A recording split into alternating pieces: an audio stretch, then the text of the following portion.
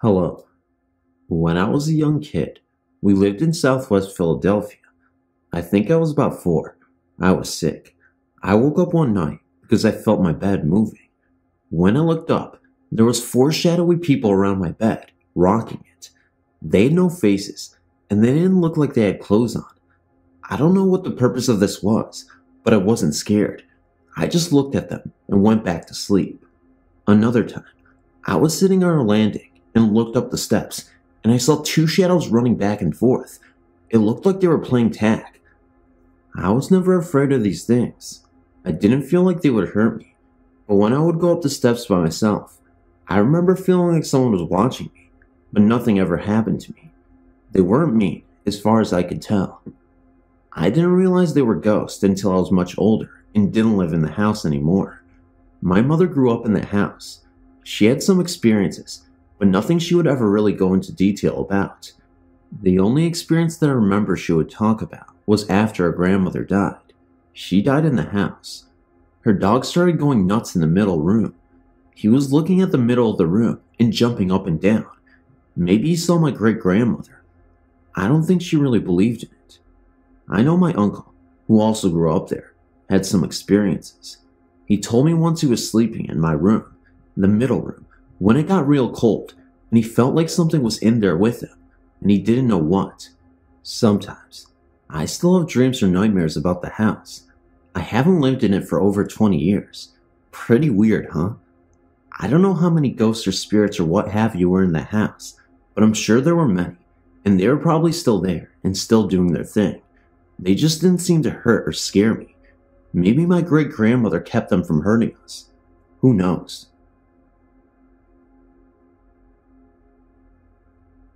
My grandfather passed away last March, and I've long since been grieving his departure.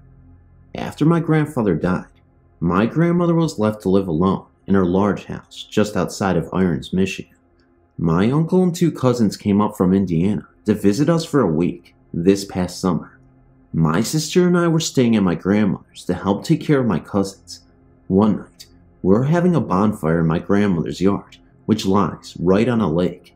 I, the only one sitting next to the fire, was thinking about my grandfather and all the things we used to do together. My grandmother and sister were sitting back on the patio, watching the fire from there, and talking to my cousins and uncle, who were in the house, behind a screen door playing video games. As if he were reading my mind, my cousin made a comment about my grandfather. "Will grandfather ever come back, Grandma?" he asked. The question sent a sharp pain through my heart. "No, Jimmy," answered my grandmother. "Grandpa is always with us. Even though you can't see him, he's here in spirit." Of course, my cousin didn't understand this, being only 4 years old, so he continued with the questions, then quieted and continued to play his video game. I sat still, staring at the warm fire, remembering the times I'd look at my grandfather and see him smiling at the blazing warmth. Just then, I got a strange feeling, an urge to look over at the flag, towering high over me in the fire. It was completely calm. There was no wind, not even enough to slightly blow a small leaf resting upon the ground. As I looked up at the flag, I remember when my grandfather would come out every morning and raise the flag to the top of the flagpole and salute it, smiling as he did so. He was so patriotic. He loved his country and fought as hard as he could for it while he was in the army during World War II. I gazed at the beautiful red, white, and blue colors of our country's flag as it lay impaling, hugging the flagpole. Just then, the flag rose and spread out completely straight. My heart jumped as I knew there was no wind to make this happen. I heard my grandmother mutter, "Thank you, Carrie." I looked back at her and she just smiled. Later, I learned that my grandmother had said a prayer to my grandfather. She had said, "Carrie, if you are here with us, if you are protecting over these children, please give me a sign." That was when she saw his eye had. The flag that he loved so much spread out straight. From that moment on, I knew that my grandfather was standing with me, protecting me, and I know, to this day, he still is. One of my older brothers, Tim, was born with a veil over his face. According to the old wives' tales, this means he would be able to see things that others couldn't. This was proven one April night in 1986. Being the youngest of 7 and only 18, I still lived at home when my mother got ill. My oldest sister Penny and Tim had come down to our house because they were concerned about my mom being sick. Well, the night Penny arrived, we all sat around laughing and having a good time. We all then decided to watch a movie. It was called Nightmare on Elm Street. About halfway through the movie, Tim said, "Isn't someone going to answer the door?" Since he likes to pull jokes, we all laughed at him and said, "I sure bet it's Freddy Krueger." But he was very adamant that there was someone knocking at the door. We all looked out the window, and there was nobody there. "It's a woman with shoulder-length hair, wearing a black dress. She's right there on the steps." Tim kept insisting, and finally he got up and went outside. When he came back in, he said he couldn't find her, and she must have left. We didn't think twice about it until the next day. My mother got worse, so my dad and Penny took her to the hospital, which was 60 miles away. Since he likes to pull jokes, we all laughed at him and said, "I sure bet it's Freddy Krueger." But he was very adamant that there was someone knocking at the door. We all looked out the window, and there was nobody there. "It's a woman with shoulder-length hair, wearing a black dress. She's right there on the steps." Tim kept insisting, and he finally got up and went outside. When he came back in, he said he couldn't find her, and she must have left. We didn't think twice about it until the next day. My mother got worse, so my dad and Penny took her to the hospital, which was 60 miles away. About 2 hours after they left, Penny, who has shoulder-length hair, called us and said to come right away, that her dad had collapsed in the ER. Tim and I get ready to leave, but before we could, Penny called to say our dad was having a heart attack.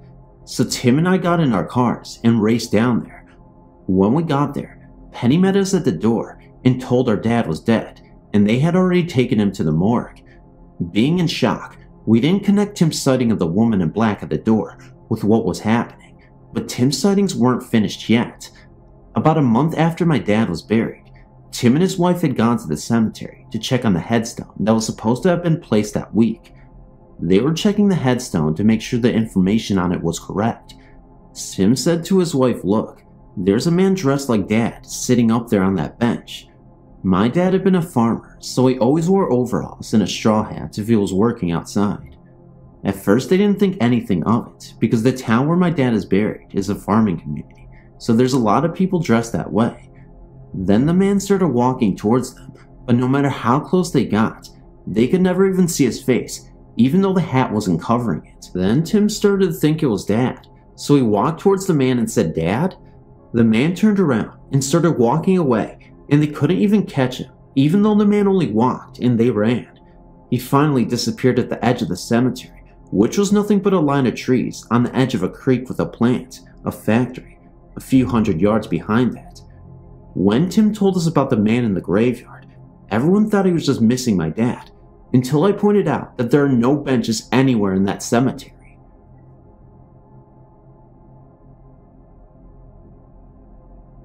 I once had a very scary experience that will haunt me for life. It was Super Bowl 96, and my family and I were at a party at my cousin's house. My cousin has a graveyard in the back of her house. She had just moved in and was telling us about stuff that had happened to her since she had moved in. We decided to explore the graveyard that night. In the graveyard, there was a church, an old abandoned church. We figured they kept the families in there who had died. We got a flashlight to look in the windows. We were looking around in the windows when suddenly my cousin gasped and looked up. We all looked up, and in the top window was a pale face looking down at us. She was so pale and sickly, her hair was dangling over her eyes. She was faded, but we could see her. When we saw her, we bolted. We screamed all the way back to the house. After a while, we were brave enough to go back to see what happened. When we got there, the doors that were boarded up and vined were totally open. We ran back and never went back there again. And if you don't believe me, don't, because I know it is true. There are some scary things that haunt us that we will never understand, and this is definitely one of them. I'm young, but have had my run of bad luck. When I was 8, 2 of my dearest friends were shot minutes after I had left the woods. Sandy, Claire, and I were in the woods in the summer. We had fallen asleep in the treehouse when all of a sudden, I was woken up by a noise. Sandy turned to me in her sleep and told me to run away as fast as I could. I was shocked and did not want to leave, but then she screamed at me. I took off running into the woods. I stopped and turned around to hear 2 gunshots and screams. They had been shot in their sleep. 3 years later, I was talking on the phone with a friend, and I noticed my dog staring at the corner of the room where I had a picture of my friends and I in the woods. I turned and saw a shadow in the window of a little girl. I told my friend about what I saw. I kept watching. It turned to me and said, "Run, run fast." My friend on the phone asked who was that. I turned off the phone and ran out of the house just as a window was broken in the house by a man with a gun. I ran next door and I called the police. This may not be one of the more exciting tales that you've heard, but I assure you that it's true. My name is Lindsay and I'm 16 years old. My best friend has claimed to be a psychic and has proven his ability several times. He enjoys freaking me out by reading my mind and knowing what I'm doing while I talk to him on the phone. He told me that he used to have guardian ghosts when he was little that only appeared by his bedside when he was woken up by nightmares. However, as I do not know the whole story behind his ghost, I am writing about a different instance where his powers came in handy. One more note on him. He can astral project, meaning that he can send his presence places while his body is sitting comfortably at home. He has only done this with me once, when I was upset and crying while I was on the phone with him. Now for my experience. I was on the phone with my best friend, as usual. It was about midnight, and we had been having a very serious conversation. I was getting very upset, and was curled up on my bed with the phone. We had both been silent for about a minute, when I felt a presence in my room. I said, "You're here, aren't you?" Thinking that he projected himself into my room. He told me that it wasn't him. Suddenly, I was hit with a feeling of pure hatred and evil. Though I couldn't see anything out of the ordinary, I knew exactly where the thing was. I huddled into the corner of my bed as I slowly became hysterical, saying, "There's something here. Get it out. It's here, and it's bad." He told me to block my mind and that he would help me. I kept saying, it's here, until he almost yelled at me. "No, it's not, Lindsay. It's here." I've never heard him say anything that angrily. We were silent again for about 2 or 3 minutes, until I worked up the courage to ask him what happened. He said that it was gone, that he had fought it off, whatever it was. We decided that our serious conversation had probably just opened up a window to some bad karma and had manifested itself in almost physical form. For the next few days, I avoided my room as much as possible. We decided to keep the serious conversations to a minimum for a while.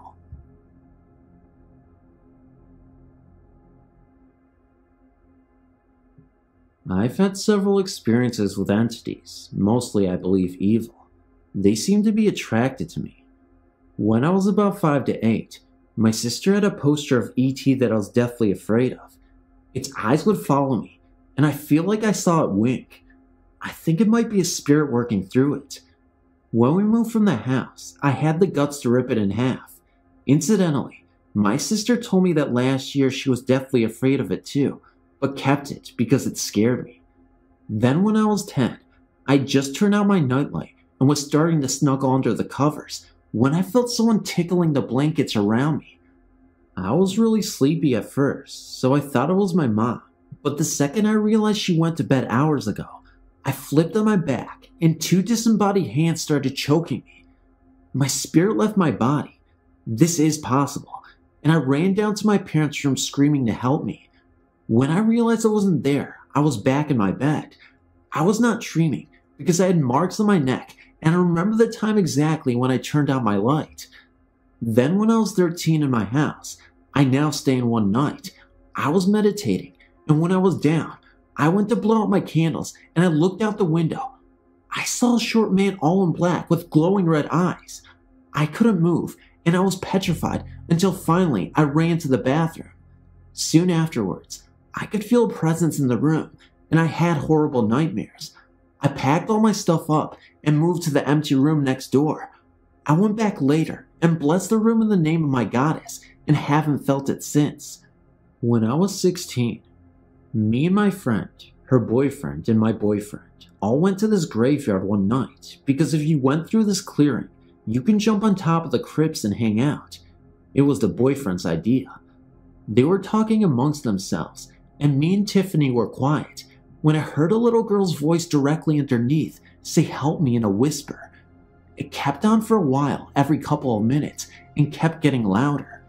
I noticed that every time it happened, Tiffany was looking around, and I asked her if she heard it.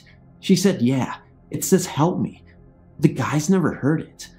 A little time after that, I was riding in a truck with friends, and a big swirl of fire leaped across the road. It almost looked like a tumbleweed the way it swirled. I wasn't on drugs or anything. Neither of my friends saw it. Then sometime this year, currently 19, I was riding along with a friend when I looked out the window and I saw this thing running along the side of the road. I thought it was a large black dog, and I watched as it moved ahead of the car and then darted in front. I screamed watch out, but it disappeared. My friend thought I was crazy. It wasn't just a shadow because I saw 4 legs moving, but if it was the ghost of a dog, it was a huge one. It was almost the size of a baby deer. Following this last encounter, I decided it was time to seek counsel from someone more familiar with the paranormal in an effort to make sense out of what was happening to myself and my family. I was fortunate enough to have become friends with a fellow service member whose wife had worked for a time at the Whaley House in Southern California. After relating to him some of the details of our ordeal, he assured me that she too had experienced encounters with the paranormal and would be most interested in hearing what I had to say. I made arrangements to meet with her at her earliest convenience. Cheryl was a very warm, gregarious woman and put me at ease immediately. She encouraged me to be open and honest about everything that I experienced and convinced me that she would believe everything I had to say. She had always been sensitive herself, she said, was well versed in the use and interpretation of tarot cards, and had participated in a great number of successful seance and Ouija sessions. I began my tale. After I'd finished, Cheryl immediately suggested that she and my wife and I make arrangements to meet the following weekend for a Ouija session at our apartment. She advised me not to purchase a board when I told her we did not own one. She claimed that they were dangerous and that she would create a disposable one when she arrived. As I left her, I was both anxious and apprehensive awaiting the weekend. The following Saturday evening, Cheryl arrived as planned, and she immediately asked for a tablet of paper, a felt tip marker, and a roll of adhesive tape. She proceeded to create a Ouija board, fashioning it out of individual squares of paper and taping them to our kitchen tabletop. She then asked if we had a wine glass, which we gave her, and this she placed upside down in the middle of her unique creation. She instructed us to lightly place 2 fingers on each of the bottom of the inverted wine glass, and shortly after we did as she instructed, she began asking questions to our spirit. The results were immediate and amazing. The wine glass became animated and moved so swiftly that we literally could not keep our fingers upon it. It initially traveled just inside the perimeter of the board in ever-increasing circles.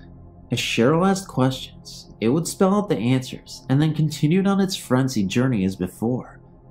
Judging from the answers we received during the course of our questioning, we all surmised that our ghost was actually my guardian spirit and had been with me since birth. She was, according to the answers we received, responsible for every paranormal experience I and my mother had ever witnessed. Her name was Rachel, but she indicated that she preferred that everyone other than myself referred to her as Z. When my wife, during the course of our questioning, addressed Z by her given name, my guardian spirit became highly agitated as the wine glass suddenly shot out from beneath our fingers and struck my wife in the collarbone. Cheryl suggested that we immediately terminate the interview at that point. She proceeded to remove all of the paper squares used to create our makeshift board from the table and burned them in our kitchen sink. Following this, she took the wine glass we had been using as a planchet and poured a liquid into it that she had gotten from a container in her purse. She mumbled something, drank the liquid from the glass, washed it in the sink, and returned it to my wife.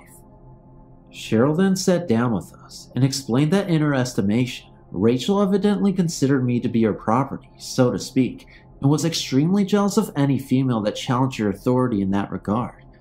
She stated that Rachel was very empathetic to my emotional state, and would tend to display more often while I was ill or at ease, or in a state of emotional distress or confusion. She suggested that my wife's and my recent reconciliation, following a brief separation, and my upcoming release from the service, were likely contributing factors to the frequency and intensity of our recent experiences with her. She was somewhat concerned, she said, about Rachel's blatant hostility towards my wife, but felt that as our lives returned to normal, Rachel would follow suit. She was right for the most part, until shortly after we moved.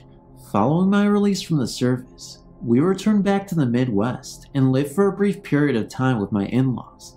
During this time, my wife gave birth to our youngest son, and our experiences with Rachel became nothing more than unbidden recurring memory. By May of 1977, I was gainfully employed again, and by the following month, we were able to secure a townhouse which we leased for a year. Shortly after arrival in our new home, Rachel decided it was time to become reacquainted. She began innocently enough. Initially, the TV just began changing channels by itself again. Then we noticed that the water taps would shut off by themselves as we washed dishes, bathed, or showered. Usually it was the hot water that would be slowly extinguished, leaving us to wash in the icy cold water. Unless, that is, Rachel was upset with us for some reason. Then it was the cold water, scalding us until we realized what was happening and could defeat our efforts. The faucet knobs would be visibly turned to the right and be shut off. It took us a while to notice this, but we eventually did. We became accustomed to keeping an eye on the faucets so we could thwart her attacks. I should stress here that while I say we, and I did witness many of these occurrences, I was not subject to them personally. When I say we, I mean my wife and extended family or friends that came to visit us. I should also note that Rachel never harmed or attempted to frighten the kids. I did, however, feel the effects of the furnace when it began turning on by itself during the summer months and the air conditioning turning on in the winter. It got to the point where my wife and I trained ourselves to subconsciously listen for almost the click of the thermostat control, so we could react quickly and accordingly. As odd as it sounds, these daily interruptions to our lives became almost commonplace and second nature until they were brought to our attention, sometimes hysterically, by our house guests. At which point we attempted, as rationally as we could considering the circumstances, to explain the phenomena. We were for the most part able to assuage their fears. That is until my friend Dave spent the night.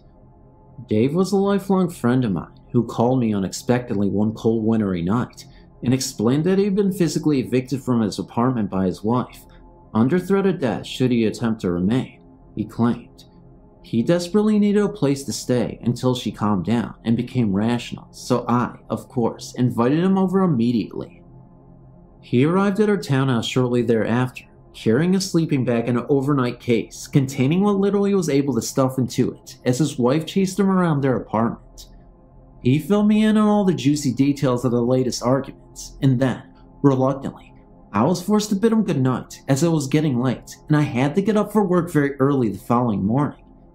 He was settled in a sleeping bag on the living room couch, watching TV as I headed upstairs to bed. I didn't see Dave for a very long time after that. When I woke the following morning and headed downstairs for my coffee and car keys, I immediately noticed that while Dave's sleeping bag, shirt, and shoes were still lying on the floor where he had left them the preceding night, he and his pants were nowhere to be found. Somewhat alarmed, I immediately went to the kitchen window, looked out into the parking lot, and noticed that his car was also gone.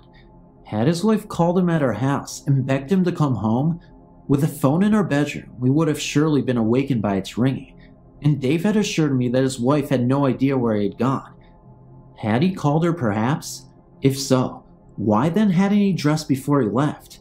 Especially considering an extreme cold and with a foot of snow on the ground, there had to be a reasonable explanation, or so I hoped. Returning home from work that night, I immediately attempted to contact Dave by telephone at his apartment. The operator informed me that his line had been temporarily disconnected. I later learned that it had been ripped from the wall during he and his wife's argument. Growing more concerned, I then called his brother and was relieved to hear that he had indeed returned home to his wife the previous night. The circumstances regarding his sudden, half-nude departure from our house, however, was going to be left for Dave to explain, but Dave made no effort to contact me at all. 2 weeks to the day later, I was finally able to contact Dave by telephone at his apartment. He assured me that he and his wife were doing fine again, and then oddly, asked if I would personally return or mail to him the belongings left at our house that night. I suggested that he stop by for them one evening and fill me in on the details surrounding his sudden departure, but he emphatically refused. In fact, he stated that he would never set foot again in our house if he had anything at all to say or do about it. I was extremely perplexed at this point, and it took me 2 months and a 12-pack of beer to finally pry the story out of him, during which time I held his possession hostage. It seems that shortly after I had gone to bed that night, Dave decided that he should also get some sleep. He told me that he had gotten up from the couch and turned off the television and then slipped back into his sleeping bag. Almost immediately after he had settled in, facing the back of the couch, he said that someone tapped him on the shoulder. Assuming it was me, he turned over to face where he thought it would be standing and saw only the darkened living room. As my mother had years earlier, Dave said he came to the immediate conclusion that I was messing around with him and simply rolled over to go back to sleep. As soon as he did, he said, came the shoulder tapping once again. He claimed that he jumped up and turned on the lamp at the end of the couch, hoping to catch me as I ran to hide, and was surprised to find the living room once again empty. Somewhat unnerved, but again blaming me, he turned off the light, this time deciding to face the living room. The tapping now came from behind the couch. He ignored it. It came again. He again refused to acknowledge it. Suddenly, he said, one end of the couch, with him on it, was propelled approximately 3 feet into the air and dropped to the floor. He struggled out of the sleeping bag and bolted straight upstairs to where my family and I slept. He stood, he said, outside our bedroom doorway for almost 10 minutes, torn between awaking us or fleeing. After calming down, he decided to go to the bathroom and return to his sleeping bag, having rationalized that what he experienced could be attributed to that night's activities with his wife. He returned downstairs and headed for the half bath, located directly off of the kitchen. As he approached the bathroom doorway, he said that the bathroom light suddenly turned on by itself, and the door slammed shut directly in his face, missing him by only fractions of an inch. That was the final straw. He grabbed his pants from the floor near the end of the couch. He would have left them too, he said, had it not been for the fact that they held his car keys, and ran for the outside door. As he ran through the snow, struggling to get into his pants, he claimed that as he looked back, towards the apartment windows, the bathroom curtains parted and the light went out. Dave held true to his word and never returned to our apartment again. I delivered his belongings to him personally as he requested. This is not a personal experience, but that of a friend. Her mother had been recently divorced and decided to buy a cute little house for herself and her 2 daughters to live in. The house was that of an elderly lady who was confined to a wheelchair. Before they moved in, the place needed a good cleaning, and some of the carpets needed changing, most notably the one upstairs, which had been the woman's bedroom and where she painted with oil paints, because there had been a worn path from the wheels on her wheelchair through the upstairs room where the lady had spent most of her time. The girls took the upstairs room, and their mother was downstairs. In the beginning, my girlfriend would hear noises during the night, but would think it was either the house settling or her imagination. Then she started to smell paint for no apparent reason, with or without the windows open, breeze or no breeze, night or day. The sounds became more defined and would often happen often. She told me that it sounded as though someone was moving around her room. She would hear the squeak of wheels, and the smell of paint was so strong. I never had the impression of fear from her. She often joked and said it was her room before it was mine, and she has every right to be here.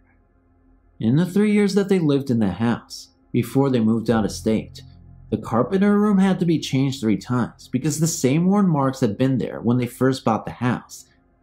It kept coming back.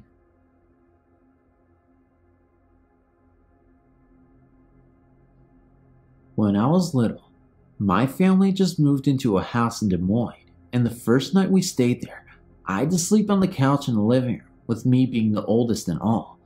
Well, let's get on to the point. Here's what happened. I got up to go to the bathroom in the middle of the night. I came back, and the last thing I saw was my covers and my pillow. I started to shut my eyes, but then I opened them up for some reason, because I got a really strange feeling that I couldn't describe, and I saw a man right in front of me. He almost looked like an Amish guy, and he had these weird green eyes, and he just stared and glared at me. It felt so demonic. It felt almost evil. I couldn't even sleep. After that, I just froze. Then I put my head under my covers and screamed, "Mom, Dad." Just before my parents rushed in to see what was the matter, the Amish guy looked me dead in the eye, and he said one thing. He said, "If you ever tell anybody this happened, then you're going to die." The thing was, he was telepathically communicating with me. He didn't say it from his mouth, but he said it through his mind. I'm not sure if that makes sense or anything, but that's just what I felt. That was probably the most scariest ghost story I could ever tell to anybody, so I hope you enjoyed it. I stumbled across your website about ghost hauntings and thought my current story could be handy. Firstly, I live in a little town and village at one of the most southern parts in Australia, along the SC coast. I'm 21 years old, never touched a single bad drug in my life except alcohol, and have no family with mental illness in my bloodline. About 4 months ago, I was reading my book in bed, and the lights were on. My dog was on the bed with me. Suddenly, at approximately 11 p.m., I heard a clap at the end of my bed, and the room went sorta cold. Suddenly, I heard a breathing hovering at the end of my bed, like something was watching me. I saw the dog growling at it. I checked outside to see if anything was out the window. Nothing could explain this demonic-sounding breathing that grew louder and was getting slowly closer to me. As I was creeped out, I went on to my sister's room and was explaining what was happening when all of a sudden it was behind me, right next to my ear. It went into my sister's room, and this time it got extremely loud. She started crying and hiding under her boyfriend's arm. It stopped and went away. For the next week, I started to notice whenever I walked into different buildings, the power would fade in and out for a second. Everywhere I went. I put it down as coincidence until it just became too much of a coincidence. Also, at one point in this week, I swear I heard a demonic voice in the living room saying something I could not understand. I told it to leave. After a while, things stopped, and 2 months after the first incident, I was laying in bed one morning where suddenly I froze. I was trying to send a text message, and from what I recall, the writing changed. I was trying to read it, but my vision blurred, my body was shaking, and I could not speak. I definitely was not religious, but I was praying subconsciously.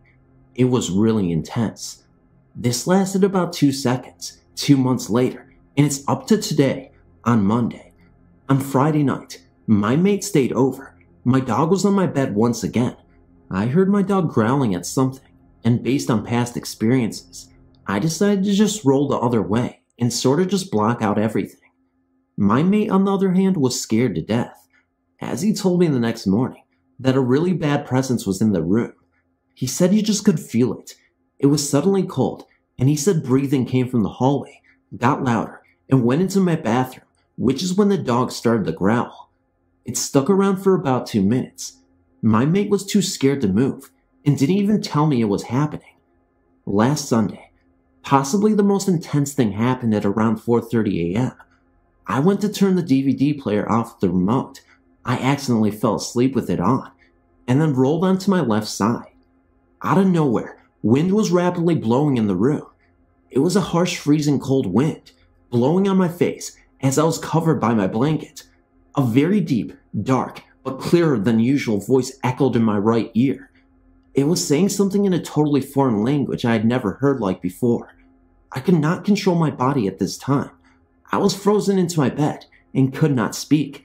I was trying to recite a prayer that my mate's dad, who is a priest, told me to say if shit ever went down. I could only mumble it, and this time it snapped out, and I yelled the word God subconsciously. The room became so still. it was daunting. I like to consider myself to be very logical and usually skeptical. I never would have believed such stories in the past, but now that I've experienced it and have heard so many stories of my friends doing seances and stuff, I think it's legit. I do not believe this to be a human spirit. I actually believe it to be some form of bad spirit or a demon. I still am not a religious person. However, I now believe in the unseen. I hope to get some much needed sleep now. I've had slight hauntings all my life. Just little things that I'm sure mostly everyone has had happen to them. That is until my family moved into a home in De Pere, Wisconsin. The home is an area rich with history. It is supposedly where the last Dauphin was found. I've heard stories from other people whom lived in this area, and a lot of them have problems with their homes as well. Here is my story. We moved into the home when I was about 13 years old. At first, we loved the house and how big it was, but in the first few minutes of running through it, I could almost sense something was really odd about the house. It was just a spooky feeling that I had when entering some of the rooms. Our dog would freak out a lot and bark at imaginary things and would refuse to enter some rooms. Our friend would refuse to spend a night because they felt something evil in the home, and some claimed to see demons and shadow people. I came home to find my best friend sitting on my porch shaking and crying. She told me that she was in my bedroom and heard my mother's bedroom door slam shut. She went to investigate and found that there was no reason for the door to slam like it did. So, she opened the door and set a heavy clothes basket in between the door frame and the door itself. She left the area, only to hear the door slam shut 5 seconds later. She went back and found the clothes basket had been flung inside of the room.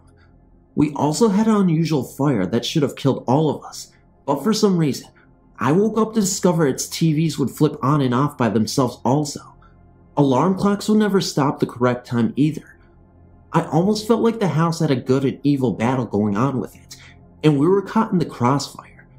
My sister and her friends would hear moaning noises a lot too. We finally told her mother that we needed to move, and she did not put up a fight. The day we moved out, she confessed to us that when she was sleeping, she would wake up to a feeling like someone was sitting on her and strangling her. She even felt the fingers once. When we got to our new house, the neighbors came over to greet us. They asked where we had just moved from. We gave them the address, and they got all very pale and told us that they too had lived in the same house and asked us if we had any problems living there. We compared stories, and almost everything was the same. The home is almost always for sale or rent. It just seems nobody wants to stay in it for very long. I did meet the current owner once, and he told me he has had no problems with the home, but I'm sure that he either is not noticing, or maybe the demons have finally left. It just seems like every home I lived in has the same little type of hauntings with it, or I'm just sensitive to that kind of energy, which I could live without. I've many things I could post here, but some I'm not ready to share yet. Hello, my name is Tiffany, and I have some uncertainties maybe you can clear up for me. When I was 6 years of age, my father was killed in a car accident on his way to work. To this day, I strongly feel his spirit remains with me. For the record, I love my father dearly, still do, and miss him so much. In the spring of 1992, as a class project for our psychology class, we had to take notes that night of the dream we had, if one was had, and share it with the class the next day. I still to this day cannot decipher if what I had was a dream or a near-death experience. I dreamt I sat in this tunnel. It had all my favorite childhood memories within it, my stuffed bear, my ball, my favorite tricycle, etc. Also in that tunnel was my father, dressed in a white gown, sitting on a chair. I knelt down next to him and listened to him tell me, "Tiffany, I love you, and I need you to understand this is not your time." I told him that I loved him and missed him so much, but he told me that I couldn't go, because then I couldn't tell my mom what he wanted me to share with her. He told me, "I understand you miss me, but you have to understand that one day we will all be together, and that time is not now. You have to let your mother know how much I miss her and care about her, as well as the rest of you. I have 6 siblings. The light in this tunnel was absolutely beautiful. I've never seen anything like it before. As I was drifting away from him in the dream, I was waking up, sobbing uncontrollably. Of course, I had to go and share this with my mom, and she was speechless. Since then, I've only had one other dream with my dad and siblings in it. Of course, real as ever, and again, so upset I couldn't be with them. I'm just not so sure if the first one was an actual dream, out-of-body experience, or near-death experience. It was just amazing. My second experience, when I was 20 to 21, I became pregnant. I lived with my cousin and her boyfriend in Ballsville, New York, in an apartment on Downer Street. One night, while I was close to my expecting date, I woke up to a woman without a face in a white gown, almost like a nun sitting at the end of my bed. When I sat up, she immediately disappeared. She showed up a few times after, almost as though she was watching over me. It didn't matter if I moved my bed from one side of the room to the other, she still found her way. To this current day, I still feel like I have family who have passed on watching over me. I've been told I have an older man, usually sitting at my kitchen table with a cigarette in one hand and a cup of coffee in the other, which sounds much like my grandfather. I can't tell you how many times my fiance, 2 older sons, and myself have put our cell phones, digital camera, flashlights, anything with batteries on the kitchen counter, and within hours, the batteries are almost drained. We don't place these items up there as often as we used to. Many times when family is going to pass on, see the individual in a dream the night before, and that's when I know their time has come. I've had dreams which include the dead meant for other people, and let me tell you, they physically drain me. Oh my god, sometimes it's fun though. When relaying the message to the rightful person and seeing their expression when I tell them something I have previous knowledge of, and don't know what it means, but they have an understanding. It is just amazing. It seems to bring relief to them. I don't know if you can sort any of this out, or if any of this makes sense to you, but I know this stuff has happened to me, and it doesn't scare me. It seems like more of a wake-up call. Thank you for your time, and have a great evening. Thank you for listening as well. I sincerely appreciate it. My children and I had a very bad experience with a demon in a house that we lived in. My son became very scared one night as he viewed a ghost of a man with a sword sticking out of its side. This ghost was standing in the doorway of my son's bedroom very late one night. He said this thing was just giving him the feeling of such terrible dread and hatred. It made my son feel like it was going to kill us. My son started sleeping in my daughter's bedroom, and that thing started going from room to room, looking for my son, and so it started coming into our room and scaring the daylights out of me. I felt the hatred and anger. I know that it would have killed us if we had not gotten our pastor out there to help us. When our pastor pulled into our drive, he said he felt the anger and hatred just emanating from the house to the outside. He knew what we were up against, and we immediately started saying prayers to Jesus and his army of saints to fight for us. It ended up working so well that while we were living there, we had no more problems. But whenever we drive by, we cannot even look at the house. I know this was a short one, but I appreciate you listening. Hi, my name is Diane. Growing up in Detroit, my family lived in a house that was haunted. On several occasions, my whole family would hear loud crashes that could only be described as boxes of dishes being smashed. Everyone in my family experienced several ghost contacts in one form or another. On 3 different occasions with 3 different family members, a man about 60 was seen wearing a plaid flannel shirt. This man mainly stood there looking at the person, never attempted communication or harm. I was about 8 when he appeared, and I was the first one to see him, although my sister, who was 7 years older than me, was not present. I tell this to you now, so later you will understand. My relatives from out of town were visiting, and the adults were sitting in the living room after dinner. I was extremely quiet in the hopes that only a child can have, that they would forget that I was there. I was sitting on the couch and the front door was open, with the screen door closed.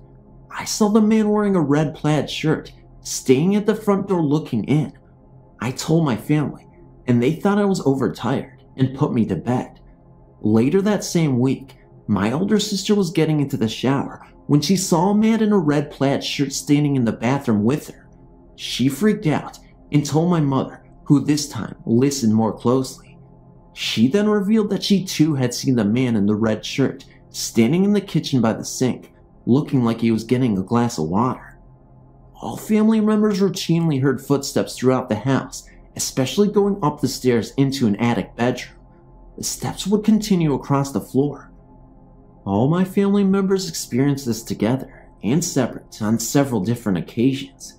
My sister's, whose bedroom it was for a while, admitted she was scared to sleep in that room and was frightened very often, thinking that someone was coming into her room. I later had that same bedroom and became so afraid of it that I began sleeping on the living room sofa. On several occasions, dishes in the house would break when put in a certain china cabinet, and on 2 separate occasions, a silver meat platter in the china cabinet, whose doors were kept closed, flew across the room at my mother. Lights turned off in the basement would be on when we would wake up every morning. The dryer would routinely come on by itself, and even after the electric was checked out, this still continued. The basement had an old coal room that had been converted into a storage room with paint cans and stuff. This room had a negative feeling, and no one in the family liked to even go in there. Likewise, no one in the family wanted to go under the stairs, although no one had a mysterious occurrence in those places. Every family member in that house had heard their name called on different occasions many times when they were home alone. One occasion comes to mind. My father, who was home alone, was working in the basement. My mother's sister and I were out shopping at the mall. He distinctly heard the front door open, even though it was locked, and someone walked across the living room and the kitchen. He walked upstairs and found the front door locked, as he knew he would. It was then that someone called his name. He answered, and no one said anything after that. Another all-family experience came when we all went to visit my grandmother, who lived across town. We even brought the family dog. We were returning home, and as we pulled into the driveway, I saw the drapes move back like someone was watching us return. I said, "Did you see that?" And my father countered, "What did you see?" I told him, and he and my mother and sister agreed that this is what they saw too. My dad went into the house first while we waited in the car. Everything was just as we left it, with the doors locked. On one occasion, I awoke to having a woman staying at the foot of my bed. She disappeared as soon as I got a good look at her. Her name was Anne. She said she had lived in that house. No one in that house ever saw Anne again. This house had an addition that was a former dining room off the back. It had built-in china cabinets that would fly open on no occasion, even after my mother put hooks on them, thinking the wood was swelling. Music was often heard playing softly. In all, it was a weird place to live, and we were all very glad to move, but we did live there over 20 years. My parents moved into an apartment, as I did in a different location, while staying with them because I had become extremely ill. I had a unique experience of a ghost nurse who took care of me. My parents were asleep, and I was lying on the sofa, so hot but lucid. I could hear them snoring from the bedroom. I heard soft whispers shuffle across the floor and felt a cold hand lovingly touch my forehead, checking my fever, a comfort. I was not afraid really, and somehow thought Grandma is here, but I had no evidence of this. I remember keeping my eyes closed, just knowing my nurse did not want me to see her. I was very conscious of my parents snoring and knew it was not them. When the feet shuffled off, I opened my eyes and got up and looked at my parents. They were sound asleep. The whole situation lasted maybe 2 minutes, yet I started to improve that night.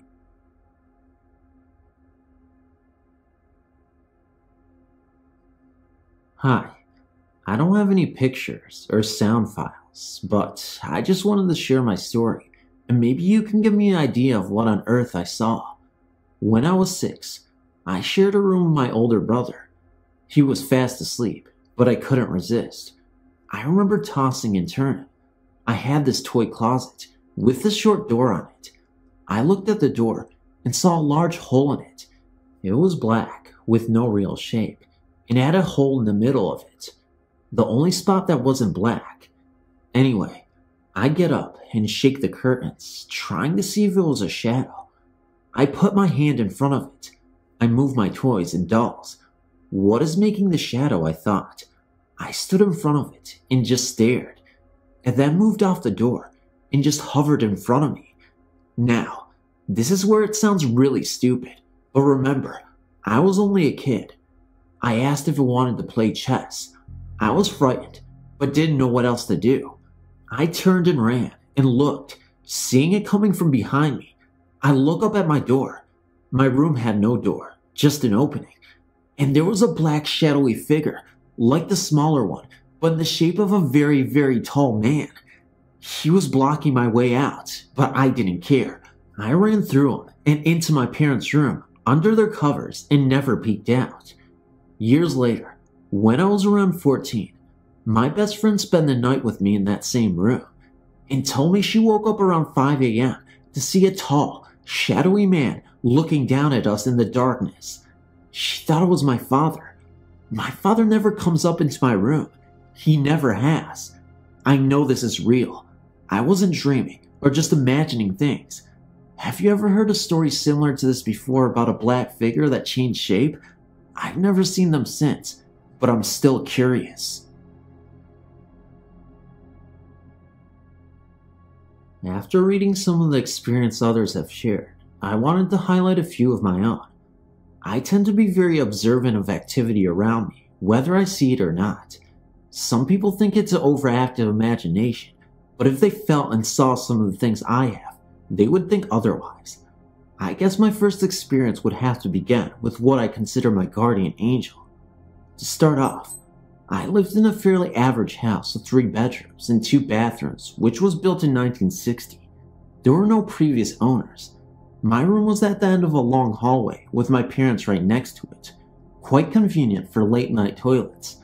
When I was around 6 years old, I had my first experience with a world other than my own. I remember it so clearly. I'd been asleep and had a disturbing dream. I woke up, about to call for my mother. At the time, my bed was on the opposite wall of the door, and I could see my parents' room and most of the hallway. Before I called out what I saw, what I thought was my mother came into the room. I had a distinct feeling of peace immediately. I saw her clearly wearing her bathrobe with the blue and white stripe down the center and rollers in her hair. She walked into the room and up the length of my bed. When she reached the head of the bed, I put out my hand to her and felt nothing but cool air. She just looked down, smiled, and vanished. It did not frighten me that she was gone, just the opposite. I felt relieved and immediately fell asleep. The next morning, when I awoke, I saw my mother in the living room and noticed that she did not have any rollers in her hair. I asked if she had worn anything the night before, and she said no. I then asked if she had come into my room that night, and again, the answer was no. I did not say anything further in case she would say I was just dreaming. I knew then, as I do now, that I was not dreaming. It wasn't until a few years later that I told her when another strange thing happened to me as I lay in bed. I was about 15 at the time and still having trouble sleeping. My room had since been rearranged differently, with the head of my bed moved to the diagonal corner from my door, still viewing my parents' room. As I lay waiting for sleep to take me, I had the strangest feeling overcome me. This has happened twice since. I was laying on my side, staring at the opposite wall, when my vision began to tunnel. I felt my body begin to go numb and could hear, distinctly, my heartbeat slow. At first I thought I was slowly falling asleep, until I realized that I was very much awake. I was still staring at the wall, and I could make out my hand laying in front of me. I tried to move but could not. I tried to call out and could not. I thought I was dying. I could still hear my heart slow and was watching as my eyesight dimmed. Just before all that went black, I heard a distinct voice, which I thought was my mother, call my name. I heard it several times before my body and mind were together again. As soon as I could move, I sat up to see if my mother was in the room. She was not. I then went into my parents' room, where both were sound asleep. I was extremely perplexed and exhausted after the ordeal. The next morning, I told my mother about the night before and about the time I was 6. She told me that it must have been my guardian angel, coming in a form that was soothing to me. I've now been to college twice, and had other strange activity that did and did not include my angel. That can go for another time, and never forget that the young are always prone to see and hear what we cannot, because they are more open to the world than elders. It's not always an overactive imagination either. Thanks for reading. I've only had one paranormal experience. It happened last October when my boyfriend had temporarily rented a trailer. We had lived there for almost 2 months and nothing out of the ordinary had happened. One afternoon, he decided to take a nap and I was in the living room watching TV. I started hearing this really strange continuous screeching noise. It sounded like it was coming from inside the wall beside his bedroom door. When I walked over there, it stopped. I sat back down and started watching TV again, and it started back again. This time, I walked into the kitchen. The bedroom was right beside the kitchen, and I started opening the bottom cabinets, and once again, the screeching stopped. I never said anything about it to my boyfriend because I didn't think a lot about it at the time. A couple of days later, we were in the kitchen eating breakfast, and he told me that the day before, when he was there by himself, that he heard a weird, loud screeching noise. He said he tried to find it where it was coming from, and it would not stop when he'd look. I told him that the same thing had happened to me while he was asleep a few days earlier. We both talked about ghosts and laughed about it, pretty much dismissing it as a joke. A few minutes later, his mom came and stayed all night and was asleep on the living room couch. This particular night, we were sleeping in the bedroom on the opposite end of the trailer. It was really late, probably around 3 a.m., and we had been laying there talking when I started hearing this noise. It was kind of like the screeching, but much quieter, and screeched at intervals, like footsteps. I thought my boyfriend had his hand dropped over the side of the bed, making that noise with his hand against the plastic on the mattress. I said, "Brian, quit making that noise." He said, "I'm not making that noise," and held up both of his hands. He looked at me as scared as I looked back at him and said, "Get up and get dressed." As soon as he said that, you could actually tell where the screeching was moving through the room to the corner beside the bed and feel this undescribable presence, and all of a sudden, the screeching just went crazy and so loud. It was right there. Needless to say, within a split second, it was the only one there. Now, can you imagine 2 grown adults running into the living room to wake up his mom? She said she hadn't heard anything, but that we scared her to death running through the living room at 3 a.m. in the morning like we were on fire. We sat up in the living room for the rest of the night and moved back to his mom's house within the week. So far, that's the only experience that I've had.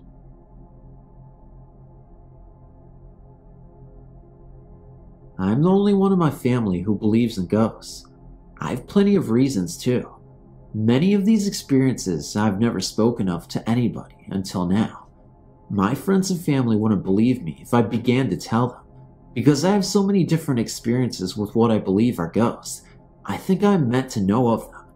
I feel like I have a connection with the dead. All of this probably sounds pretty unbelievable, especially coming from someone as young as I am, but it all happened. When I was very young, like maybe 3, I remember being watched. I remember shadows by the closet door. I think it was the shadow of a man. He watched me every night. Usually, he would just stand there. Once or twice, he would move towards me, and I ran into my parents' room, where they would let me stay. The shadow followed me into that room too, but I felt safe with my parents. For the next couple of years, I don't remember much. When I was 5, I lived on a farm in Nebraska. It was a really quiet area. I remember seeing a young woman, late teens, early 20s, running through the woods, laughing and giggling. If any of my experiences were to be blamed on my imagination, it would be this one. Though it was only my imagination, I don't understand how it appeared in my memory with such vivid detail. Later that year, I moved back to my home state, Virginia. Virginia is a pretty amazing state. It is one of the first places people came to when they discovered America, and it is also full of historical sites from both the Revolutionary War and Civil War, many battlefields and cemeteries. Anyway, when I first moved back there, my mother, my brother, and I were staying with my grandparents. It's a pretty old brick house.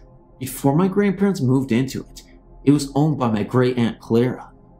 Ever since the first time I stepped into my grandma and grandpa's bedroom, I always get the chills. Even now, I dread going in there alone. When I was younger, the eyes of the picture of Aunt Clara would follow me. They would follow me across the room. My brother has always been just as scared of the room as I have. He would never tell anybody why. To this day, he refuses to go into the room. I remember the scariest was when I was 5. I was napping on Grandma's bed, and I was dreaming about Great Aunt Clara. All I remember about the dream was that she was wearing all black, and she was reaching out to me. I woke up sweating. The room was so dark, but I made out her figure standing at the front of the bed, reaching out to me like in a dream.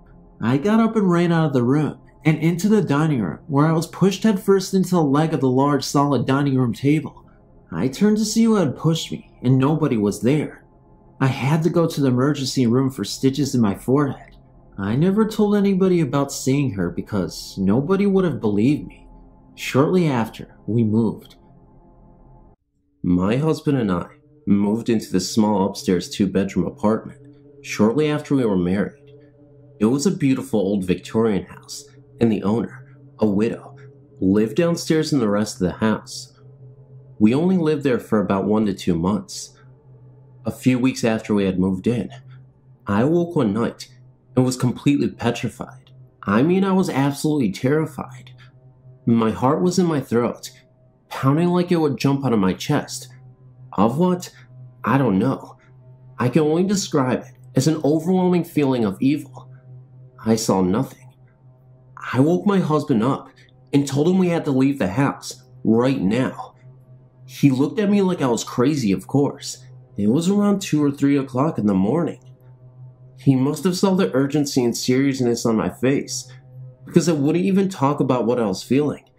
I just held on to him and insisted that we leave and drive somewhere, anywhere, before I said a thing, which we did. I then explained to him what had happened. He believed my feelings were sincere, but I had no details, just an overwhelming feeling of evil. Well, we moved out shortly after that, but I wasn't crazy. Almost 3 to 4 years later, still living in the same town, a girl came to work at the company that I worked for. She was the daughter of the widow who had lived downstairs of that creepy apartment. Oh, what a small world. We chatted along nicely. Then I told her what had happened that night, and wasn't it insane? She looked at me. Her face went pale, and she swallowed hard. "What month did you say that happened?" she asked me. "June." "Why?" She then proceeded to tell me about her brother. Her brother had committed suicide many years earlier, in the bedroom that we slept in. It was over a girl. He had shot himself with a rifle, and it had been a June night. It still gives me the creeps when I think about it. Thanks for reading. I'm only writing now that I've moved into a new house. I've lived in 2 houses where I've had things happening. The first house I lived, things would disappear. As soon as you put it down, you would turn around, and it wouldn't be there. I would be home late at night by myself, and the phone would keep ringing. When I went to answer it, no one would be there. After about a half an hour, I would usually unplug the phone. Well, one time when I did this, it still continued to ring all night long. Only once did I have the nerve to pick it up.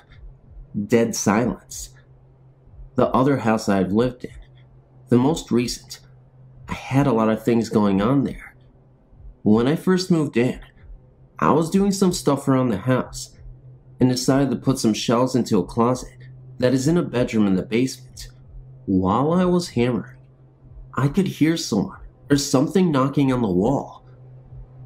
This wouldn't have been so bad if I knew there could be someone on the other side, but being down in the basement, I knew it was on foundation, and after that, a lot of dirt. It just kept going knock, knock, knock, always in threes. Needless to say, I ran out of there. When I went back down the next day, it had luckily stopped and never happened again. Most of the things that ever happened in the house were usually in that room, and I unfortunately was the only one who ever had any problems. I would go down into the room, which eventually became my bedroom.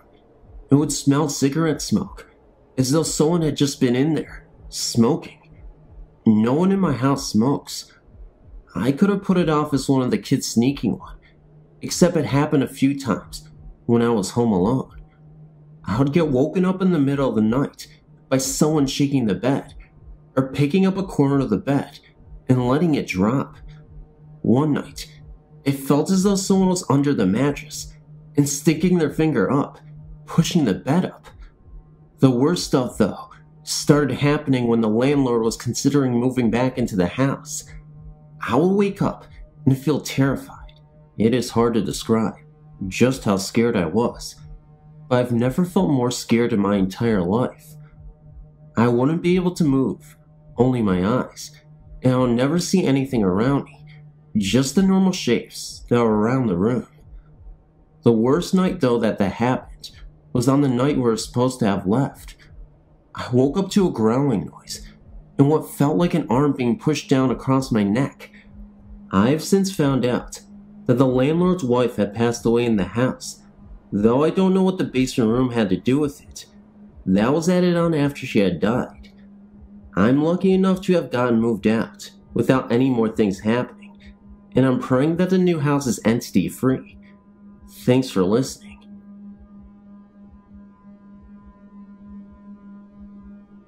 I hesitate calling this a ghost story because I don't know what it was.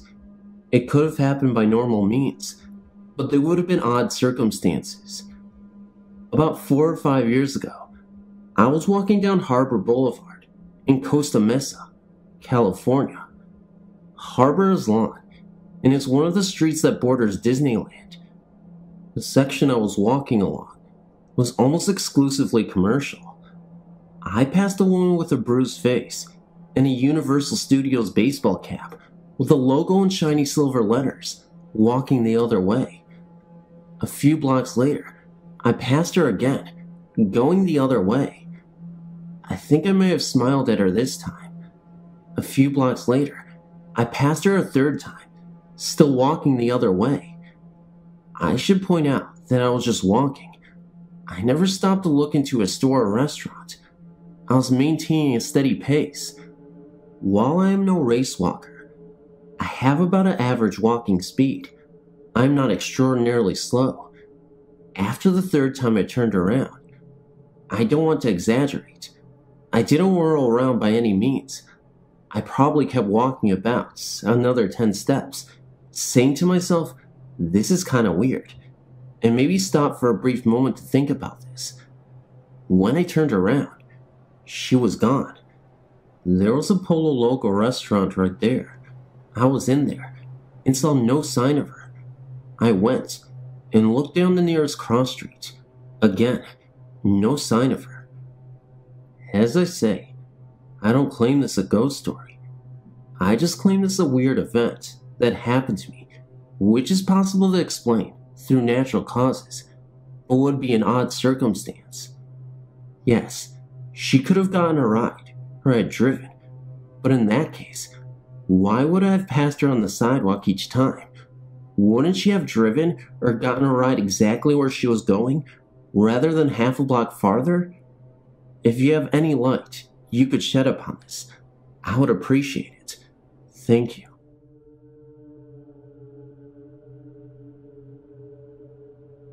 Over the past 50 years or so, many members of my family have had interesting ghostly experiences. None of them have been particularly frightening though. Here are a couple of those experiences. And these take place in Vancouver, British Columbia area. About 15 years ago, my grandmother was chopping cabbage up for supper one evening and accidentally cut her finger with the knife. As she was running her finger under the cold water tap, she distinctly heard a voice saying, "I've told you to be careful with knives, Kitty." The voice was that of her Aunt Neil, who had died 40 years previously. She was always scolding my grandmother for something or the other. Another experience happened to my aunt. 20 years ago, she and her family moved into a gorgeous 4-bedroom house in a wonderful area. The house itself was about 2 years old. After a while, she would find things missing. She put a brand new packet of knitting needles on the kitchen shelf, and when she'd go to get them, they'd be gone. But anything else on the shelf was then on the floor. Her daughter was at school, and her infant son was way too young to climb up there. The knitting needles turned up in the bath of all places. It was this moment then, when she thought there was a spirit in the house. She was even more convinced when she heard singing up in her daughter's room. She went up there and found no one. That night, my cousin refused to sleep in her room. A little while after that, Auntie went upstairs to check on the baby. As she looked in the cot where Andy was fast asleep, she swore she saw a woman's hand gently stroking his cheek. She calmly told the ghost, "He's asleep. Please don't wake him up." The ghost left. The ghost also likes to crash my aunt's parties. If guests were over, she'd come downstairs and join in. The only people who knew she was there were my aunt and my grandmother. I'd only one experience with a ghost. I was babysitting one evening and was watching TV in the family room. All of a sudden, the dog perked up and started wagging its tail. I knew it was her. I said, "Come in and sit down," and continued to watch the TV. There were several other things that happened, but fortunately, the spirit was friendly and harmless. When my aunt moved out, she found out that the property where her house stood was once owned by the native Indians of the area and sold to the government in the early 1980s. My aunt thought that her ghost had darkish skin. Funny thing is that my uncle never saw or heard the ghost at all. There are many more stories to tell, but they'll come later.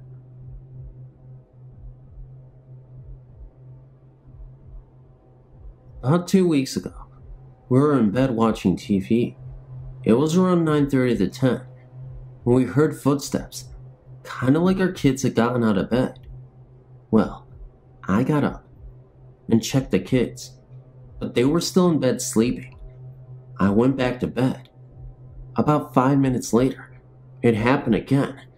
This time, it sounded like it was running downstairs. My husband grabbed his gun. I went in the kids' room, and they were still sleeping. Vince said everything was locked up, so no one was in our house. We couldn't explain what happened, so we went to sleep. 5:45 in the morning, my daughter, who was 7, came in mumbling to me until I told her to calm down. She said it felt like someone was at the end of her bed and pushed her mattress, and in doing so, she heard her springs go up, like someone was on the bed with her. She was looking for her cat, which was asleep in her room. Now, we've been in our house almost 4 years now. Our house is a brand new home of about 5 years old. I started thinking about something that has happened in our house that I mentioned to my husband. I told him, "Remember a couple of times we had been gone all day, and when we came home, I smelled a man's cologne, very strong in some places?" I also told him it wasn't his cologne. So here I was thinking that someone had been in our house. Yesterday, September 22nd, 1999, I was home by myself, watching TV downstairs. It was about 11:30 a.m., and I could have sworn my son, who is 6, was home in his room walking around, but he was at school. No one but myself was home. I went upstairs. Nothing was there. Today, September 23rd, 1999, I got home around 10:30 a.m., went upstairs, and there was a smell. I'm sorry I can't describe the smell, but all I can say is it doesn't smell good. Now, this smell tipped me off today, because we had the smell prior from today. The strange thing about it is, only happens once in a while, and it usually smells strong in the hallway, in my daughter's room upstairs. You would think a pungent smell like that would smell up the other rooms, but it never does. Every time I try to find where the smell comes from, there's never a pinpoint spot. Does anyone have any comments that they can help us with? How can we actually tell if we have some kind of paranormal activity going on in here? What we have experienced right now seems strange and definitely unnormal. Thank you.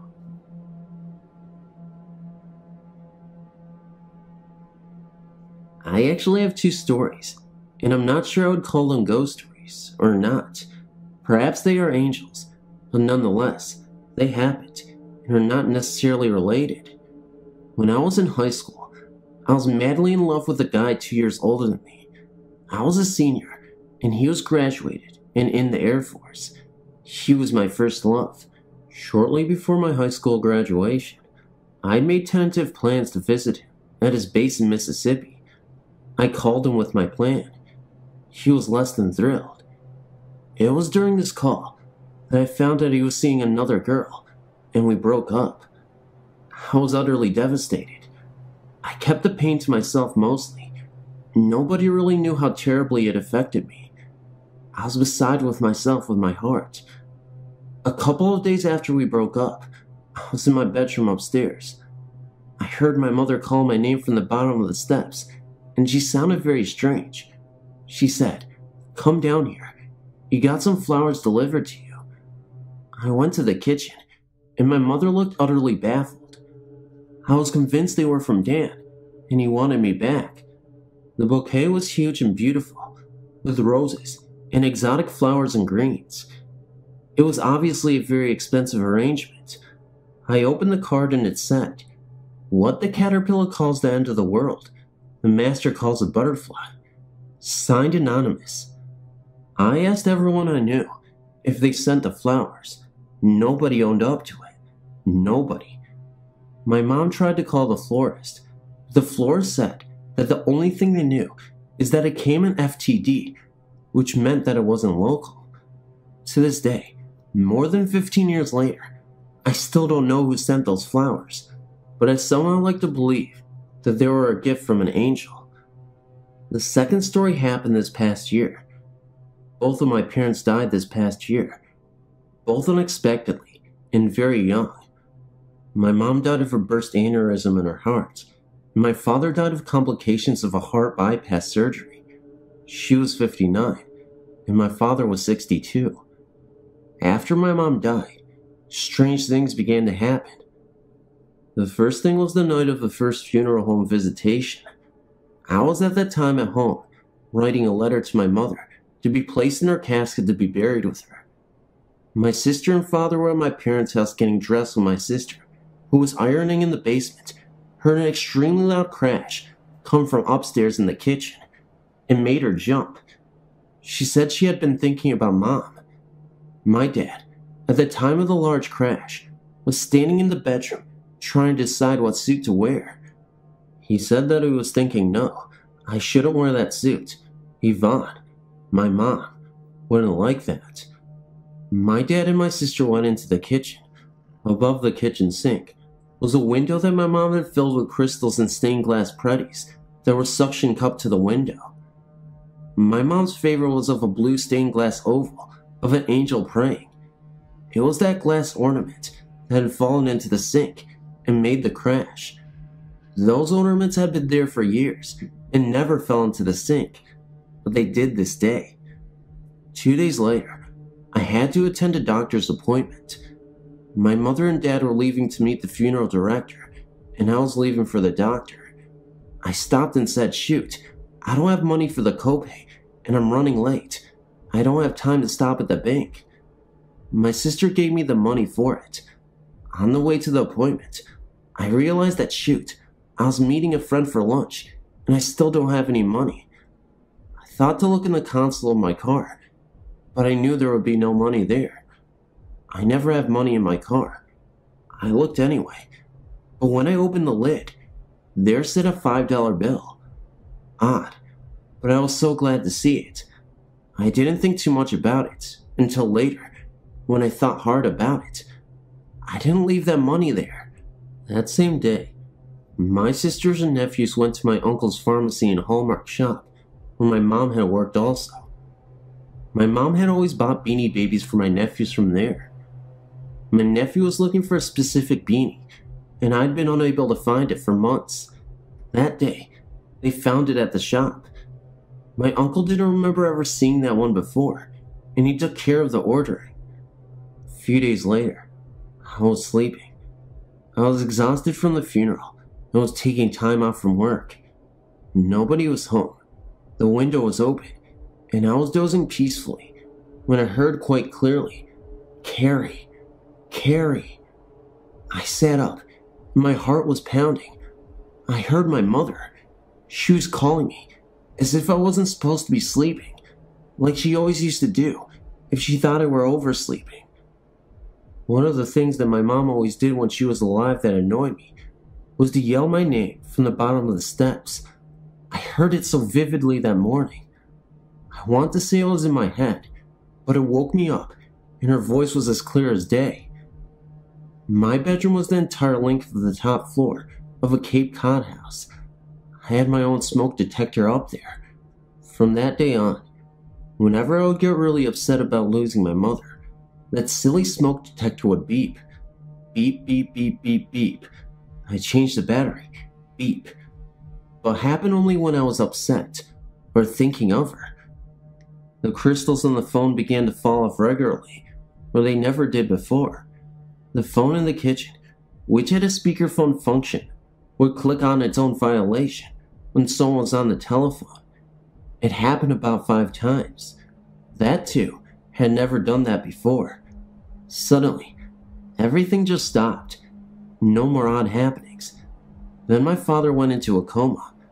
Several friends from out of town were staying at the house and keeping a vigil with us at the hospital.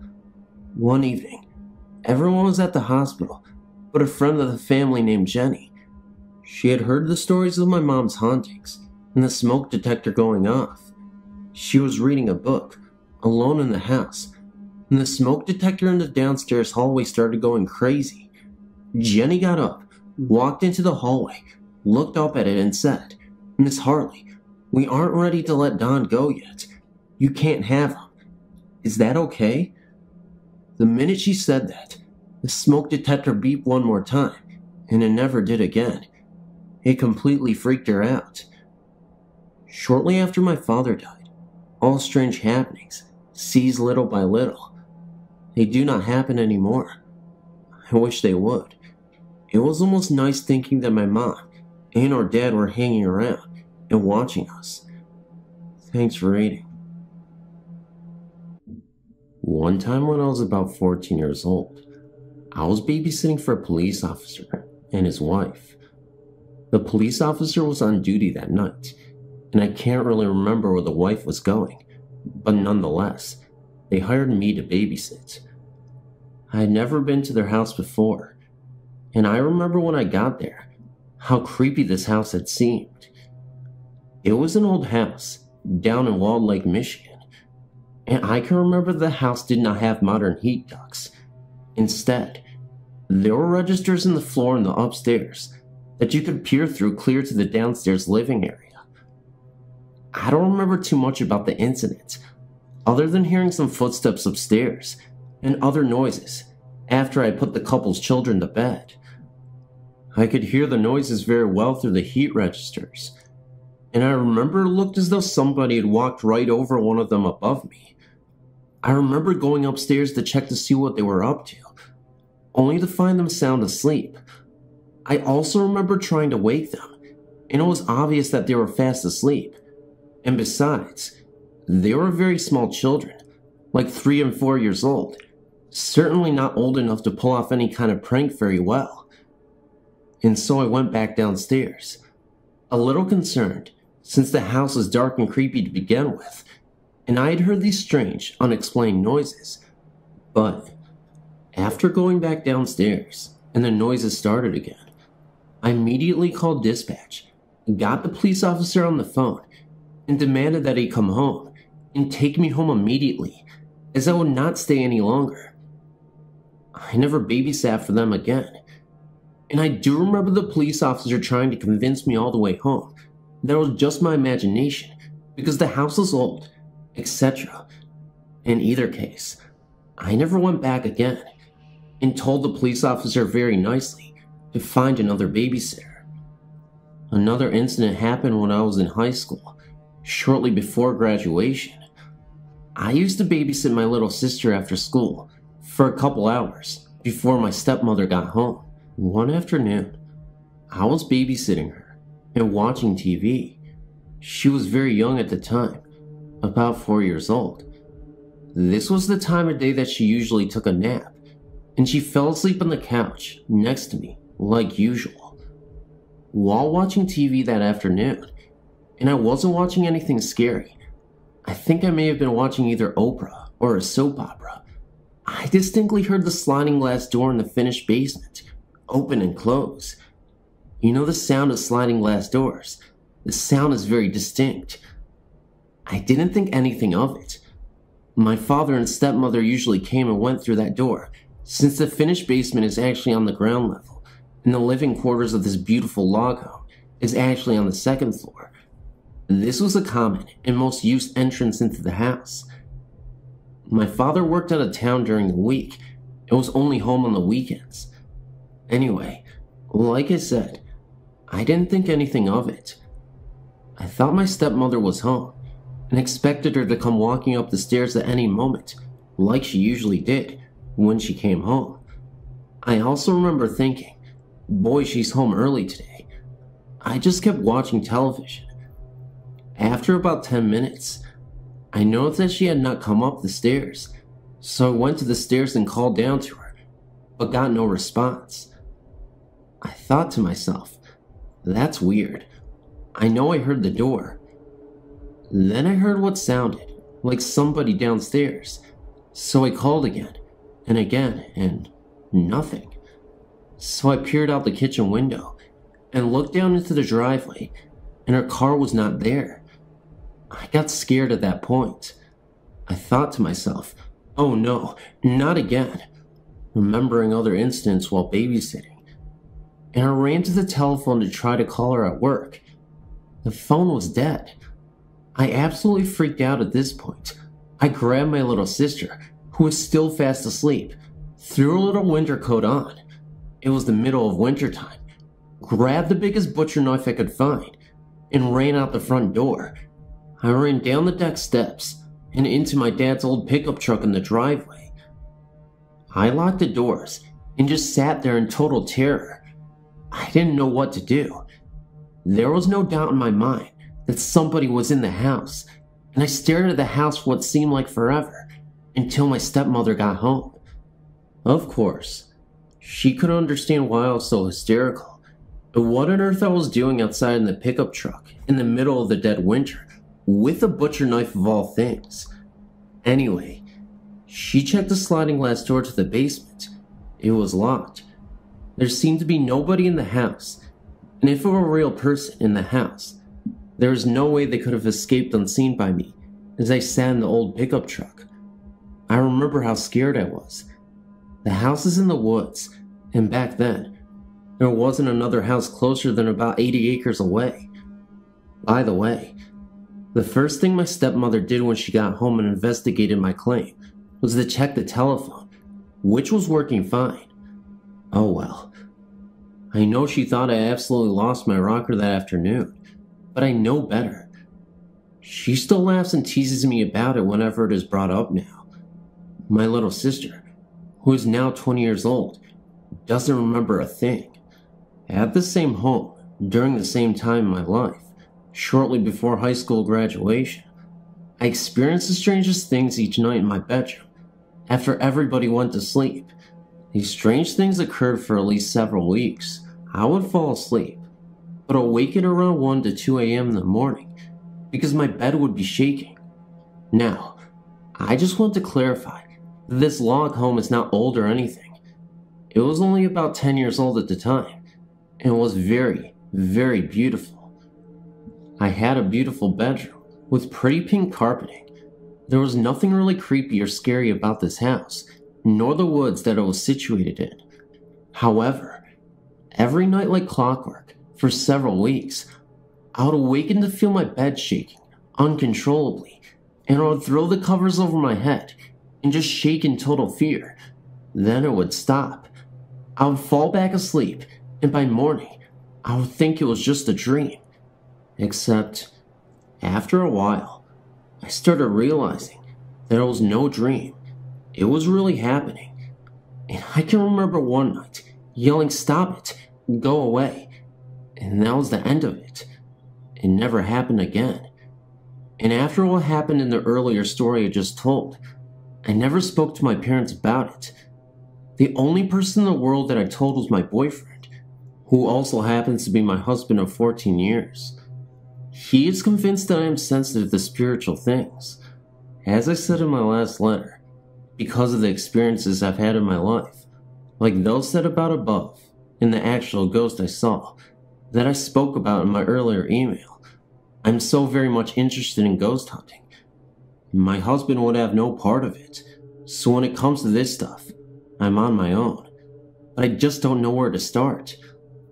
I guess there is a part of me that wants to do this, so that I don't feel like I'm crazy. Also because of the so many unanswered biblical questions that I have, that I somehow feel like if I do this, I might feel more resolved in my beliefs. On the other hand, it could prove to be even more confusing. Who knows? If you have any suggestions about how to go about doing this secretly, I can't let anyone in the community I live know what I'm up to.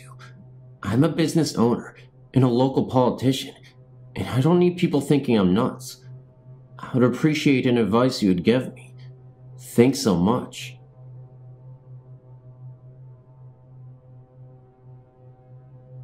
"11 years ago, I moved into an old little walkout rambler that sits on my father-in-law's business property in the country. We call it Ghetto in the Meadow.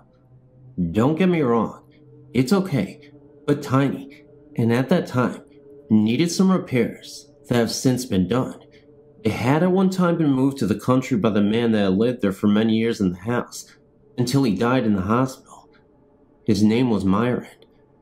I had to move my king-size waterbed in the unfinished basement, because that's the only place that was big enough for the bed. My boyfriend refused to sleep downstairs, because when we were downstairs, we could hear footsteps above us, going back and forth. One night, we fell asleep on the floor, watching TV on the main floor. Sometime in the night, my boyfriend moved to the couch and left me on the floor. It was about 5 a.m. that I woke up stiff. We were talking and heard a noise like someone walking upstairs. Then we heard a blurp noise in the bathroom. I jokingly told my boyfriend that it was Myron and he had to go to the bathroom. Just after I said it, the water in the bathroom sink came on. He wanted me to stay in the living room and he would check it out. No way. I was right behind him and watched as he had turned the handle to shut the water off. After that, we had many things happen. Lights in the TV would turn on and off. A broom in the basement would get knocked over, and I smelled pipe smoke in the living room once, and perfume in the kitchen several times. Our beagle would stare up at the ceiling, as if watching something by where you get up to the attic. Many times, my boyfriend would get his gun and go looking around the house, because we would hear strange things. He got a double waterbed that would fit in one of the 2 small bedrooms. After that, we'd hear a lot of noise in the basement by a workbench. We lived in the house for 5 years. My mom couldn't believe that we would stay there, but it was pretty much harmless stuff. and it wasn't like it was happening every night. Just when we started to feel like maybe we imagined what happened, something else would go on. Before we moved, I tried to get my husband to come to bed instead of sleeping on the couch. I got his usual reply within a minute, which meant he wouldn't be moving. I went into the bedroom, and it felt really cold, so much so that I went and checked the thermostat in case it got turned down. I had just gotten comfortable and heard my husband yell out my name. He said he heard little feet scurrying from the kitchen to the living room really fast and go behind the couch. The couch was only inches away from the wall, and something slapped him on the back of the head. He didn't go back to sleep that whole night. Maybe something was telling him that he should be in bed with me. I found it funny, but he didn't find the humor in it. We had a baby and moved into our new house. I heard balls inside one of her blow-up toys move and went to check on it so I wouldn't wake her up. I thought the toy was by the register and the air conditioning was on, but it wasn't even close by. Twice it happened. One afternoon, I laid down for a nap and remember seeing a very good-looking man come to my bedroom door and talk to me. At first, I was afraid, but when I saw his face, I definitely wasn't. I couldn't remember what he talked to me about, but asked if he could see our baby before he left. He turned around and looked in the other bedroom for a minute, and turned back around and said my name, and told me how beautiful she was, and that she'd be waking up. In that instant, she was crying. He was gone, and I was awake. Do you think it was a dream? Or who was it? Myron from Ghetto in the Meadow, or my husband's brother that died? After that, nothing unusual happened at our house. My brother-in-law moved to Ghetto in the Meadow, and said at first the lights would go on and heard noises, but nothing happened there in years.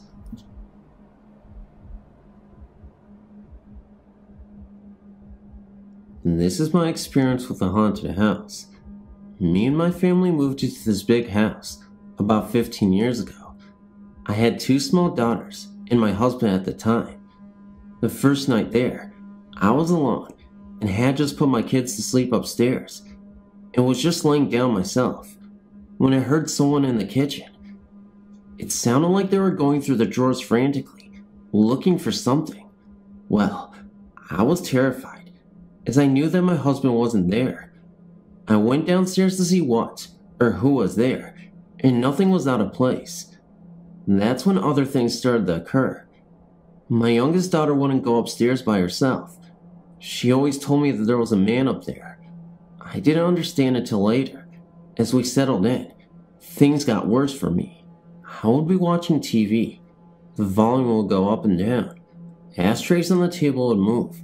The drapes would sway when the windows weren't open.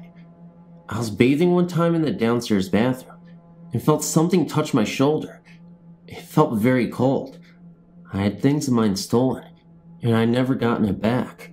One night, I was just dozing off, and I felt the covers being pulled off of me. This really scared me, but I tried not to think about it the next day. I was cleaning the stairs, and a very deep voice said, "Hey you," right beside me. The hair stood up on my neck. That night, at 2 a.m., someone came running up the stairs, stopping at the top. Of course, I saw nothing there. My husband told me that he awoke one night, and there was a very tall man standing in the corner of our room, dressed in black, just watching us. The next day, my oldest daughter told me that a woman who was dressed like a nurse carrying a tray came out of her closet, walking towards her. She had a name tag, but it wasn't legible. It scared her pretty bad. One morning, I was down in the basement doing laundry, and I hated to go down there. When I got this terrible feeling, I tried to ignore it, but it got worse. The hairs on my neck were tingling. I knew that something was coming up behind me, but I couldn't move. Then it was like someone stomped on the cement floor. It was so weird, because the floor vibrated. I was so scared that I threw my laundry and ran up the stairs. I would also go to bed with jewelry on and wake up, and it would be off, and I would find it somewhere in the house. One morning, I woke up to find a straight razor in my bed down by my feet. I think that did it for me, and I wanted to move out. And the kids' bedroom window would never stay shut. We tried everything to keep it shut, but I would go upstairs, and it would be opened. My mother babysat for me one evening, and when I got home, she was white as a ghost and told me that she would never watch my kids here again. We also had a dog that we kept tied in the corner of the yard, right by the area of the basement that scared me the most, and I saw him digging and didn't think anything of it until I returned and saw that he dug a hole waist deep and was still trying to dig. His paws were bleeding and he was foaming at the mouth. I had to pull him out of there. It was horrible. He finally moved out, and for a long time, my daughter was afraid that the man was going to follow us. I looked up the history of the house and found out that it was built in the 1800s. That was all that I could find out. The house is still there. I drive by it sometimes and wonder if the people who live there now have any problems.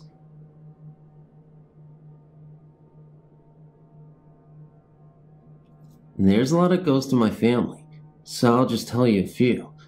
My grandfather passed away before I was born. He used to wait for my aunt, sitting in his rocking chair, every day to get out of school. Well, one day after he died, my aunt said that she came home from school to find her babysitter with her jaw hanging open and wide-eyed, staring at the rocker. It was rocking by itself, and their dog was sitting in front of it, begging.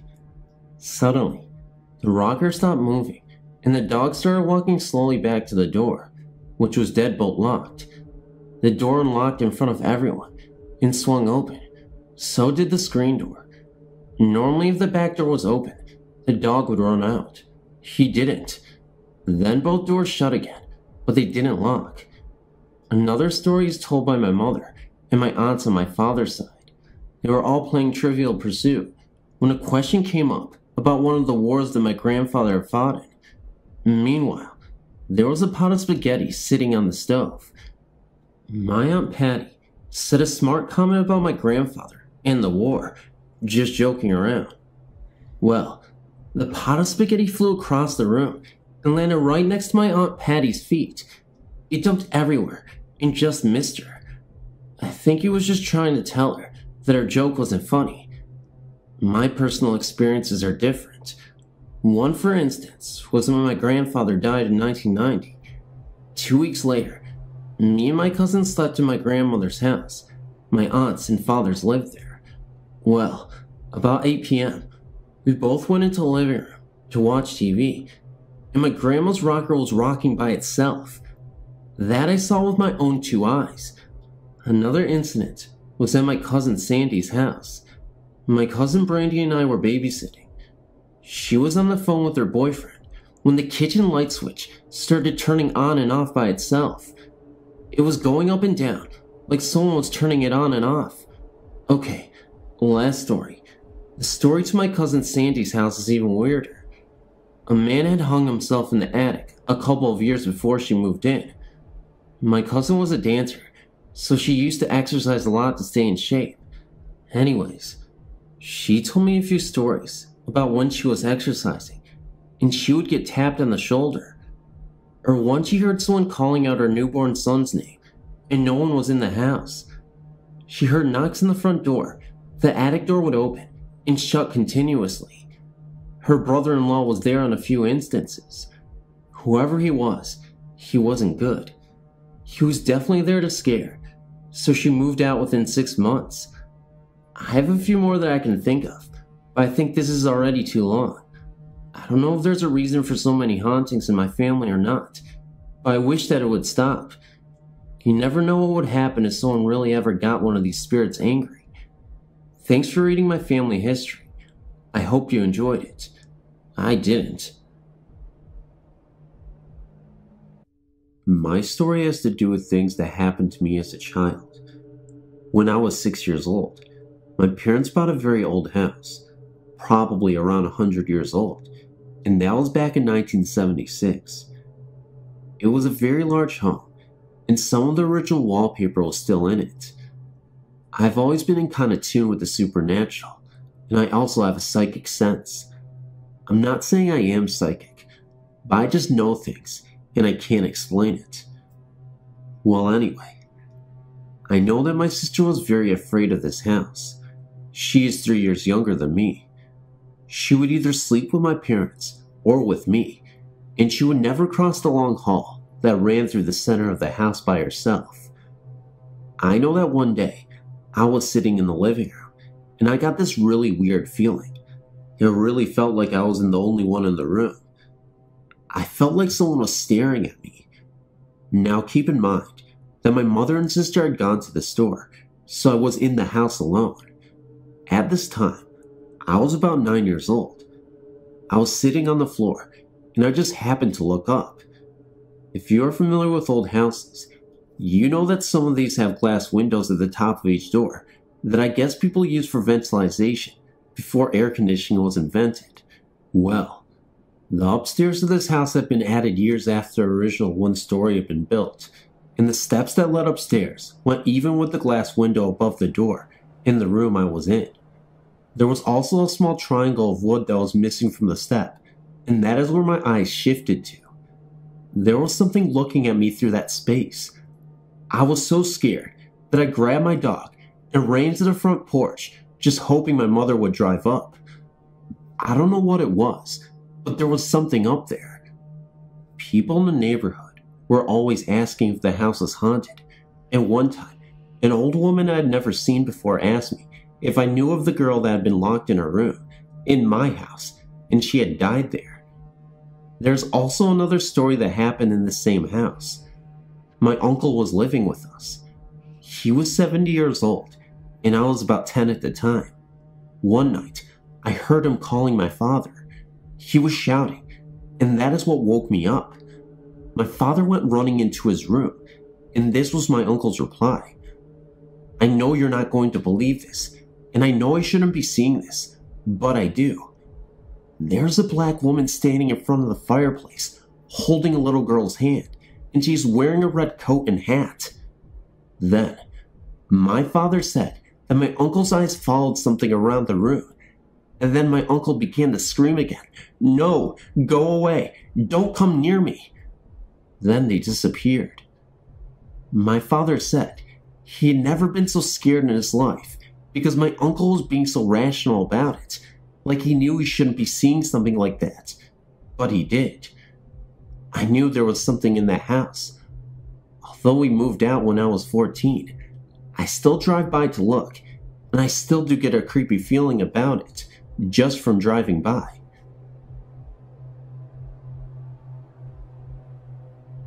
My mom and one of my sisters just moved to New York, and we are living in the house my mom grew up in.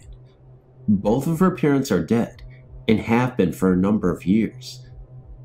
Ever since we have gotten here, my mom and sister have felt something in the house. I can't feel anything, but I can see something. The other day, I watched my dead grandpa of 11 years walk into the room. I ran upstairs so fast once, I was able to move and stayed there until my sister decided to come downstairs for bed. The next day we started talking about what happened.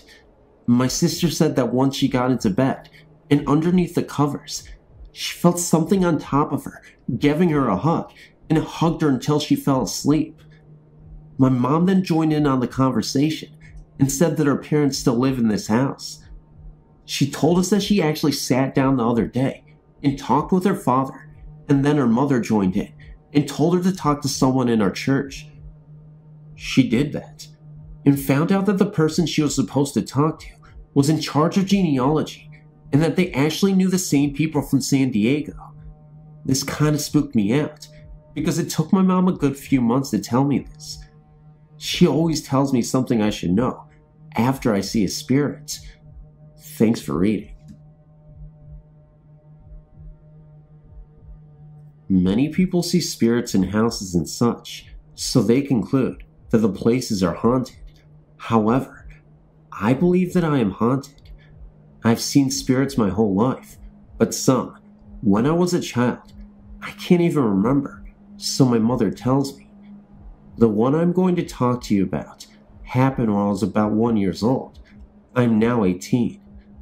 We lived in a town just outside of San Diego, California. The people that lived in the house before us abused their children and locked them in the closets. My mom has found evidence of this, but does not know to what extent these children were tortured. My mom has had many experiences with the evil spirits that lived in the house. One day, when I was finished playing with my blocks, she went in to clean up after me. She knew exactly how many blocks were there and found that one was missing. She looked all over the room and even felt around on the bed and still couldn't find it. She then left the room to see if I had it with me, which I didn't, so she went back into the room, and there it was, just sitting on the edge of the bed where she had previously looked and felt. My mom always kept the house spick and span. She hated a messy house. She had just finished cleaning the living room when she left, and came back in and found a hairbrush in the middle of the floor. No one had been in the bathroom or the living room since she cleaned them. The spirits knew how to make my mom mad. They would always take things and put them way out of place, so my mom was always running around, putting them back into place, just to find them out of place again. She was always cold in the house, even if she was just sitting by a roaring fire. She would always see little black figures running across the room, and when she would look to see again, they were gone. So finally, my mom took my sisters and me out of the house and swore we would never go back in until my dad said a prayer to get rid of the spirits. So my dad was inside for a little bit, and then he came out and said that he said a prayer. My mom questioned him for a while, and then he had her convinced. So my mom took all of us back in the house. She then turned to my dad, and in a very stern voice said, "You didn't pray." My dad of course asked her how she knew. She said, "I'm sitting in front of a fire and I'm cold." His face just fell. So my mom had us all sit down and have a family prayer together. After that prayer to get rid of the spirits, they've never come back. We then moved out of the house, and I've been able to see spirits all the time. Every house, I've either seen a spirit or felt someone watching me. This is still going on. Just 3 days ago, I watched my grandfather walk into the room. He has been dead since I was 7 years old. If anyone knows what is going on with me, please email me. When I was 7 years old, my parents, my sister, and I lived in a home that was a one-story house that sat way back from the street. My aunt used to babysit us when my parents were away at work. Anytime I got into trouble, my aunt would make me go into a little bedroom in the back of our house, and she would make me stay in there for hours at a time. I never knew why, but I was deathly afraid of that room, and the whole time I was in there, I would hide under the blankets, too afraid to move, until she came to let me out. One day, while I was playing in the yard, I found out why I was so afraid of that room. While I was playing outside with my toys, I suddenly got the feeling that I was being watched. I looked around me, but I didn't see anybody. I went back to playing, but I just couldn't shake that watch feeling. I turned to look at the house to see if maybe my aunt or sister was around, and I saw a woman in the bathroom window, and she was watching me. I know it wasn't my aunt or sister, because they both have very dark hair, and the woman in that window had very light-colored hair. I didn't know what to do. I was afraid to move.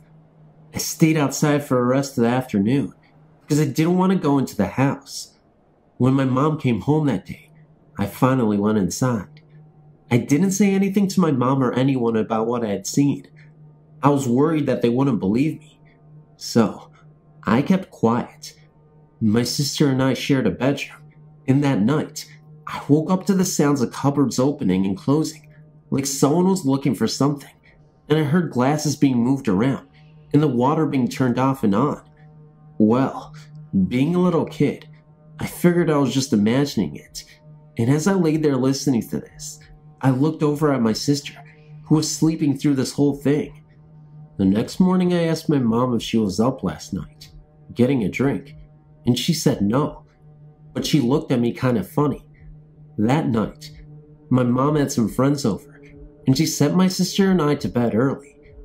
My sister fell right to sleep, but I just kept thinking about what I saw in the window and what I heard the night before. My mom and her friends started talking about a lady who had hung herself in the back bedroom of our house. I could not believe what I was hearing. My mom then went on to tell her friends that she hears noises in the kitchen at night. The next day, as I was playing in the yard, I saw the woman in the bathroom window again. I started to cry, and my aunt got mad at me, so she tried to lock me in the back room again. I was kicking and screaming that I didn't want to go in there, but she wouldn't listen to me. As I sat on the bed, under the covers, I heard the door swing open. I thought it was my aunt to let me come out, so I uncovered my head, but nobody was there. I then started to hear a squeaking noise, kind of like something heavy hanging from a wooden bar. It sounded like it was coming from the closet. The closet wasn't really big, walk-in one. There was no way I was going to look in there. I just sat on the bed, listening to this noise, until my aunt came to get me. I later found out that the lady hung herself in the closet of that back room. I'm just wondering if anyone knows why she did this, and when it took place. Well, that's my story, and believe me, it is all completely true.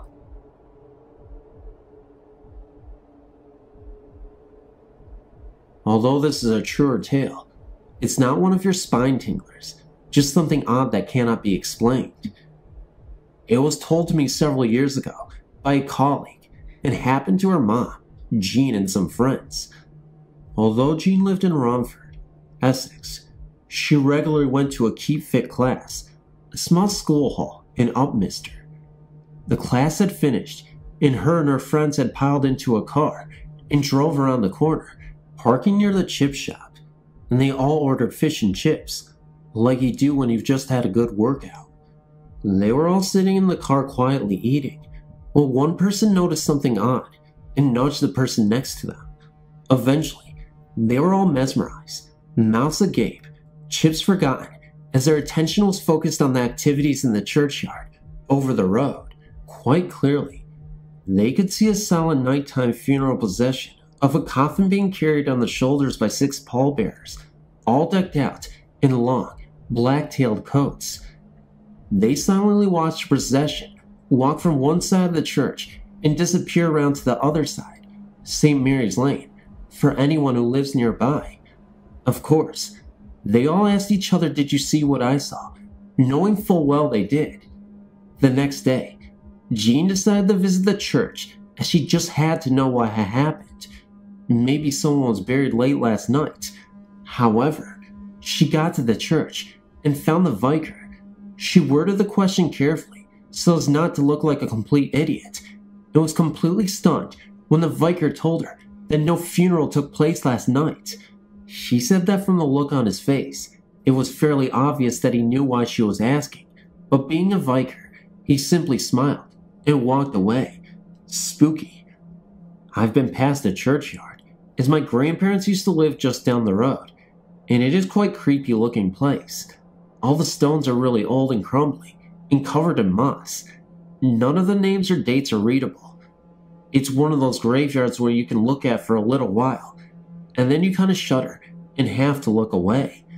I used to think it was my childish imagination, but even these days, the place still gives me the creeps, even in the middle of summer.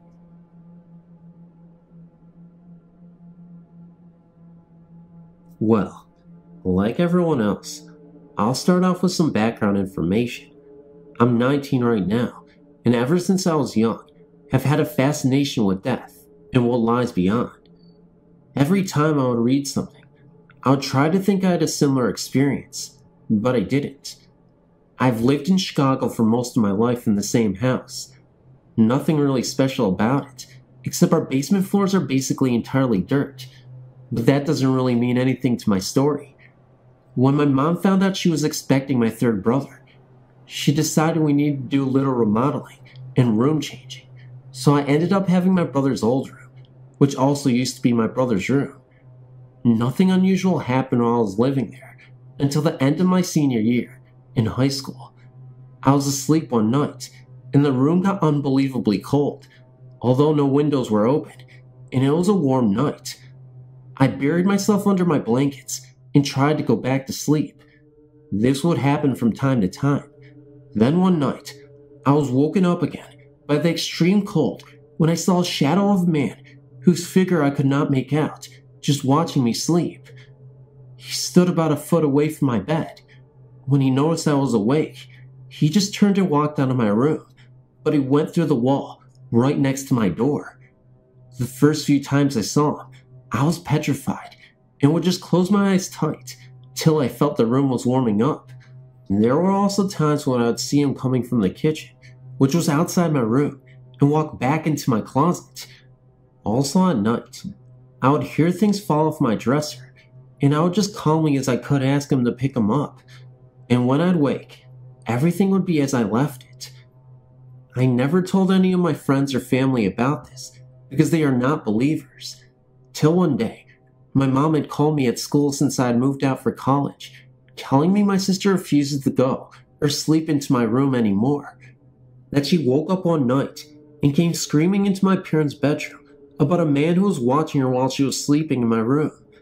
I didn't say anything while my mom told me, but I did interrupt her before she could give me the description of the man my sister gave. I told her what I'd seen, and my mom dropped the phone. She kept asking how I knew, so I finally told her I had seen him before. I also told her if the lights ever go out in my room, to calmly ask the man to turn them back off. My mom just laughed at me. Also, I should mention, since I moved out of the house for school, my room remains hot to room temperature while I'm gone. But when I come home on weekends, the temp does not go above 50 degrees, no matter how high we set the heat or how many little heaters we put in there. Then one night, my mom was clearing out some of my sister's clothes, so I would have room for mine when I came home for the summer, and my dad was sitting outside in the kitchen watching TV. It was relatively late at night, and my mom had just finished clearing out a drawer and was about to get up when the lights went out. My mom said out loud, "Look, I'm almost done here, and Jennifer will be home next week, so please just put the lights on." And just as she finished, the lights went on, and my mom ran out of my room. Since I've been home for the summer, my room is back and stays at a normal temperature, which I'm thankful for. But I still hear things in my closet, and I'll see a light shine through the closet doors, although I don't have any lights in the closet.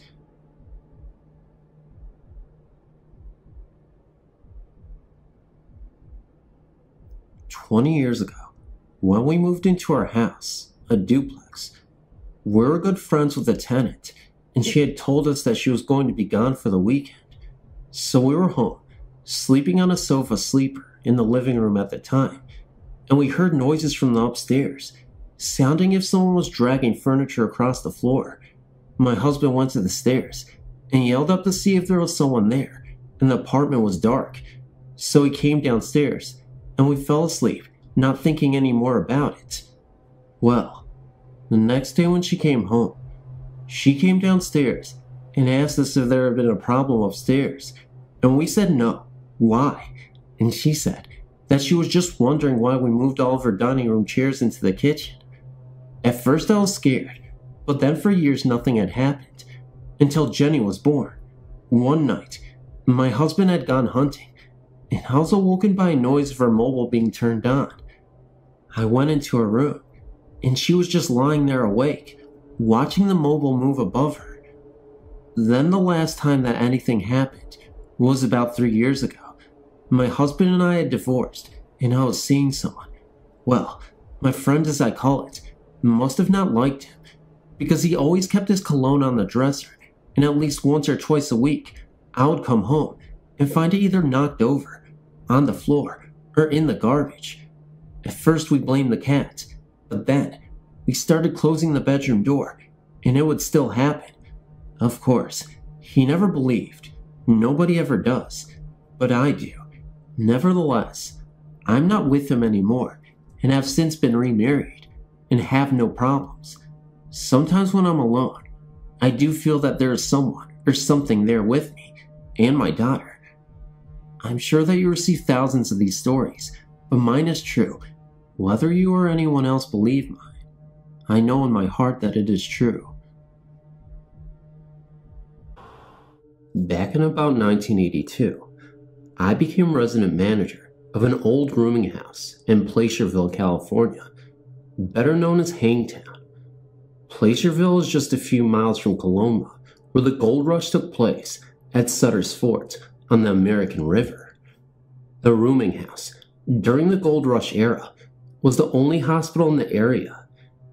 It consisted of 42 rentable rooms and several miscellaneous rooms that were used by residents for laundry, storage, vending machines, a TV room, community kitchen, dining room, and my office. I'd been manager for about 6 months before the chaos started. I've always been a sensitive, having had several experiences all through childhood and adulthood. One cold winter night, a bad storm had moved in, and the main highway to South Lake Tahoe had to close, trapping several skiers and gamblers halfway up the hills. It didn't take long before the motels and hotels filled up.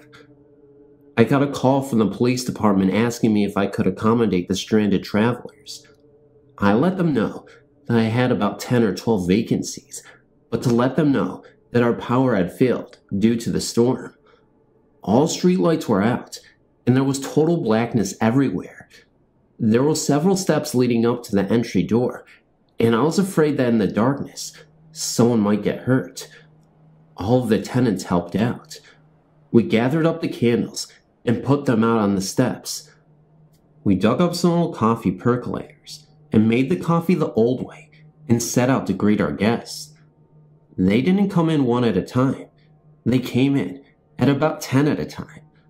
I paid some volunteer residents to get rooms ready while I checked the people in. There was a group of the younger residents there at the stairs with flashlights ready to take the new guests up to the long flight of stairs to the upper rooms. As the guests would arrive, these men would chant, "Welcome to the Hotel California. You can check out any time you like, but you can never leave." All went well, and the next morning, everyone thanked and said they had a wonderful stay and really enjoyed the off-the-wall hospitality. Shortly thereafter, we had a tenants meeting. During the meeting, these men were chanting the words to the song Hotel California and called my attention to several verses. During the storm, I had lit the candles to show the guests the way. At one time, the community kitchen had been the manager's resident kitchen. In the day of the hospital, it had been emergency room. In the master's chambers, they gathered for the feast. Other verses fit also. Every time the song would come on a radio anywhere in the rooming house, the volume would be cranked. Then one night, as I sat up figuring the next day's bank deposit, I heard screaming. It was the young girl down the hall on the first floor who was living there with her small son. She told me that there was a face of a man on her wall. My husband went and checked it out, and yes, it was there. Later that night, about 2 a.m., she came to my office again and said that she kept hearing a whistle, like a bamboo whistle, and a child's voice calling mommy outside her room. I went down there and heard the same thing. One of the young men who was still up watching TV went outside to check it out. He said the sound was coming from every direction he walked. He would hear it from the south, north, east, and west as he walked. By now, the commotion had woke up just about everyone in the rooming house. The TV room filled up with people telling me of the experience that they had been having, but were too afraid to talk about it until this night.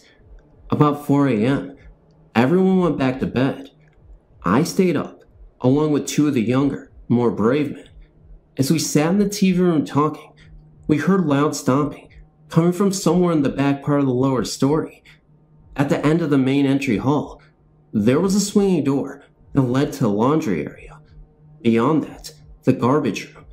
Beyond the garbage room, there were other empty rooms that I was told later was the hospital morgue. As we passed the community kitchen and started to approach the swinging door, the footsteps got louder. We all looked through the window at the top of the swinging door and saw no one. Just then, the door swung open and stayed open, as though someone were holding it. Needless to say, me and these brave men backed up quickly. No one was standing there at the door, but it remained open for several seconds and then swung shut. It was a quiet, still night, so the theory of a breeze or wind is out. In a few minutes, the footsteps started again, just as loud as the first time. We looked down the hall, and the swinging door was opening and shutting continuously and with a lot of force. We were all speechless. All this time this was happening, we were still hearing the whistle and the child's voice calling Mommy. In the nights to follow, there were several incidents, and some residents that have been there for years moved out. Within a matter of a few months, I was gone. I've never gone back there, but I wonder to this day if there are still occurrences at that place. Every time I hear that song, it brings that place to mind, and when it does, I get a cold chill, and every detail is just as visible in my mind as it was that very night.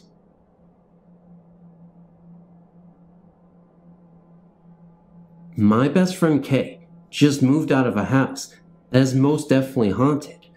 The house is in Dayton, Idaho, a small town of about 200 people, about 10 miles north of the Utah-Idaho border.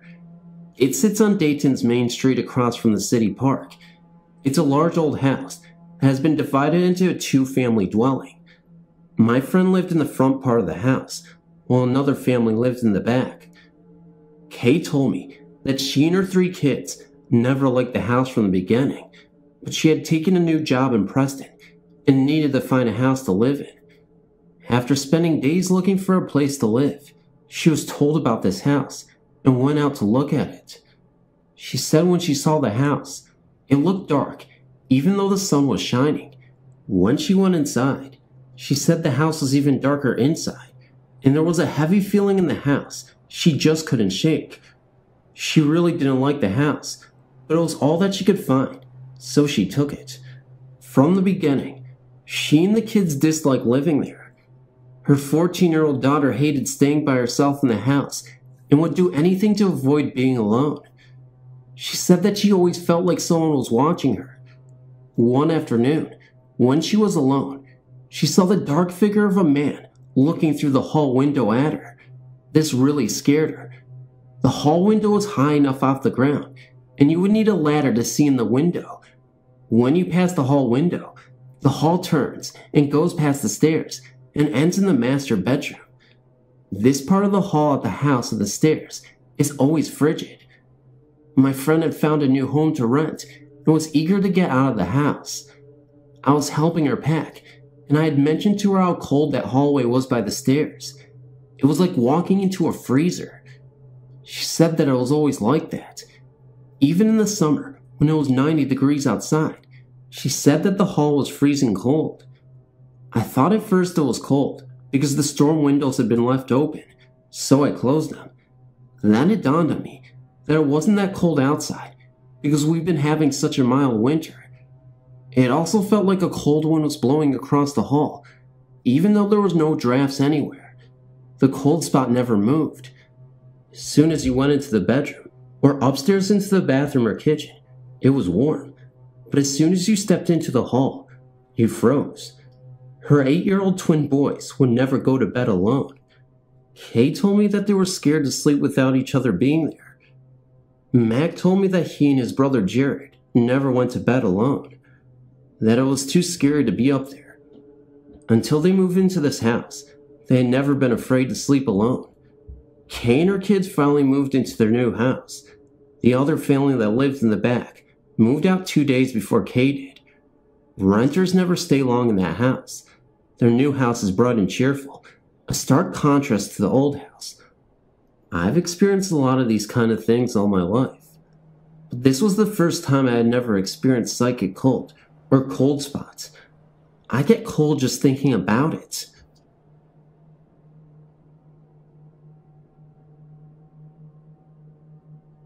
I read your personal story. It was spooky, but I enjoyed it.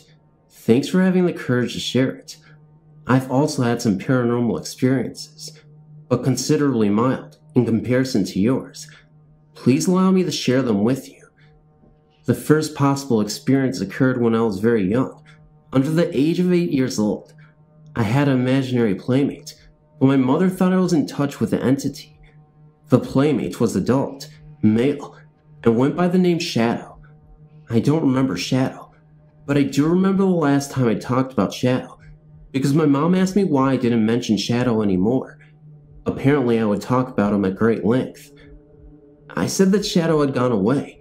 My mom asked me when he would come back, but I said I didn't know. When my mom asked where Shadow had gone, again, I said I didn't know. My mom told me she used to hear me talking to Shadow, and that it sounded one half of a telephone conversation.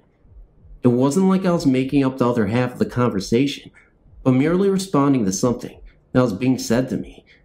Perhaps I was in contact with the entity. However, Shadow never frightened me. He was a comforting presence. Perhaps it was an entity.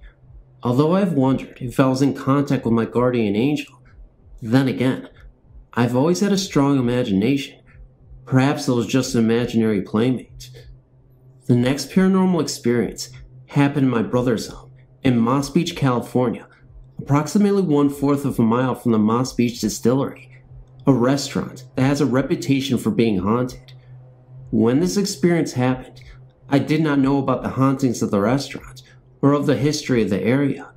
My brother's house has a downstairs bedroom that has long been considered my bedroom because I always slept there and always with the door locked since everyone else slept upstairs. One night, I was awakened out of deep sleep by a man's voice, a voice much deeper than that of my brother's. The voice sounded angry, full of accusation, and said, "You don't belong here." I had a brief glimpse of a man in my room. His back was to the window, so he was in silhouette, but very solid looking. What I could see was a very craggy and rough-hewn looking face, and he was wearing a heavy canvas jacket, like the type firemen or fishermen wear. He was pointing down at me in the bed. However, it was just that brief glimpse, and then it was gone. I've wondered if I dreamt it, because I was able to go right back to sleep. However, I doubt I would have dreamt that I didn't belong there, because I had spent so much time in my brother's house that I felt I had as much right to be there as my own brother did. When I told my brother of the incident, he said he had something spooky happen also. One night, about 2 a.m., he was still up reading when he heard someone coming up the stairs. My brother built his house from scratch and was very familiar with the entire house. It wasn't one creak that he heard. He heard every stair being trod upon. Thinking he had a prowler, he got out a gun and went to find out who was in his house. He found nothing, and all the windows and doors were locked tight. He said it was very eerie. Later we found out that Moss Beach coastline, not too far from Half Moon Bay, was the site of a lot of illegal bootlegging activity during Prohibition. There were accidents, gunfights, and other tragedies that follow illegal activity. Since finding out about the history of the area, we have since wondered what it was that my brother and I encountered. The last paranormal experience that happened occurred within a 3-month period after my mother's death. Perhaps I should say experiences, because on 3 separate occasions, I heard knocking. I was living with my maternal grandmother in the house my mother grew up. Each time I heard the knocking, it was just 3 evenly spaced knocks, but they were loud. Third time it happened, I went to answer the front door, convinced that someone was there. My bedroom was in the back of the house, which was some distance from the front door, so the knocks had to be loud for me to have heard them. I'm not positive, but I think it was Mom coming back to say hi. There's another possible experience. Both my husband and I felt something pressing down on the bed while we slept. The first time it happened to me, it woke me up. I thought the cat had just jumped on the bed near my feet. When I realized the cat was next to my pillow, it got my attention, but again, I was not afraid. The cat often moves his head and eyes like he is watching something I can't see, and only in the bedroom. And when I'm in the apartment alone, taking a shower, I hear a man's footsteps coming into the bathroom. They always sound the same, and I'm guessing they are a man's footsteps because the stride is wider than a woman's and heavier. Like I said, my experiences are very mild in comparison to what you have experienced. I've never felt fear during the experiences, but later, contemplating the possibilities, I tended to spook myself. Pretty tame stuff, but every now and then, it grabs my attention. I haven't tried to talk to any entity, if indeed there is an entity, because I would rather the experiences remain merely an amusing conversation piece, and not the source of a major investigation. Thanks for letting me share my story. You have a terrific site. I hope to visit again.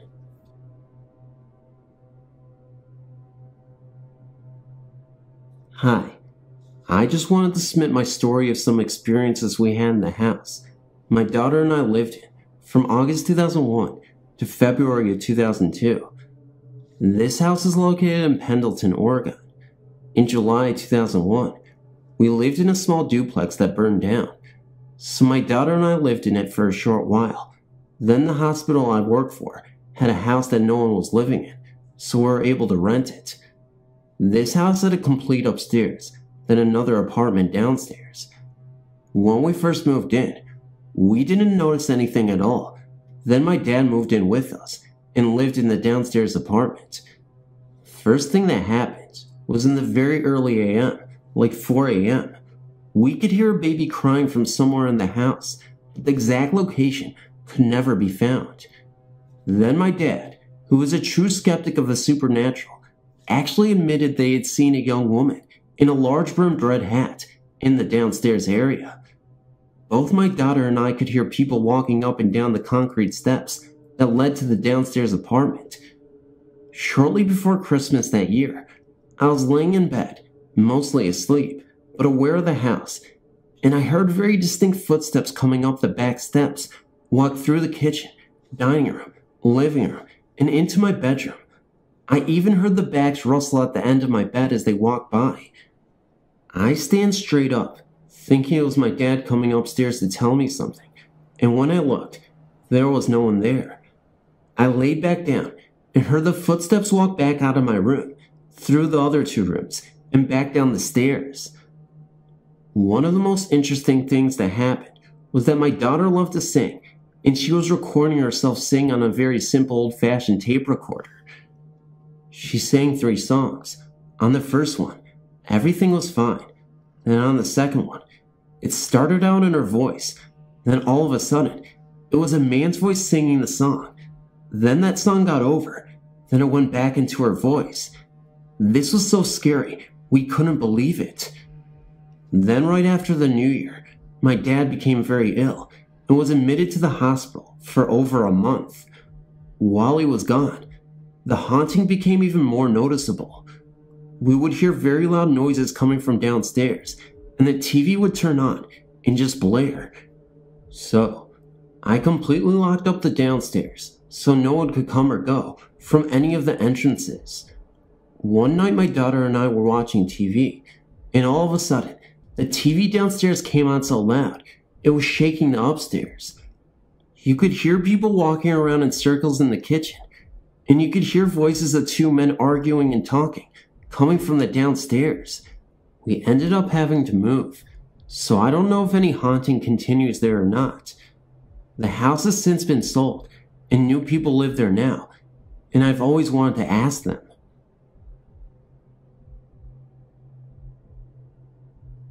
Hello, my name is Laura. I've had a lot of experiences in my life. A lot of people say ghosts follow me, and especially my sister-in-law, who has been around me when things seem to happen. I would like to share 2 incidents in particular that scared my family, and also myself. The first story starts when we moved into my grandmother's house. Everybody in my family said it was haunted, but I did not believe it. I visited there and spent the night there a lot, and nothing too strange has happened that could not be explained. It was the second night in the house, and I was giving my daughter a bath.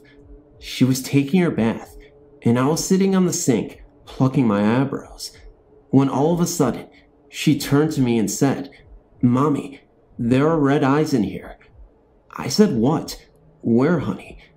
She turned to show me, and look on her face was that of sheer terror. I would never forget the fear in her face. She let out a piercing scream, and I was afraid. She was acting like someone was coming after her. I ran, grabbed her out of the tub. We slipped to the door, and I dove out of the room.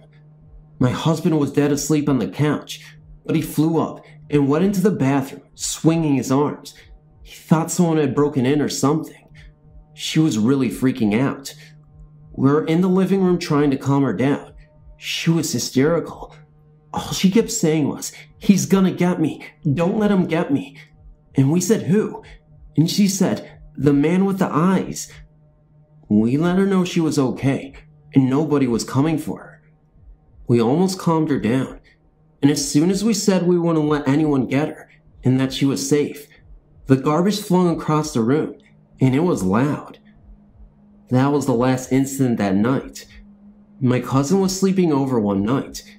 She went home crying because I told her about the incident that happened, and she got a little vocal to the ghost, and a screwdriver flew off the fridge and hit her in the stomach. There were happenings like doors opening, water turning off, scratching at the doors, and on, and toys going off by themselves. Second story. We recently moved from Fort Lauderdale to St. Augustine. We actually moved to Lake Butler. We lived out in the middle of nowhere. One day, I was up watching TV. I had nothing to drink, and I do not do anything else. Anyway, I was watching TV and got distracted by something out the window. It looked like a green glowing circle. It was about the size of a golf ball, and the light was gleaming off of this thing. I was wondering to myself what in the world. All of a sudden, came another one, and then another.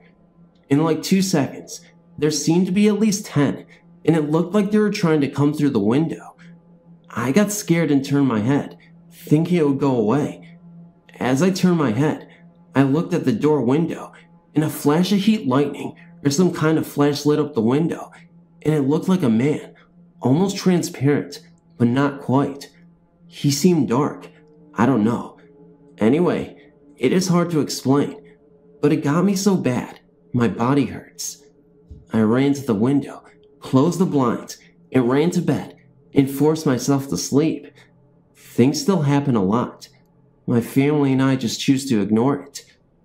I hope you all don't think I'm crazy. Thank you for listening. From what I can remember, it was never a scary house. From the outside, it looked normal enough. A little one-story with a well-manicured lawn. It was owned by my mother's friend, who I lovingly called my aunt. As far as bad experiences go, I have none to recall prior to the day my aunt moved from the house. That day, however, is an entirely different story. My aunt and her husband had been on the rocks for a while, and I assume much heartbreak and harsh words had gone down within the house during their stay there. Maybe that attracted the spirit, I will never know. I don't recall much about the day my aunt and mother packed up the house, but I do remember being asked to go into the spare bedroom and retrieve some blankets. Now, the spare bedroom was a little secluded room in the front of the house that was accessible only by going down a hallway that also doubled as the laundry room. The washer and dryer sat in a closet, and above them was a little door to the attic. When I say door, it wasn't so much a door, but more of a piece of wood that sat on top of a square hole that opened up into the attic.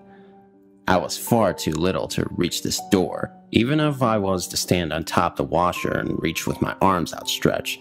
It was impossible. You must remember that on this day, it was only me, my mother, and my aunt who were at the house. So imagine my surprise when I walked past the laundry to find the closet doors had been opened with the attic door ajar and light on.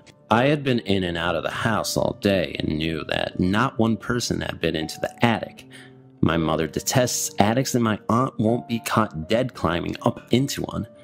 So I found this all to be a little strange. I continued on my way to the room where I gathered the blankets and then headed back into the hallway.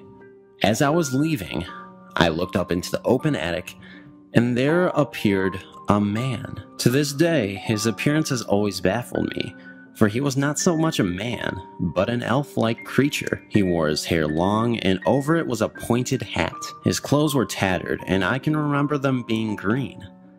His skin was brown, and his eyes black. He was small. I don't want to say a midget, for I mean to offend no one, and so for the sake of being politically correct, I will just say that he was no taller than 3 feet. He was not a lean creature and was actually quite round about the middle. He sat hunched over the square opening of the attic, looking down at me with a malicious grin. "Come here, little girl," he said, to which I did not respond. "Little girl, come up here." His voice was a harsh one, high-pitched, but at the same time, deep and threatening. Even as a child, I knew that what I was seeing was not human, and it was not good. I stood there in sort of a paralyzed state, staring at this thing in the attic for what seemed like an eternity, while he again and again repeated, "Come here, little girl. Come up here, little girl." Then, as if my brain was finally able to get through to my feet, I ran. I believe I would have ran through a wall of linebackers to get out of that house. I could hear him laughing as I took off. A dangerous laugh, one that to this day will raise the hairs on my arms and neck. I told my mother and my aunt what I had experienced, and they just as immediately wrote me off as having an overactive imagination. After much pleading, I got them into the hallway, where lo and behold, the attic door was open and light still on. The little man I had described to my mother and aunt had vanished. It was obvious that I was not the one to have done this, being that I was not of the right height to even reach the door, let alone the light inside, which hung another 3 feet above the opening. Needless to say, the packing was left unfinished, and the 3 of us promptly left the house with a phone call to my aunt's ex, informing him he could finish emptying the house himself. Whether my mother and aunt believed my story, or thought that a crazy person had taken residence in the attic, I don't know. I was never, and to this day am not the type of person to make up wild stories. I am a much grounded person, but I know that what I encountered that day was a spirit, demon, or ghost, and it was evil. Very evil. Why it had never even showed itself until then, I can't say, but it came to me and has been a part of my memory ever since.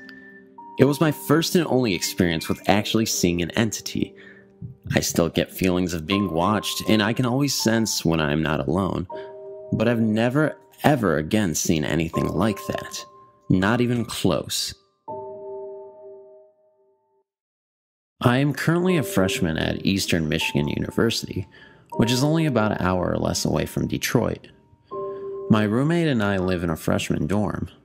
I'm not sure how old it is in comparison to the others, but it's definitely not a new building, and I never really thought anything of it. I moved in first and lived by myself for at least a week back in August, and nothing unusual happened. I have never heard any strange noises or discovered cold spots, nor did I feel uncomfortable. In fact, I absolutely loved living there. A month or so after school started, my puppy died. My parents took me home so I could say goodbye before we took her body into the vet. I took her collar with me to college and collapsed it around my bed. And honestly, I was so upset that I had a hard time making it into my classes and spent most of my day sleeping. Eventually, I wasn't so emotional, but that's when things started to change. It all started on a cold November morning. I'd slept in until about 11 a.m. to check my email. I closed out of everything and locked the door. My roommate was currently at classes and she wouldn't have returned until about 1 p.m. I set my sweatpants on top of my laptop, but took the rest of my clothes with me. There isn't a fan in our bathroom, and the curtain doesn't keep water out very well. However, when I came back into my room, I noticed that my pants weren't there, where I had put them. They had been folded neatly and placed underneath my desk. I found this to be odd, but again, I didn't think anything of it. The door had been locked, no one had come in. We didn't have suite mates. I simply assumed that maybe they had fallen off and coincidentally landed under my desk, folded neatly. But what was more strange was that Google had been up, and someone had searched SI4U. I was slightly creeped out at this point, but the results were in different languages, and I didn't see anything particularly eerie about them. When my roommate had returned, I told her what had happened, and she searched SI4U as well. She got the same results back. We decided that maybe my sweatpants had just fallen off, but sweatpants can't double-click the icon for Firefox, go to Google, and then search SI4U before promptly jumping off the desk to the floor. Shortly after this, I lost internet connection. This is typical, but that particular page worked. We were creeped out by this, so I closed it. Nothing happened for a while. Later on that month, just before Thanksgiving break, I was once again alone in the room. My roommate had already left to go home earlier that day, and my dad wasn't going to pick me up until the next morning. I was trying to finish up some homework so that I wouldn't have to worry about it over break, when suddenly I started to hear music. The music sounded as if it was coming from a radio, but it was soft, and at first I couldn't tell if it was coming from my room or someone else's. Then it became loud. It was loud, and it was coming from my roommate's radio alarm clock. Who knew by Pink? I went over to her dresser to turn off her alarm clock, but the switch was already off. My next idea was to unplug it, but one soft tug and the plug was in my hand. My roommate had unplugged it before she left. I thought that maybe there was something wrong with the switch, so I turned it on in hopes that maybe it would shut off. But instead, the music became so loud it was stinging my ears. I took that battery out and it stopped. The next day, I told my roommate not to be surprised if she finds that the battery to her alarm clock is lying on her dresser. I told her that it went off when I was studying, and that was the only thing that would make it stop. I assumed that something might have been fired wrong or that there was a mishap. But then she said this: "That's strange. The battery isn't strong enough to power the radio, just the alarm. I thought the radio was broken because it wouldn't turn on unless I had the entire thing plugged into the wall." When I was a kid, my sisters and my mom and I lived with my grandparents. The house itself always felt safe. One day, our neighbors got a new dog. It was an average-sized black dog, but since I was a kid, I guess it seemed bigger. My neighbor and I were friends, so we played a lot together, but his dog never seemed to like me. Every time I would go near the mesh fence, the dog would start to growl and show me its teeth. So eventually I stopped going to my neighbor's house. But at night, I would hear it barking at stray cats or other wildlife, and it would freak me out because it would sound so close. The dog was frightening to me. I just sensed something dark about it. The one day after school, I had heard from my mom that my neighbor's dog had died that morning. I was sad for my neighbor, but a little relieved. The rest of the day went by like normal. But that night, things got very strange. That night, after I fell asleep, I had strange dreams about that dog. In my dream, the dog was still alive, and it had jumped the fence and started to attack me, just out of everyone in my house. I remember being so terrified. I woke up, freaked out, then I heard a noise at the side of my bed, and I turned to see what it was, and it was my neighbor's dead dog sitting next to my bed. I can still remember those growling, solid yellow eyes staring at me.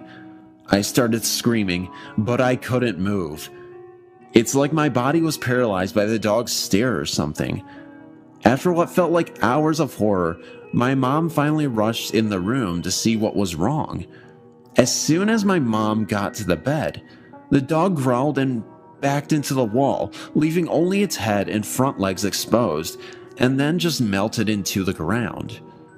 My mom asked me if I was okay, and I asked her if she saw the dog. She told me that she didn't see it. She assured me that it was only a nightmare. But I knew it wasn't. I was fully awake when I saw the dog next to my bed. I never saw the dog at that house after that, but as the years passed, I knew that its presence was there at times. I lived in Georgia very briefly one time, and while I was there, I went to a psychic. I didn't actually tell her about the dog, but she told me that my intuition is strong, which I agree with. Sometimes, I just know certain things, like who is going to call, or come ring the doorbell, or more recently, I've noticed that when I let my mind wander at work, out of nowhere, I will start seeing certain TV programs in my mind, and sure enough, when I get home and turn on the TV, the same program is on. I'm not saying that I'm psychic. I just think that the dog is somehow tied to my intuition. I've seen the dog recently. I live in Austin, Texas now, and almost a week ago, I was talking on my phone while walking home around 3 in the morning. Then I looked to the house at the end of the street and I saw its shadow against the white door of the house. I could clearly make out the shape of the dog sitting face forward, and very briefly I saw those same glowing eyes. I kept my conversation going to keep myself from freaking out, but as soon as I got home, I went inside and locked the door. The very next day, my mom called me and told me that my great aunt was going to pass very soon. I didn't know what to think. Is the black dog a harbinger of death? Do I possess supernatural abilities that can't be seen by most people? Or am I just losing my mind? Please help me.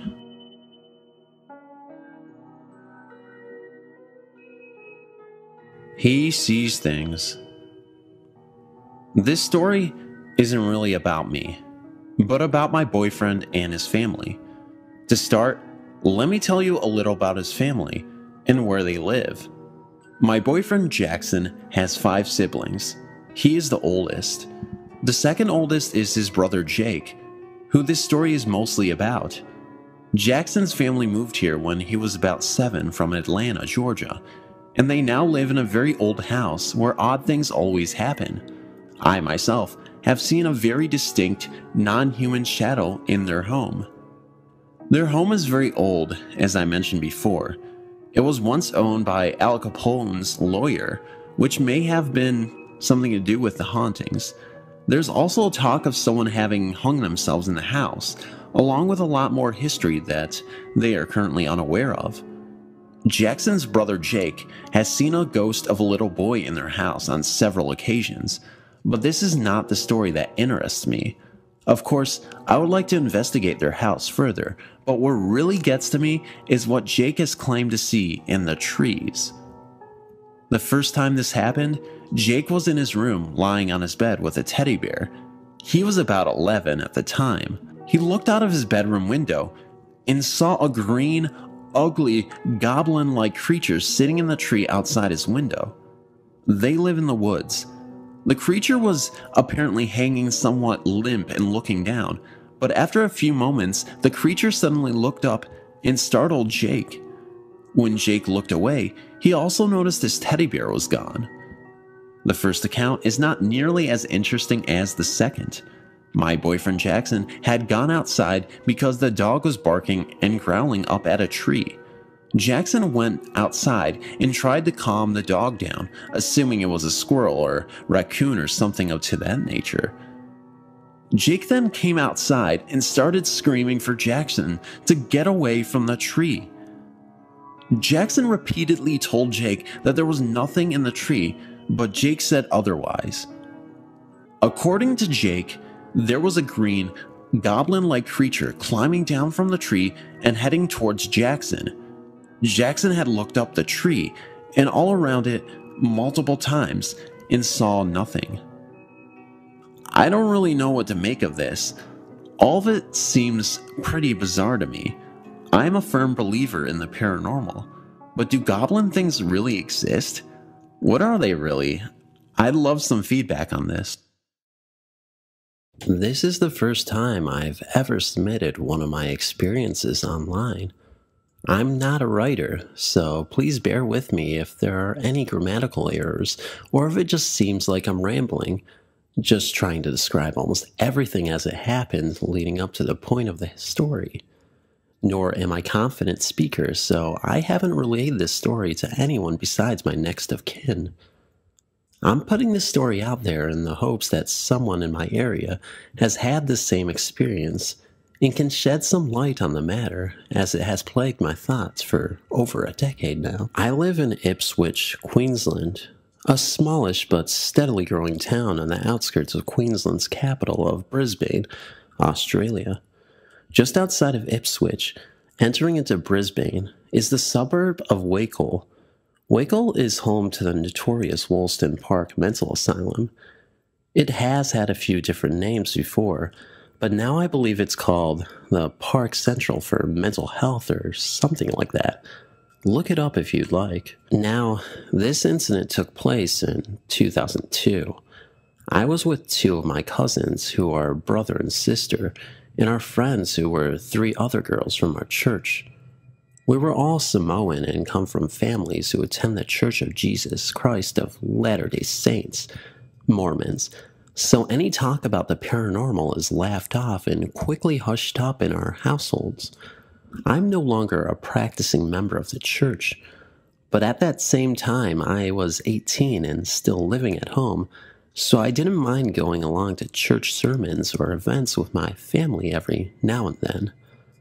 That night in 2002, at about 6 p.m., my cousins came over to my house to pick me up to go to a Mormon church dance for youth adults.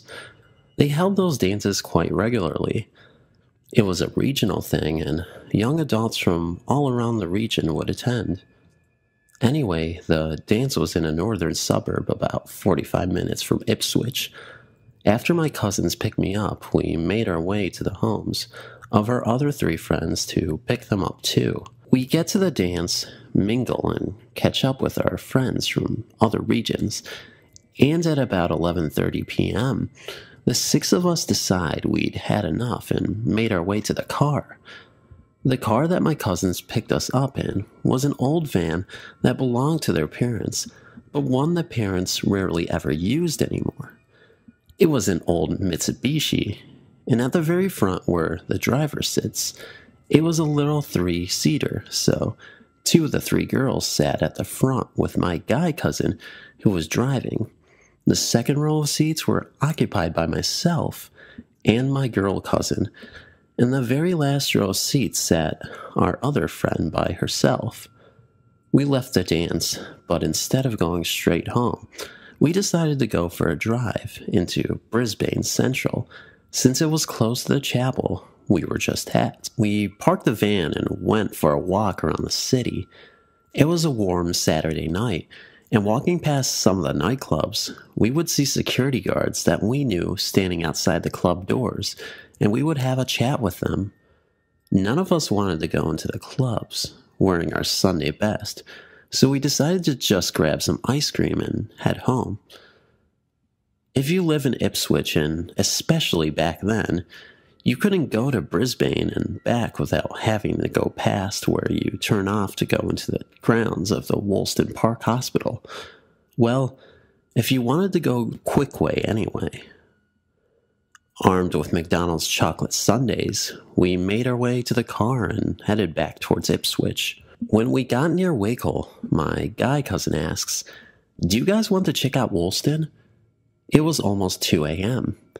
The two girls in front with him were scared but still said yes.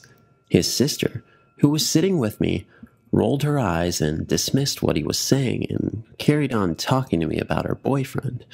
Our friend at the back didn't say anything. I don't really think she cared for what we did. And me? Well, my attitude towards it was just meh, because I had been to Woolston Park many times before in previous years with friends, hoping to see something spooky just like almost every other teen in the area did back then. I never saw a single scary thing, maybe except for the new runaway mental patient being escorted back into the grounds by security, while the patient shouted every curse word under the sun and in no particular order. The security staff would glare at us and tell us to leave or we'd get done for loitering and trespassing and such. Security was pretty tight there. They were either walking or driving around looking for thrill-seeking teens and driving them out of the grounds immediately. But this particular night, there was no one in sight. No little white security hatchbacks driving around with its high beams on, patrolling the grounds like there usually is. Back in 2002, the grounds were still pretty old. They hadn't added the new buildings and all the new street lights at this stage. It was still very dark. And where the new buildings now stand, there used to be just overgrown bushes and shrubs. We enter the grounds. It is dark, like pitch black. My cousin killed the lights to show us just how pitch black it was before his sister yelled at him to turn the lights back on and stopped acting stupid. We drive further into the grounds, my cousin and I yapping away about some crap, while our friend at the back decided to lie down and have a snooze. Suddenly, my cousin driving yells, "Shoot! Did you see that?" And we look over at the trio in the front. The two girls are huddling up to each other, shaking and just saying, "Oh my God, who the heck was that? What's wrong with him? I want to go home." I quickly turned my head back to look out the window of the van, and I could just make out, under the moonlight, a person who seemed to be walking with a limp, following us. My cousin driving said they saw someone standing against the bushes on the side of the road, just staring at the van go past. His sister laughs it off and says, "Oh, whatever. You're so full of it." To which he replied, "Do you want me to turn back?" The two girls in front with him are shouting, "No, no, no, no," while his sister and I are shouting at the back, "Yes, yes, yes." Because we were so busy chatting away, we didn't see this mysterious, spooky stranger. We thought it was probably just some homeless dude seeking shelter, or perhaps another adventurous patient and just wanted to confirm what we thought. But when my cousin turned the van and drove back the direction we came, there was no one in sight. His sister says, "See? I knew you guys are full of crap." But I tell her that I did see someone out the back window. She looked at me scared, but at the same time, it was like, "Oh, great. Not you, too." We keep driving that way to see if we can spot him again. After driving a few minutes and not seeing anybody, which I thought was weird because I had seen him myself coming in our direction. We should have seen him as soon as we turned the car around. But nope, no one. We are driving through the darkness. The only light we have are the dim lights on the van. Suddenly, the lights fall upon a lone figure in the dark, his back turned to us. I knew it was him. How the heck did he get here so fast? I thought to myself. And especially with that slight limp, he is just walking slowly on the grass, on the side of the road. He doesn't even turn around to acknowledge the fact that there's a car behind him. I know I would have looked behind me if I were me at that time of night, in case people jumped out and attacked me, so I know whether I need to break into a run or something. But not him. It's like we weren't even there. From looking at the back of him, I kind of sensed that something was not quite right here. His clothes were tattered, dirty, and looked dated. Like early 90s style when some guys were trying to dress like Nirvana and various other grunge bands. Something just seemed so off about the whole situation. Like, yeah, I get that we can see people anywhere wearing old tatty clothes, but something about this just had a very weird and scary feeling I can't put into words.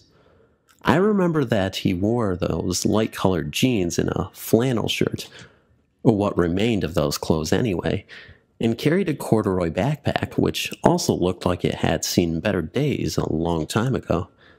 He was Caucasian, and as we got closer, I saw that his matted blonde shoulder-length hair was clumpy, stringy, just messy like it hadn't been brushed in a long time.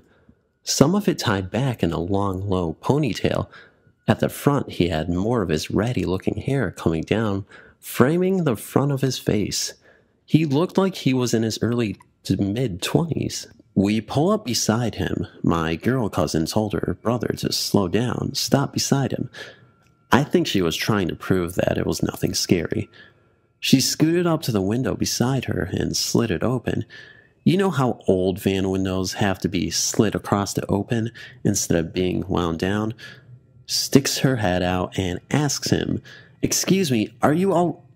She didn't finish asking her question because by then he had turned around and was fully facing us. My God, I have never seen a living person look like that. She didn't finish asking her question because she slammed the window shut and just screamed her head off. And so did the two girls at the front. Just the loudest and most terrified screaming I had ever heard in my life. I was freaked out too, but couldn't scream as my cousin was pushing back away from the window with so much force that she was crushing me against my side of the van. I couldn't even let out a little yelp.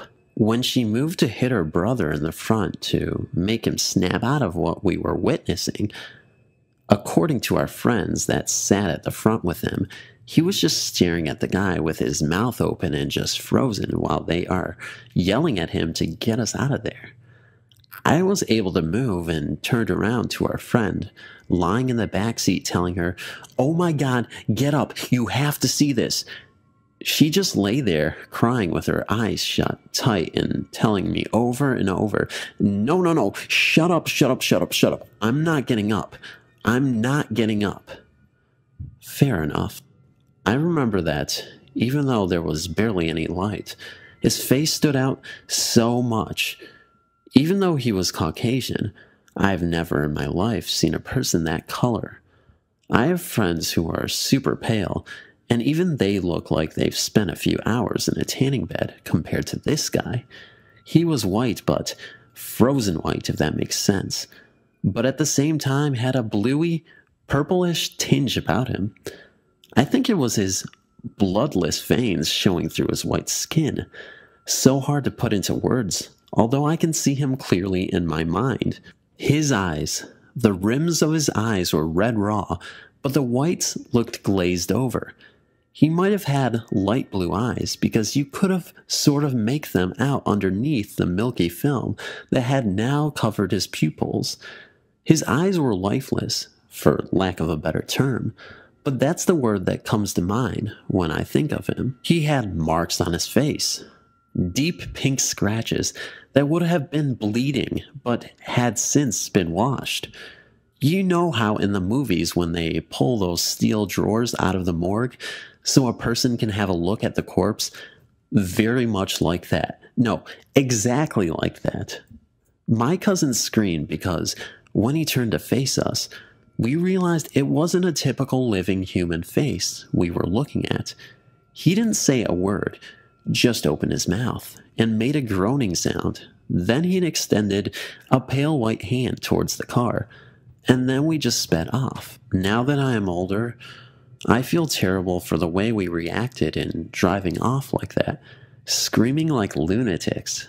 But we were a bunch of kids, and we were terrified. Now, I wish we had been so much more calm about it and had tried to communicate with him.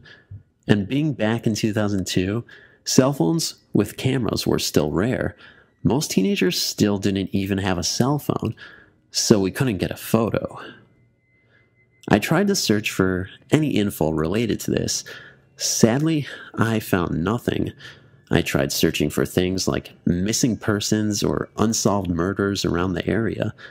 But even if I did find his photo, I probably wouldn't even be able to recognize him, as he would look nothing the way he did that night. Was he a hitchhiker who met with foul play? Was he trying to make a shortcut through Woolston and came across a deranged patient? And if he was murdered there, is his body still buried there somewhere never to be found? The place has an awful history. After we left Woolston, we were still shaken. We went to the patrol station to fill up, And it wasn't until we got into the well-lit patrol station that our friend at the back finally sat up.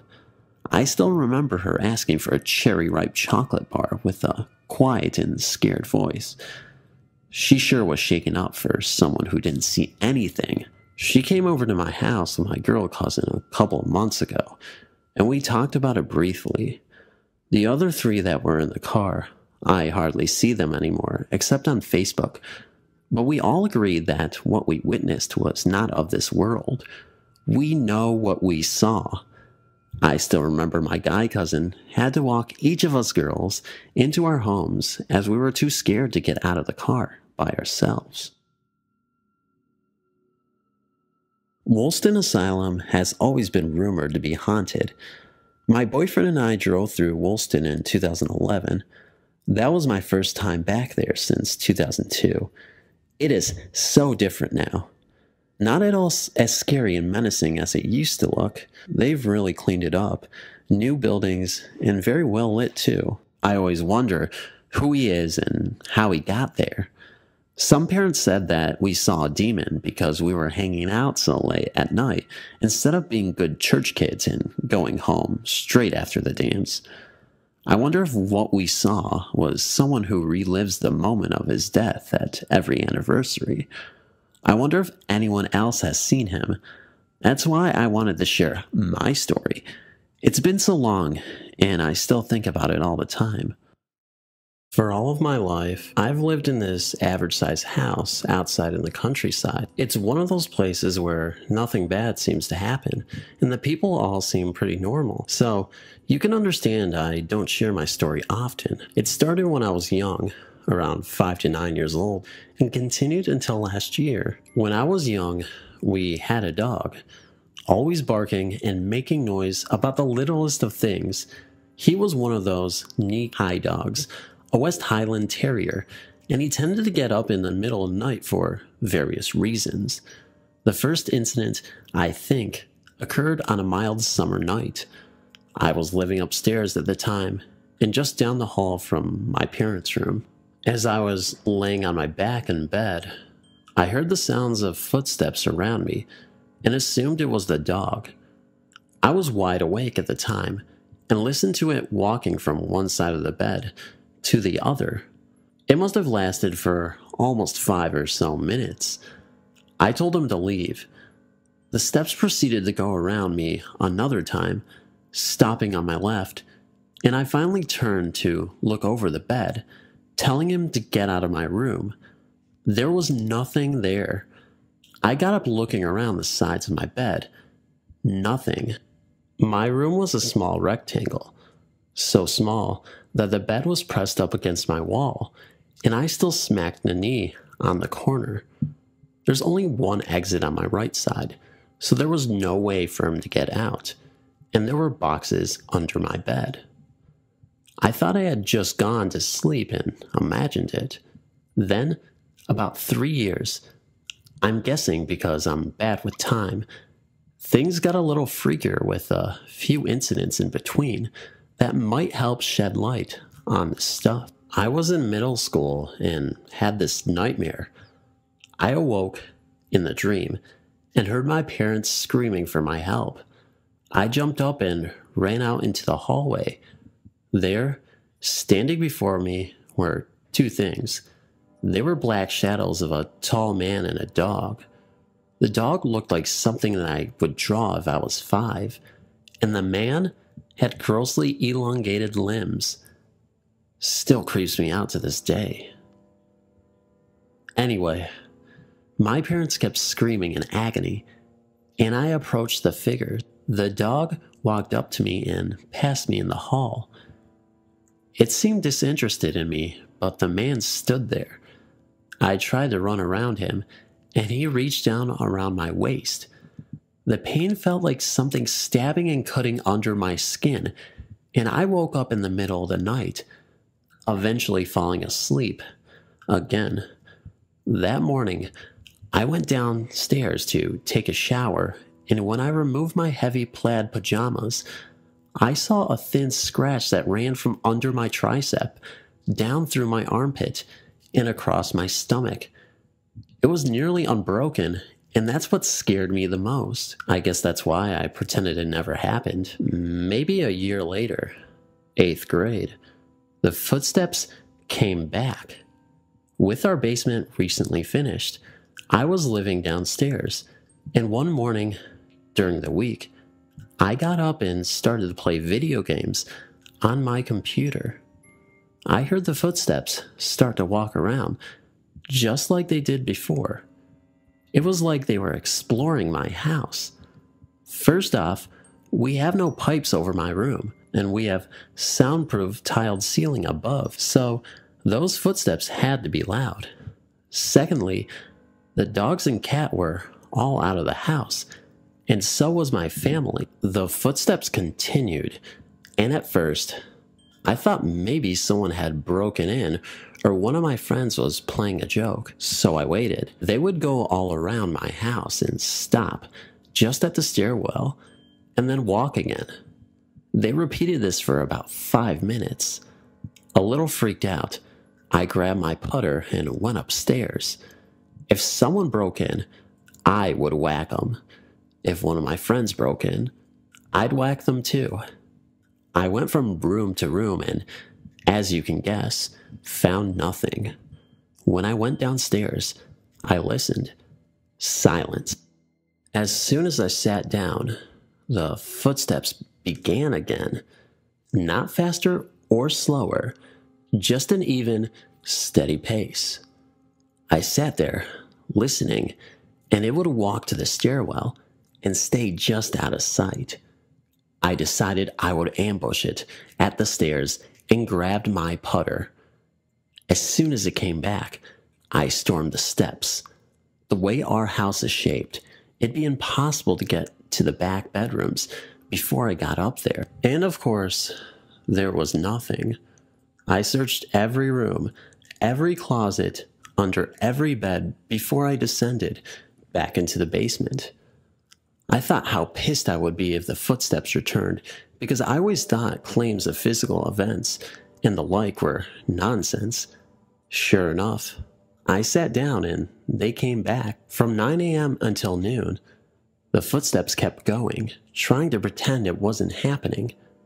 I ignored them and continued to play video games. When my father came home, they stopped altogether. I have never heard them upstairs again. After that, I started looking to the paranormal more and more. I became interested in tarot cards, crystal balls, and all that stuff. I made a few friends in high school and left for college and came back home to work. After a year or so later, I started talking to this girl I had been friends with in high school. Let's call her Cass. Cass and I had fought and stopped talking to each other, mostly because she had feelings for me and I didn't have any for her. She's coming to my house all the time after I let her back, and we have a few great times, but I still can't shake the feeling that she still likes me. Anyways, I finally let spill. I have tarot cards and stuff. She tells me that she has the ability to feel and see spirits, and I found that interesting. She was my friend, so I had no real reason to doubt her, but I will admit it was pretty dumb to just blindly accept what she was saying out of thin air. It started one night after I had a crystal ball out and she was in a trance. She pulled out her hair, pretending to be possessed, and then broke her trance. I started to get ill. My stomach just felt like it was churning, and I got up for the bathroom. As soon as I left the hallway, I felt better immediately and came back. As I turned the corner, the metal folding chair shifted and she seemed scared for a moment. It was dark and I thought she kicked the chair. I sat down in it and we talked for a moment, and then she left. I say pretend to be possessed because I talked to her mom privately and found out she would rip her hair out all the time as a kid. Eventually, she started making threats about demons taking her, especially when her new boyfriend came into the picture. He was one of my best friends, and we used to tell ghost stories together. Anyways, I told her his ghost story, and she used it to make him believe her. Her claims became much more wilder as we went on. On one particular claim, she stated that there had been a strange ceremony done in the basement, and I went down with her boyfriend to investigate. I didn't believe her at this point, but it was kind of fun, so I kept with it.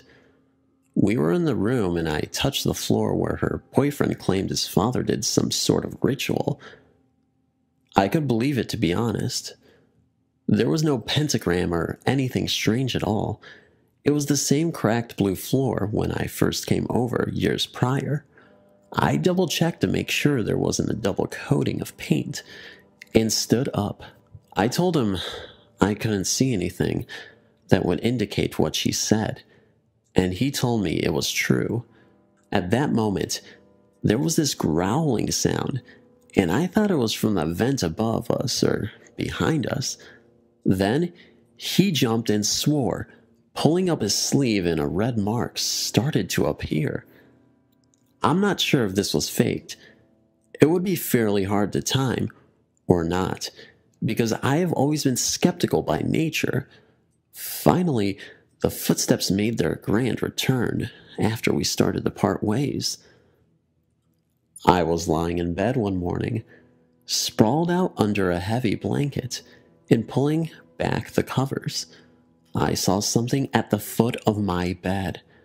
Had to be 5.5 feet tall, or taller, black streaks in gray fur, and a distinctly canine face on a humanoid body. Being 23-year-old man, I probably covered my face desperately, trying to convince myself that it was my blanket. The colors were very similar.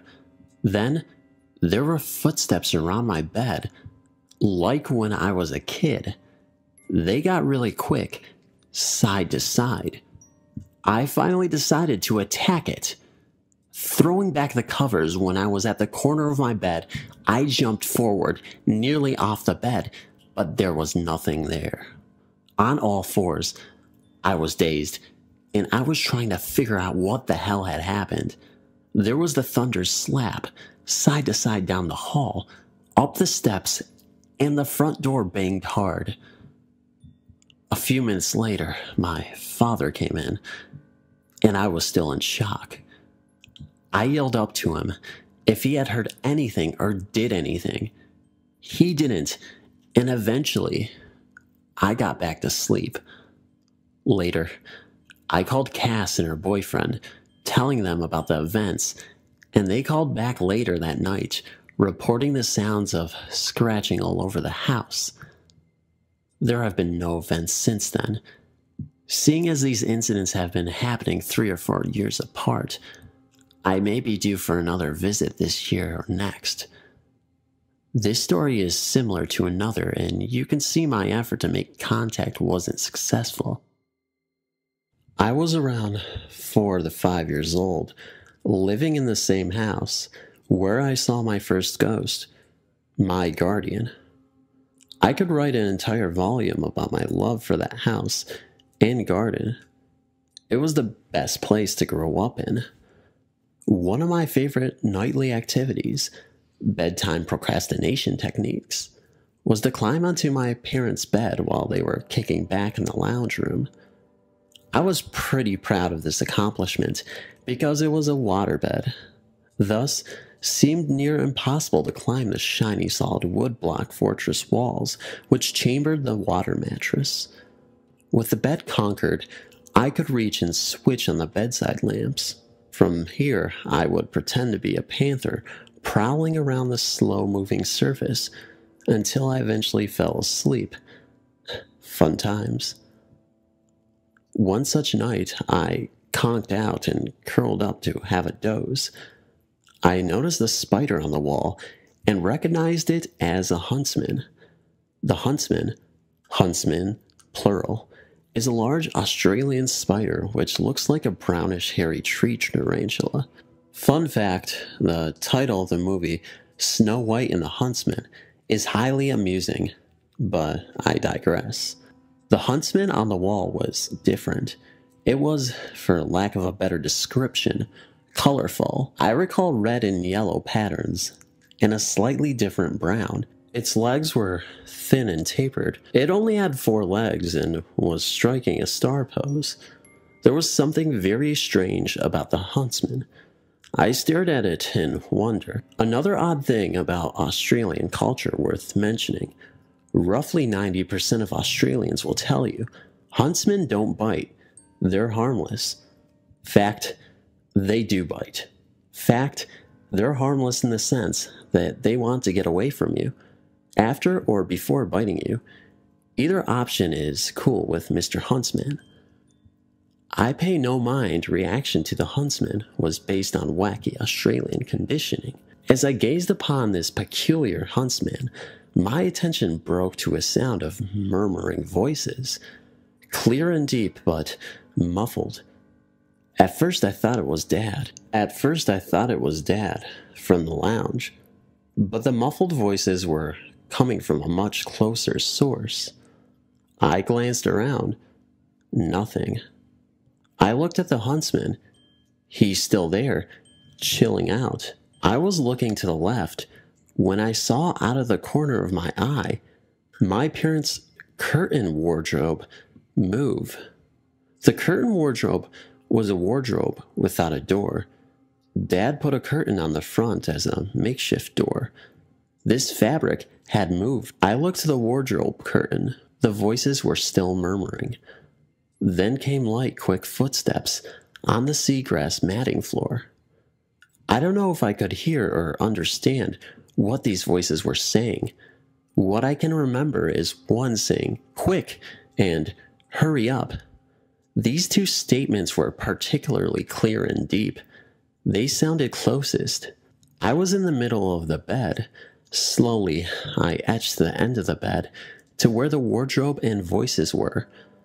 I peeked over the end of the bed and saw what looked like an animalistic doll-sized toy looking out of the wardrobe toward the bedroom door. More murmuring. I looked to the door where this entity was looking and saw another similar-looking entity running out of the bedroom. I only saw this one from behind. Didn't see his face. He was wearing a yellow striped t-shirt and blue shorts. I looked back to the first one. He slowly slid behind the wardrobe curtain. Could swear he was looking at me as he did this. Then I heard something I still get the creeps thinking about. Shh. The loudest shushing I've ever heard. It decayed like the acoustics of a church, not a furnished average-sized suburban bedroom. Everything fell silent for the TV in the lounge. I made haste to the other end of the bed, as far away as possible, and hid under the covers. I wanted to yell for my parents, but I knew they'd just put me in my bed. The one running had turned the corner in the direction of my room. I definitely wasn't going in there. I peeked out from the covers and stared at the huntsman again. For some reason, this was comforting, like having company. I continued to stare at Fancy Pants Huntsman until Mom came in and carried me to my room. I demanded Mom remove all the doors from my bedroom. I don't know why, but I had an aversion to dolls after this. These critters didn't look like dolls, though. They looked more akin to soft toys. I don't know why I didn't freak out about the soft toys instead. I was curious yet calm, initially, to witness these beings. When the creature appeared to stare at me while slowly slipping behind the curtain, all calmness was replaced with fear. A fear I had been seen by it. The other time, I saw one of these guys was in the backyard. This time is less vivid and less eventful. I was around the same age. It wasn't too long after the first time. I was playing on the lawn, and I heard a deep, resonant voice again. It wasn't my guardian, who I used to hear sometimes. Immediately, I remembered the colorful huntsman again. I looked to the direction of the voice, which was coming from a part in the backyard, which was completely overgrown and gnarly. In the direct sunlight, I saw a light pink, skin toy-like thing with black eyes, nose, and frizzy sort of hair, wearing a sweater scamper into the wandering dew. Didn't hear or see anything more than that. The appearance of these creatures were similar, but each had their own unique look. The two whose face I saw both had black beady eyes, black noses, and red lips. Their skin looked like it was made of smooth cloth. Their hair was frizzy, as if it had been teased. I'd guess they were around 1 foot tall, varying in height and build. The one peering from the curtain wardrobe had dark brownish, orangey skin and bright red lips. I think this is the one that said, "Shh." I didn't get a look at his body, just his face poking out of the curtain. I'd say he was slight of build, going by his gaunt face. His nose was pointed. The one running out of the bedroom had darker brown skin. He had a heavier build and a much larger head. Didn't get a look at his face. The one outside was much lighter skinned, very pale pink, with a droopy red mouth and flatter nose. These weren't toys of mine. Never seen them before or since.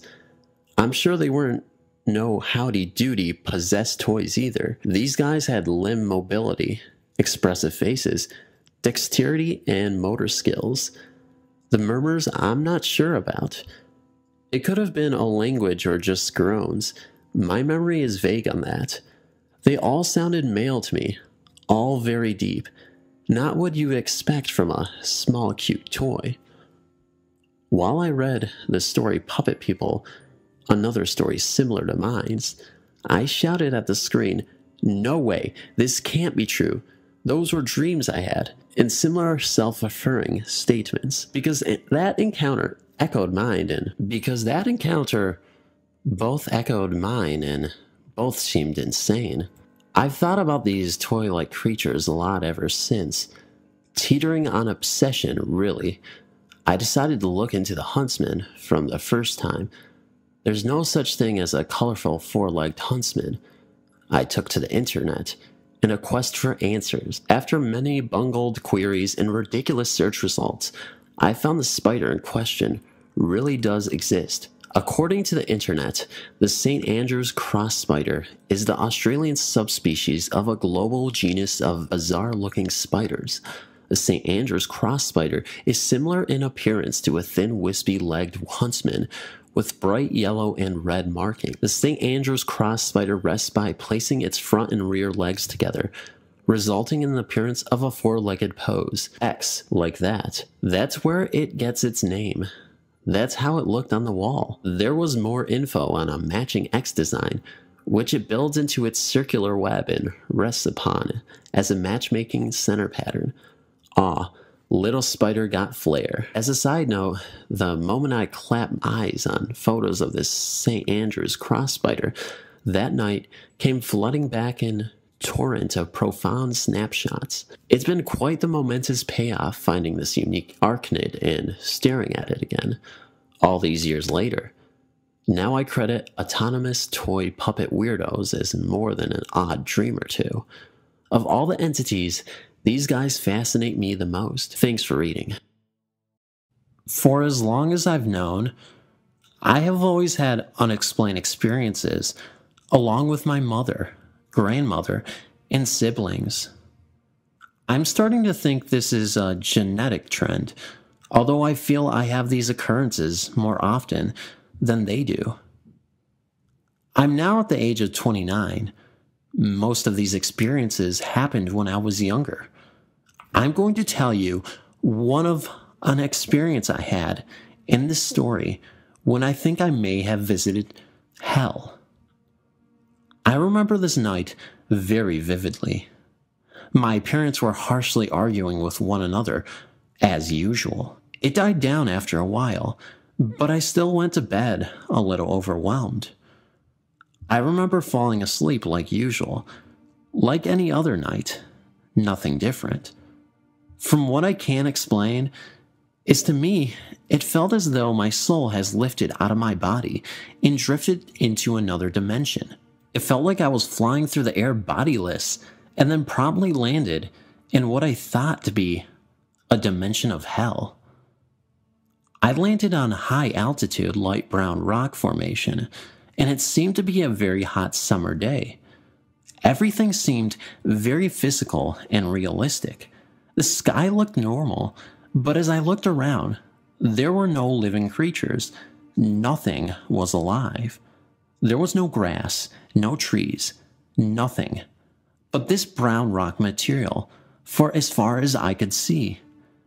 I realized I had been placed in near the front of a line alongside with my mom against other people I had never even seen before, facing a little white chapel-like house that seemed to be the only thing in the entire dimension. The people in line looked like everyday ordinary people, except no one was making noise or moving a muscle. Everyone was very silent and still looking at the chapel-like house. I was very confused on what was happening. I began observing, but I never got out of line. I'm not sure why. It felt out of my control to do so. All of a sudden, I heard a very deep, scary demonic voice that muttered the words, "Go inside."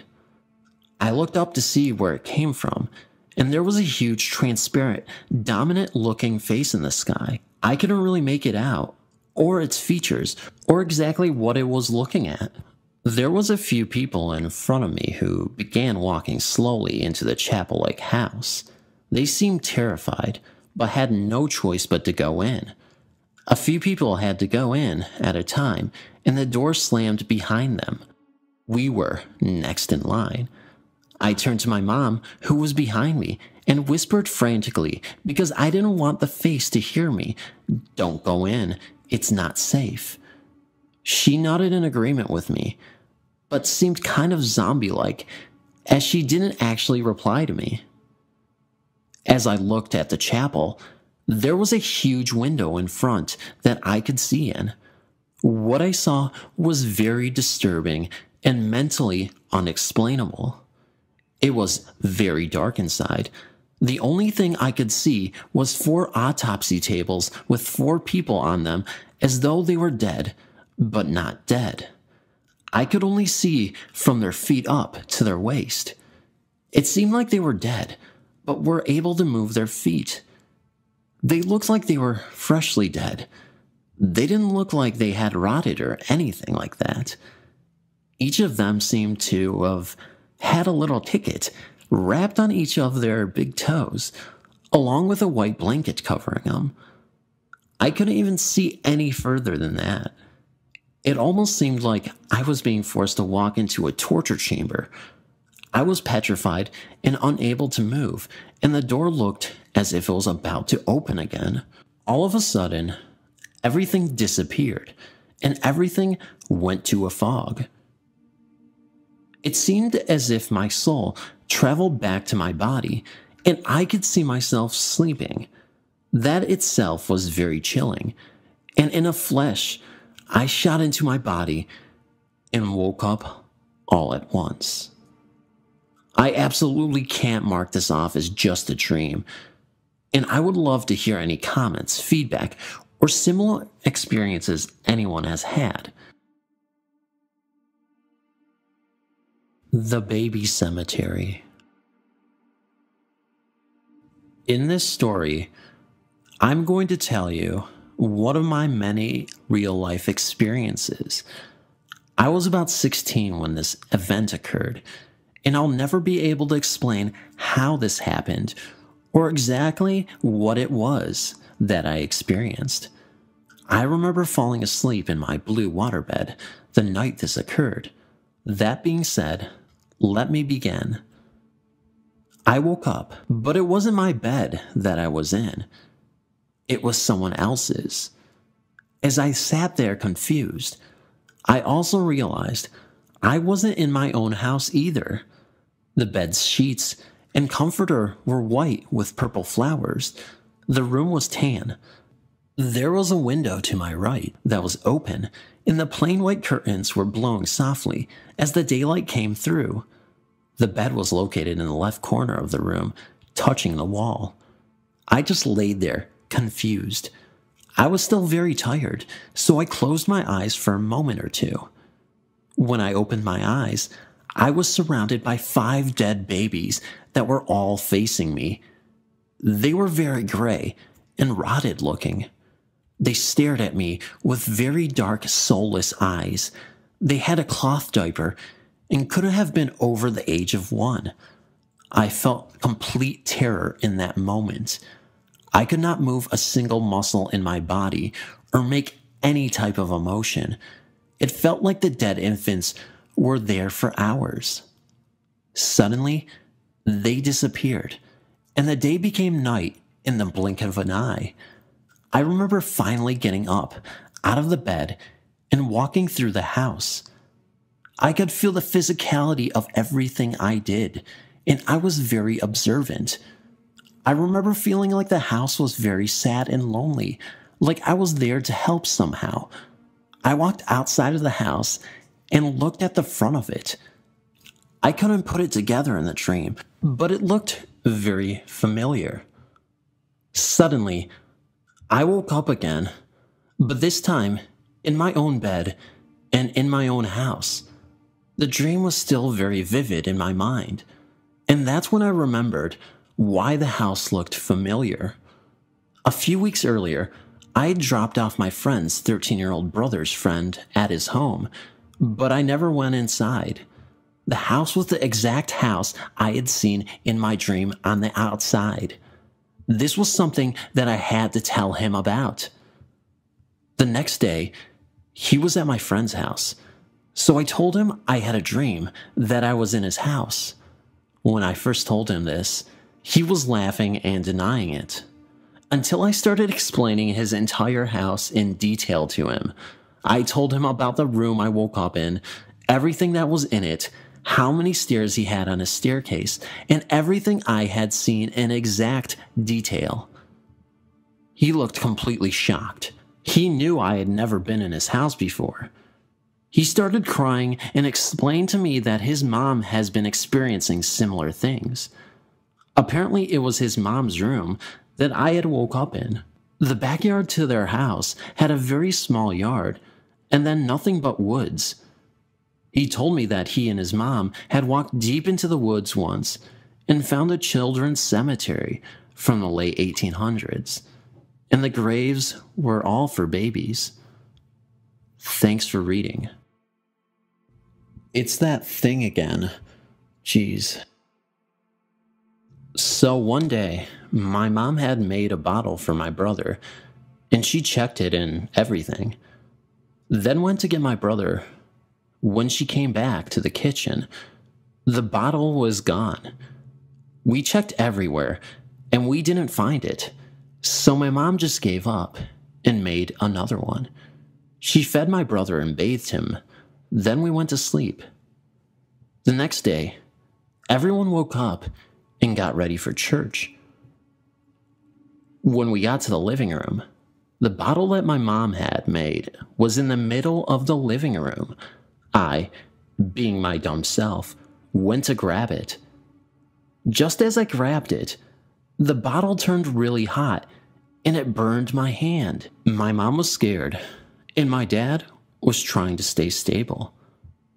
When I screamed, I felt a pressure on my chest, and then my brother started babbling, then started crying really hard, and then my dog looked at me, then started barking extremely loud. Then I felt the pressure come off, and at the same time, my brother stopped crying, and my dog stopped barking. When that happened, I just fell to the ground and started crying. My mom was in shock, so my oldest sister ran to me and just held me there for like 10 minutes. Another one is that when my cousin was a baby, she would fall asleep in the living room, and when we would take her to her room, she would cry, looking up at the ceiling. My uncle told his coworker, and his coworker told him to take a picture wherever my cousin was looking. He did. And when he looked at the picture, it was a huge skeleton head. And it didn't stop there. They had so many things happen, but I'll tell those stories later. Thanks for reading. The Wood Street Years. This may be a little long and oddly written, as I had to write it all down quickly. It's not exactly a single story, but more of a collection of experiences from my old house that I wanted to discuss with you all to see what ideas and theories you all had. My family moved into the house in 1987. It was a 1950s council-owned property that they were renting. The village was an old place that housed a lot of miners that would go to and from the local coal pits and also had mines under the most of the streets. It was an odd but lovely place, but there were always stories of hauntings throughout the village. It was as if the whole place was a hotbed of activity. Ever since the move to this new house, my family experienced odd things. My sister would complain of people sitting on the edge of her bed during the night. My father was followed by a hooded figure, even outside in the streets, and my mother had personal items vanish. Over the years, the activity became more and more intense. In 1995, my father moved out and went to live elsewhere, but we, my mother, sister, and brother, stayed in the house. My sister complained of activity in the house when we were out. Banging and scraping from the kitchen, items being shuffled, plates clattered. She got so scared at times that she would run into my mother's bedroom and sleep in there. The stairs and landing area always held some nasty element to it, and on the whole, the entire family hated it without any reason to. It was just something we all felt and never really voiced to each other until many years later. If we had to turn off the light in the hall, we'd run out and run back in. If we had to turn off the landing light at night, we'd do the same. We'd run out of the bedroom and quickly turn it off, only to hurl ourselves back into bed as fast as we could. And heaven forbid, we needed the toilet during the night. My sister eventually moved out and got married, and so did my brother. This left myself and my mother alone in the house. My mother got a job after years of being unemployed, so I'd often be on my own from 5 a.m. to 12 p.m. It was then I began to really notice things. One morning, I had decided that instead of staying awake from 5 a.m., I would get some more rest. I settled back down into bed and closed my eyes. The next thing I knew, I heard a banging sound, followed by hurried footsteps coming up the stairs. The thing was, I knew it was our stairs, as they had a unique and distinct squeak to them. The top step would creak, and the next 2 steps up would make a lighter squeak, then a thud. It was definitely them. I thought Mom had come back, due to forgetting something like keys or her purse even, but there was silence. We had a break in a couple of years previous, so I was naturally on edge. It was actually my first thought, so I grabbed my phone and called my mother, who was almost at work, so it couldn't have been her. She also had assured me that she had locked the door, as normal.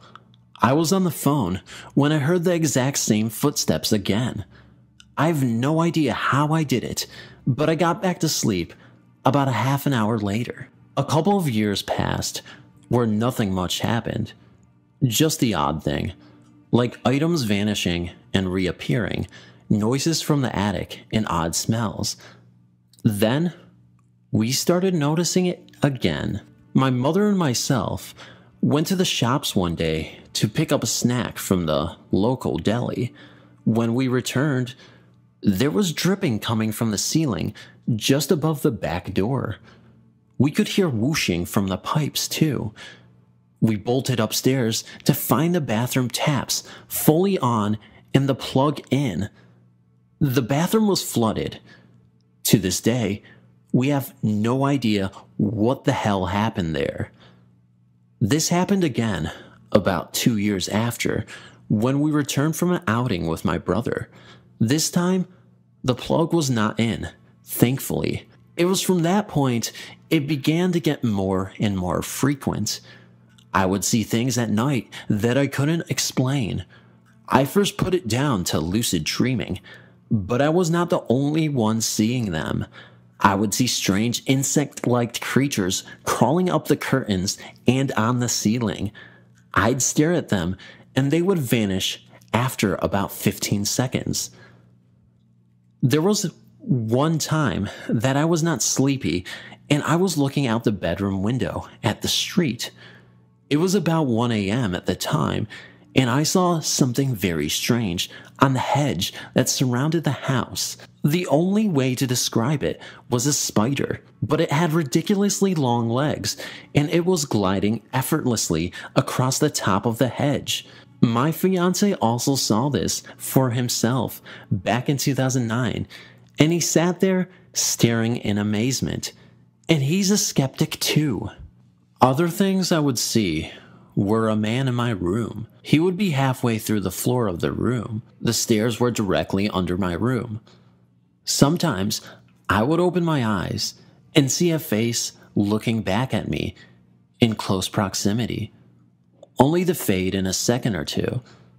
I admit that was very unwelcome. The last few years of living in the house had more physical things happen. Objects would be thrown across the room, things would stop working, or randomly activate by themselves. My laptop, which, by the way, does not do it anymore now. I live elsewhere, and we, my mother and myself, would have our covers pulled from us when in bed. I remember one night literally having to battle to keep the cover on me. There were also random and vile smells, almost like rotting meat, and an invasion of flies. Thankfully, this only happened once, and only lasted 3 weeks or so. We even checked for dead animals, but of course, we found nothing. Now keep reading because it gets a lot more freakier. My fiance moved in with me, in the house, not long before we moved out. He was the type that didn't believe in ghosts. He had been taught from an early age that when you die, that is it. My mother began to date again and was out of the house frequently, leaving myself and my fiance alone. We decided to clean the house up a little, as we wanted to make my mother feel happier. She had been suffering from severe depression. I don't think it was approved of, as things kept going wrong. The vacuum would randomly overheat, even though in this new house it never has. Things would fall on us. Items would vanish. I even had the unit of our old computer literally fling out from under the desk and hit me square on my shin, even though there was no way it could have.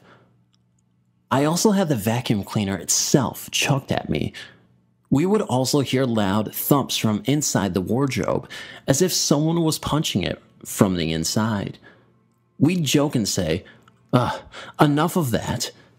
Probably not the best of ideas, but we didn't intend to be scared by it, whatever it was.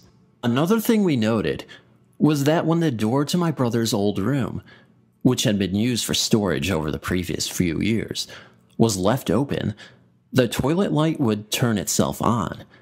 We would be out during the day, return at night, and it would be on. Or we'd wake up in the morning, and it would be on. But it didn't happen when the door was shut. One day, I recall the door being left open, and I saw a stack of my drawings get lifted and flipped through right in front of my eyes. This was in the dead of winter, with no doors or windows open.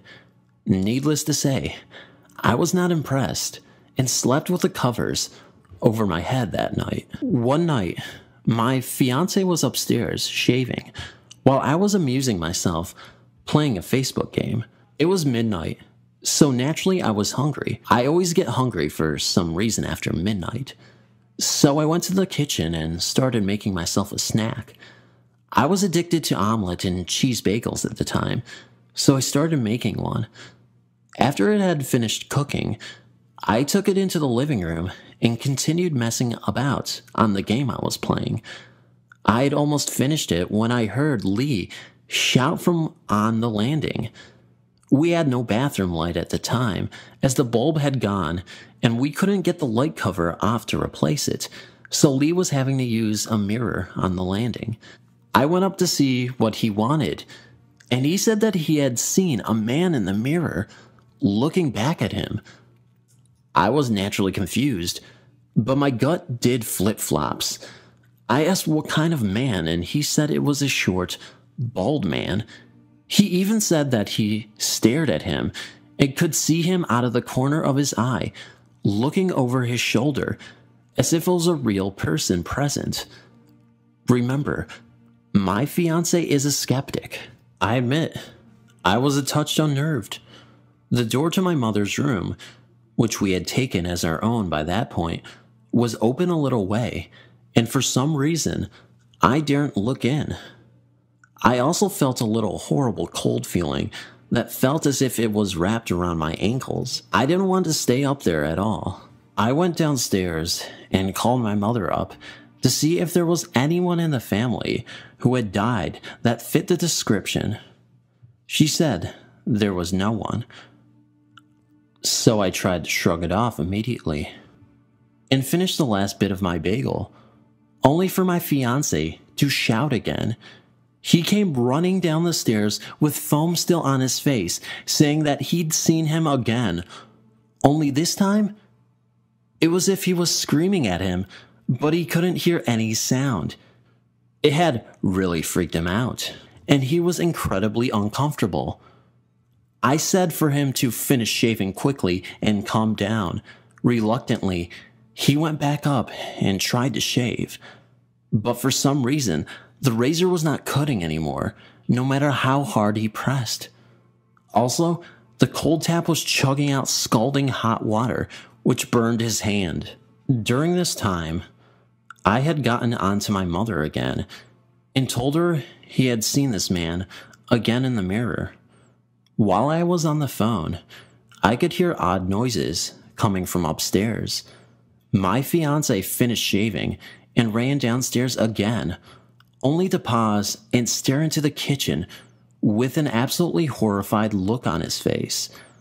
I stopped talking to Mom to ask him what was wrong.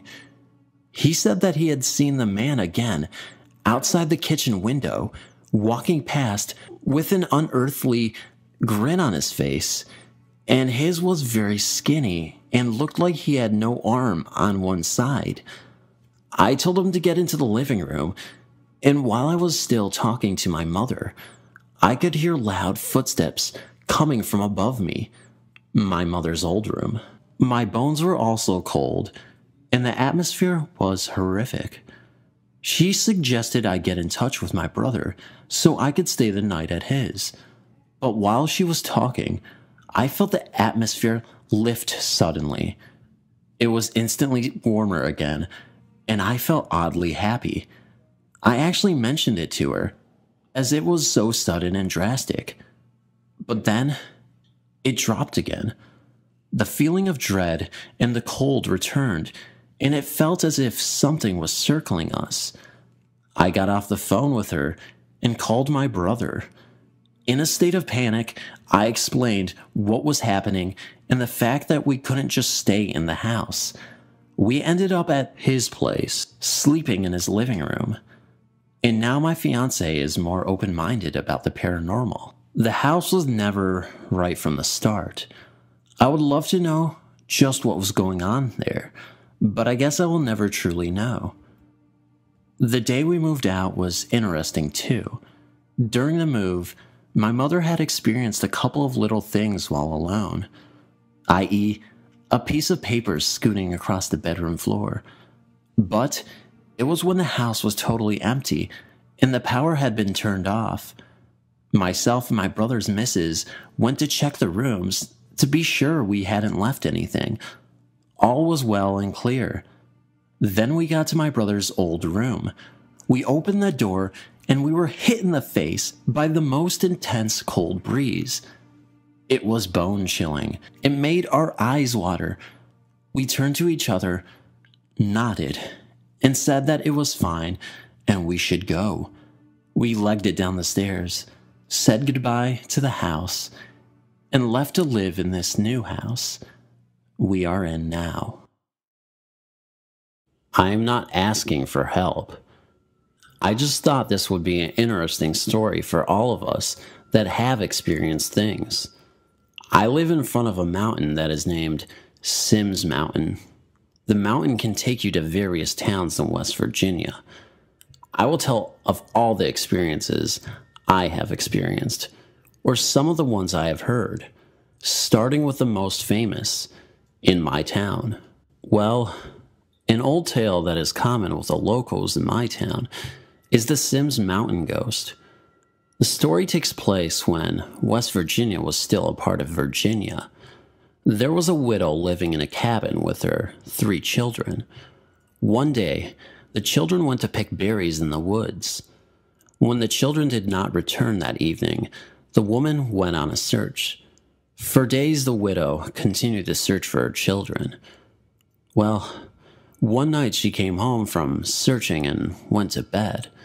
That night, her cabin caught on fire and the woman was burned alive.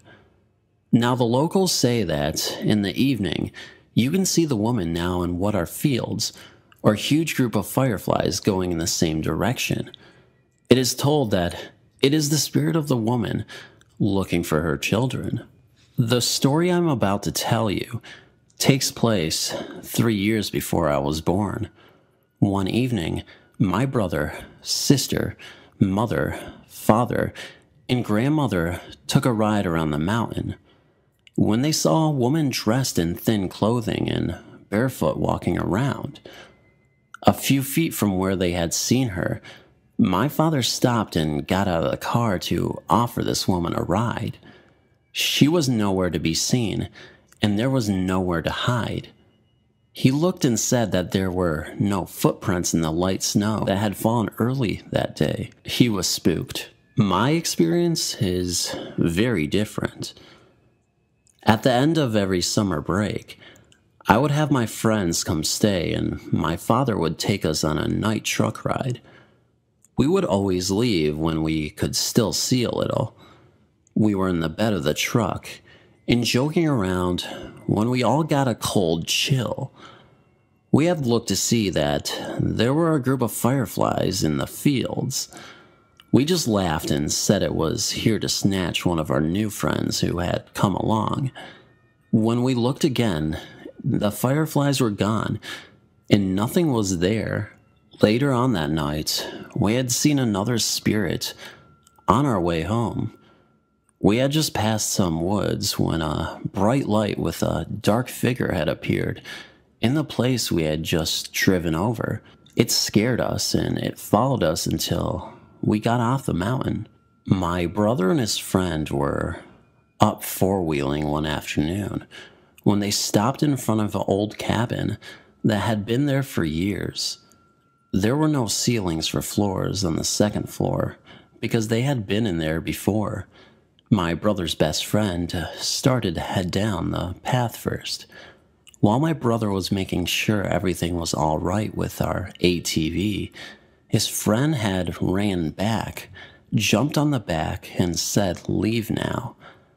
My brother was shocked. After all, his friend had never been scared by anything. He had asked him what was wrong.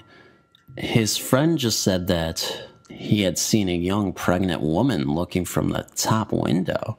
He had told my brother she looked angry and was just yelling, but he could not hear what she had said. Then he had seen that her finger was moving, as if she was telling him to come into the cabin. My brother went and saw the same thing. He had run back to the ATV where his friend stayed. He jumped on, and they were gone. He has taken many people back to the cabin, including me, none of us had ever seen her. We had just got an eerie feeling. The funny thing is that my brother's friend has never returned back to the cabin. We all now believe that he triggered the spirit.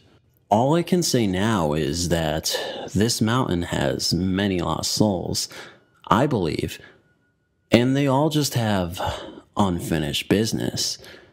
It seems to me that they died before their time and will continue to stay there until they have found their peace. Strange sights and sounds. Living by the coast, I grew up spending a lot of time on the beach. Summers and holidays zipped by with hours of swimming. One particular Sunday in May, I decided to stay in the sun the entire day, and that earned me a pretty nasty sunburn. Swimming and moving out of the house for the following week was forbidden. Much to my grief, I was under house arrest. The next day, my parents decided to spend the evening by the pool along with some of their friends and took my brother along. I was 13 and my mom thought I was old enough to stay on my own for a few hours. She promised to be back by sunset. I was okay being alone in the house as long as there was daylight. The big sprawling house would turn into a nightmare once dusk turned into night. There was a huge neem tree just outside the kitchen. For some reason, it would instill fear in me. I switched on every possible light downstairs and waited over anxiously for my parents to return home. I walked to the kitchen to get a drink of water. It was a sultry summer night, not a hint of breeze. I heard the neem tree shaking violently. I left my drink on the counter and rushed outside. My next door neighbors were out as well, and the street I lived on was empty. Chanting prayers in my head, I walked gingerly to the streetlight. I slowly turned towards the incinerator. Earlier in the evening, I put out every single mark there was by chucking fistfuls of sand into the grid.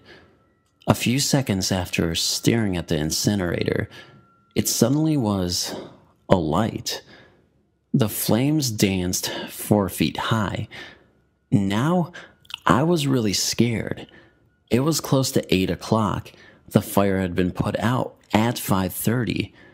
I stared in disbelief at the fire, watching the flames grow higher and shrink, and then grow higher again. I thought the garage wall would turn black by the way the fire kissed the walls. As mysteriously as the fire was started, it disappeared. There was no trace of it. I convinced myself it was my imagination. The prayers did not seem to be working. I tried distracting my mind. I was hoping for some summer breeze, but the night was as still as a church mouse. My eyes stared ahead of me at the entrance of the sprawling mansion I hated. My heart was pounding painfully against my ribcage. My mind was racing faster than a locomotive. I heard the rustling of leaves, as though branches were being shaken rather violently. The night was still not showing any signs of any wisps of wind. I, very reluctantly, turned my head towards the neem tree. The tree was still, but I could still hear the leaves rustling. I turned my head upwards, and I saw a small, shadowy figure on the top of the tree, shaking the tree with all its might. The shadow turned my way. By this time, I was so frightened, I didn't know whether I wanted to stay rooted to the spot or run away. My heart felt like it would explode. I had goosebumps all over my body. A chill ran down my spine. At the top of the road, heading towards me, was a pair of headlights. I was going to flag the vehicle down and make whoever was in it get out and wait with me until my parents returned home. The vehicle stopped in front of me. To my utmost relief, It was my father's Jeep that had halted. My mother was shocked to see me standing on the road. She walked over to me and noticed I was trembling. I told her what had happened. She was aware of my experiences from the past, and she was sympathetic. The next morning, I rushed to the incinerator to inspect it inch by inch. Equipped with my trusty magnifying glass, I studied the entire grid diligently. There were no marks on the wall. The garbage had been turned to ashes. I spoke to my parents' maids when they came to work. They told me that all the neem trees are owned by jinns. I pestered my dad to cut the neem tree down, and finally he agreed after much debating, haggling, and cajoling. That was the end of that experience, and the jinn. I still don't know for sure what was out there that night, and I probably will never find out. Union Cemetery spirits hang out by tree. This uncomfortable feeling took place in the fall of 2004 when me and a friend took a ride up Route 59 on Sunday afternoon to the intersection of 59 and 136, arriving at the historical Union Cemetery. Now, usually I go to these historical burial grounds in Connecticut to look at the gravestones and absorb all the rich history the state has to offer. But this time, we just went there to see if we could get a thrill being near the Halloween season. Nothing was happening, no ill feelings, no sense of discomfort while walking around the grounds. If you have or have not been there, there is a small dirt parking area just in front of the main gate on Route 136 to the corner of Route 59. You can walk straight into the property and go left towards Route 59 or right towards the church. Straight and to the left, in the distal part of the property, there are a few trees set along the back edge of the property near the creek that runs along the back to or from behind the small church that is also located within the gated area. One tree in particular, that is quite large, I'd say, is surrounded by a few scattered headstones. As I looked over in that direction, it looked like a nice place to explore. I commented to my friend, "That's where I would hang out." We soon walked into the area and proceeded to walk around the tree. It was shaded with headstones placed strategically around the tree. I don't remember if it was an oak tree or maple. It's the largest tree in the cemetery. After about a minute, we were both bombarded with overwhelming sadness and anxiety that we left immediately and fled for the car. Because we both felt strange, we believed on that day there was a lot of activity in the Union Cemetery. The Legless Man in the Cemetery. I came across this website recently, and I figured this could be a good place to tell about my experiences, which I had around 10 years ago. The majority of my family lives in northwestern Minnesota, and I lived in Minneapolis at the time with my immediate family. We would go visit my family up north a couple times each summer and do things like hunting, fishing, going off-roading with ATVs, etc. Oftentimes, me and my cousin would go off-roading on our ATVs in an area west of a town called Thief River Falls. It's mostly farmland, some forest plots, highways, a few farms, and houses along with some gravel roads. One summer evening around 7 p.m., I was out with my cousin on our ATVs, and the radio which we had on his ATV was set to the NOAA weather radio station, which was saying that a severe thunderstorm warning was issued for Pennington County, the county in which we were in, and it was scheduled to arrive in about an hour.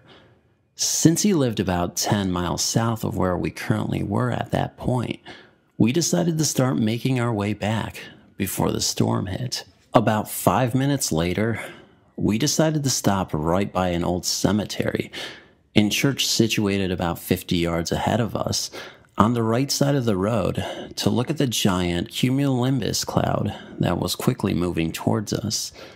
By this point, the sky started to get a little dark, and we could hear the thunder starting to rumble, but we figured we had enough time to kill before the storm arrived. A couple moments after we stopped, I started getting this strange feeling.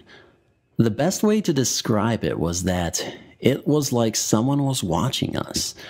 In fact, I even checked all around me out of instinct, but there was no one there except for us two, of course. I then heard my cousin fire up his ATV and telling me that we should get going. I started up my ATV and proceeded to follow him, but I still had this strange feeling that I was being watched. As we got closer to the cemetery, I started to slow down because that feeling I was having was getting stronger and stronger. As I passed the cemetery gate, I see a man in his 50s or 60s wearing a white short sleeve button-up shirt and a pair of black slacks standing next to a grave looking south, which is the same direction we were headed.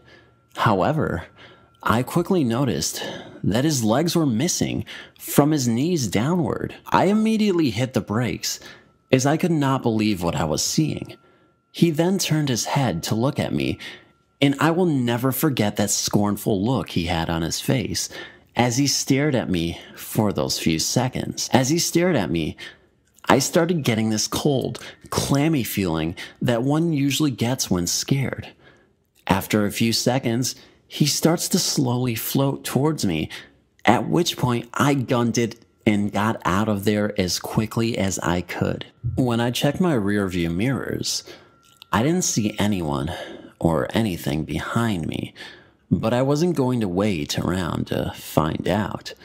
My cousin noticed I had stopped and was waiting for me about a quarter of a mile up the road from where I had stopped. I lied to him that I had just seen a couple of deer run across the cemetery and was just watching them frolic about. That night, I couldn't sleep because I kept thinking about that legless man. From that point on, whenever I visited, I always made sure to never go by that cemetery again, because I'm honest to God afraid that he will follow me home if I go by there again. Cemetery rescue. I had some interesting paranormal experiences growing up in the Las Vegas area.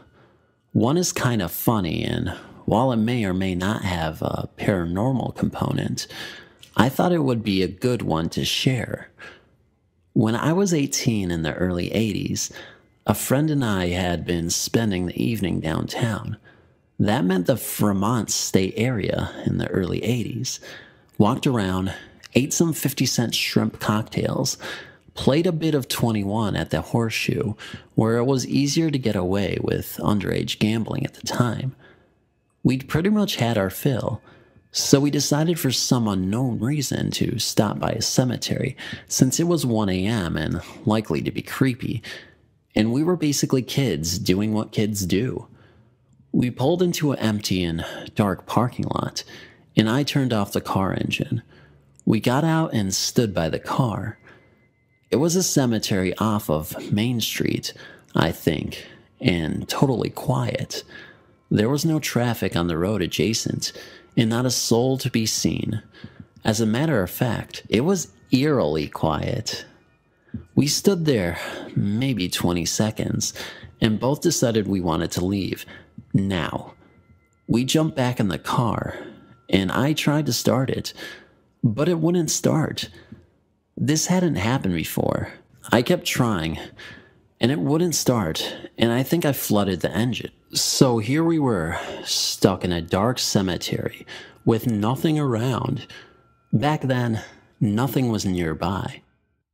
I was just starting to see how much trouble we were in when all of a sudden, there was a car next to us. A cop car. It wasn't the typical LVPD car, but something that looked like it belonged in a small town off the highway with tumbleweeds blowing around. I didn't even notice it pull up. The cop, who looked more like a sheriff, walked to my door and asked if we needed a ride. We eagerly took him up on his offer. He drove us to my friend's house on 8th Street, and as he turned the corner of the street, he turned us around to us in the back seat, smiled devilishly, and said, "Watch this. Your neighbors are going to love it." And he proceeded to turn on his flashing lights and briefly hit his sirens. By that time, it's about 2 in the morning.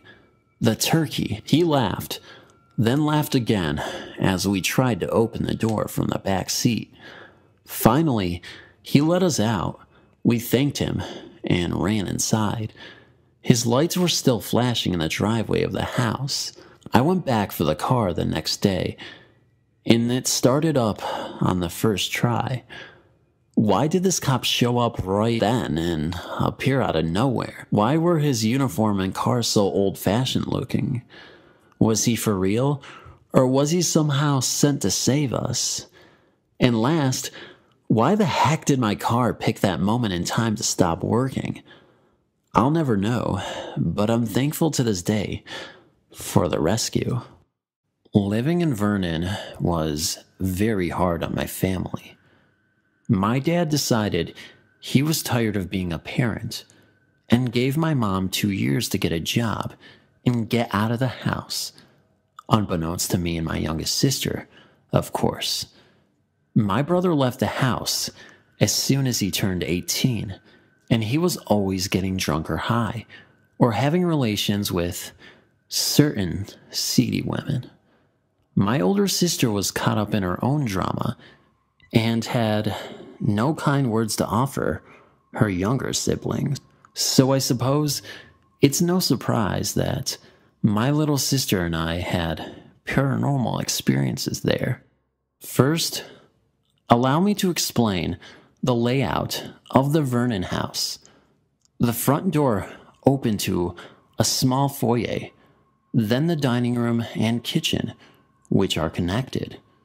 The hallway to our bedrooms was to the left, while the kitchen was to the right. Standing in the foyer, you could almost see the entire house, including the huge family room down a couple of stairs connected to the dining room. Now, before I begin, I'd like to explain that I had a problem with sleepwalking as a child. I would go to sleep in my bedroom, then wake up in the living room, kitchen, etc. Sometimes, I even interacted with everyone who was still awake while I was in these states. My first encounter with the entity seemed like just another horrible nightmare. In the dream, I walked down the hallway from my bedroom into the living room. I was wearing the exact pajamas I had gone to sleep in, and the house was exactly the same as we'd left it at bedtime. For one reason or another, I felt the urge to look into the kitchen. There he was. The static man appeared in the doorway between the dining room and kitchen. He was tall, barely touching the ceiling, and he appeared robed in black.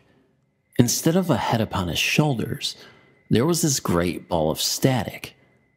The sound buzzed constantly. I stood there, frozen with fear, staring up at the static man. After perhaps a couple seconds, he reached out his long, dark arm towards me. Then he seemed to kind of float, closer and closer. The buzzing got so loud that it hurt my ears. I remember closing my eyes, screams stuck in my throat, and then I woke up on the couch in the dining room, facing the kitchen. I told my parents about the dream, but they weren't overly concerned about it. No, for a while, I just brushed off the dream. But I wasn't the only one affected by the static man. Apparently, My little sister, Catherine, was woken up one night. When she opened her eyes, the static man was standing between our beds. He seemed to be looking at her. Catherine, despite her fear, got angry with the man. "Get out of here! God will be angry if you don't leave us alone." Then, in a flash of bright light, the static man was gone. Catherine settled herself back into bed and slept peacefully the rest of the night. It should be mentioned that Kat would hear and see things in the Vernon house. Shadows would play in her peripheral vision, and voices would call our names. One time, when we were playing in the backyard, she looked into the alley behind our gate and saw these kids standing a ways away.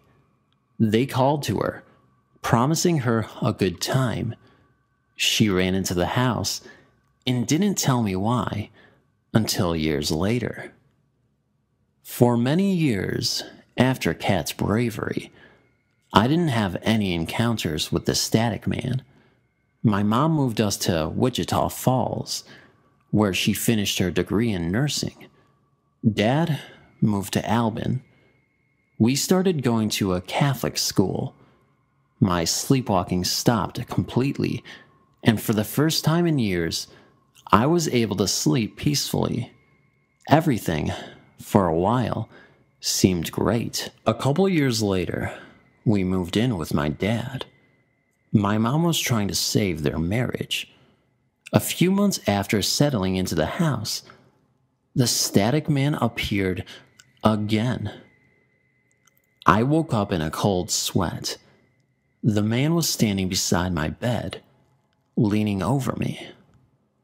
All of a sudden, I was tossed a few inches straight up from the surface of my bed. I would later try to recreate this movement on my own. I couldn't get off the surface of the bed from my position. Then, something pinned me down by my arms and legs. I felt hands wrap around my neck and start choking me. Trying to fight off this attack, I desperately looked around, hoping Kat had been awoken. She hadn't, of course, but I did notice that where I felt fingers grabbing my limbs, there were deep depressions in my flesh. After perhaps a minute or so, I was released, and the static man disappeared as quickly as he'd come. For the rest of the night, I lay there, wide awake, shaking and gasping. From then on, every night, for about a year, I was disturbed in the same way. I was completely drained of energy. My grades fell abruptly, and I violently lashed out at my family. For instance, I actually tried to suffocate my little sister with a pillow.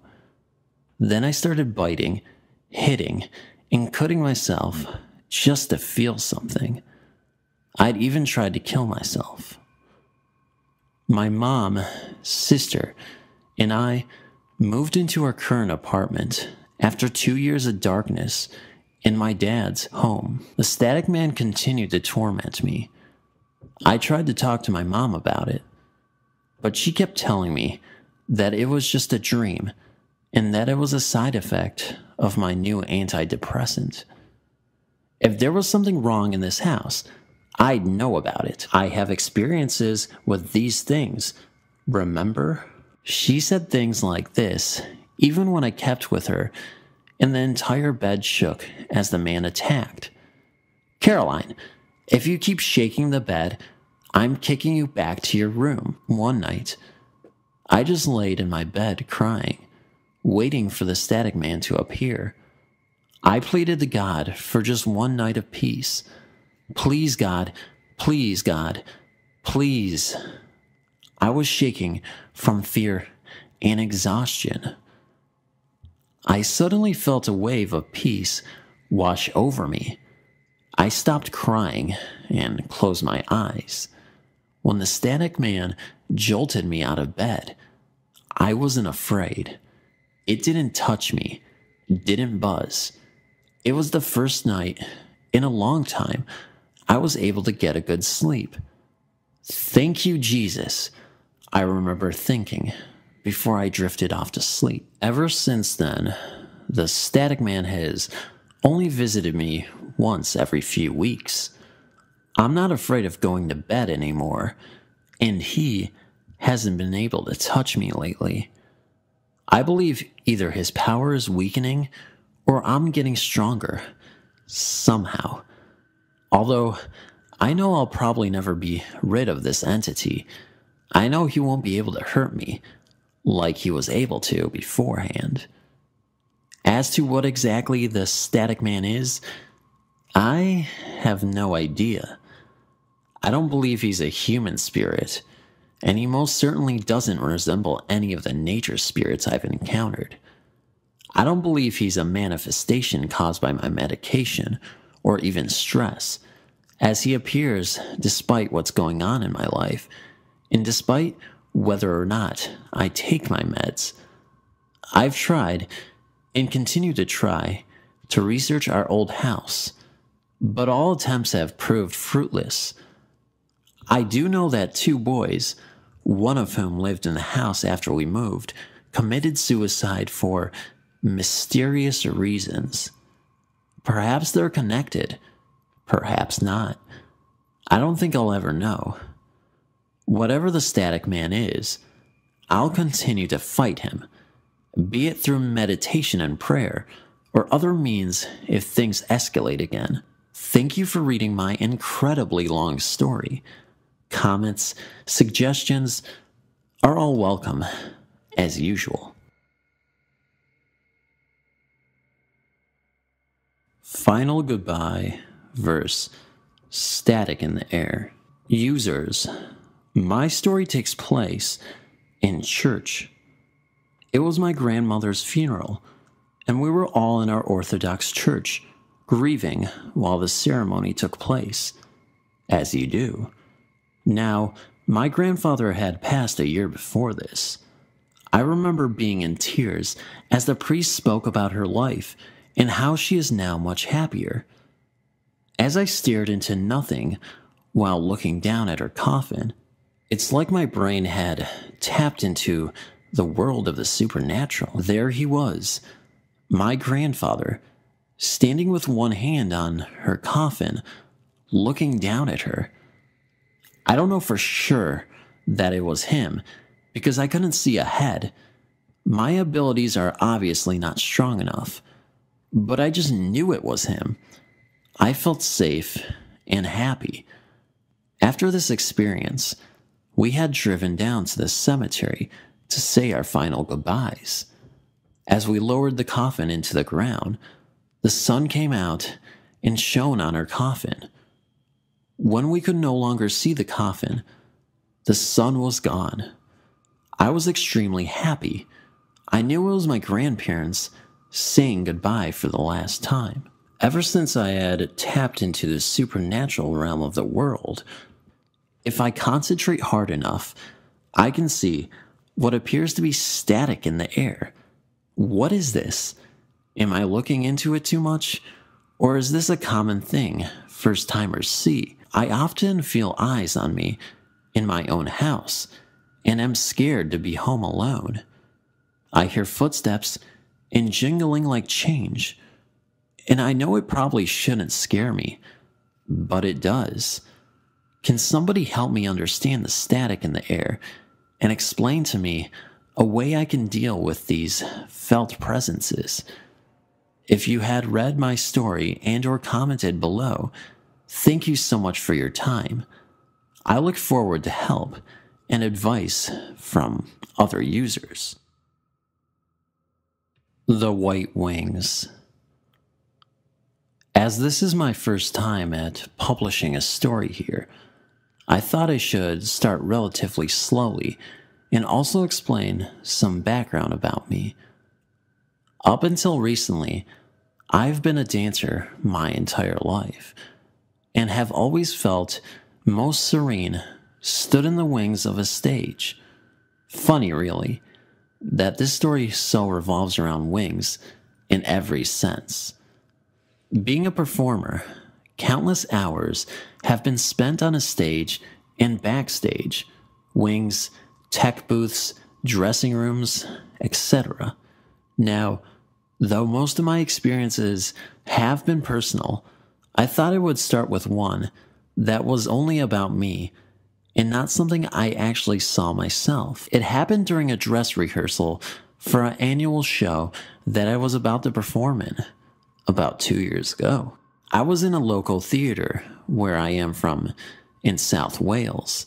To set the scene, I was stood alone in the right-hand side wings of the stage. For non-stagey folks, this just means the small space on either side of the theater stage, where you are concealed from the audience.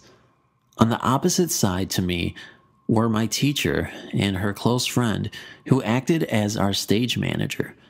It is important to note that both of these women are very spiritual, and I believe quite in tune with the unexplainable.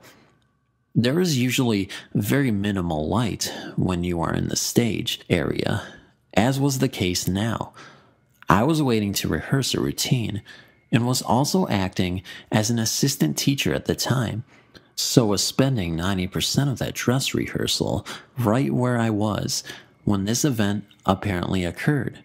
There were plenty of other people in the auditorium, but none where I was standing at this time. I must stress, there was nothing but black walls and a few tables behind me, and I was very much alone when our stage manager witnessed this event. She claimed to have been watching me from across the stage as we waited to progress, when she saw a large pair of white wings appear behind me, almost wrapping around me. Angel wings? Butterfly wings? What? I was told this all by my teacher shortly afterwards, a woman whom I was very close with and trust immensely. The stage manager had apparently asked my teacher about me as she was seeing it. Has she lost someone close to her recently? My teacher confirmed that, in fact, I had, and the manager proceeded to explain why she was asking. I have always felt a strong feeling with me backstage since this person passed, and always hoped they were there to watch me, as they always had done. One more mentionable detail would be that a while later that day, while the show was in full swing, the same stage manager said I had walked past her in the wings to go backstage, and a huge gust of wind seemed to sweep after me. This stage has no natural drafts, no windows, doors, etc. that could produce winds, and it is always boiling when you're up there. You'd be grateful for a breeze. So again, strange. I have always wondered about this event, and hope that it means my loved one was with me. If anyone could confirm this, or explain about any theories of seeing wings, I would be so grateful. Thank you so much for reading. At the end of the hall. Anyone who works in the medical field knows the wise tales, such as opening windows when a patient passes, or they come in threes. Given my background with my house, I tend to shrug things off my shoulders and ignore little incidents, telling myself I'm seeing things. On this particular night at work, it was just 2 aides, one med tech, and myself, the nurse, on the back halls. Now, you would think that the newly built wing would not have any ghosts contained in that area, but we were proven wrong. Around 1930, I was beginning my med pass. As I went to each door, I made sure to keep my card against the wall, so everyone can get through and to see out of my peripherals if anyone needed me. I go into 228 with their medicine, come out, throw away my gloves, and prepare to start pulling meds to the next patient, when I see someone standing in the doorway at the end of the hall. I pause, turn to see if someone needed my help, but no one was there. I continued to pass my medicine, coming out each room, closing the doors behind me. Again, out of the corner of my eye, I see someone standing at the end of the hall, in a doorway. I turn to check, and no one was there. At this time, I only had 3 more rooms left. Inching my way closer to the spot, I kept seeing something. When I get to the last room, I go in, do my routine, come out to my cart, and notice the room I was just previously in.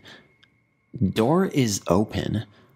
Now, knowing the history of the patient and knowing I was the only person down the hall, it kind of took me by surprise. But I didn't react. I just simply closed the door. I go to my last room, and again, when I come out, the same door is open. And can you guess which room it was? The exact room I kept seeing someone stand at the end of the hall. So I played nice, left it be, and started wheeling back towards the nurse's station to start my charting. It's about 12:30 now, and all the rooms are asleep. Lights turned off in the halls. My teammates sitting in the living space, so I guess you can say it's pretty quiet, which every nurse never wants the word uttered on their shift. Now, where I sit at the station, I can see down 2A and courtyard, which is relatively new. I'm almost finished with my charting when I started hearing footsteps coming from the courtyard. So I quickly glance over to see if my patients are walking the halls. And nope, sure wasn't. I go back to charting when again I hear footsteps, but this time was a little bit more noise with it. We have a few patients who like to wander into other rooms, so I get up, let my workers know what I'm doing if they need me, and headed up the hall. Stopping outside each room, I patiently wait, listening, and then take a few steps to the next, and so on. I inch further towards the end of the hall, to the room I kept seeing someone stand in the doorway. Of course, I'm thinking, awesome, just my luck. As I start raising my arm to turn the light switch, a loud crash came from within the room. I hoofed it down the hall, not looking back. My coworkers looked at me, bug-eyed and saying, "What the f—" As I'm gasping for air, I'm trying to explain what just happened, and of course, they don't want to go check the room. So, we all go, and to our surprise, whole room was cleaned. Nothing on the floor, nothing misplaced, no one and nothing. Want to know the creepy part? A patient had been staying in that exact room for about 2 months and finally was okay to go home a few days prior. That morning of my shift change, we got a phone call saying the patient who used to be in there had fallen in the early AM and had passed away due to severe hemorrhage of the brain.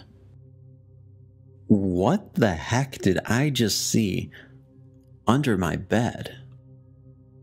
When I was 13 years old, I had an experience that I can't explain, which gave me a horrible scare. Shortly after my grandpa passed away, I lay awake in bed one summer night, thinking of him, as I listened to my sister snoring across from me. My dad had left for work, and my mother was in her room with the door closed, wearing her usual set of earplugs so as not to hear our nightly chatter. As I lay there with my covers up around my chest, I could hear the traffic outside and people making all kinds of noises. Suddenly, my covers were yanked all the way down to my ankles. My first reaction was to just lay there and not move. I didn't know what to do. I remember feeling my heart throbbing inside my chest so loud that I thought I would awake my sister. Unfortunately, I had no such luck. After a few minutes of lying so still and not moving, I decided to try and pull my covers back up to where they had been. Slowly, I reached down, barely moving, and with both hands gave a yank, but to my surprise, the covers were stuck as if something had a firm hold on them. The covers didn't even budge an inch. Oh my god, I thought to myself, what is under my bed? I tried 2 more tugs on my covers with no luck. At this point, I was so scared that I couldn't even speak. I was trying to yell, "Help!" but nothing came out. What am I going to do? I wondered. I thought maybe I could jump off my bed and make a dash for the light switch, but I imagined this hideous creature under my bed reaching out and grabbing my ankles as I sprang for the lights. At this point, the thought was just too much to comprehend. I was literally paralyzed by fear. By now, I was soaking wet from nervous perspiration and shaking inside from fear. I thought of all the bad things I might have done to make me deserve this night of terror. I decided to give it one more shot. Just give a big yank with all my strength, maybe the covers would come loose. So with a last-ditch effort, I gave a big yank. To my surprise, the covers came flying up over my head, as if they had never been stuck at all. At this point, I wasn't going to waste any time. I tucked those covers underneath my legs, covered my head, and held the excess covers in my hand. Nothing was going to get me now. I was safe under the covers. Shortly after hyperventilating, I fell asleep. Unfortunately, my night did not end here. I began to dream. I was in my room again, in my bed, but this time, my sister was awake. She was standing next to my bed brushing her hair at our vanity. "Will you please reach under my bed and get Tilly, my ragdoll, for me? You see, I had this great plan that whatever was under my bed was still there. However, my sister was going to see it, not me." As my sister bent down to reach under my bed, she let out this terrible scream and backed away from my bed. I was startled by this reaction, and without thinking, I flung my legs off the bed to run away. As I did this, a golden clawed hand came out from under my bed and grabbed my ankle. The next thing I knew, it was morning, and it was all over. I ran out of my room, happy to be alive, but when I told my parents what had happened, they just blamed it on a overactive imagination. I was upset because I knew it happened. I don't know what it was that was under my bed that night, but to this day, I still worry about it coming back for me. The hand under the bed. Growing up, I was always a chicken when it came to scary stories. My family and I attended church, but back then, as my sisters and I were younger, we were not as spiritual as we are now. The first experience I had was probably when I was in 5th grade. It was a long time ago. I remember it was a Sunday evening when my oldest sister's boyfriend came over. After watching a movie, my siblings and I all gathered together with my oldest sister and her boyfriend as he told us many ghost stories. As the stories got deeper and scarier, I began to cry because I was too scared. That following Monday, my 2 oldest sisters, me, and my younger brother got up to get ready to go to school. I had 2 younger sisters who weren't in school yet. In our house that we were currently living in, our bedrooms were all upstairs in the 2nd floor, while the kitchen and living room was downstairs. Right before my oldest sister was going to head out for school, she'd asked me to go upstairs to her room to go grab her jacket that she had forgotten. Without hesitating, I did as I was told. My sister's room was very well organized, since she was the only one out of all our siblings to have her own room. Her twin-size bed was centered in the middle of the room against a wall, and her bed sheets were nicely fixed. As I began to look around for her jacket, which was hung onto the back of her chair, that's when I saw it. I saw an arm, just from elbow down, to the hand slip out from under her bed. The hand did a half a circle slide on the ground as it went back under the bed. At the moment, I thought it was my two youngest sisters who might have woke up early and decided to play in my older sister's room. I walked around the bed to the other side, bent down, and lifted up the bed sheets to discover nobody under the bed. At that instant, I felt shivers throughout my body as the hair from my back of my head raised. Unbelievable. I ran crying out of her room, back downstairs to tell the rest of my siblings what had just happened. Until this day, I can still remember the image of the hand sliding out from under the bed. It might have just been a quick 5 seconds, but those 5 seconds still scare me until this day when I think about it. I don't know what might have triggered me to see that arm, but I tend to tell myself that it was just my imagination playing with me because of all the ghost stories I heard the night before. But I know for a fact that this really happened and not my imagination. Has anything like this ever happened to anyone before? It's seriously confusing and obviously frightening me. Thanks for reading. There's a monster under the bed. This event happened years ago, and I was probably around the ages between 10 until 13. But I assure you, what I experienced as a kid was pretty horrifying. During this time, I had a pet cat which would walk around the house at night. But it would be known it was the cat because she had a bell around her neck that made a jingle noise every time she moved. So, as I prepared my bed, which was a sofa that converted into a bed, I proceeded to turn off all the lights and the television and lie down. After a long while of trying to sleep, I hear this heavy breathing noise that seemed to originate from under my bed. I thought to myself that it was probably my imagination, or that I was probably breathing so heavy that I could hear myself. With that thought in mind, I then decided to hold my breath and stop breathing to see if it was me.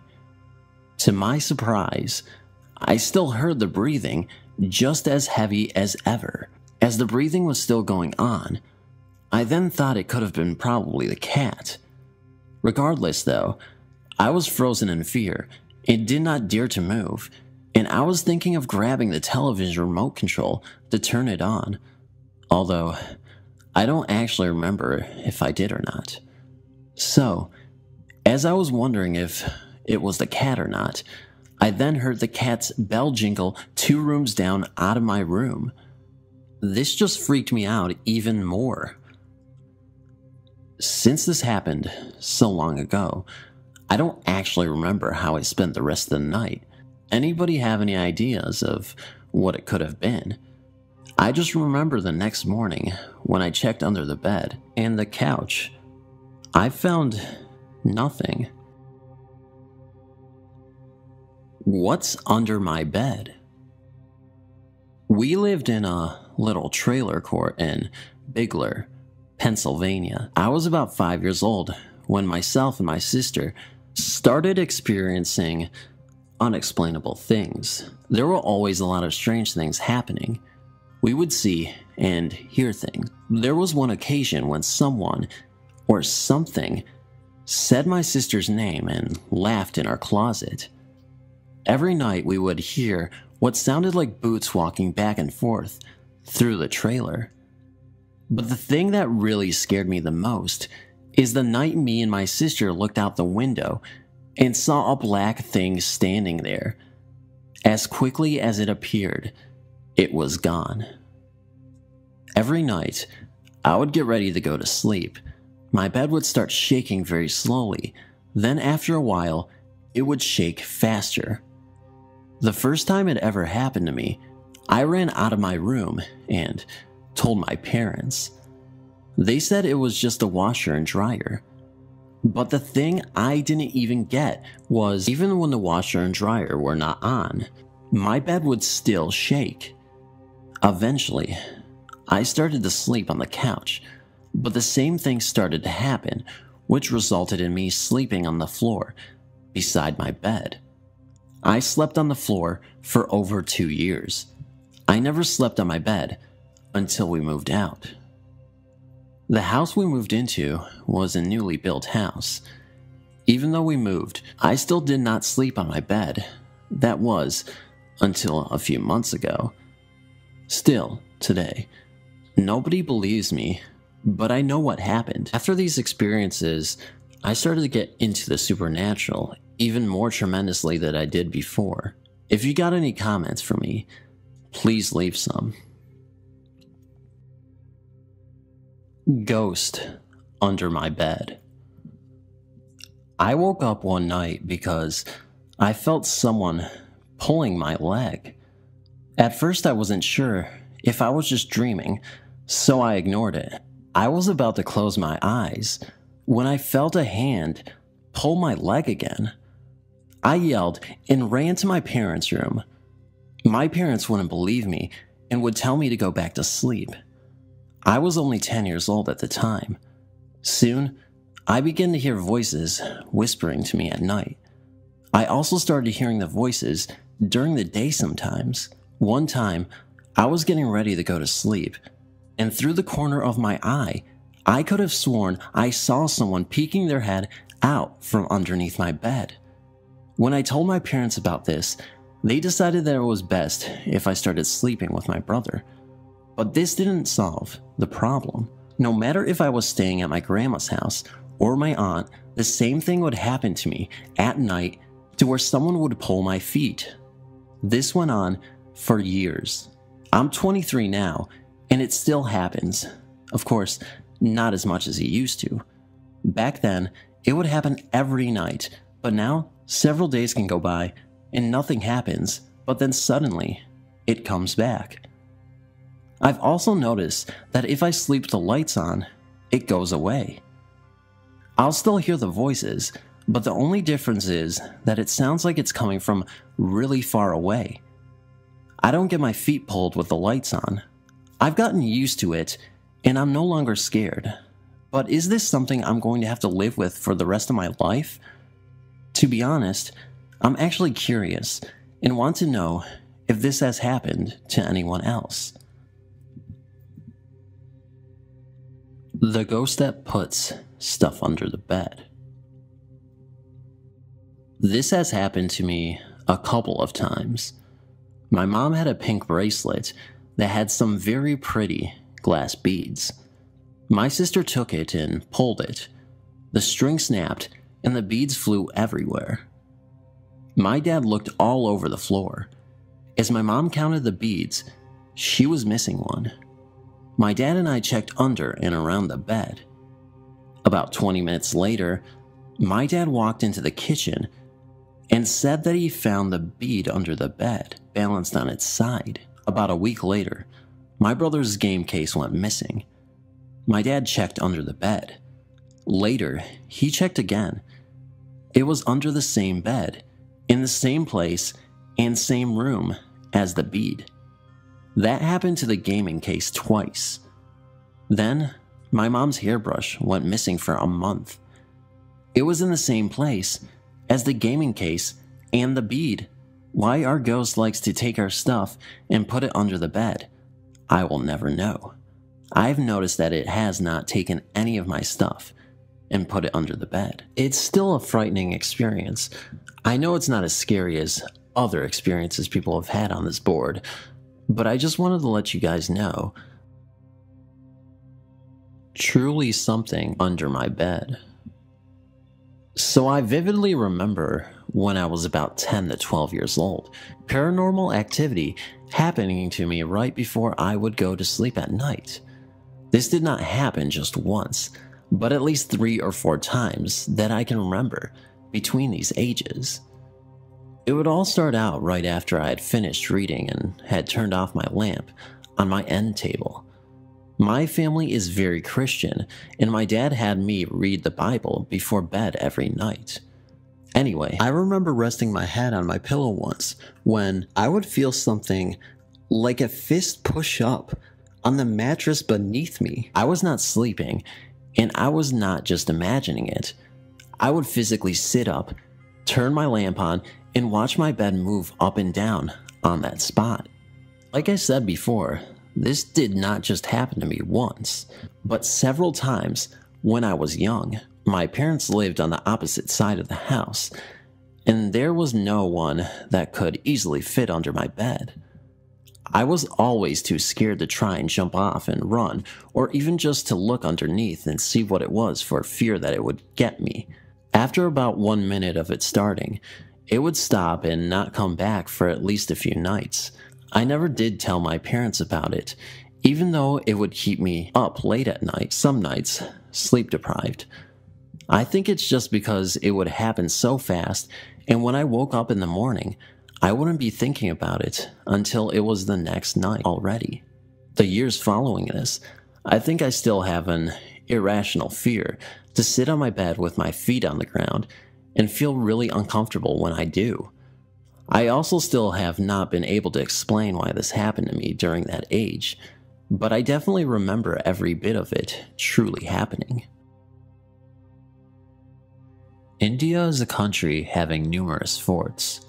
Many of them have been in existence for a while now, and have played a very important role in shaping the history of the country. This incident happened in the early 90s when I was in college. It was December and exams were just over. We had a couple of weeks to go before the start of the new term. 4 of us, namely I, Peru, Nikhil, and Canoe, decided to go for an overnight trek to one of the old deserted forts to unwind, relax, and enjoy nature in general. We had heard some stories of the fort being haunted, but nevertheless decided to carry on just for the experience. This fort is situated around 150 kilometers from Mumbai and is around 1,400 meters above sea level. It is a 6-hour trek to the fort. We started at around 7 a.m. in the morning and were fully geared up to spend the night on the fort. Nikhil had brought a gas stove and other food items required for cooking. We had even planned a barbecue later that night. The weather was very pleasant, and the cool breeze really refreshed us and made the trek less tiring. We reached the gates of the fort at around 1 p.m. in the afternoon. There were a couple of other trekkers like us on the fort. They were very friendly, and we soon began chatting. They told us that they had trekked to the fort a couple of times before, but always left before sundown. When we told them of our plans to stay there overnight, they looked concerned and told us about reports of spirits and hauntings, which were reported earlier.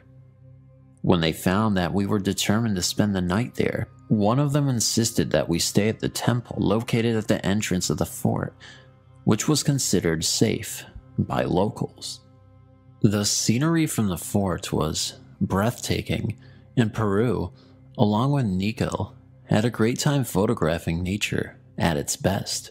After a great lunch, we rested for some time and began looking around. The fort was huge, with a lot of items of historical significance. We also located a pond, which would fulfill our requirements for water, required for drinking and cooking. It was 6 p.m. and the sun had nearly set. Our trekker friends had left an hour back, wishing us the best of luck. We had already kept our stuff near the temple, where we could cook and spend the night after dinner. My friend suddenly had this crazy idea of going to the pond and enjoying a nice swim. Though I am a good swimmer, I was apprehensive since it was getting dark and the waters were unknown. The element of risk involved prevented me from joining them, and I sat outside, enviously watching them splashing around. This is when something strange happened. Canoe felt something grasp his leg and pull him into the water. He immediately shrugged himself free and looked a bit shaken. Though concerned, we tried to convince him that his foot might have gotten entangled in the weeds in the water. I asked everyone to come out immediately so that we could head back and start preparations for dinner. While walking towards our camp, Canoe told us that he was suddenly feeling very cold and started shivering. All of us were surprised to see this since Canoe is a robust guy who seldom falls ill. We quickly prepared a bed for him inside the temple, covered him with a blanket to keep him warm, and gave him some medicine. Canoe was delirious for some time, talking gibberish, but soon fell asleep. We then started preparations for our dinner.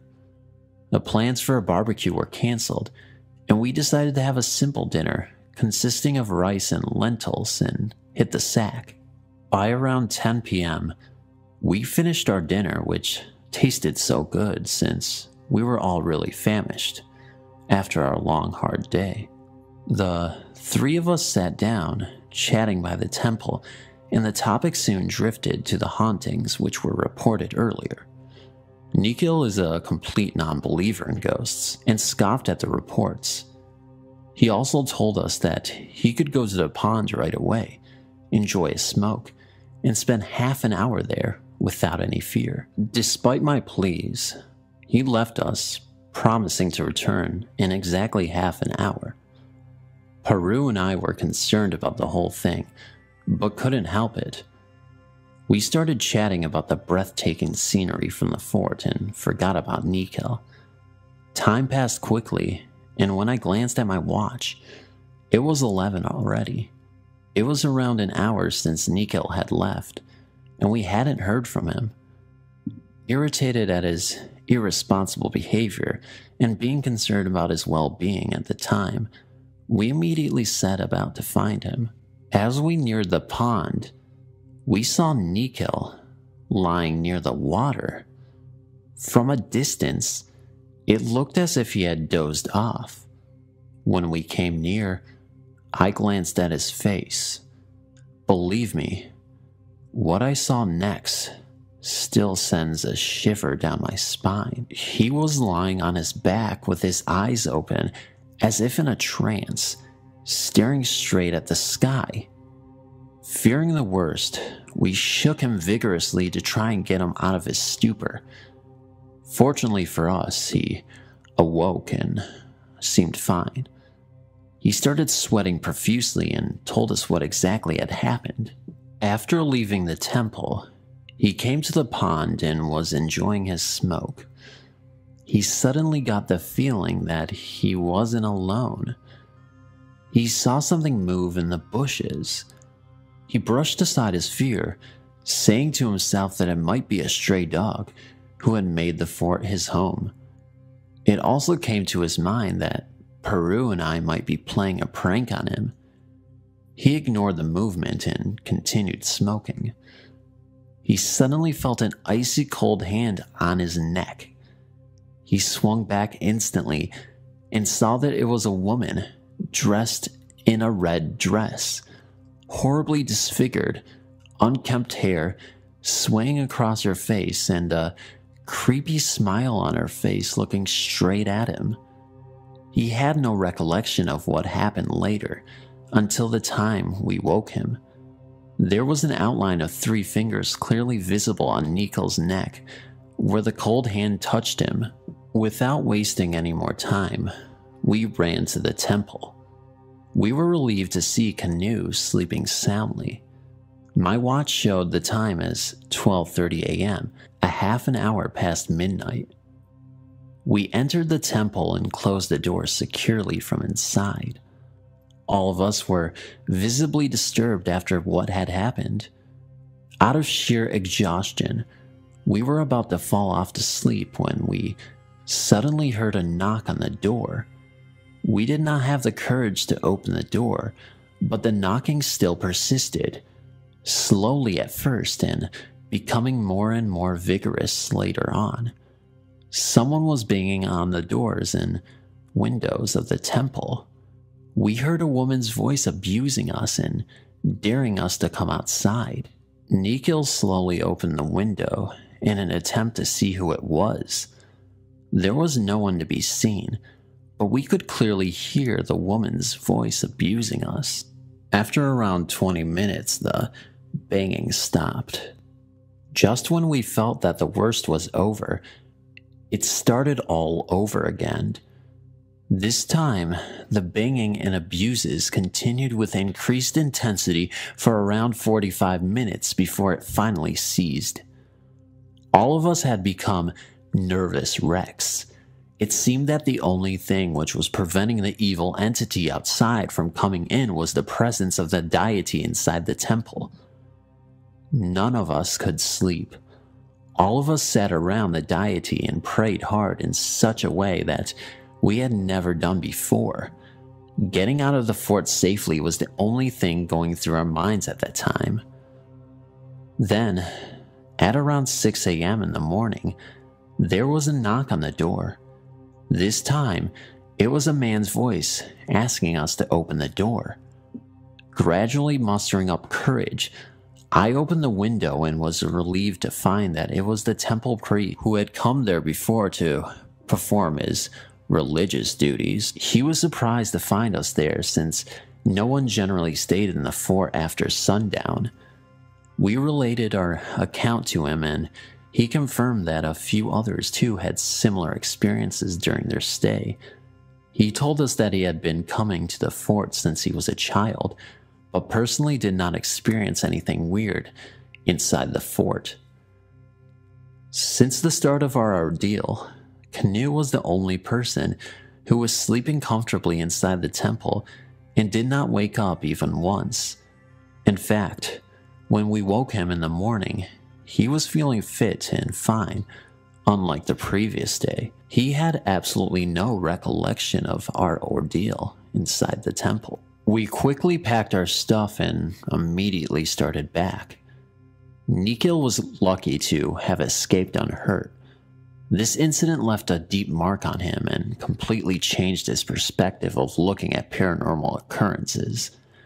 He recovered soon and the marks on his neck vanished within a week. Canoe still doesn't remember anything from the time we came out of the pond until the next day. Peru and I still meet up occasionally and sometimes discuss as to what might have happened if we had opened the door of the temple that night. I'm an Ohio State Police patrolman, and on July 23rd, 2009, I was on patrol in Clark County. I was on my way to the Clark County OSP barracks to deliver paperwork on a case that was continued from Union County. While en route, everything flashed on my unit and my car stalled, but I was able to coast to a farmhouse on this county road I was traveling on. I coasted my unit into the driveway and saw an elderly gentleman walking out by the barn. He looked my way but continued into the barn.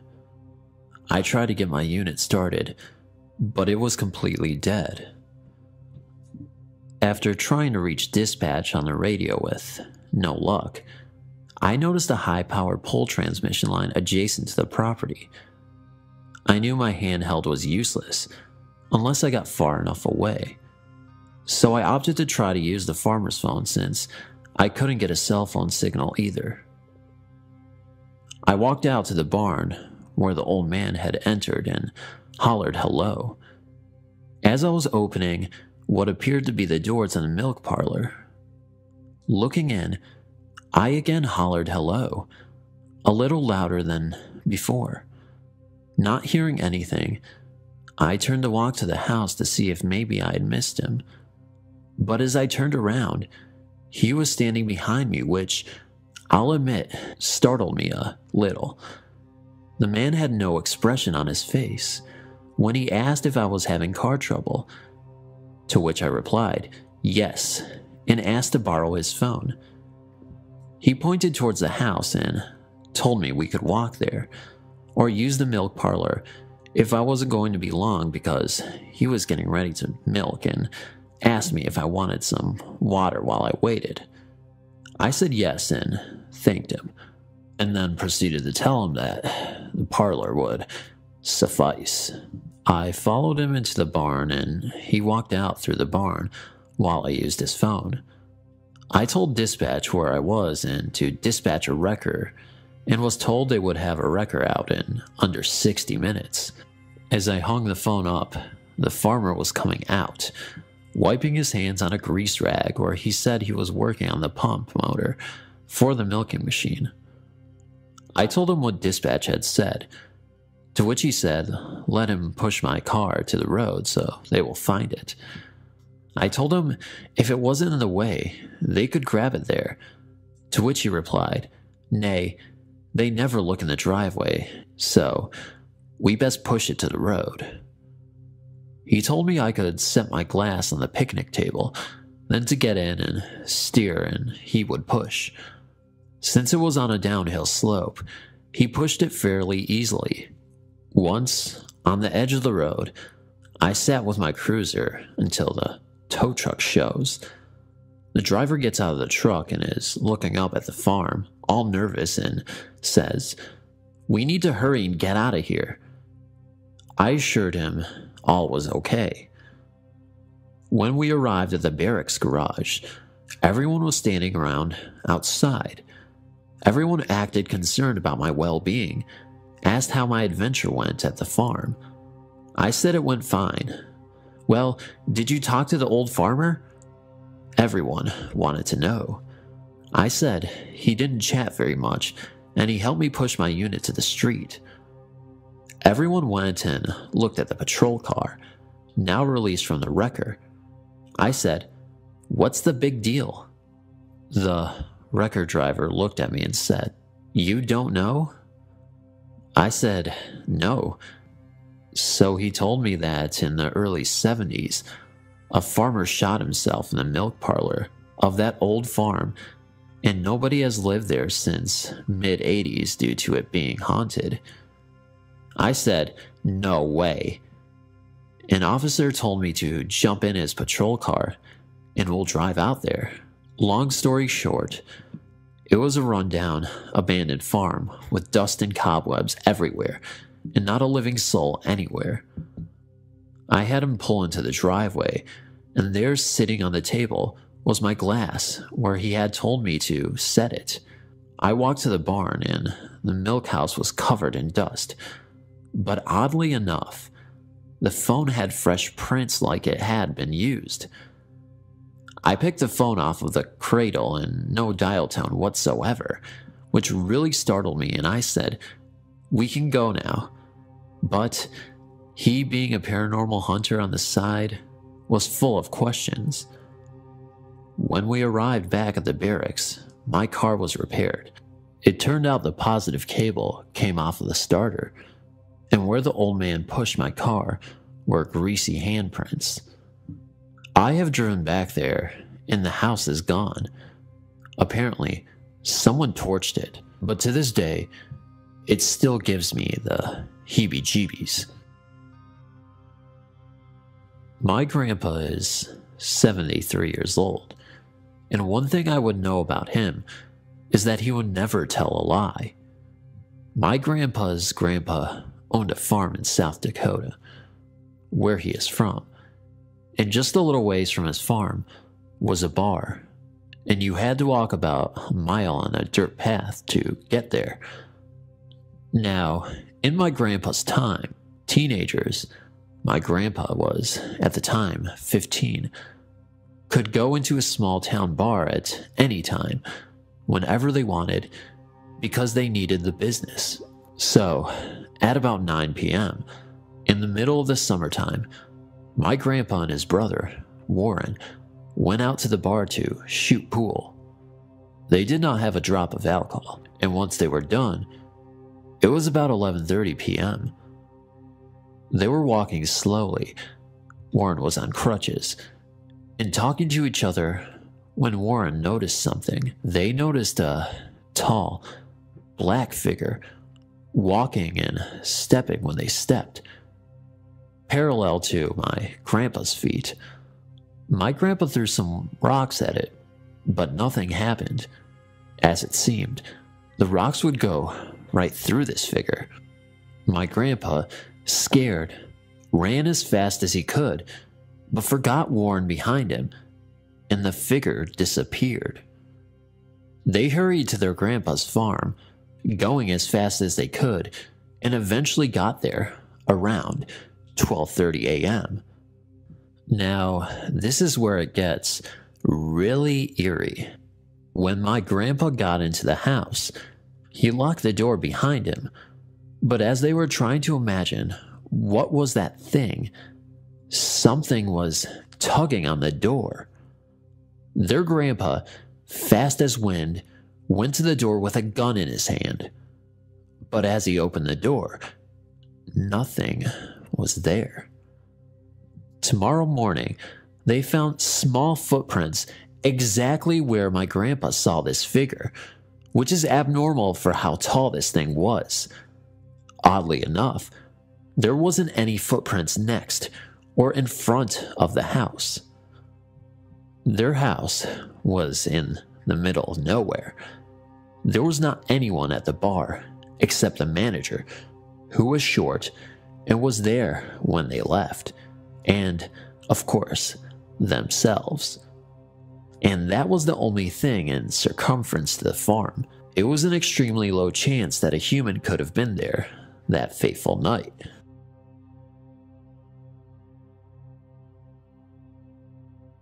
I have always been a skeptic when it comes to believing in ghosts, spirits, and the paranormal. Raised in a family of doctors and scientists, such ideas were never encouraged at our home. I'm currently living in Mumbai, working for a large corporate firm, and my parents live in Bangalore. Of course, this is all located in India, which I live.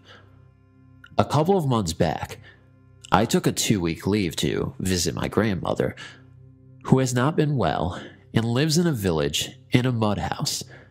She just refuses to come to Bangalore to stay with my parents. The urban air stifles her completely. It was June and hot, the typical Indian summer. That particular night, it was a full moon and exceptionally quiet. 7 p.m., and the entire village was already tucked into their homes, with not a soul in the streets. My childhood friend, who lives in the same village, had come over to see me. We were talking about how the grass is always greener on the other side. She's married with a baby and me, a single career woman who lives alone in the big city. Somehow we fell into talking about spirits and ghosts. She narrated a legend of the ghost of 2 lovers having been taken place about 70 years ago. India was in the middle of turmoil, fighting for independence from the British. My grandmother's village, however, was, and still is, largely unaffected by changes happening outside its borders. Although cell phones and computers can be found now, thank God for that. The village is predominantly inhabited by people of a certain community. Only the fringes housed believers of other faiths. It so happened that around the year of 1942, the rich headman's teenage daughter fell in love, madly and passionately, with a young farmer boy of another faith. The boy, too, reciprocated her feelings, but was too scared to take any step for the sake of the both of them. In India, interreligious marriage was, and frankly still is, taboo. Still, for the sake of their love, they decided to elope to the city and be together. Unlucky as it was, they were intercepted at the train station by the girl's brothers and brought back. The girl was locked up and forcibly married off to an old man, while the boy was beaten to death and his body left in the rice fields to rot. Having got the news of her lover's death, the girl hung herself in her bedroom and vowed to return every full moon with her beloved haunt the village. From that year onwards, every full moon night, the spirits of the young lovers are seen holding hands and roaming in the rice fields. Once my friend narrated this story to me, I burst out laughing, pretty sure that if the lovers are still seen, it is the only handiwork of people alive who want to keep the legend going. She seemed offended by my outburst and challenged me to visit the fields that night. It was coincidentally a full moon. Initially refusing, I agreed later. Sharp at midnight, we took off. We had no lights. She insisted that it was for our own safety. As we left the village and walked towards the rice fields, I could feel a heavy air descend on me. I don't know if she too felt it or not, but we didn't talk about it anyway. Before we reached the rice fields, we encountered sugarcane fields. The grown sugarcanes were taller than me. Walking through them has the same sounds as someone walking over dried leaves. I could see my friend walking beside me, but I felt there was someone behind us as well. When I signaled the same to her with my fingers, she just asked me to be quiet and move on. Soon after, we were in the rice fields. It was 12:38 a.m. and we waited. Another 15 minutes and still nothing. Bored, I signaled to her that it's time to get back. What happened next, I will never forget. I can vouch what I saw was real and not my imagination. You have to believe it coming from someone who was a non-believer. I felt a chill within my body and two white smoke-like silhouettes. One, a girl, the other, a boy, holding hands, appeared in front of my eyes. It was like they were walking on their own way, and I happened to be walking in front of them, rather them following us. They walked on and through my body, hence the eerie chill, and moved ahead to the rice fields, very much in love. I was stunned into silence and was mesmerized to see the smoke silhouettes gliding around the fields. I knew what I saw was no human, who was just trying to keep the legend alive. My friend showed me her watch. It was 2:30 a.m. We walked back in silence. I left for the city the next afternoon, having mentioned nothing to my grandmother. But as I left the village, I could swear that I had a nasty feeling, as if I am leaving someone behind. It's been more than a year now, and believe it or not, I want to go back and see them again. Thanks for reading. I've lived in the same town all my life. It's small and in the middle of the countryside, south of England. Around 2 years ago, me and a friend of mine called Lisa decided to go for a walk to this place we called the cow fields. To get to the cow fields, you have to go down a long, thin road that hasn't been used for years, surrounded by trees either side. The reason we go there is because of how beautiful it is, with all the rolling hills and streams. When we got to the fields, It was around 3:30 p.m. in the winter. We had about 2 hours of light left to explore around there. We sat on a small hill that has a stream to the right, and it curves around in front of you where there is a bridge to some fields to get back to the roads. I was looking over to the trees behind the stream in front, talking to Lisa and having a smoke, when I saw a figure. He was holding on to the trees, swaying back and forth in the wind with them, but it was more jaggedy. I didn't say anything to Lisa because I thought it was just my imagination, but it wasn't like I looked over and he disappeared. He was in the trees always, never left my sight. He'd sometimes move from tree to tree, hunched over and limping as he walked. It was quite far away, but I could still make out that he was wearing some kind of cap. It just looked like the shadow of a man. I noticed Lisa was looking over in that direction. I was panicking, but due to my mental health history, I didn't put it past just a lapse in my recovery.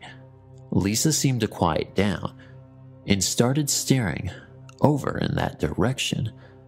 That's when I suggested we left.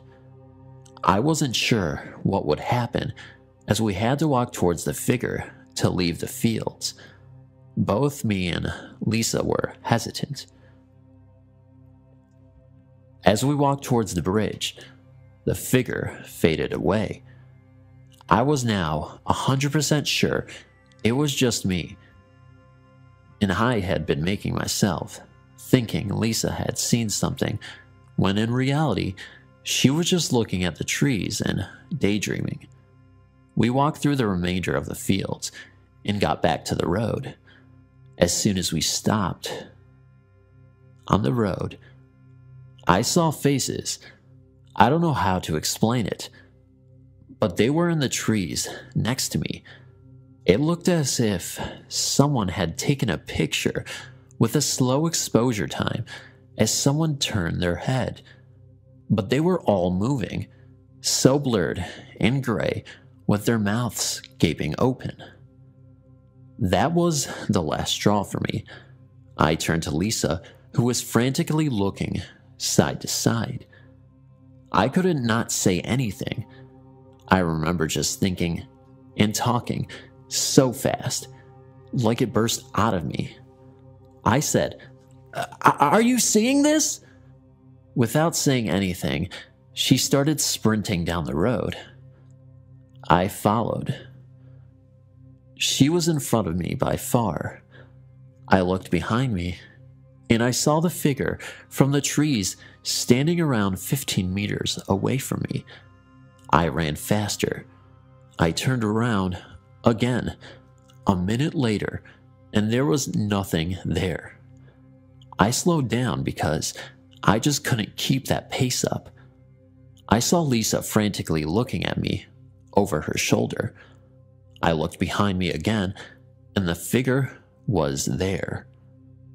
He was probably around 4 meters behind me this time, just standing there whilst I ran further away. I didn't want to look back again because I feared how close he would be. I kept running when I saw something out of the corner of my eye. Whatever was standing behind me now was now running next to me through the trees. I could see the cap on his head. The strange thing was, I couldn't see him if there was a gap in the trees, only when it was close to the trees. I finally got to the end of the road, and we were under a lamplight when we had started running. It was only just starting to get dark. Within about 3 minutes, it was almost pitch black.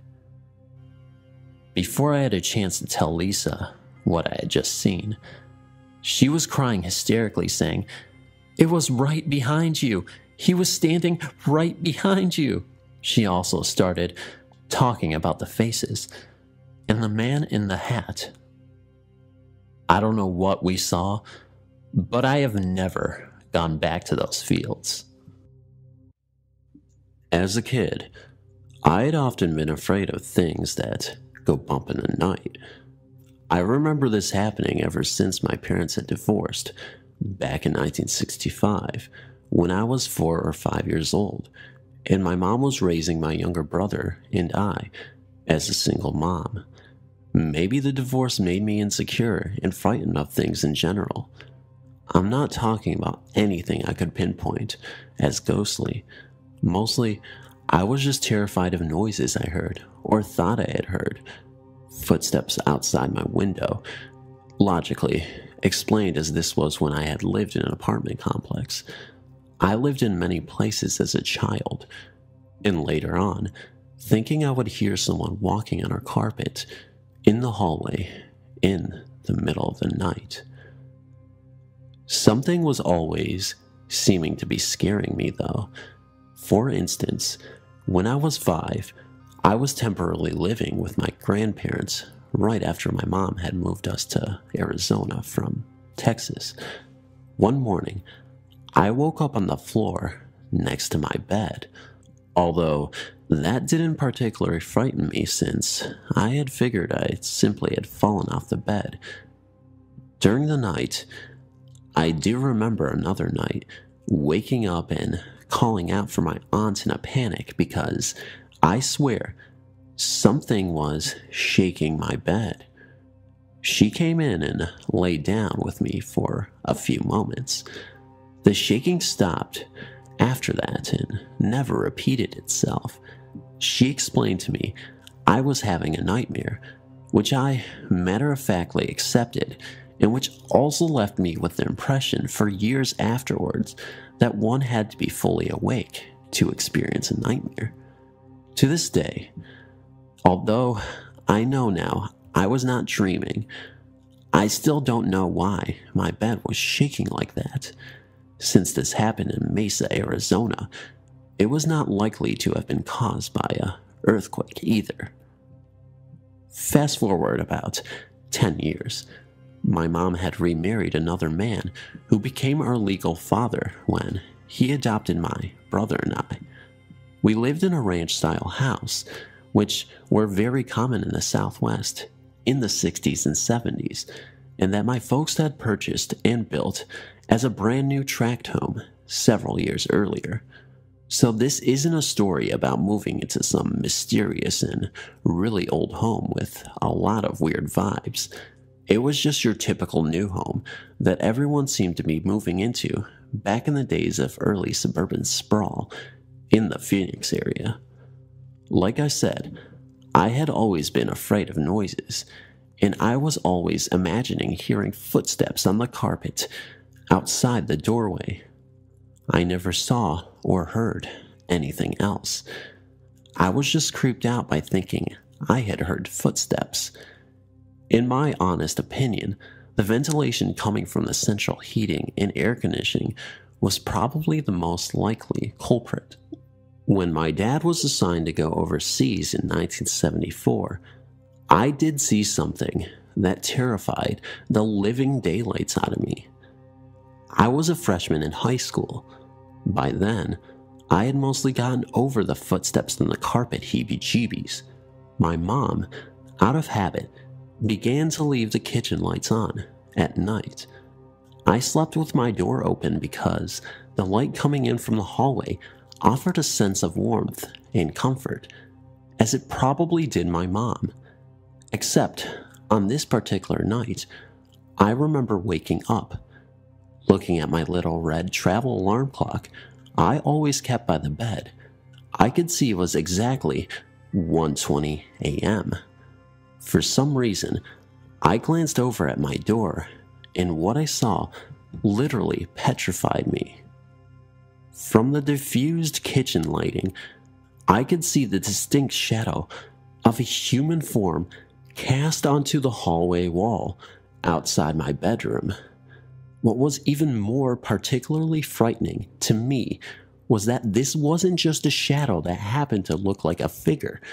It was actually moving slowly towards my bedroom door, And to make it even more terrifying, I could hear footsteps on the carpet as it came closer. I could only watch in utter horror because I was not in any way thinking that this was a ghost I was seeing, but a real flesh and blood intruder that had broken into our home and was sneaking into one of our rooms to attack us. But I was way too scared to scream or do anything but watch and wait for this person to show up in front of my doorway. But that didn't happen. The shadow just stopped advancing and faded away. I could only sit and stare at my doorway for what seemed the longest time, but nothing else happened.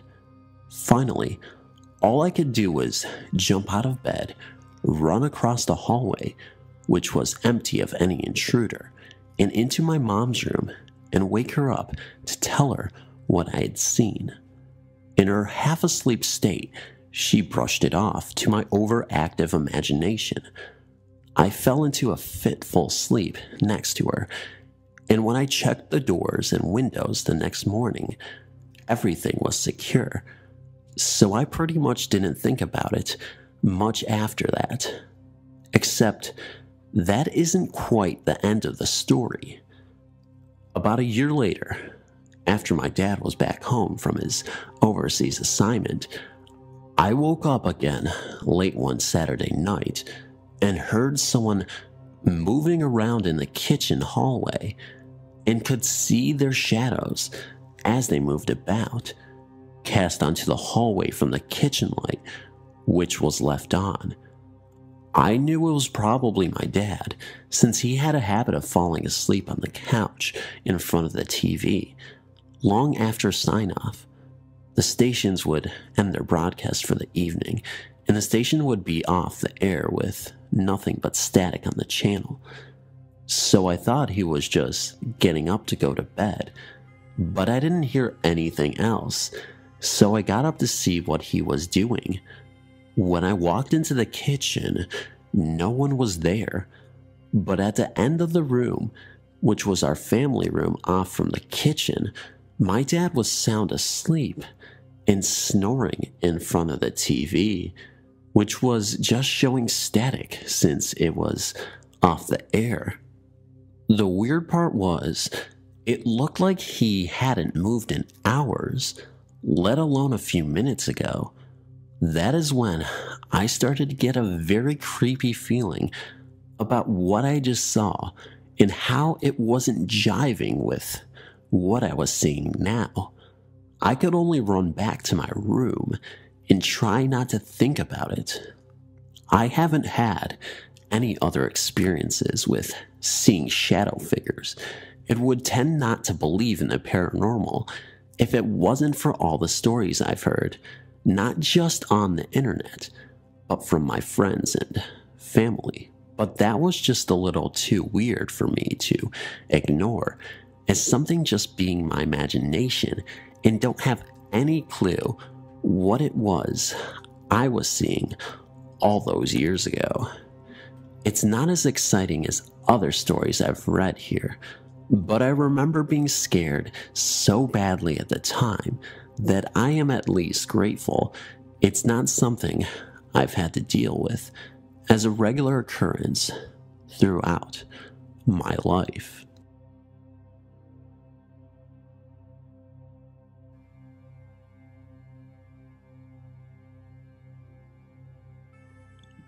I encountered this entity quite a few months ago, close to the beginning of the month while walking my dog, but the experience stays fresh in my mind no matter how many days come to pass, for it still leaves me uneasy. It was on a clear night with a full moon that I decided to take my dog on a walk due to not being able to fall back asleep. I pulled on a simple jacket to keep me warm in my shirt and pajama pants, let my dog out of her kennel to clip on her leash, and left my home quietly as my family slept. It was in the early morning hours that I had woken up, but it wasn't the first time, so this was a somewhat normal occurrence for me at that point. I thought that it was just going to be a simple walk down the street to the mailbox and back. Boy, was I wrong. It was silent as I made my way down our dirt road. Not even the birds were making noises in the trees as I walked past and would have normally woken them up. My dog Tess would let out an uneasy whine every now and again, but I just took it as her being the scaredy dog she was, and probably was whining about her own shadow. As we neared the end of the street, only about 10 or so feet away from the mailbox, she suddenly started moving in closer to me, and I felt my vision almost vibrate as I turned my head due to suddenly feeling like something was pressing down on me while a loud buzzing filled my head.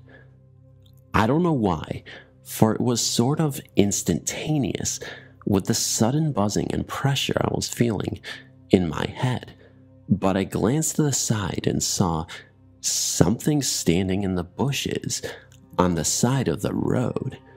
It looked like a man, and yet not.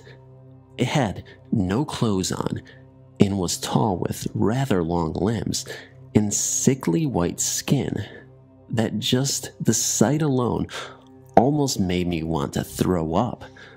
The thing's face is what scared me the most, I believe, for it had no nose but piercing yellow eyes and a leering grin of a smile on its wide mouth that looked like it almost split from ear to ear, though not quite. Other than these features in its body shape, there was nothing else to identify it as a male. Not that I really had time to double check, as it disappeared and the pressure and buzzing noise went away. Once it did, I could hear Tess freaking out as she tried to slip out of her leash while backing up and whining loudly, but I quickly turned and ran back home with her following, then running ahead. Once I was home and in my room, I instantly jumped back into bed and pulled the blankets over my head to feel safe again, as I realized just how much that thing had scared me. To this day, I don't know what I saw, nor have I seen it again, but thinking back on my experience, I don't think I want to.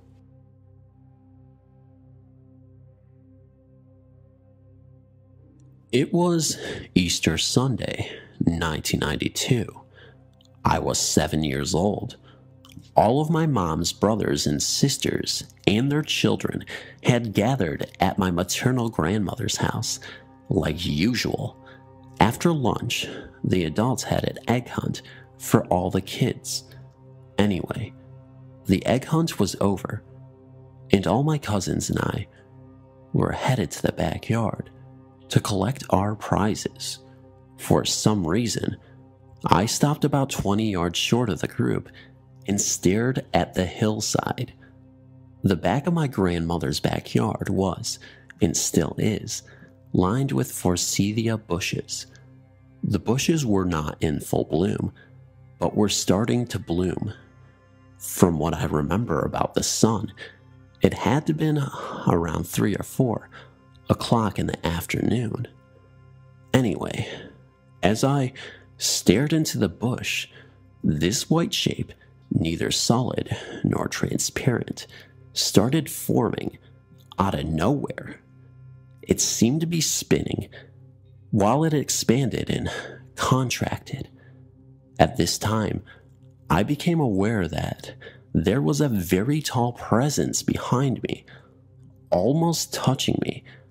I thought the presence was my older cousin, who was a teenager and twice my height.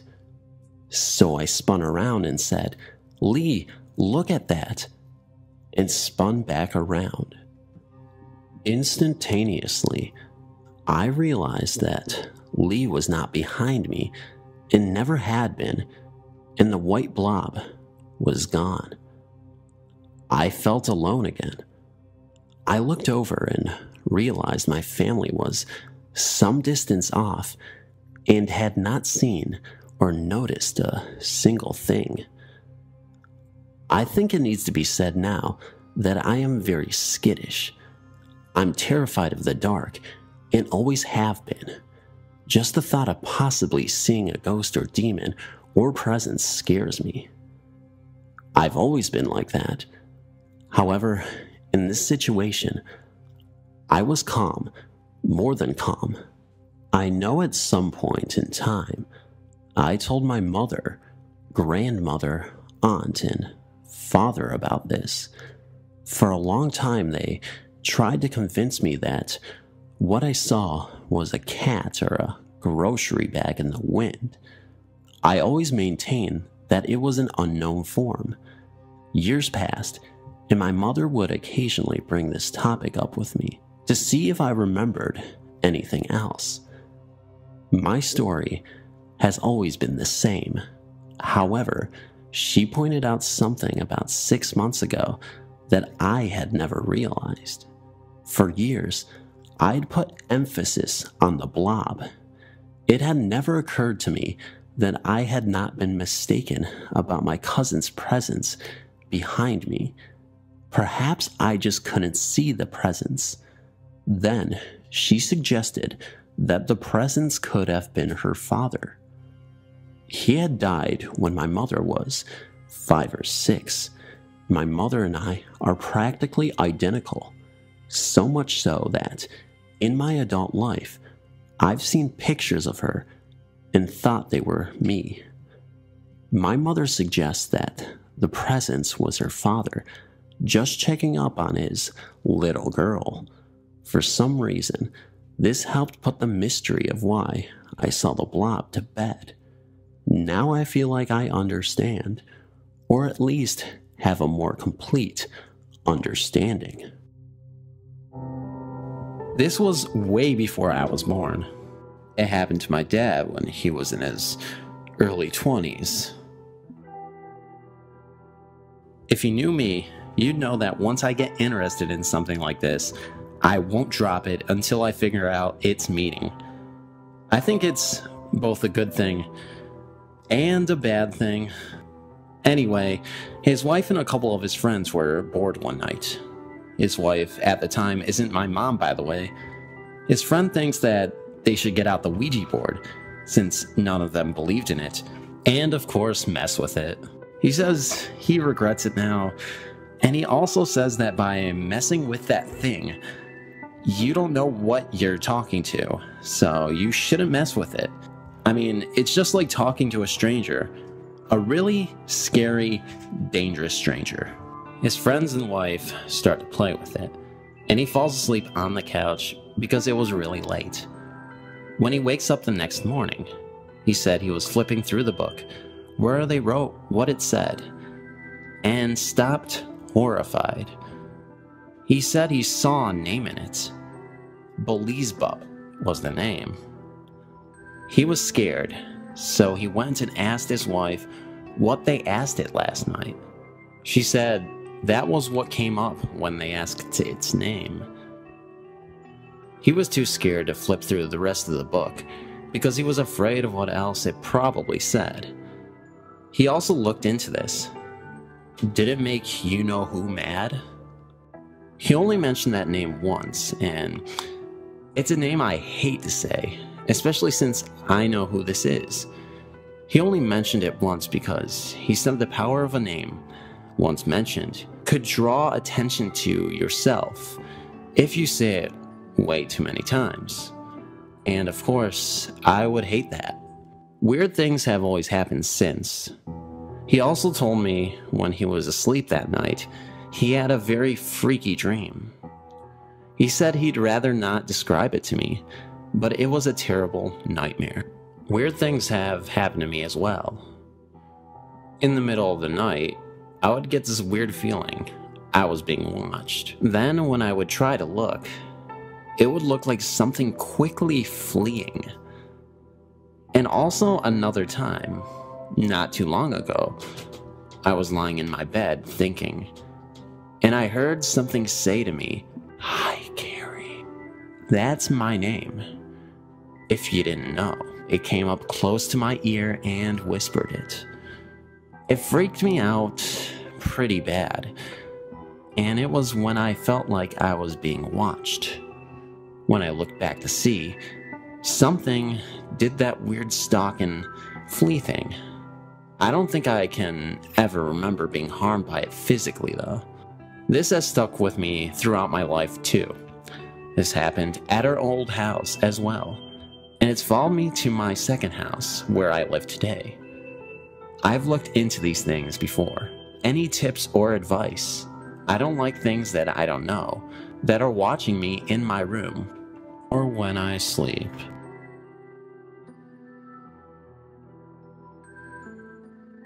The Stalking Wolf. Ever since I was a little girl, I've been followed by a large black dog that looks rather similar to a wolf. I'm not really sure if it's a paranormal entity of sorts or a ghost, a shapeshifting or whatnot. But if I'm going for a walk, it will follow behind me. A couple of times, it has actually walked beside me. No one else sees it but me. Sometimes I think I'm going crazy. Every time I visit the graveyard, it's there. I've never tried petting it, and I've never talked to it. Should I? It doesn't exactly scare me, but I'm not sure if I should be worried of this paranormal creature. I don't have any friends, so I get extremely lonely and depressed. It's kind of nice having it around, and when I don't see it, I kind of miss it. It has bright yellow eyes, and sometimes I'll see it from afar, just staring. Maybe it's my guardian. I've heard about guardians before, but I never really believed it. A couple of months ago, I was having a panic attack. I felt like I was dying. Then I saw the black dog come out from the shadows of my room. I thought I was imagining it, but then it got extremely close to me, and instead of feeling alarmed, I felt calm. I just laid there, feeling tired and relaxed as it sat beside me, and I fell asleep. If anyone could tell me what it is or if it wants anything, please let me know. Will it follow me for the rest of my life?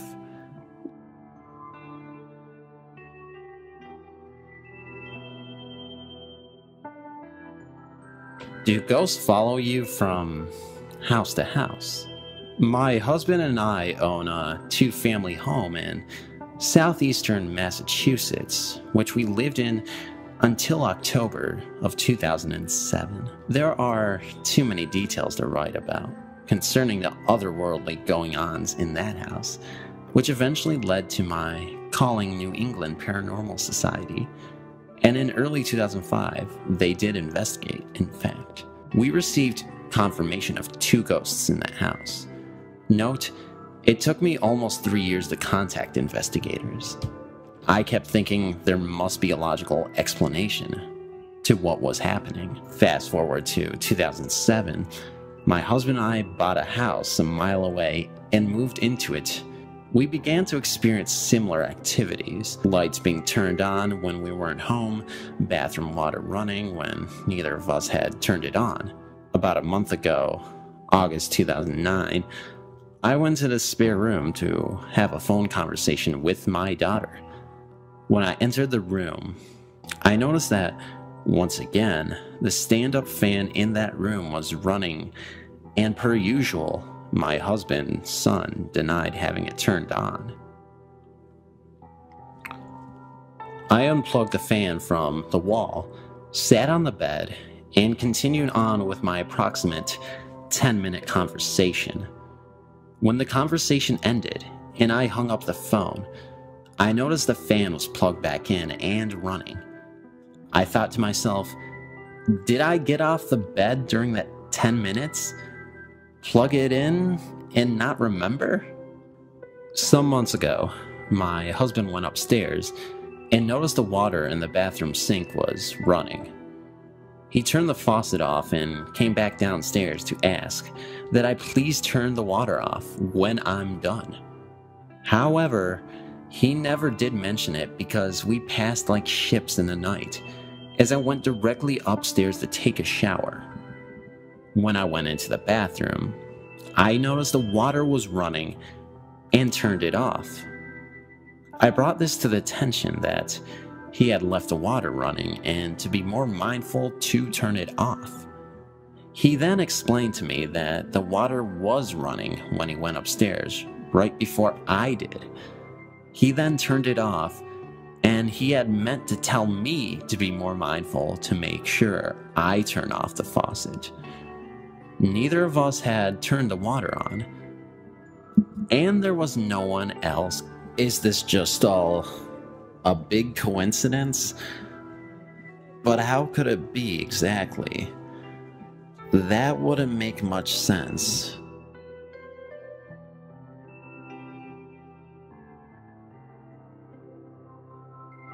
I think they follow us. My name is Mimi. For a while now, me and my family have experienced a lot of ghost-like situations in which my sister's mother and I have all seen things that cannot be explained. We have moved due to different complications, but it never fails. It always feels like we weren't the only ones living in our homes, or always being watched. A few years ago, we rented out this house that we didn't really do research on the property. Maybe a big mistake on our part, but nothing really happened at first. But a few months after settling in, we then knew that we were not the only ones living there. My sister, who is 5 years younger than I, would complain that she heard voices and seen shadow-like things walking through the walls or from the corner of her eye. My youngest sister had an imaginary friend who turned out to be evil. She said her name was Jeetus. My sister would say wild things that Jeetus would say, like, "Jeetus wants to kill you."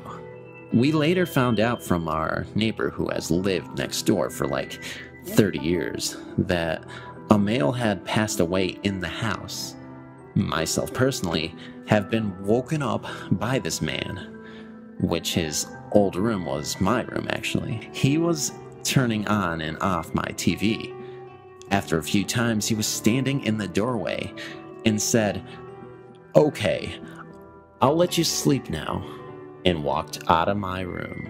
I moved out with my husband, who isn't really into these kind of things, so he always thinks that I'm overthinking or that I watch too many movies.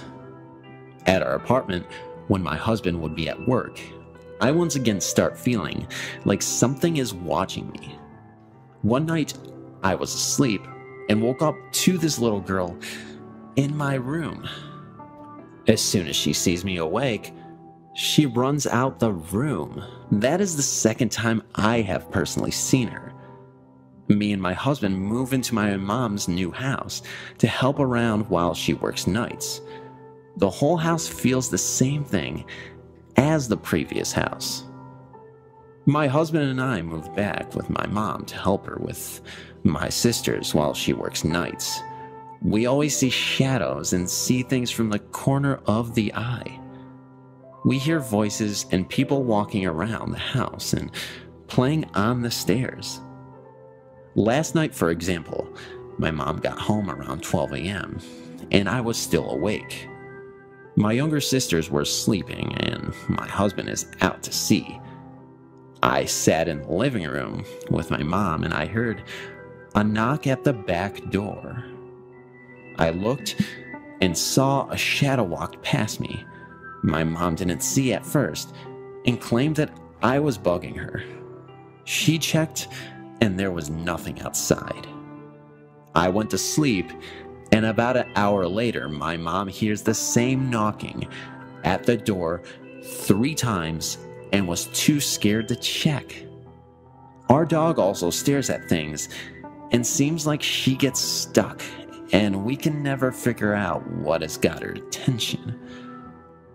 My question to anybody willing to answer or reply: could this thing have followed us? Is there something we should be worried about? And has anyone been through something similar? Could it be that my family has a special eye for this kind of thing? I don't know, but one thing is for certain: this is creeping me out.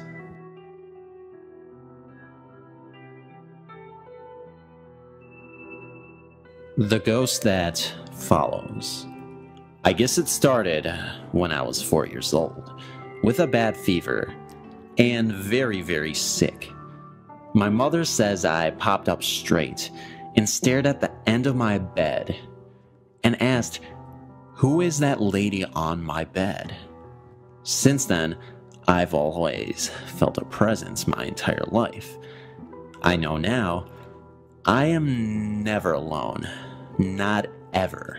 My entire life, every time I feel danger, something or someone tells me what to do. It is all in my head. I do not hear voices, I just listen to what I'm told. I get warnings regularly and most of the time follow their lead, but sometimes I do not. I'm often given the answers to many questions in my head, questions I would have no idea of knowing. This entity has followed me my entire life, even going so far as to hiding my keys in coffee cups. The entity I feel is a friend. They joke and play. I have never felt threatened by any means, but more comforted. The funny part is, I am atheist, and so I find myself somewhat mystified by the behavior and reason for this attachment. I am not afraid of it, but I've gotten used to it. I'm just wondering if anyone else has had a following of spirits of sorts, or if anyone had similar stories. It only spoke to me one time when I was walking down a street, and the only word it said was "stop." I looked around and saw no one that seemed to be paying me any attention, but I stopped anyway. I saw a bench and went to sit down, just to relax for a moment. Nothing happened. I saw nothing. I waited about 10 minutes and then stood up on my way. To this day, I do not know why I was supposed to stop, but I did, since learning to trust the entity that has bound itself to me for so many years seems like a logical thing to do at the time. I'm 51 now and the entity is still at large.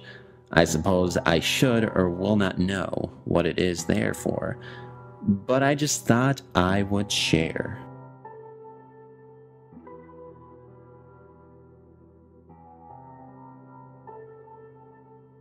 Unborn baby still follows me. My name is Yasmin. I have 2 kids, a daughter that is 5 and a son that is 2. I will call them A and L for short. Before I got pregnant with my daughter A, I suffered a miscarriage. I was about a couple months along. Very sad. I got really depressed. Then I found out I was pregnant with my daughter A. Nothing really started to happen until after I had my son L. They are 3 years apart. So let's say it's been about 6 years since my miscarriage. After I had my son L, weird things started happening around my house. Sometimes I would hear a child say, "Mama, Mama," in a whisper. Sometimes, when the house was real quiet, I could hear a child running in the hall, when in fact, I know they were sleeping.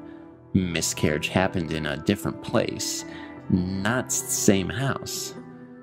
Then, I started to hear a baby crying. I thought it was my baby, so I would rush to check on him, but he would be sound asleep, practically snoring. I started to think, why, at that moment, did my baby that I lost start reaching out to me? Was it because it was a boy? And that's why I didn't hear anything with my daughter.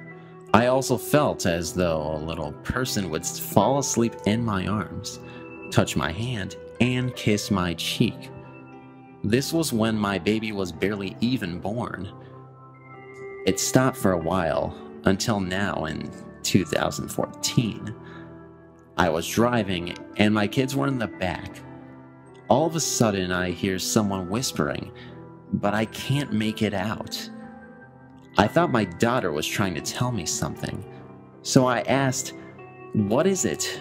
She said she didn't say anything, so I brushed it off, but I kept hearing something. And then I heard someone, a child, say, "Mama." Is my child trying to communicate with me? Last August, as some may remember, there was a total eclipse of the moon.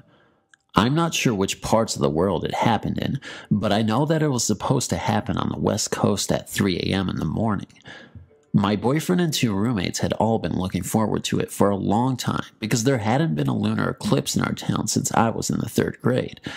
I was 19 when this eclipse happened, so we decided to make a night of it and kind of make it a special occasion. We all had the next day off, so we had dinner and a few drinks. At about 1 a.m. in the morning, we left to go for a walk and figure out where we were going to watch from. First, we decided to try a roof, but once we got up there, we noticed that you couldn't see the moon past the trees, so we all started to climb back down the ladder. Now, I am terrified of heights. Once I get up on the roof, I am like a caterpillar. I can't stand, I just wiggle around. So my boyfriend decided to go down first so he could catch me if I started to panic and fall, which was very likely. My roommate held the ladder from the top. While I was going down, I looked through the window into our living room. The ladder was in front of the window. On the other side of the room, there is another window the same size, so they face each other. The curtains on the opposite window were closed and the lights were off. This is where it gets weird. I stopped because I saw a shadow on the curtains on the other window. At first I thought it was my own shadow, but it was so big. I started to wave one of my arms, but the arm on the shadow didn't move. Then I realized that the lights were off, so there really couldn't be a shadow for me anyways. I was just staring at it while everyone was trying to talk to me. Then all of a sudden, the shadow raised one of its hands in a fist and then started to walk towards me. It looked like it was walking in slow motion, but it was still moving across the room fast. I got so scared, I let go of the ladder and fell. I was caught and not hurt, but I was shaken up so much I started to cry. I went towards the street, and then once everyone got there, I said what happened. And they responded that it might be a good idea just to go for a walk and stay out of the house for a while. We walked to the park, watched the eclipse, then headed home.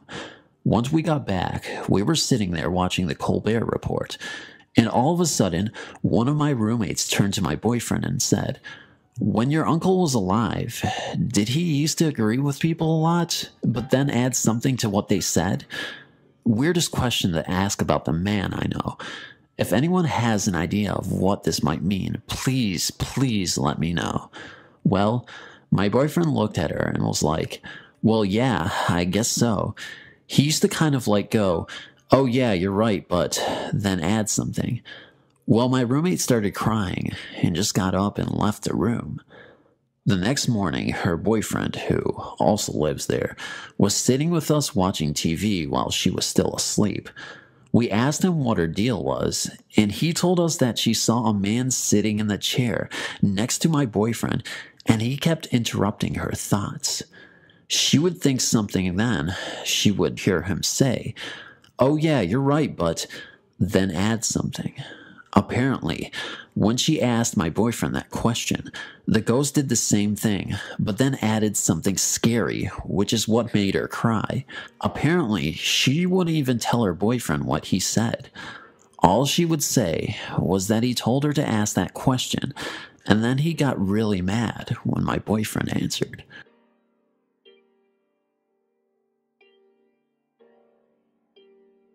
Today, I'm going to share with you my worst paranormal experience.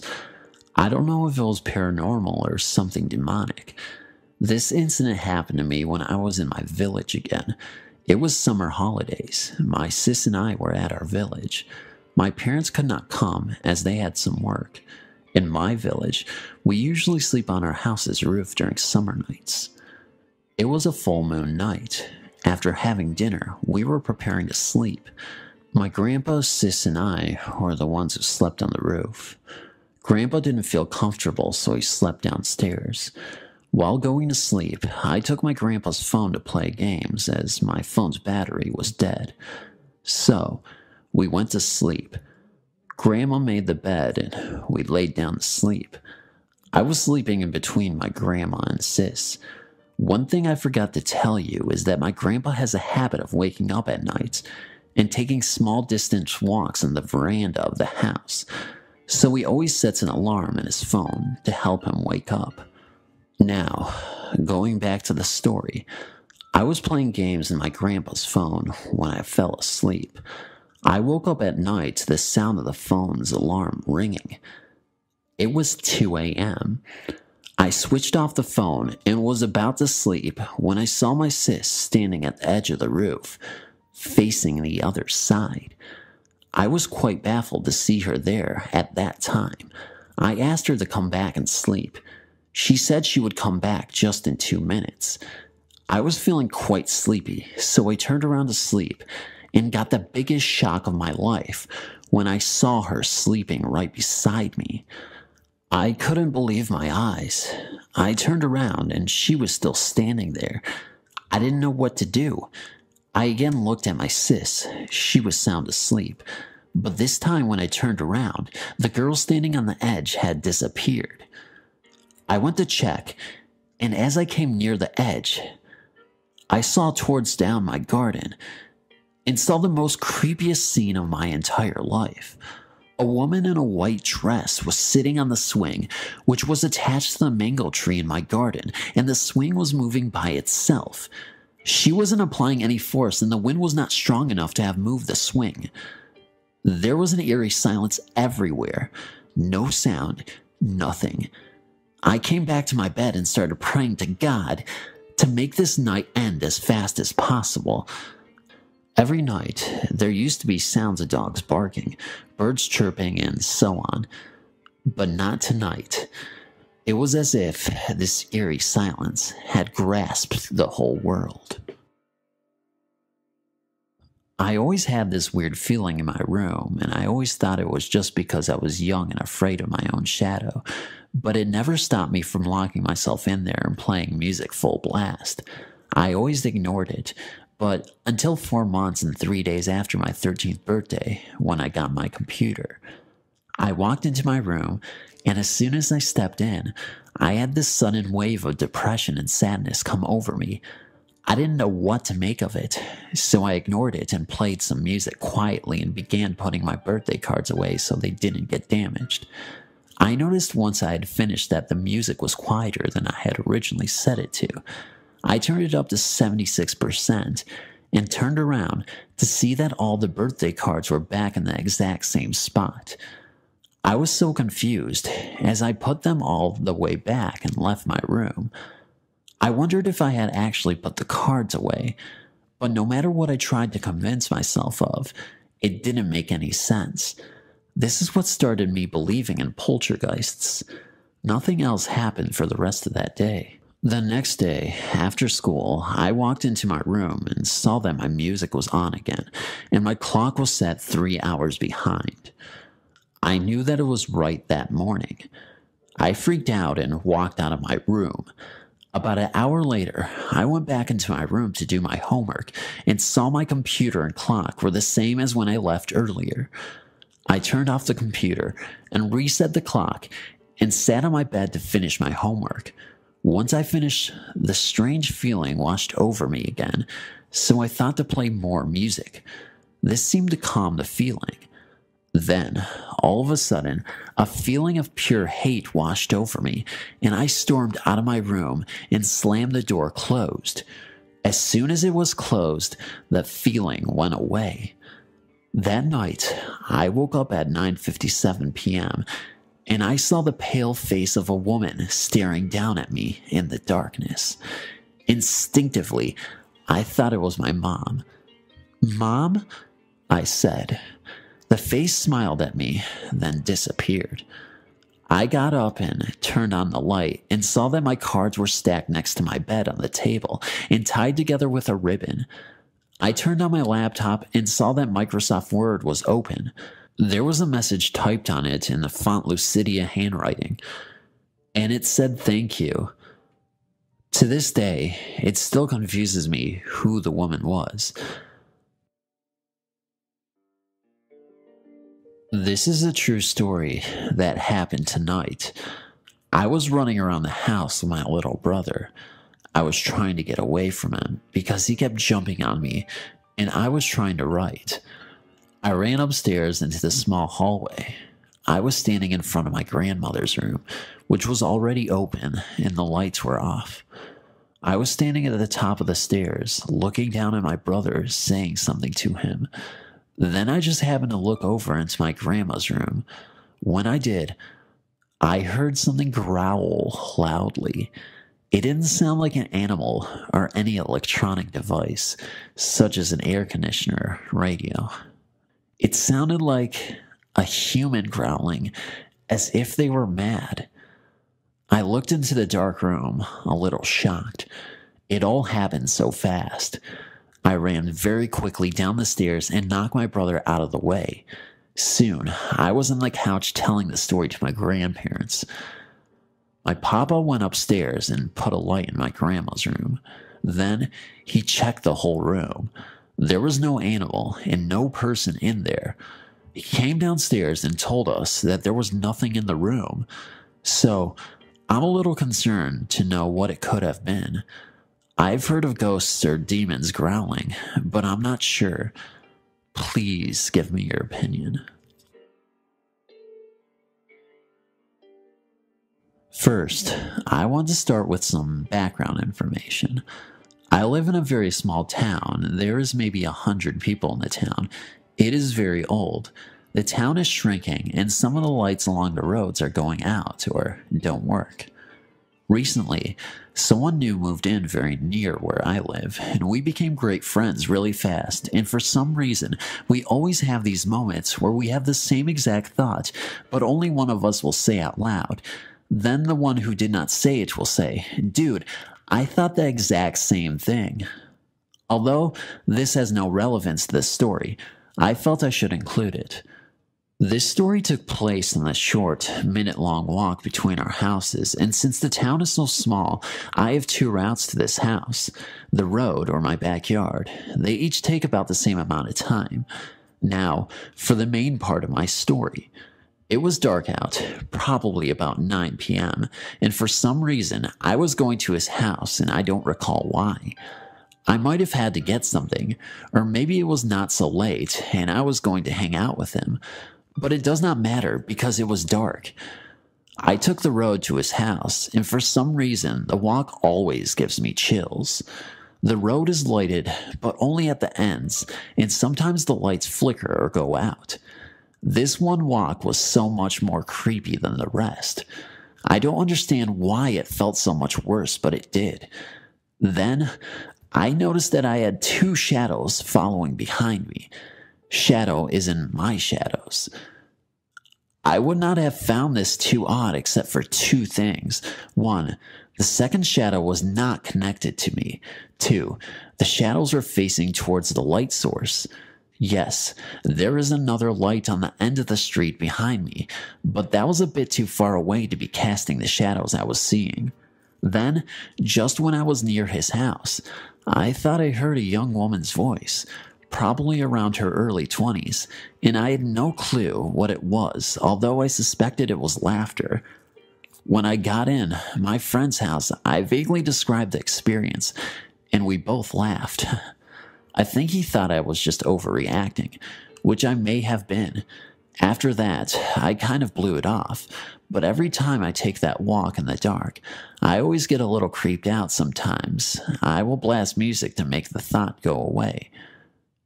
I'm currently studying a Bachelor of Nursing. For our first year, we had a placement at a rest home where we were allowed to interact with patients and nurses alike to help us learn new skills. Among all of our duties, we each had a patient that we were to care for throughout the duration of our stay. My patient was called Mr. X. I changed his name for privacy reasons. Rest homes can be creepy enough, even at the best of times. This particular place I was situated at was an old villa that had been a hospice during the late 1930s, but was renovated in the early 90s and a rest home wing was added to the original structure. The laundry room was the worst place to be alone. In the far end of the original villa, the laundry was cold, dark, and always secluded. When asked to venture in there, I would always run in and run back out. Whenever I took Mr. X to the laundry to gather his belongings, he would say in an eerily casual voice, "Look, there's Steve, and he's here to see you today." He told me he loves when you visit him in here. It gets awfully lonely in the boiler room, and he would stare at the corner near the door that led to the old boiler room. It's just a storage space now.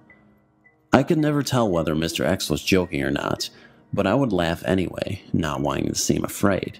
Mr. X always joked around with me. He wouldn't let any of the other nurses look after him if I was on duty, because he always had so much to tell me about his week. He would tell me that I was his favorite nurse, and he was easily my favorite patient. One Tuesday I was doing my first night shift. I was very excited as patients in the day are much different than at night. It was one of those nights where the dark seems to press in on every corner, almost like a blanket. I felt a little uneasy as I was doing rounds on my own in the original building. When I walked past the laundry room, I seemed to get the feeling I was being watched. Thinking of Mr. X, I chuckled to myself, trying to think of Steve as a joke. I finished my round and headed back to the nurse's station. When the charge nurse asked how my rounds had been, I told her about how I always feel uneasy when I go near the laundry.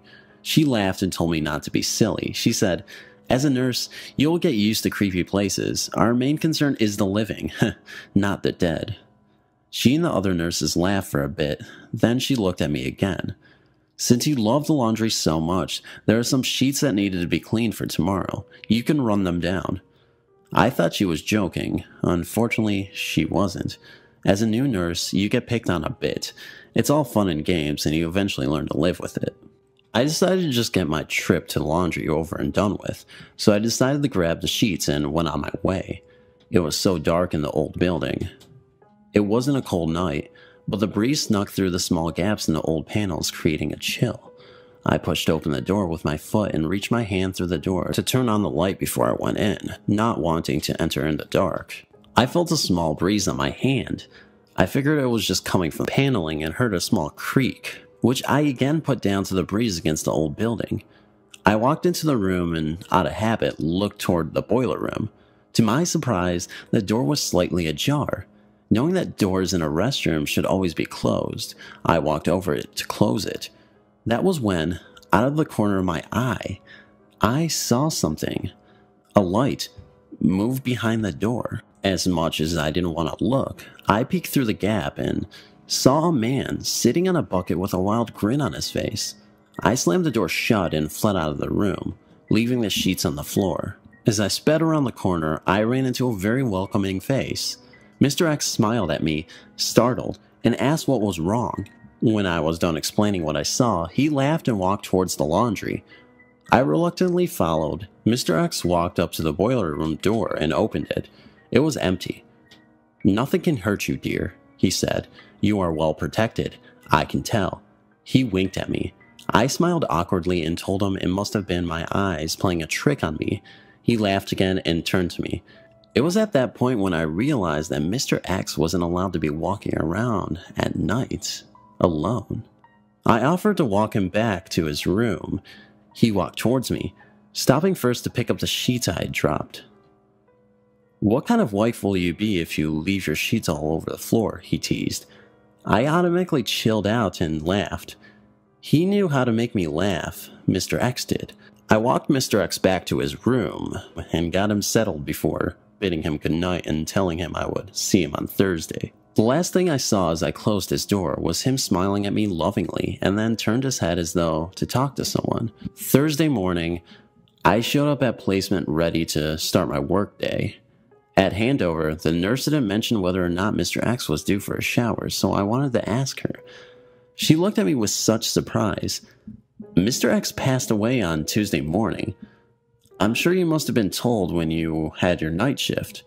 Didn't you think it was weird he didn't come to see you? She then smiled sadly at me and walked off. I didn't think it was weird he hadn't come to see me, because he had. I had 3 more weeks left at that particular placement. For those remaining weeks, I was no longer afraid of the laundry room. In fact, I felt a calm, warm feeling whenever I walked past. I'm sorry my story was so long. I hope it entertained you or gave you chills. It is 100% true, whether or not you believe it.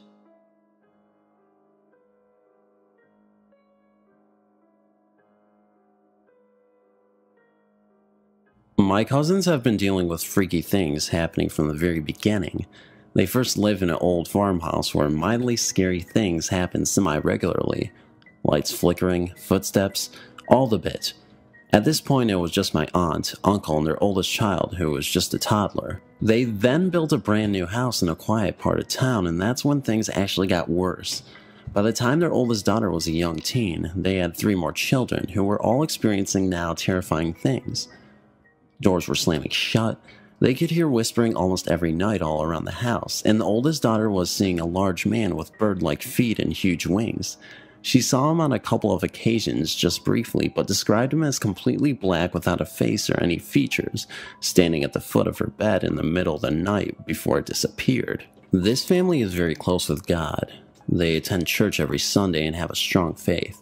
But the family soon discovered this oldest daughter had been experimenting with Ouija boards and other dark things, and they packed up the family and moved to Central America for a year as sort of a fresh start, in hopes that they could return one with all this left in the past.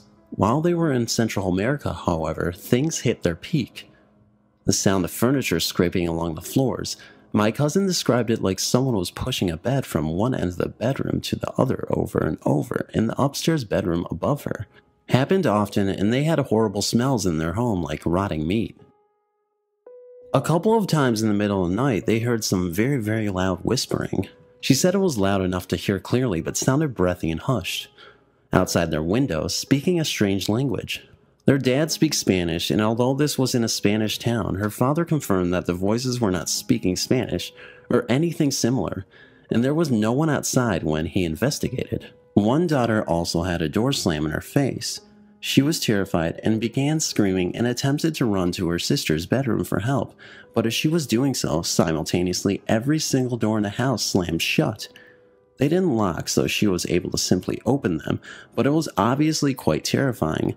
They had a pastor come to their home and bless it, although they said nothing changed. After a few months of living there, the youngest daughter in the family developed a severe illness and had to be promptly flown back to Canada for treatment. After they arrived back in Canada, strange things continued happening, but not quite as violent or often, just strange things off and on.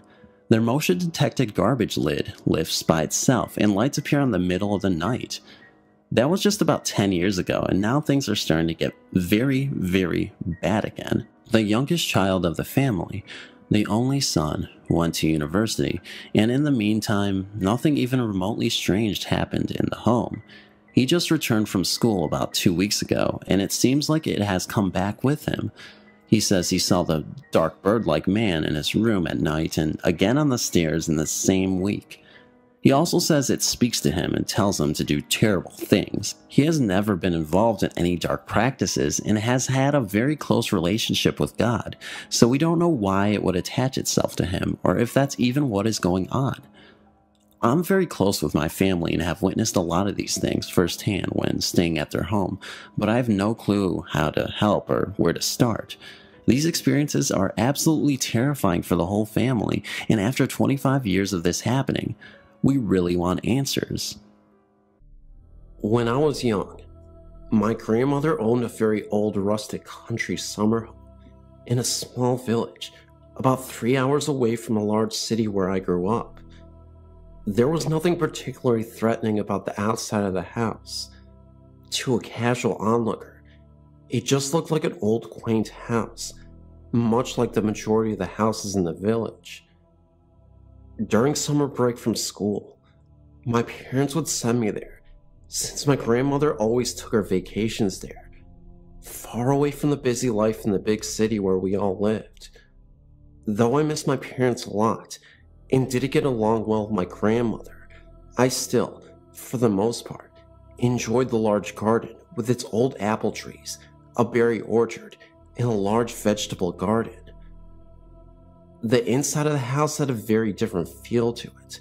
First of all, it was definitely very old and somewhat musty, because it went unused for a large portion of the year.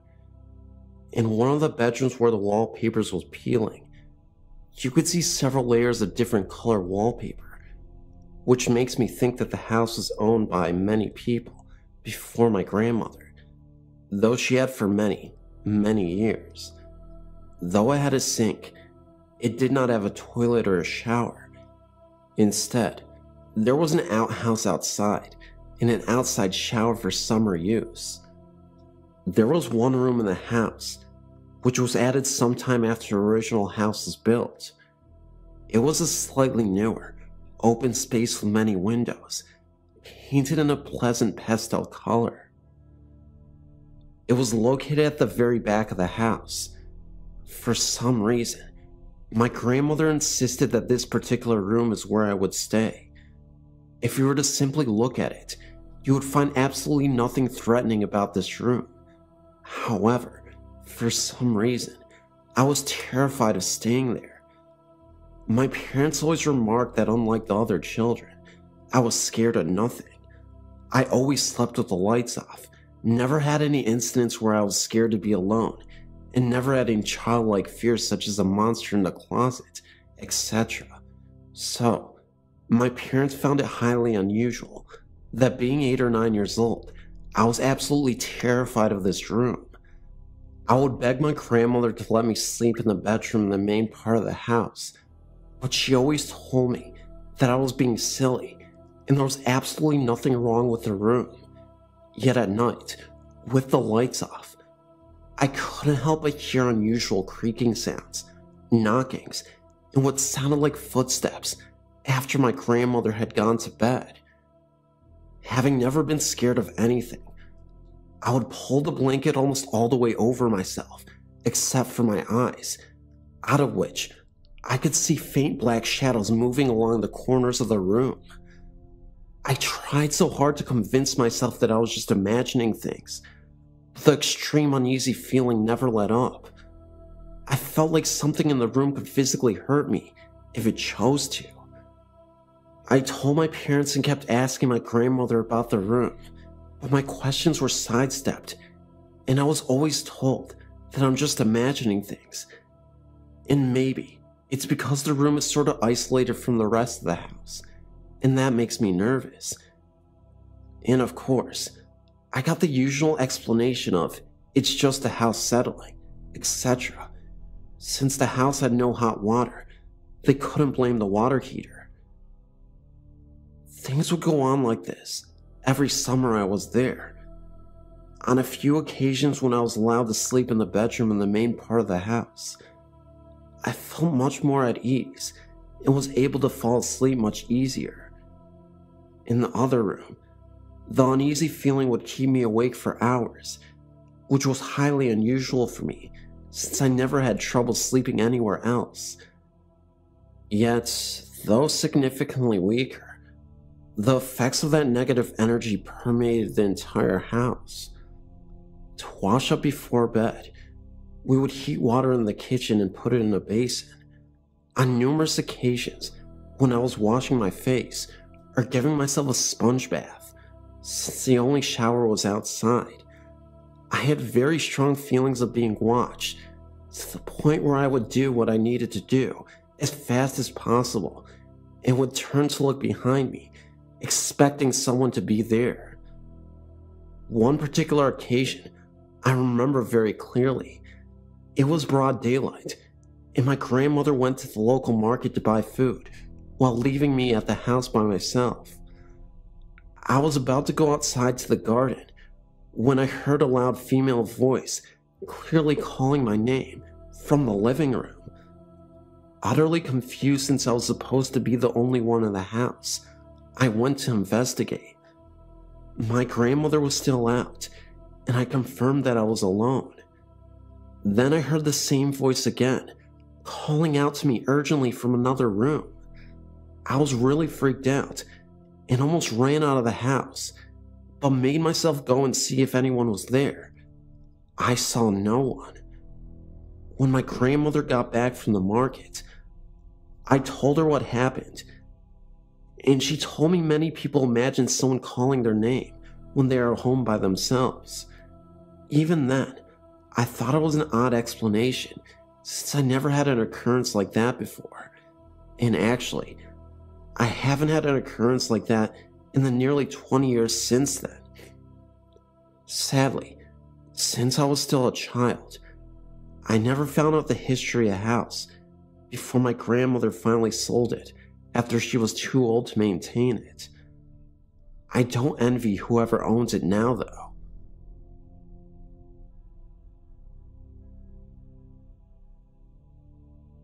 Okay, one of my first experiences with ghosts was when I was about 5 or 6 years old. I was in Texas at my grandmother's house with my brother and cousin. We were sleeping in the living room, and I heard kids playing in the background. Then I heard a man call my name.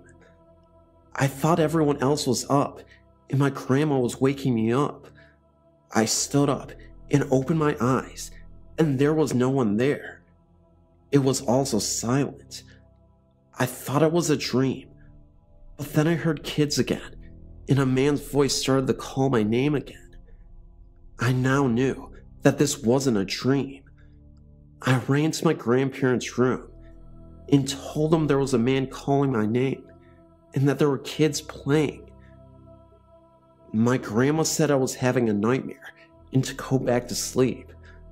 I got into bed with them and went to sleep. About an hour later, my cousin came into the room, saying that a man wouldn't stop calling his name. My grandma thought it was maybe a coincidence and told us to go to sleep. Nothing ever happened to my brother. A few weeks later, we got a call from them, telling us that they were moving. My grandpa had gotten up about 1 a.m. to let the dog outside.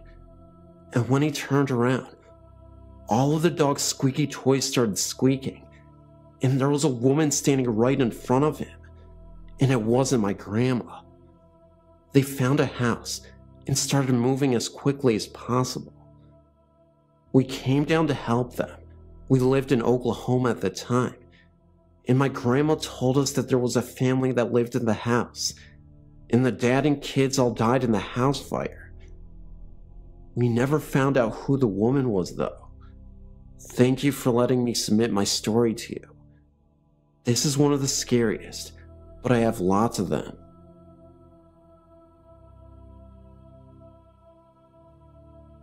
For as long as I can remember, I've been able to feel and see spirits that no one else could.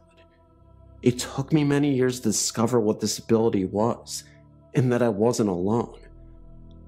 I don't remember my very first ghostly experience very well, but my mother does. She told me the story many times. I was 3 years old, and we were visiting my grandmother at her home in East Boston. I walked into the back bedroom, my grandmother's room, and then back into the dining room and asked my grandmother about the man in our room. She asked me to describe him, so I did. She turned to my mother and quietly said, "She has a gift." She handed me a photo of her and my deceased grandfather and asked me if that was the man. I said yes, but he was skinnier now. My grandfather died of a brain aneurysm, a complication from a bout of meningitis in 1952, 34 years before my birth year. 1 year later, I was 4. We moved into a new home. Directly behind the house was the cemetery. We lived in the house for the next 14 years. There was a very heavy, eerie feeling that surrounded the stairs. Something watched you from the base of the stairs while you were in the living room, or at the top of the stairs. Every so often, there was footsteps and the sounds of someone falling down them. When you went to investigate, nothing was there. The basement was the worst place. It felt like something like a voice grip was squeezing your chest. I could never go down there. I was apparently the only one that felt it. My sister told me after she moved into her room down there that she never quite felt alone, and she'd get this odd headache, then smell something really awful. My dad made sure everything was perfectly safe before she moved everything down. There was no explainable reason for her experiences. I've had experiences outside the house as well, in cemeteries, in other people's homes. Recently, I began to investigate haunted places in New England with my friends. Since moving into my current residence in 2005, though, I haven't had any experiences at my home.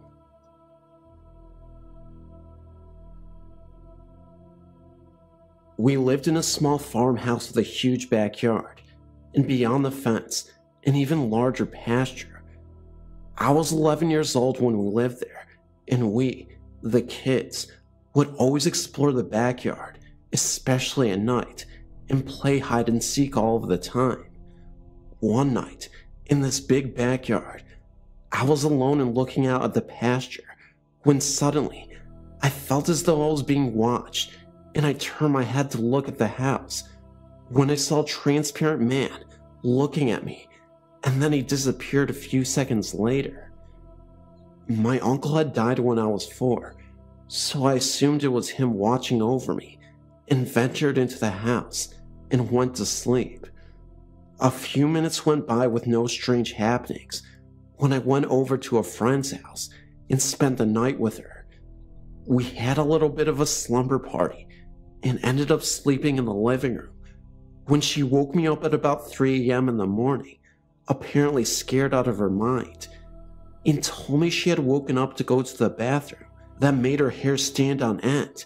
Then saw a shadowy tall figure of a man with a pressed suit on, no hands or feet, and some kind of burlap bag over his head with a rope tied twice around his neck.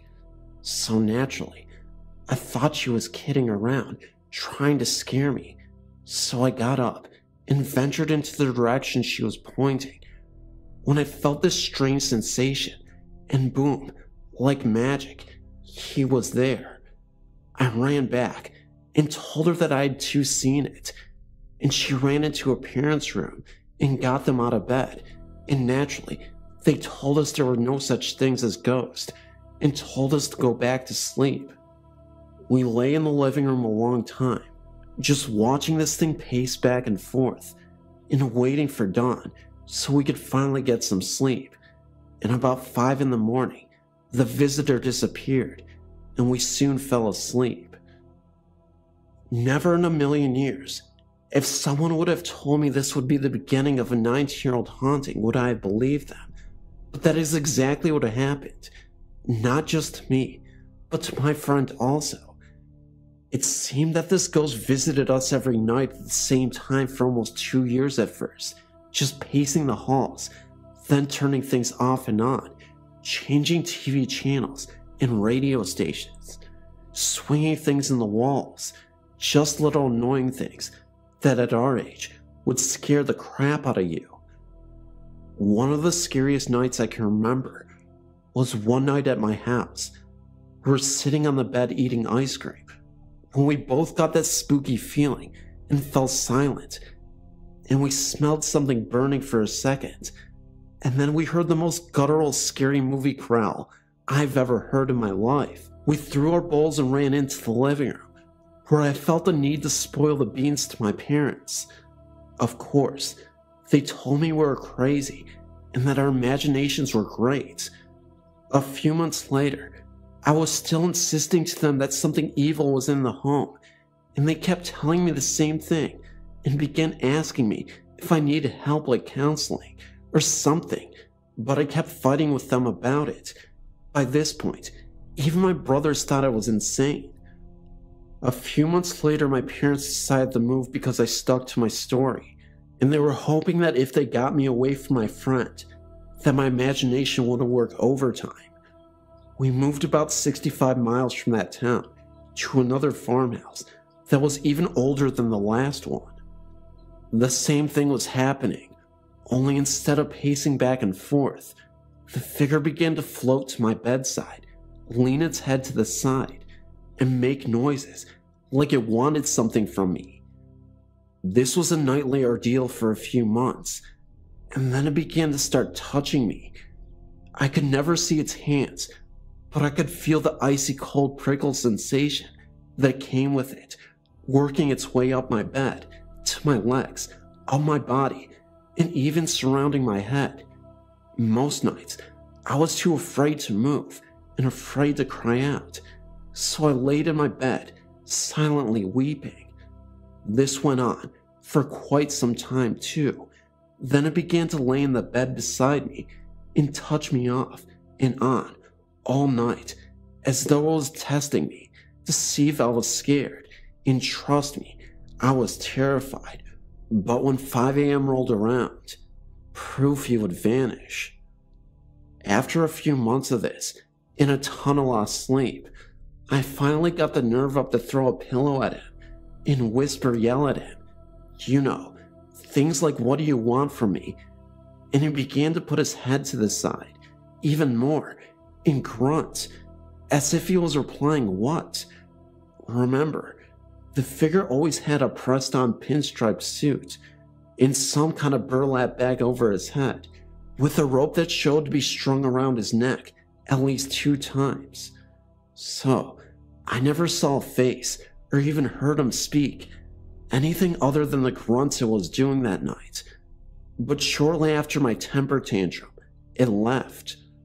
Finally, a few nights of peaceful sleep, until I was awakened by heavy footsteps in the foyer, going through the kitchen, which was not like him at all, and then the burnt smell again, and I was so afraid that I would hear the growl again, that I remember thinking my parents would surely find me dead in the morning from a heart attack. To make a long story shorter, here's a list of things that happened. After that night, I never saw the burlap ghost again, but strange things and sounds and figures would keep me up all night. It was like an open portal in my bedroom.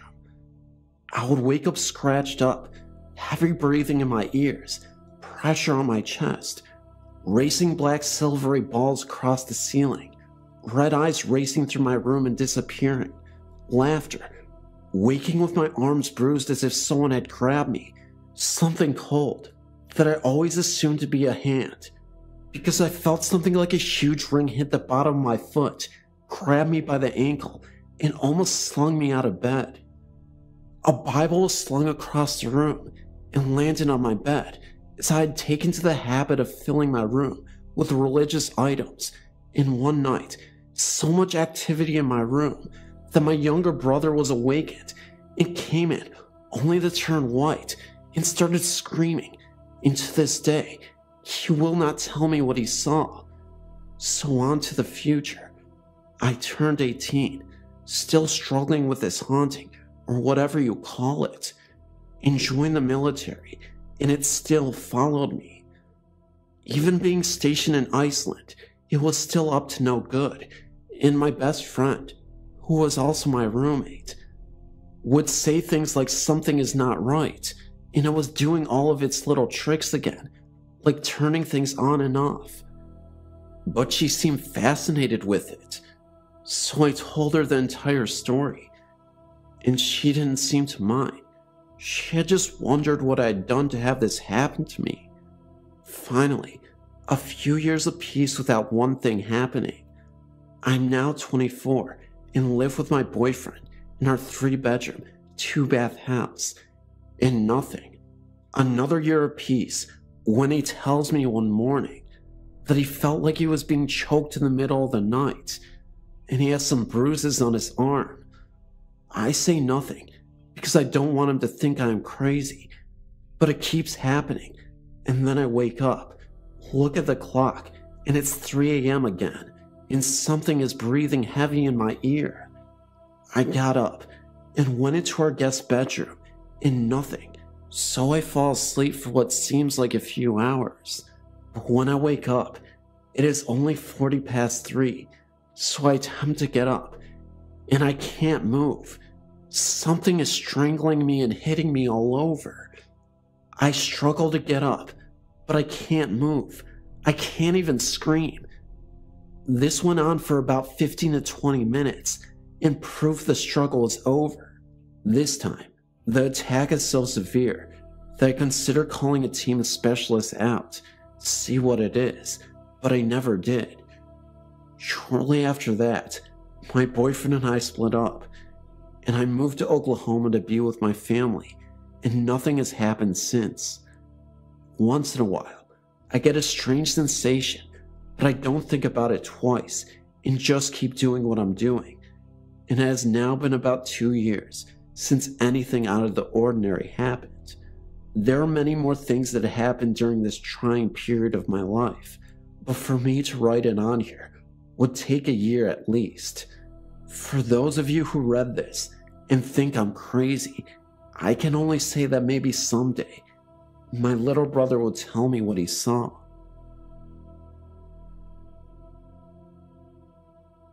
My fiance had just died in our townhouse. This was in 2002. He had offed himself in the head. I went back later because I couldn't go back there for a while after he had died. Anyway, I went back and I kept feeling a hand brush across my forehead. One night, I was in bed and was about to fall asleep when something grabbed my foot and was pulling it downward. I freaked out. I was the only one in the house. Then, I had a friend come over because I was afraid to be alone because of these things happening. My friend was downstairs and I was upstairs, coming out of the bathroom, and a dark floating figure floated right by me. It almost ran into me, and would have, had I not stepped back. It telepathically told me it was not here for me, and that I had gotten what it wanted, and also would not look directly at me. I somehow felt like I was being protected by God, and the thing was actually afraid of me. I didn't feel scared. Later on in the month, I took a bunch of pictures of the townhouse because I wanted to remember the good times where my fiance had lived and been very happy together at one time. I was planning on moving because the memory of his death was just too much for me, and I always had this creepy feeling there since he had died. After I got the pictures developed, there were 120 photos in all of several different rolls of film of different things, and then the one that I had taken pictures of, the inside of the townhome. Out of all these photos, I had taken 3 of the exact place where he had died, and only those 3 photos were what appeared to be flames right in the place where he had passed. It almost looked like the portal to hell. Seriously. To this day, I cannot explain those pictures. They were taken with a very expensive camera. No other photos I had developed before or after that had ever had those flames in them like that.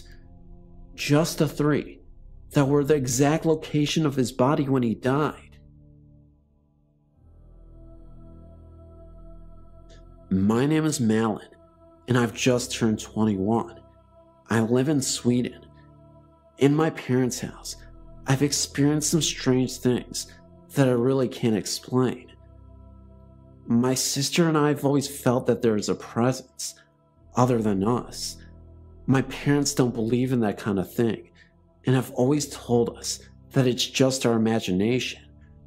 One of the first things I remember is that my father had gotten this stuffed animal that looked like E.T. He got it from his students as a present. I must have been about 4 years old and had recently seen the movie with my sister, and for some reason, I thought that E.T. was the most scary thing I've ever seen, so I didn't like this doll at all. In our basement, there are a lot of different rooms. In one of them, we had a huge box filled with stuffed animals. Every time I went down there, I took the ET doll and put it in the bottom of the box, under all the other stuffed animals. But the next time I went down there, the ET doll was lying on top of the others again. This happened repeatedly, every time I went down there. It didn't matter if I waited 2 days or 2 minutes. I of course asked my sister and my parents about it, but they swore that they had nothing to do with it. Of course it could be so that they lied to me every time I asked them, but I find that hard to believe. Anyway, I solved the problem a couple years later by giving the ET doll to one of the guys in my class. I constantly heard, and still hear, cracks and other sounds in their house, footsteps, and sometimes voices. They've always been there, and I guess I got used to it, but it took a few years before the next big thing happened. I was 15, maybe 16, and had moved down to the bedroom downstairs. I didn't like sleeping downstairs, but it was either that or a tiny room upstairs. One day, I was sitting in my bed, writing in my diary, when I heard a knock on my door. I was surprised because I was alone in the house and hadn't heard either the car nor the door open. I said, "Come in," but when no one entered, I got up and opened the door, but there was no one there. I thought it was strange, but went back to my diary. I had hardly any time to pick up my pen before I heard another knock.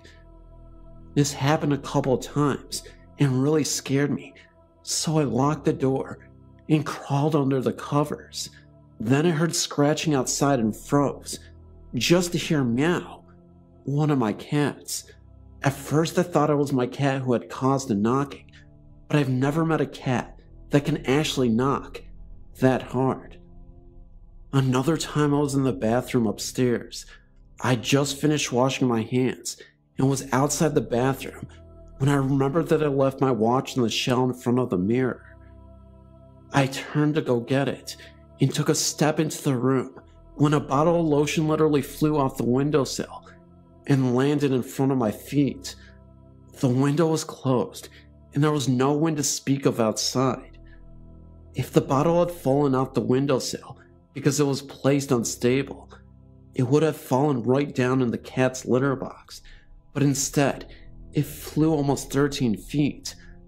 I calmly went out of there, closed the door, and got into my room and locked the door. I've also seen a boy in the basement, a teenager. He's not transparent at all. He looks as real as you and me. I've only gotten short glimpses of him, but I know he has brown hair in a green shirt. For some reason, I most often see him around Christmas and other holidays. I wonder why. Even though some of these things scare me, I've never felt threatened, so I guess whomever or whatever is present in my parents' house doesn't want to harm us.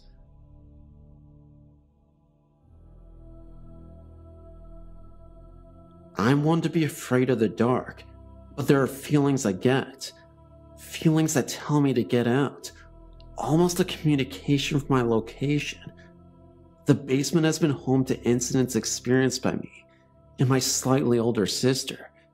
My experience is weird.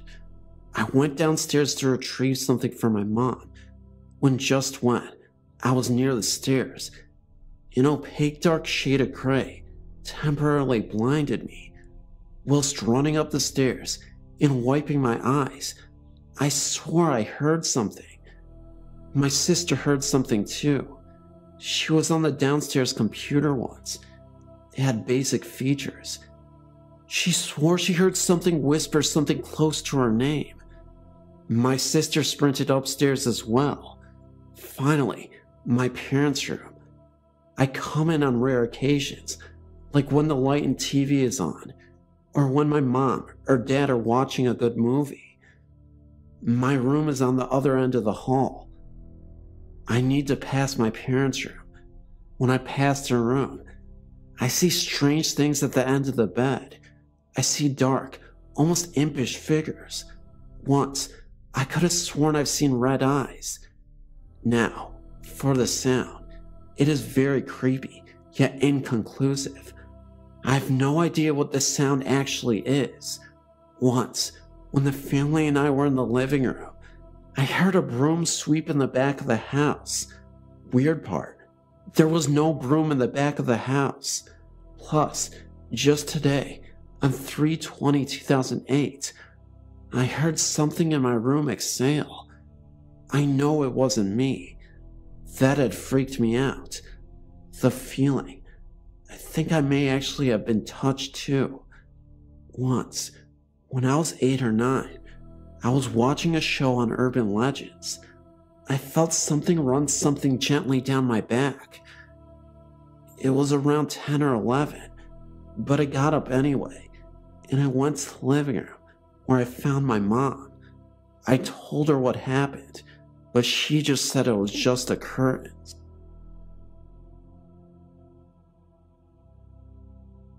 I lived in a home in North Salt Lake City that my children and myself had many experiences over the years that we never could explain other than the supernatural. My husband, myself, and 2 children lived in this house for over 12 years. There's a family that now lives in the house, and I do not want them to cause any problems by giving them out the address of the house. I will say that the house is located on 5th North. My children attended Jackson Elementary School when they were young and graduated from West High School.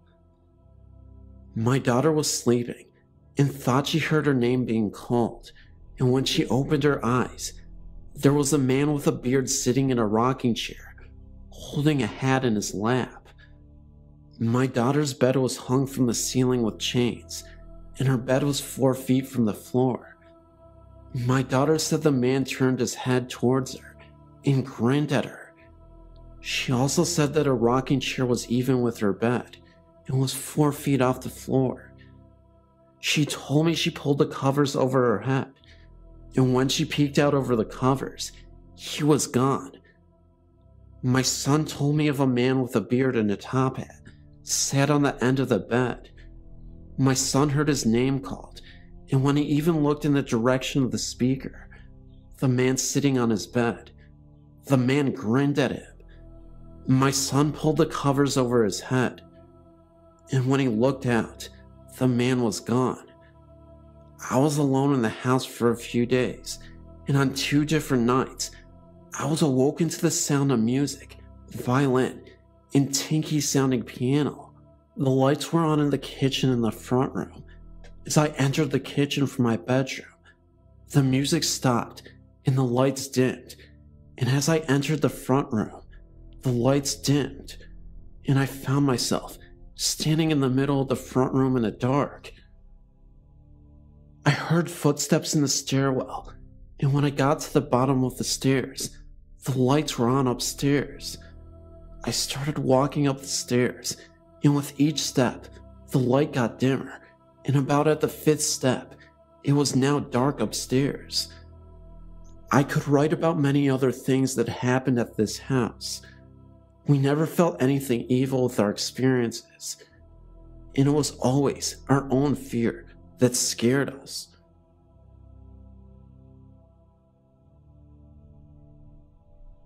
I believe the house I grew up in was haunted. My family all makes jokes about how it was just all my imagination. There were several different occurrences throughout my childhood, nothing on a regular basis, but frequent enough for me to believe that something paranormal was going on there. I lived in this house from birth until 18 years old. I am now much older, and I still believe what I saw and felt was real and inexplainable.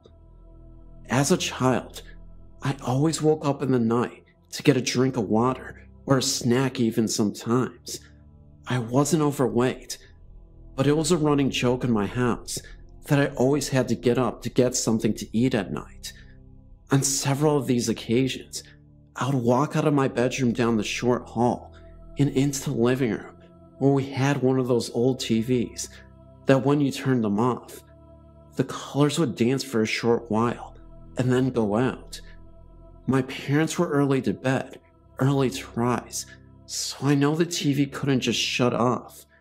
But I would go out, and there would be a human face made from those colors that actually would just swim around when it was shut off. I watched the TV during the day, and it shut off, and always watched to see what the colors did, but they never made the face during the day, only at night, after the TV had been off for hours. The second occurrence that freaked me out completely was on one night. I was standing at the refrigerator, which was on the same wall as the doorway that led down to a small landing, which is where the back door was, and the stairs to the basement were. I always felt watched downstairs, and couldn't stand going down there at night, even with all the lights on. I could do it fine during the day, but at night, it freaked me out. Anyway, the night I'm speaking of, I turned my head to the doorway. The only illumination was the light from the refrigerator, and there was a fully formed person peering around the corner from the side that would have been coming up the stairs.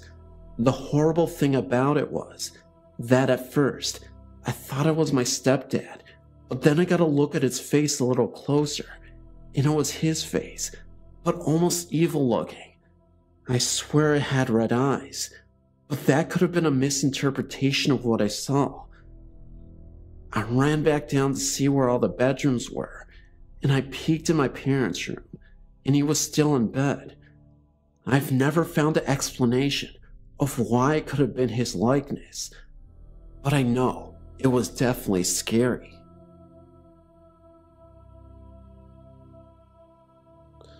Several years ago, I was planning on moving from the USA to Australia to be with my partner Craig.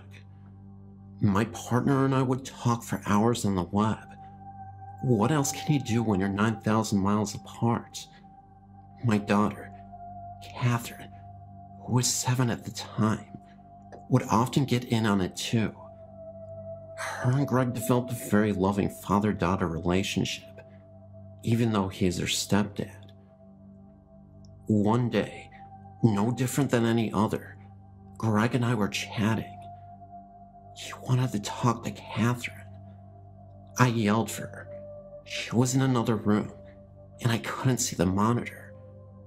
She came running and stopped dead inside the doorway. She could not see the monitor, and started wigging out, demanding that Greg shut his bedroom door, which was clearly visible behind him.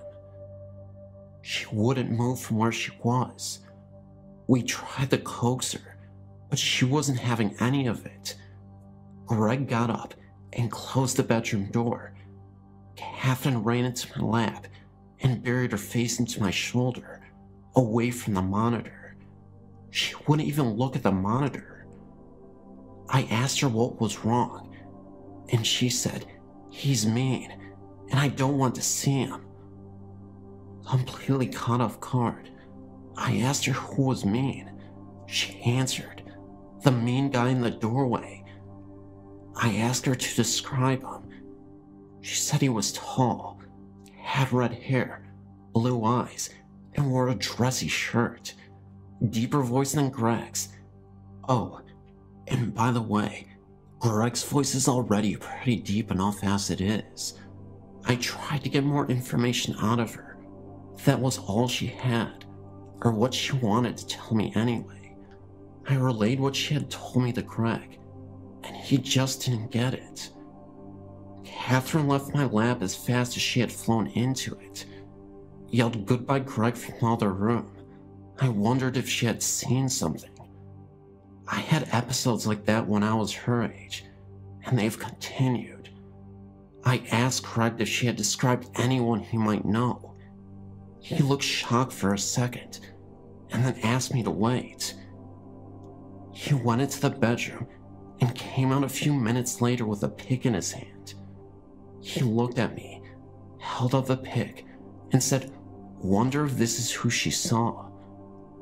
I asked who it was, and he said it was his grandfather Bill, who passed away in '92. It was 2007. Now get this. The pick was exactly the description Catherine had given. He was tall, red-haired, blue-eyed, had a dressy shirt in the pick. I asked Greg how he talked, and he said that Bill was old-school Aussie. His voice was deeper than most, and with the accent, it was even harder for Greg to understand him. I excused myself, and went and told Catherine who we thought it was. As soon as I said the name Bill, she smiled. She said, "I thought that was his name. That was the only thing I could almost understand." She seemed more at ease after learning it was his name. Greg, on the other hand, didn't know what to make of it. Apparently, her and Bill made peace and became friends. When I was leaving for Australia, she told me that she didn't need Bill anymore and wanted him to come over and watch over me and Greg till she got there. Gotta love kids. Fast forward a few years. Since my arrival here in Oz, I've heard a man's voice. Sometimes I can understand him. Other times, it's too deep and garbled for me to get. I ask him to repeat slower, and it gets him a little pissy. He has never told me his name, but I know it is Bill. I have that feeling. But lately, over the last year or so, I've been hearing a lot more voices. It's like being in a crowd where everyone is talking at once. I ask someone to step forward and talk only to me, but it just stays garbled. This is a weekly thing. It has gotten to the point where, when it starts, I simply say, if you're all going to talk to me at once, then I won't be able to understand any of it. What I was wondering is if anyone else has ever heard this, and if so, what did they do? Might this be more family members who saw that Bill was able to talk to us and want to try themselves? Or might it be something bad? Sometimes, not very often, I get a bad feeling when they start talking. Bill is still with me. I asked him, but he's given me nothing.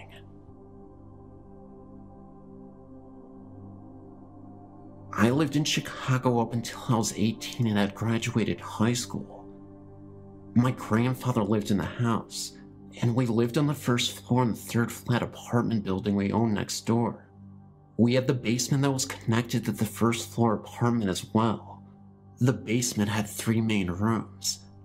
The front room that led outside held a half bath, a washer, dryer, and 2 storage closets. This is where we kept our bikes and skates and stuff. The center room had 4 storage closets, the water heater, and the furnace. This was the room that held all my dad's and grandpa's tools. The back room that led to our upstairs apartment was where we had the deep freezer, old clothes, camping gears, old toys, etc. The center room was awful. Just looking at it, you felt like you were being stared down. Something was sending very angry energy out from that room. If you were in that room, it was just overwhelming and overpowering. It felt as if something was going to grab you and actually hurt you. None of us were hurt, but it always felt like it could happen at any time. My sister believed it to be female. I believed it to be male. This makes me think that it could have been a demon and was just appearing female to her and male to me. The stairs from the basement led to my brother's room. The stairs and the door were extremely creepy. We always kept it locked and bolted, but that didn't do much. It always seemed like someone was going to come bursting through the doors at any time. In the bedroom I shared with my sister, we have both seen strange things. I've seen a man a few times. He would start at the head of my bed, which happened to be by the door to the bedroom, and walk towards my closet. My closet and my parents' closet shared a wall. From there, he would kind of nod his head and then disappear. I could tell he was wearing overalls, work boots, and had gloves in his back pocket. He was tall, about 6 feet, dark hair, dark eyes. I could see all of this, but I could also see the other side of my room through him. He was kind of a misty gray color. I saw him first when I was 5, then again when I was 8, and the last time when I was 14. When I was 12, I felt a pulling on my blanket. At this time, we didn't have any pets that would roam loose, and there was no way for them to get out or even reach my blanket. I feel my blanket being pulled. I kinda grumble and try to pull it back up, but I can't. So I look at the foot of my bed, and there was a boy sitting there, grinning at me, gripping my blanket. I tell him, "You let go. I'm not scared of you. Go away." And he disappears. I pull my blanket back up and go to sleep. Then we just had weird things happen. Bread would slide across the counter. Things would be moved from one end of the bar to the other. Things would go missing for a few days. These types of things not only happen in our apartment, but in the upper 2 levels that we rented out.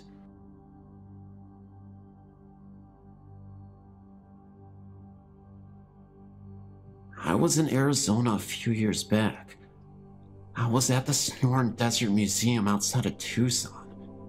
It is more like a zoo than a museum. It was summer, very few people there, and a pretty warm morning. I was in the very back of the property all by myself, taking photos of the native cactus. I was completely alone and enjoying the beautiful outdoors. I suddenly felt a terrible sense of dread behind me. I turned and looked, and there was an elderly Native American man standing there. He was dressed in all black, long-sleeved black shirt in the middle of the summer. His hair was snow white, and his face was wrinkled. When we made eye contact, I felt like someone tweaked my soul. I started to walk, fast. I wanted to get back to the front of the zoo and be where people were. I was really moving, and every time I looked back, the man was about 6 feet behind me. He never seemed to increase his pace, but kept up with me no matter how fast I walked. He casually started straight ahead and kept walking. I made it up to the front and walked into the gift shop. He stayed with me the whole time. I decided to get the heck out of there. I hurried to the parking lot. All I wanted was to get into the car and get away. He was still behind me. When I reached my car, a coyote was standing by the trunk. I made eye contact with that animal. I can't describe it. It sounds nuts. But that coyote gestured towards the exit with his head. Of course, he didn't speak to me, nor did I hear a voice, but I just knew that the coyote would watch over me while I drove away. As I was about to get into the car, I turned back to look, and the coyote and the man were gone. I never went back. Every time I think of this, I feel as if I escaped something terrible. It's so strange, but it's like the coyote knew me, and I knew him. Thoughts, anyone? I don't take drugs, wasn't drinking, or overheated. I swear this happened. I know it sounds unbelievable, but it did. This happened in the summer, And at the time, my horse was living on an old farm not far from the sea. The farm was from 1925, with the original stables and barn. Anyway, on this day, it was only me and my horse there, and I had him standing outside while I was tacking up, since the weather was nice. Where he stood, he had the back entrance to the stables on the right side, and straight in front was the door to the barn. You had to go through the barn to get out. Everything was fine at first. Then, I got this feeling like I was being watched from inside the stable. I looked inside, thinking that maybe one of the other girls who had their horses there had come. But it was empty. I shrugged it off and continued grooming. Then, I noticed my horse had his attention towards the stables. I walked up to the door and looked inside, but again, there was no one. I got my saddle and stuff and started tacking up, and then my horse suddenly tensed up. He stood completely still, his ears forward, and all his attention on the entrance to the barn. I looked over, thinking it was a cat or something, but what I saw made the hairs on my neck stand up. In the barn stood a tractor. Behind this, I could see a dark figure. It didn't really look like a man. It was more, I don't know, liquid sort of. It stood on the one side of the tractor, partly hidden, and I could swear that it was staring back at us. It moved backward towards the back of the tractor and just vanished. Well, I hurried up with my Sadie, grabbed my helmet, and though I really didn't want to, I walked my horse towards the barn. Let me tell you, it was no easy task getting him to go inside, and when I got him inside, he refused to go anywhere near the tractor and almost ran out the other side, pulling me alongside with him.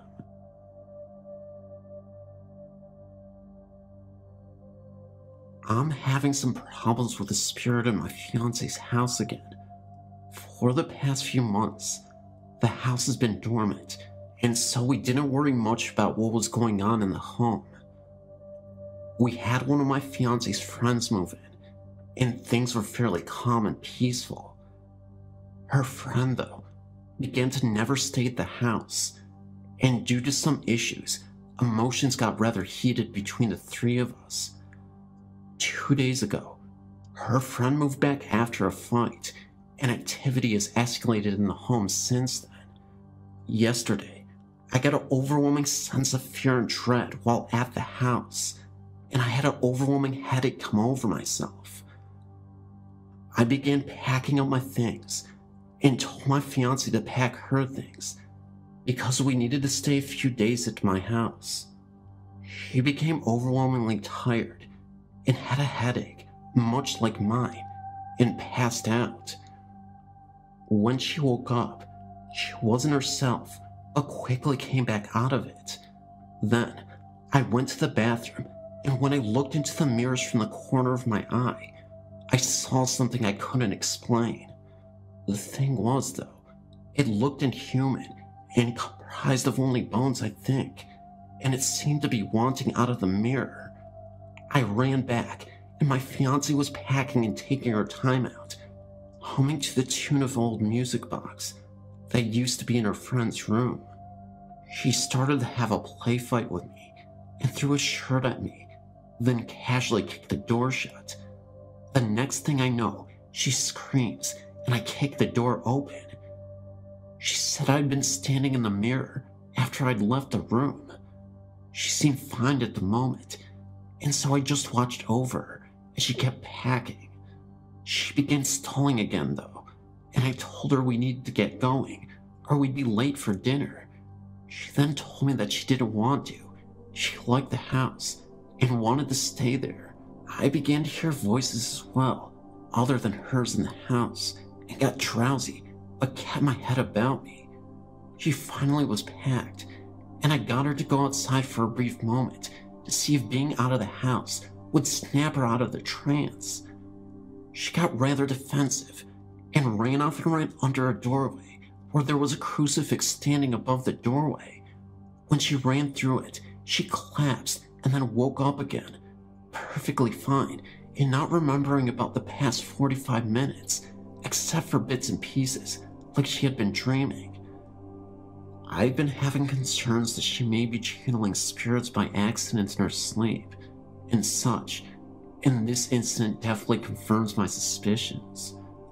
I'm psychologically drained from the mental strength it took the two of us to get out of the home. We're going back to the house in about 4 or 5 days, and figure it should be fine. Whatever this entity is, it fed strongly off the negative emotions that had built up in this house. I know at the strength it was yesterday, it would be much hard for me to face it and cleanse the house on my own, so we're leaving the house to settle and calm back down. By then, I feel this entity will have lost most of its power, and it would be the best time to cleanse the home and seal any portals that may have been opened in the home. I'm still a little bit apprehensive though, and if anyone could offer up some help, it would greatly be appreciated. If my fiancée is the target of any danger, I can pull through any fight normally and keep her safe, but I've been so drained, and I don't know if I can handle the cleansing of the home by myself. If anyone could please help, either physically or through even psychological support, it would greatly be appreciated.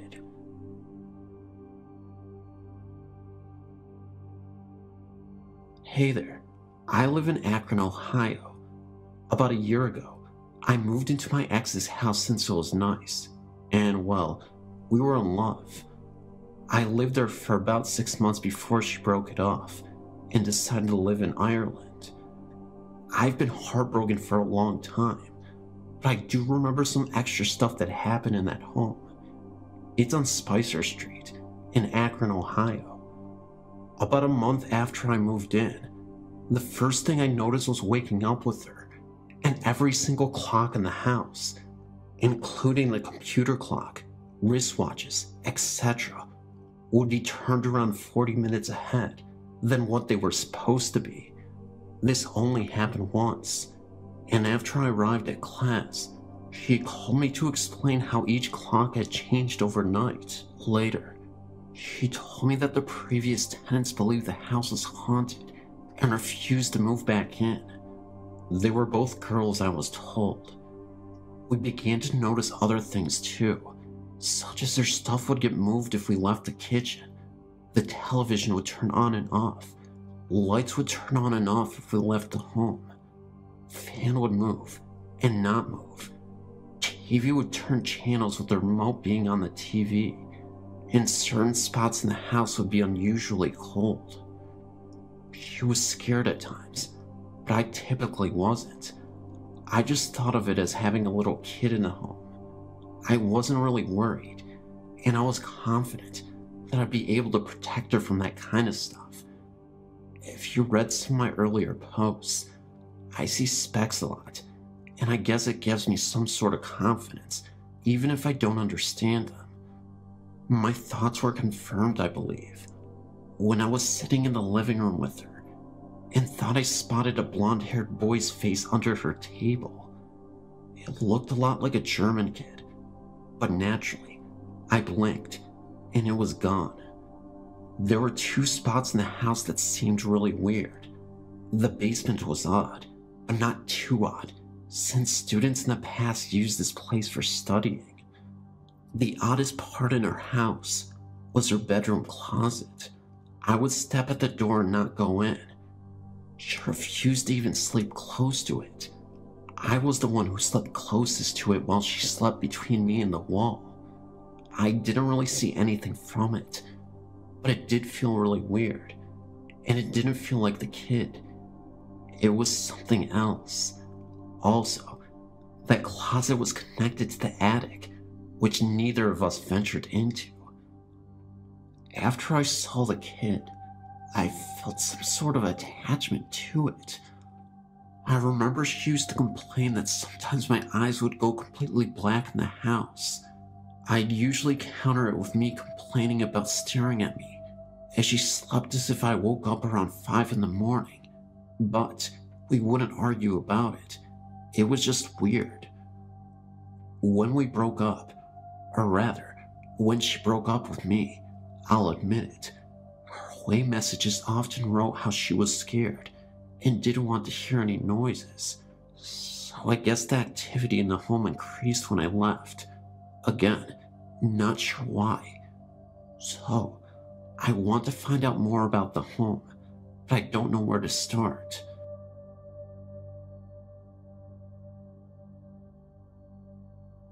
I've been lurking on here for about 2 years now, and well, I decided to finally post about my experiences with ghosts. Really only one ghost. It happened to be here in my house for a number of years throughout the 70s. The house had been built in 1970 on an old lot where an old man had lived on a shack and had died. Now, the spirit that had stayed on the property was one of a child, though. Maybe the old man had a kid and it died. Who knows? Anyway, all sorts of stuff that one would imagine a child would do happened. You know, things would get lost, stuff would move from one place to another, vases and sculptures would be on their place on tables, and when the family would come back, the sad items would be in pieces, smashed against a wall about 3 or 4 feet away. Sometimes, of course, you couldn't get into the house because the screen door would be locked and nobody was in the house at the time. Just imagine a door with a simple hook going into the circle slot. Now, over the years, I've tried to get that hook to slip over into the lock, you know, to see if it could happen by accident. It could never be an accident. If one wants to lock that screen door, you intentionally do it. Feelings of being watched and feeling the weight of someone or something next to you in the bed. My grandma would tell me that I would go off in the house in my walker, circa 1981 or 82, and I would travel all the way from the kitchen to the living room to the hallway. Now, when one enters the hallway, even in the daytime, if all the doors to the room are shut, it is pitch black. She claimed that I would be in the hallway for a couple of minutes, and that I would come shooting out from the hallway as if my walker was pushed or shoved by something, all the way back to the kitchen and crash into the wall.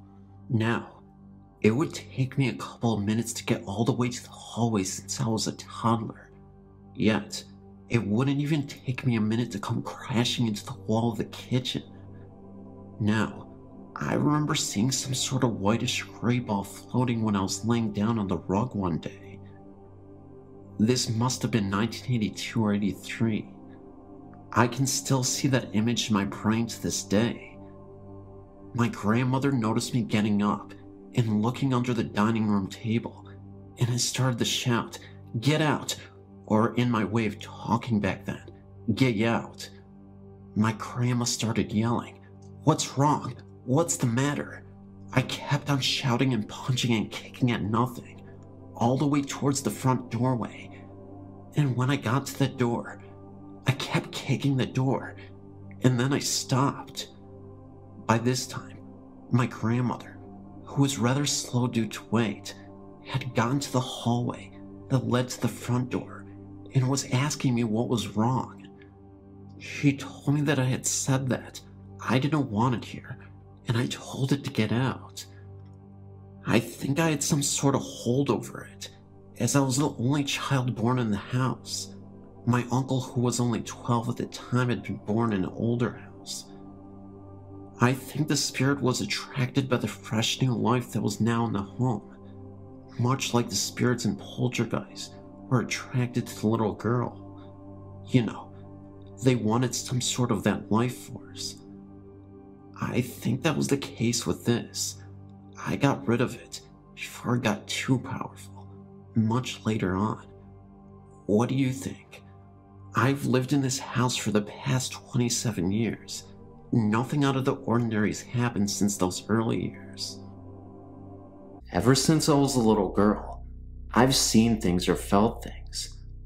I haven't decided if I follow the feelings and spirits, or if they follow me. When I was 7, I lived in a huge farmhouse. I was awakened one night by a cold feeling on my cheek, almost like someone was placing their hand and just brushing it against my cheek. I sat up in bed and looked around, expecting it to be my sister trying to wake me up. Instead, I was greeted with an empty room. I tried to fall asleep all night and couldn't. For weeks, I refused to sleep on my own room and stayed with my parents. About a month later, I was back to sleeping in my room and was awakened again, but this time by the closing of the side door downstairs. I thought it was my father coming home late, so I walked into the hallway. What greeted me on the stairs still scares the daylights out of me today. When I got to the stairs, a lady that I had never seen before was walking up the stairs, or so I thought. But when I looked closer, I realized that the woman was floating up the stairs. She wore a dark brown skirt and a white blouse covered by a jacket. The white blouse had been stained and red in a few places. When I squinted my eyes to try and get a better look at the blurred image, I saw that the woman's face was battered and covered in blood. I was frozen in my tracks and unable to move. I just stood there. She didn't appear for too long until she ultimately faded away.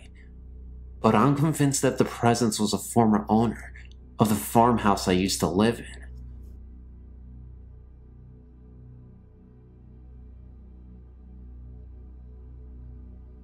In my last antidote, I introduce you to my mother's family, the Sorensens, who lived in East London, South Africa, during the first half of this century.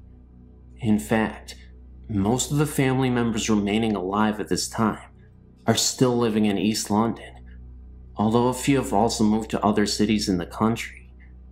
Families were, in those days, much larger than they are nowadays, and my mother's family, which had 12 children, was not unusual. This story concerns one of my mother's brothers, Nigel, who was, for some reason, nicknamed Boy. I've always known this story for as long as I can remember, but 2 weeks ago, I formally interviewed my mother. Before I start the story proper, let me give you just a little background on my family. My maternal grandmother's name was Mina, but I was, however, never fortunate enough to meet her, as she died some years before I was born. She and my maternal grandfather, Chris, did, however, instill in all their sons and daughters a deep and abiding belief of all things spiritual and religious, and the whole family were staunch Catholics. My mother and her brothers and sisters believe in ghosts and spirits, and, in my mother's own words, firmly believe that spirits of those people that we are close to in life remain close to us after their deaths. It was not uncommon, in the days of the beginning of this century, for an above average number of babies to die when very young. In my mother's family, however, only the firstborn, a boy called Ivan, died in early childhood, and the remaining 11 were all healthy and thrived, until 1944, that is. My Uncle Boy, who was 30 years old at the time, came home one night after having a few beers, and, as he did not want his mother to smell the alcohol on his breath, he decided to spend what remained of the night in his car that was parked outside their family house in Park Street. He did not have a peaceful night, however, as he was unfortunately brutally attacked and robbed. His attacker had on a pair of army boots and forcefully kicked my uncle on the head, so forcefully in fact that the boy later contracted and died from inflammation of the brain. He died in a hospital on July 2nd, 1944, and was buried by the family near the end of the month. The entire family was devastated, as he had been much loved. He had been the joker of the family, and always used to perform practical jokes on my mother and her older sisters, dressing up as Dracula and jumping out to frighten them and so on. He apparently had a very loving nature and a great sense of family, but had never married. On the day of the funeral, my grandmother, my mother and her sisters Lily, Janetta, and Edna locked up the house in Park Street and prepared to walk to the church, which was just down the street. They had recently received a large arrangement of St. Joseph lilies from a family friend, in sympathy for Boy's death, and the flowers had been placed in a vase in the dining room before the ladies had left for church.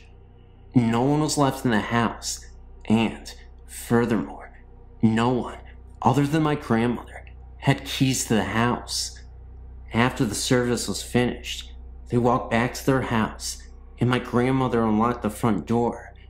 The dogs were very excited to see them, most probably wanting company after having been left alone for so long. My mother, being the youngest, rushed past the others and into the dining room. She stopped dead in the dining room doorway and turned around. That's when she noticed the apparition of Boy standing right there. He had a completely blank expression and simply just pointed in the corner of the dining room. That's when my mother looked to see what he was pointing at and was horrified. She saw what appeared to be a dark figure with robes on and a hood, sitting on a rocking chair. A second later, Boy disappeared, and so did the mysterious hooded figure. The most interesting part of this whole story is my mom told me that the chair was still rocking by itself moments after the hooded figure disappeared. I know this all sounds a little hard to believe, but believe me, this was a real occurrence. Believe it or not, ghosts and spirits do exist. You just have to be open to seeing them. Oh, and by the way, those lilies that you saw earlier in the story, the ones I mentioned, yes, they were face down where the apparitions were, 2 of them.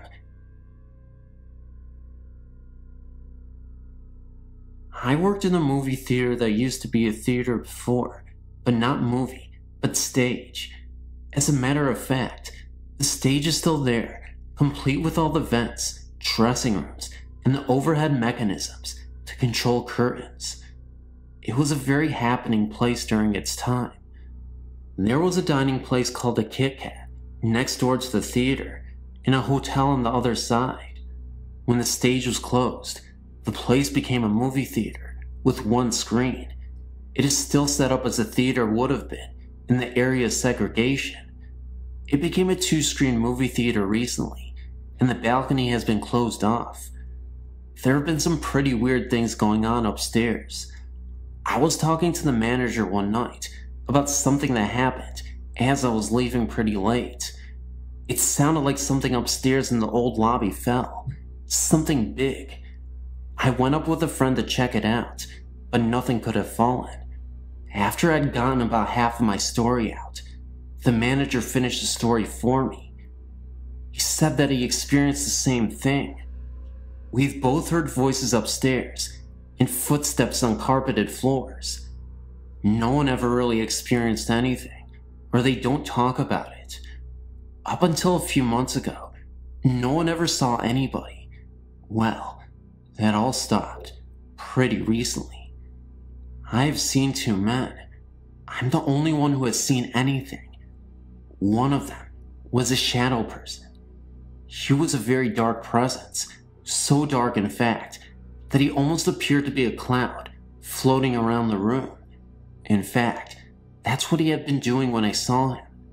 By the way, you could still make out the outline of this figure. He was also wearing a top hat. The presence that I saw was upstairs in the balcony. The feeling I got off of him ranks up there with the feeling I got the one time I encountered the shadow person. This guy, however, looked like he was some sort of construction worker. The manager, which is my uncle, has been doing a little bit of research and has come up with very little information. I've written a narrative about the man upstairs. My fiancé drew a picture of him without my knowledge, just from the description I had given him. I saw the picture one day in the backseat of his car, and it sent chills through my body. The city is wanting to tear down this building and put an even larger theater in its place.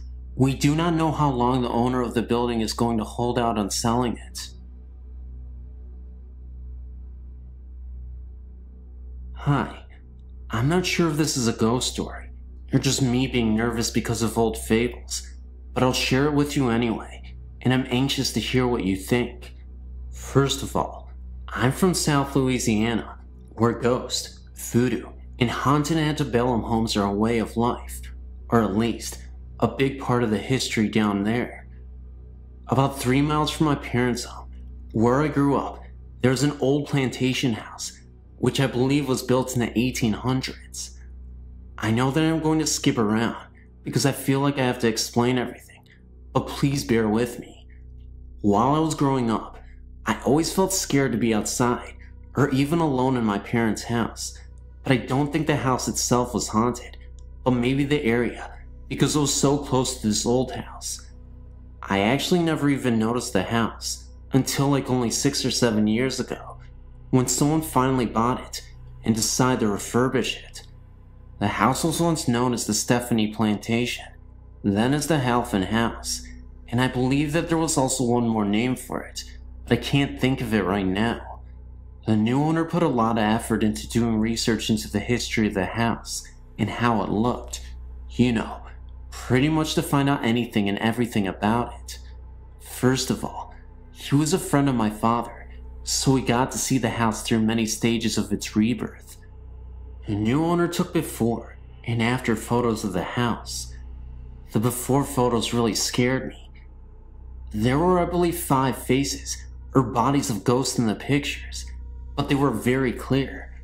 One looked like a man, maybe with a beard and very proper demeanor. Another was a lady in the ball gown. That was what the silhouette looked like, and possibly a crown. Another looked like a small child looking out of the window, and another just a blur. One looked like a man screaming, and it seemed to have chains on his wrists. I don't know what exactly to say about these pictures, but I know what I saw, and I know how the house felt, and I believe them.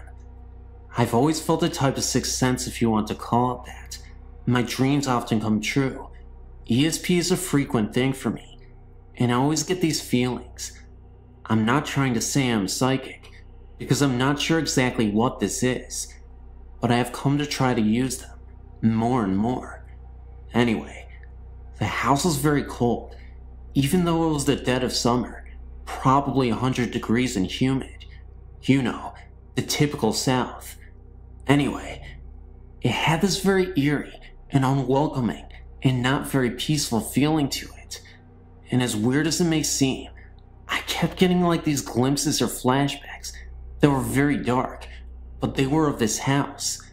The new owner had tons of stories of hauntings by him and previous visitors, or just stories that were documented. I talked to this friend of my mother-in-law who is really into this stuff, and she seems to think that for some reason I have a connection with this house, that it isn't just me being a channel. I don't know what to think. I don't really want to know. Every time I visited this house, I would get the creeps, and always in the same places. There was a small closet-looking space at the top, 3rd floor, which was recorded to have been used as an infirmary in the war. I was standing near it, thinking. I was getting a funny feeling about it, and didn't notice my brother behind me. As a joke, he picked me up and pushed me inside of it, and I'll never forget the black flash, if that makes sense, that came to me. I'm not sure if I actually saw it, or just remembered it, but it was one of the single most frightening events to date. It was like I could hear, just for that brief second, screaming and cries, and see so many people in that small space. I don't know, I guess I can't really explain it.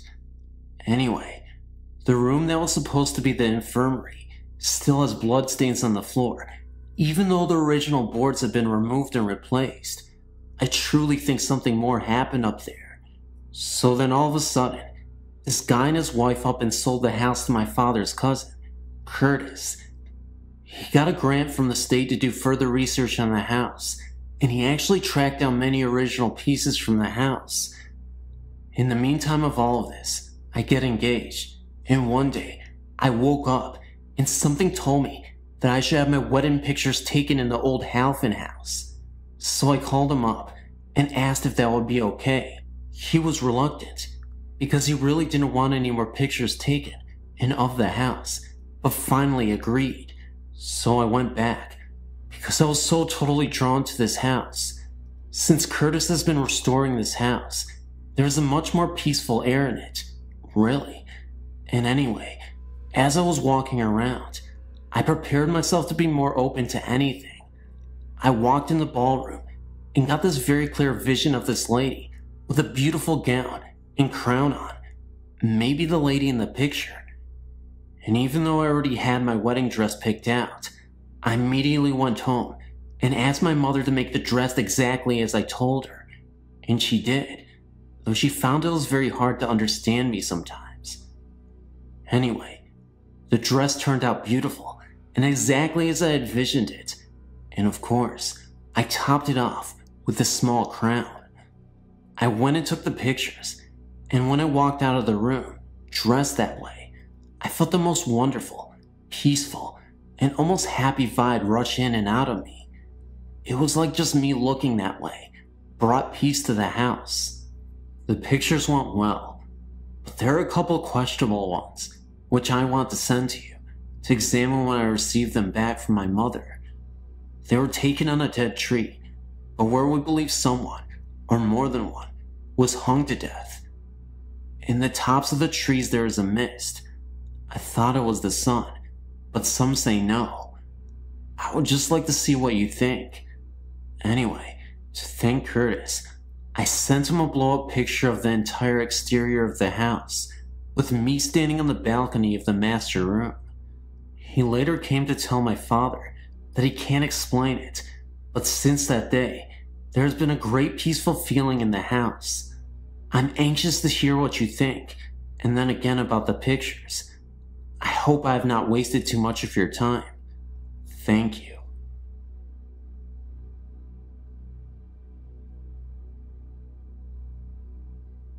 I've had several ghost experiences, but the one I'm writing happened when I was about 16.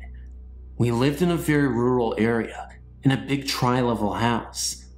The bedrooms and a bathroom were on the top floor, a small bedroom, a bathroom, the kitchen, and a huge living and dining room were on the second, and the bottom floor was a two-door garage.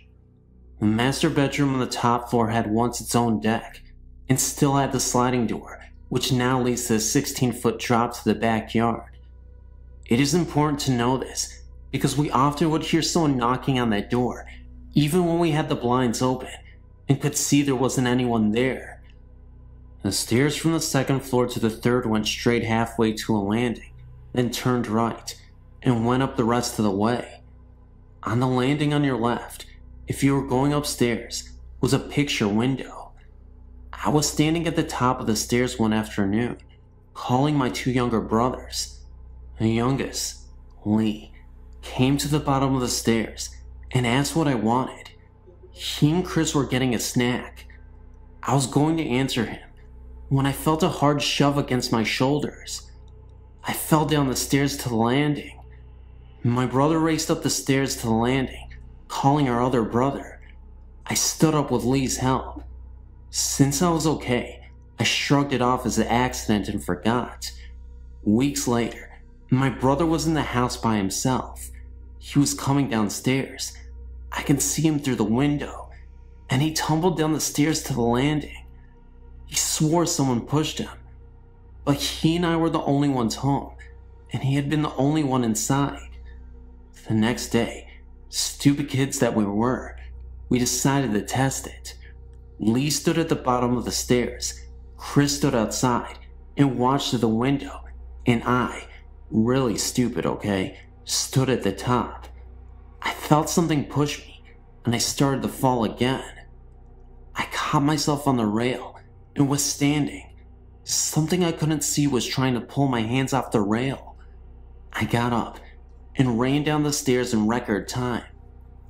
Chris said he couldn't see anything, but Lee swore he saw a shadow chase me from the landing down to the second floor. After that, none of us would go down the stairs alone, and we always ran. For some reason, they wouldn't tell our parents decided to move, only 6 months after we started living in the house. I live in a small town in Kansas. I've lived in several houses in this town, and in just about each house have had strange experiences. The first I can recall was in a small farmhouse in the country. My sister and I shared a room and had bunk beds. The head of the bed was the opposite of how most people would set a room up. The head of the bed was by the window, and the foot of the bed was flush to the wall. I was in the bottom bunk, and my sister on the top bunk. I recall waking up one night and looking out the window to the shed that was across from me. In the top window, the second floor, I noticed a black human figure, no discernible facial features. It had a pale yellow light glowing around it, just purely out of fear and not wanting to experience this alone. I asked my sister, who was supposedly asleep on the top bunk, if she was seeing what I was seeing, not expecting to hear her to really answer me, and she said yes. We still joke about our psychic connection. When I was in high school and living in a small town as I do, my friends and I would drive around the countryside, mostly because we heard that there was some scary haunted place outside of town, and we always liked to investigate. But one night, I was sitting in the front seat of my friend's car and noticed that there was a small boy running in the road ahead of us. It was rather late at night, at least sometime after midnight, a very strange hour for young boys to be running out in the country. I noticed that he had on a red and green striped shirt and brown pants. What was really creepy, though, was the way he just kept looking back at us, almost begging to be hit. I could only see this boy at the middle point of the curve in the road. Just as we were rounding the last corner, he would disappear. It would only last several seconds. I questioned whether or not I was losing my mind, or if I really saw it, because no one else did. Another story I have was when I bought the house I live in now, still the same town. I'd fallen asleep on the floor in my living room. My dog was sleeping next to me. I'm not even sure what exactly woke me up, but when I looked towards my bedroom, I could see a small girl in a white nightgown. She had blonde hair, and next to her was a white cat. I could see through them. They had a mist around them. And again, just as it registered what I was seeing, they vanished. A few months later, I was in my room, standing on the edge of my bed, which is right next to the bedroom door. I was reaching for the light fixture to change a light bulb, with my arms extended. I noticed a man, dark short hair, and in his 30s. He had dark-rimmed glasses, and he walked past me through the living room, into my room. As soon as he got past my arm, so he would be standing right in front of me, he disappeared. I've also noticed small dark figures, a possible dog, like roaming around me when I was walking in my house at night. I always try to jump over them, thinking that it was my dog, but she was in another room when this happened. In 1978, My parents purchased a relatively new house in Niceville, Florida.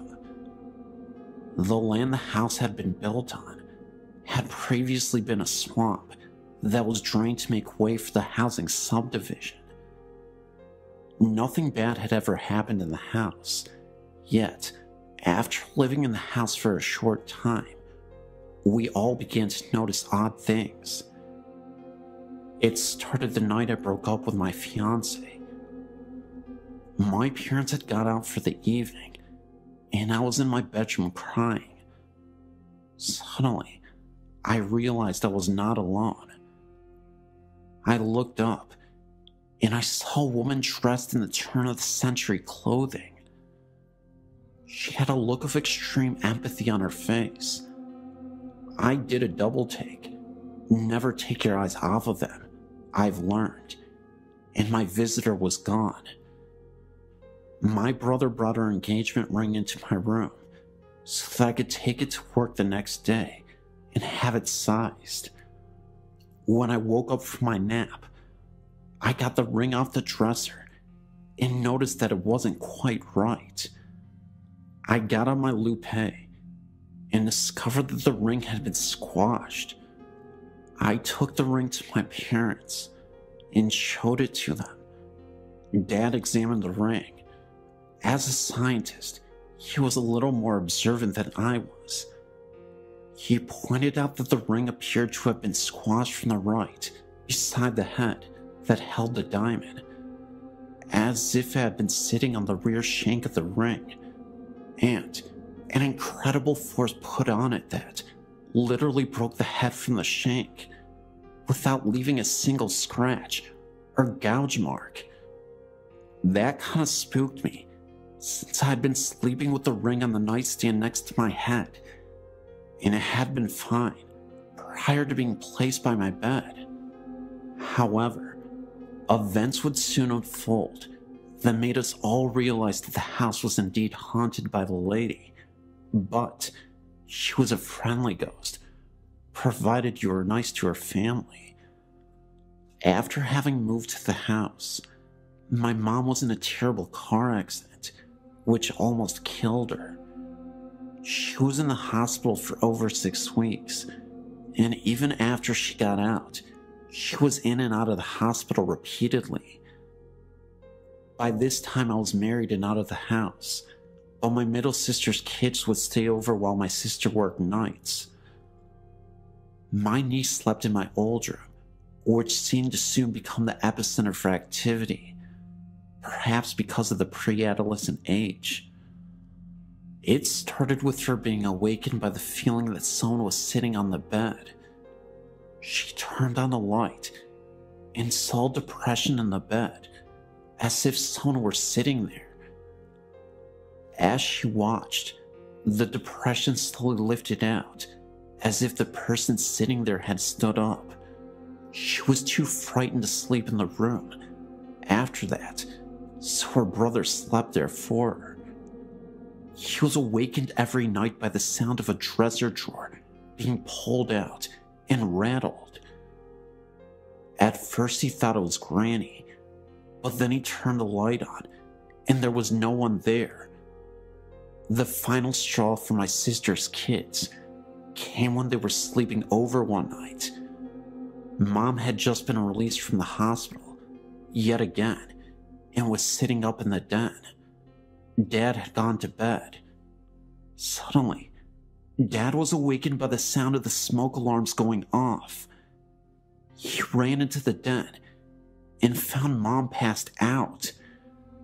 She had been in incredible pain since her accident and had begun stashing pills for a grand escape.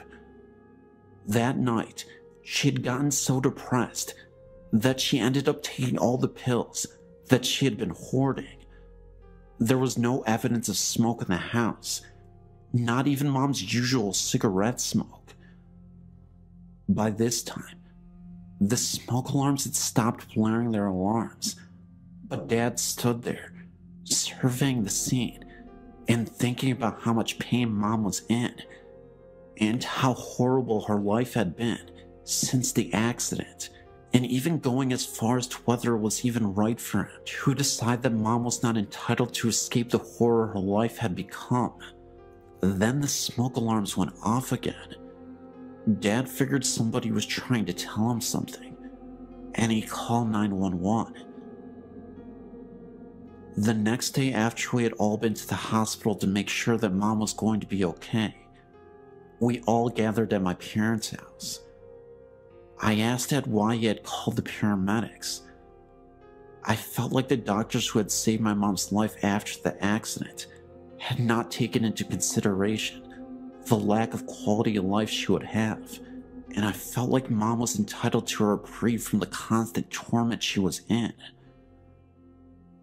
Dad looked at me kind of funny and explained about the smoke detectors. Then he said that when he had gotten home later that night, he had torn each of the smoke detectors apart, and there was nothing wrong with any of them, nor was there any reason they should have gone off in the first place. Once Dad told us this, we all sat there with odd looks on our faces and started talking about the lady.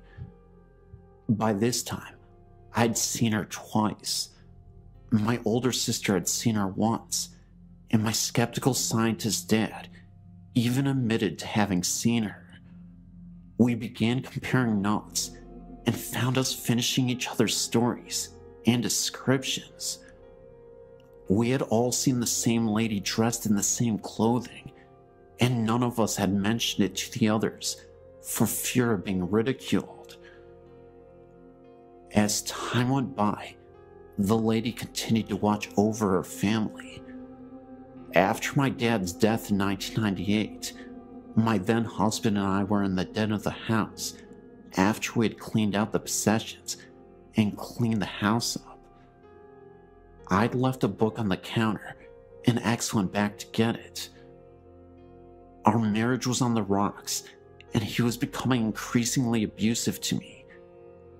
Something that the lady didn't seem to care for. He had always laughed at our family ghost stories, up till the day. But when he went back in the house to get my book, he came out of the house shaking and white.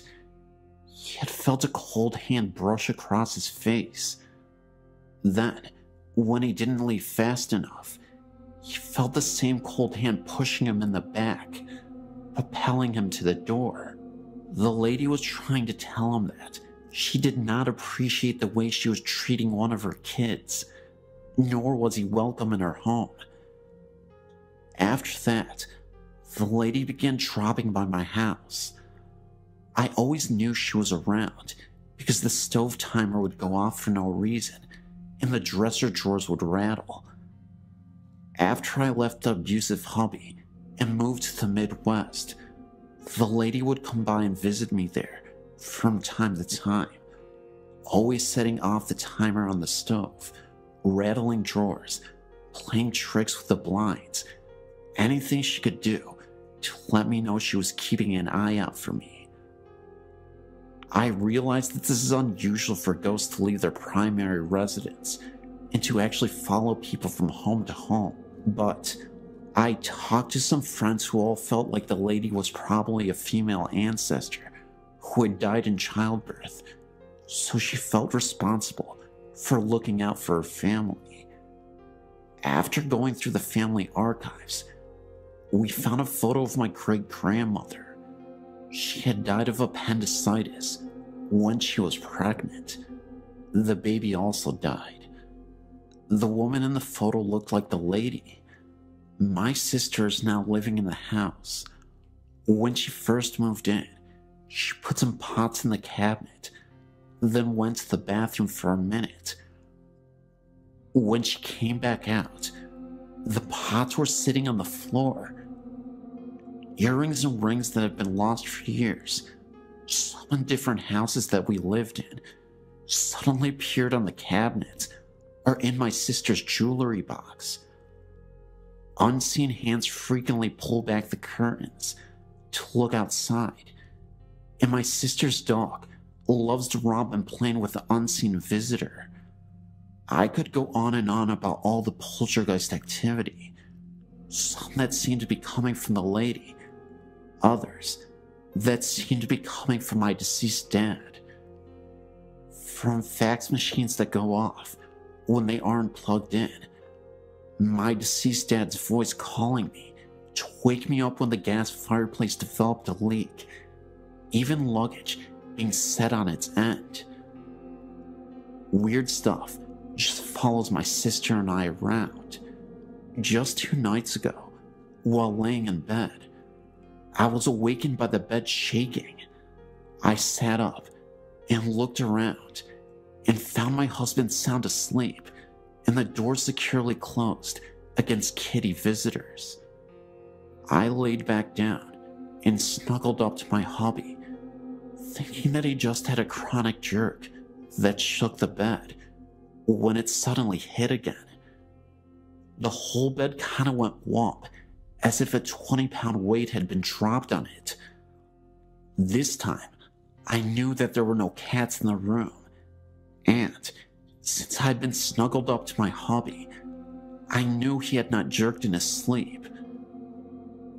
It's nice having your own guardian spirit to watch over you, but it can really interfere with your sleeping. I know that some people think that we're all nuts, or engaging in what shrinks call magical thinking, but every time I start to question my own sanity, I get another visit. It should be interesting when we move to my dad's hometown this spring. I imagine the visits will become a regular thing.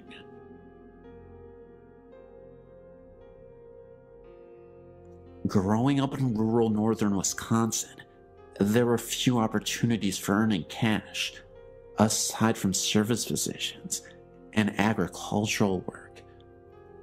Coming from a farm family myself, as a youth, I would hire myself out to farmers to help with the work on their respective farms, mostly crops and dairy cattle.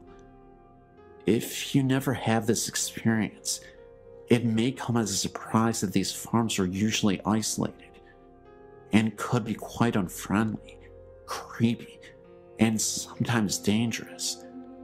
Physical injuries like losing an eye or a limb or even a life are not uncommon. This is the setting for my story. One January, I was a hired boy at a dairy farm owned by an elderly couple with whom I was acquainted with through a parish church. The farmer's house was heated by a wood furnace in the basement, where I was lodged, and among my other jobs, I had to bring in the wood and tend the fire. One day, while carrying wood down the steps, I felt pushed, which caused me to slip and fall down the stairs, landing on the concrete floor, which knocked me out temporarily. I must have been out only a minute or two, as I woke in pain and found the wood scattered all over. The farmer was very stern, and I feared how he would react to a mess and me not being busy with the work to which I had been assigned. When he did see me, he asked where I'd been and what I had been doing, and so I explained it to him. As I suspected, he was cross with me. Later that night, over supper, he told me a story which made me rethink my staying there. He related that some time ago, his wife, although a Catholic like me, had been dabbling in the occult, things like divination, astrology, cards, etc. Odd things began happening around the farm, and it was no longer prospering. He told me that the last straw had been when he awoke to find her levitating above their bed in the middle of the night. They decided to call the parish priest. The priest, whom I will call Father X in the story, was a mature, spiritual, and virtuous man whom I knew and respected. His brother was likewise a priest and an exorcist. The couple explained what was happening on their farm and house. Father X had to get rid of the occult books and the paraphernalia, and and after hearing their confession and absolving them, offered to bless and cleanse the house with a kind of minor exorcism. Before getting out his handbook of rituals and his stolen holy water, he had them close and lock the doors and windows. For some reason, he went through the residence, leading the couple in prayers and reciting the house blessing and minor prayers of exorcism, all the while sprinkling each room with holy water. When they reached the last room, which was the kitchen, Father X was finishing the prayers, and after everyone said amen, the kitchen door, which led outside, unlocked by itself, opened and then slammed shut. Father X then explained that this is why he had locked the doors previously, to make sure that by the door opening and closing by invisible force, he could tell by that sign that the spirit had really left. The farmer went on to explain that he liked the instruction that Father X had left him with, namely, that the devil is like a dog on a leash.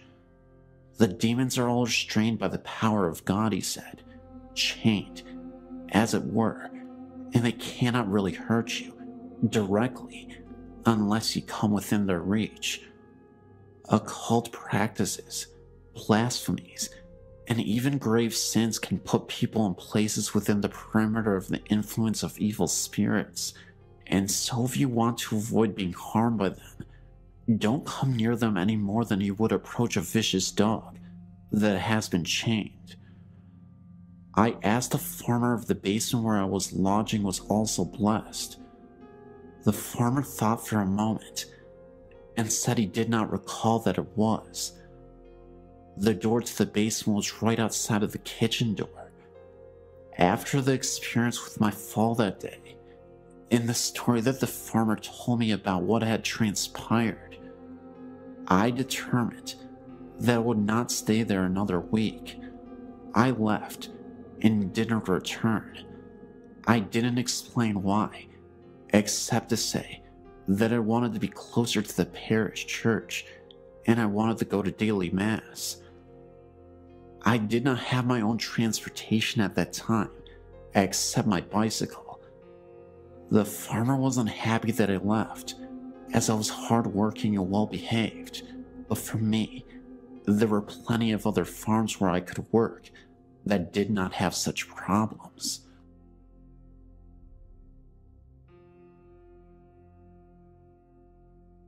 Throughout my life, I'd seen and experienced a few things that I can only describe as supernatural. Everything I'm about to tell you about actually happened, and I will describe each experience as I remember them. The first thing I can remember happened whenever I was only a young boy, growing up outside a village in Northern Ireland called Besbrook. It was during the winter, because we had a heavy snowfall the previous night, and I was outside playing with my two brothers. After a while, I went inside to warm up because my hands were frozen. My mother told me to take off my boots so that I wouldn't tramp snow all over the house. I sat down at the table with a bowl of soup in front of me, and it was then that I noticed something out of the corner of my eye in the hall leading from the kitchen to the living room. I turned to see what it was, and what I saw absolutely terrified me. I saw the figure of a woman walking down the hall towards the kitchen. I just got up and ran out the door without putting on my boots and jacket into the snow, and refused to come back inside, even though my mother insisted that there was no woman in the house. Over the next number of years, nothing happened except what sounded like somebody walking around the house, even when the rest of the household was in bed or away. Everyone heard the noises, but chose to ignore them. Then one Saturday morning while I was still in bed, I was shook and awake and told to get up and come down to breakfast. Whenever I opened my eyes, There was no one in the room, so I assumed that they had already gone downstairs. While I was getting dressed, a voice was calling from downstairs for me to hurry up. When I did get down to the kitchen, there was no one around. Everyone else was still in bed. A few days after, my youngest brother claims to have saw a young boy standing in my parents' bedroom who just stood there looking at him. Shortly after this, someone unknown attacked my brother in his bed, leaving him with a black eye. The next few years were quiet, except for the noises. Nothing else that I know of has happened in that house, except for the noises. But I did tell you that I lived outside a village. The best way to get to the village is through a wooded area, and this place is a very strange place. I could distinctly remembering a moment when I had to walk through these woods to get to the village, and all of a sudden, in the middle of the night, I saw a circle of people in white robes just standing in a circle and holding hands. I was so scared about what was happening that I ran the other direction and no longer wanted to run through those woods ever again. I actually had a friend of mine who was walking through the woods, and he swears to this day that he saw a woman just flying from the distance from one side to the other. Looked like a witch, but she was floating, had really dark black hair, and it just looked like she faded out. These are the only things I've seen in my life, and with that last story, my friend has seen. But I've heard other stories by people I know. The shop at the bottom of the road is said to be haunted by the ghosts of the 7 British people killed there in the 80s, whenever the original patrol station was blown up. I mentioned earlier, I'm from Northern Ireland. There is a high viaduct in the area, which is used as a railway line. 18 people died constructing it, one for each arch, and numerous others have offed themselves off of it. The stories are that at times, you can see these people, and they all look sad. There's also the blood on one wall in a friend's house, and no matter how many times it is painted over, the blood still comes through. All this is true, and has happened within a square mile of where I live.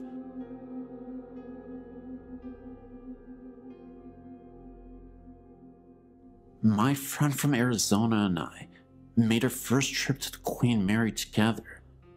We happened to run into a paranormal researcher when we were on a tour and decided to stay the night. We rented a room with 2 beds so the researcher could stay with us and show us around the old boat in the middle of the night when the most activity had been reported. We attempted to fall asleep around 11 p.m. I managed to sleep quite easily and wasn't scared about sleeping in one of the reported haunted rooms. About 5 minutes after I fell asleep, my friend wakes me up. The first thing I remember was hearing a staticky voice and thought it was a radio. It wasn't until she asked me if I heard the voice. That was when I realized there was no radio anywhere in my room. My instant reaction was to turn on the light and look around the room. I reached up and tried turning on the light, and nothing happened. We were really freaking out now. The light had just been on. My friend finally turned her light on, and we laid there in bed for a few more minutes, and I decided to try the light again, and this time, it turned on no problem. We tried to fall asleep again because we wanted to wander around the ship at 3 a.m. to avoid security guards. As soon as we turned off the lights and laid down, I saw my blanket pushed down and felt something on my arm. My friend also reported feeling things brush against her arm. As tired as we were, We just decided to ignore it all and go to sleep. 3 o'clock rolled around and we went to the pool room, reported to be the most paranormally active area on board.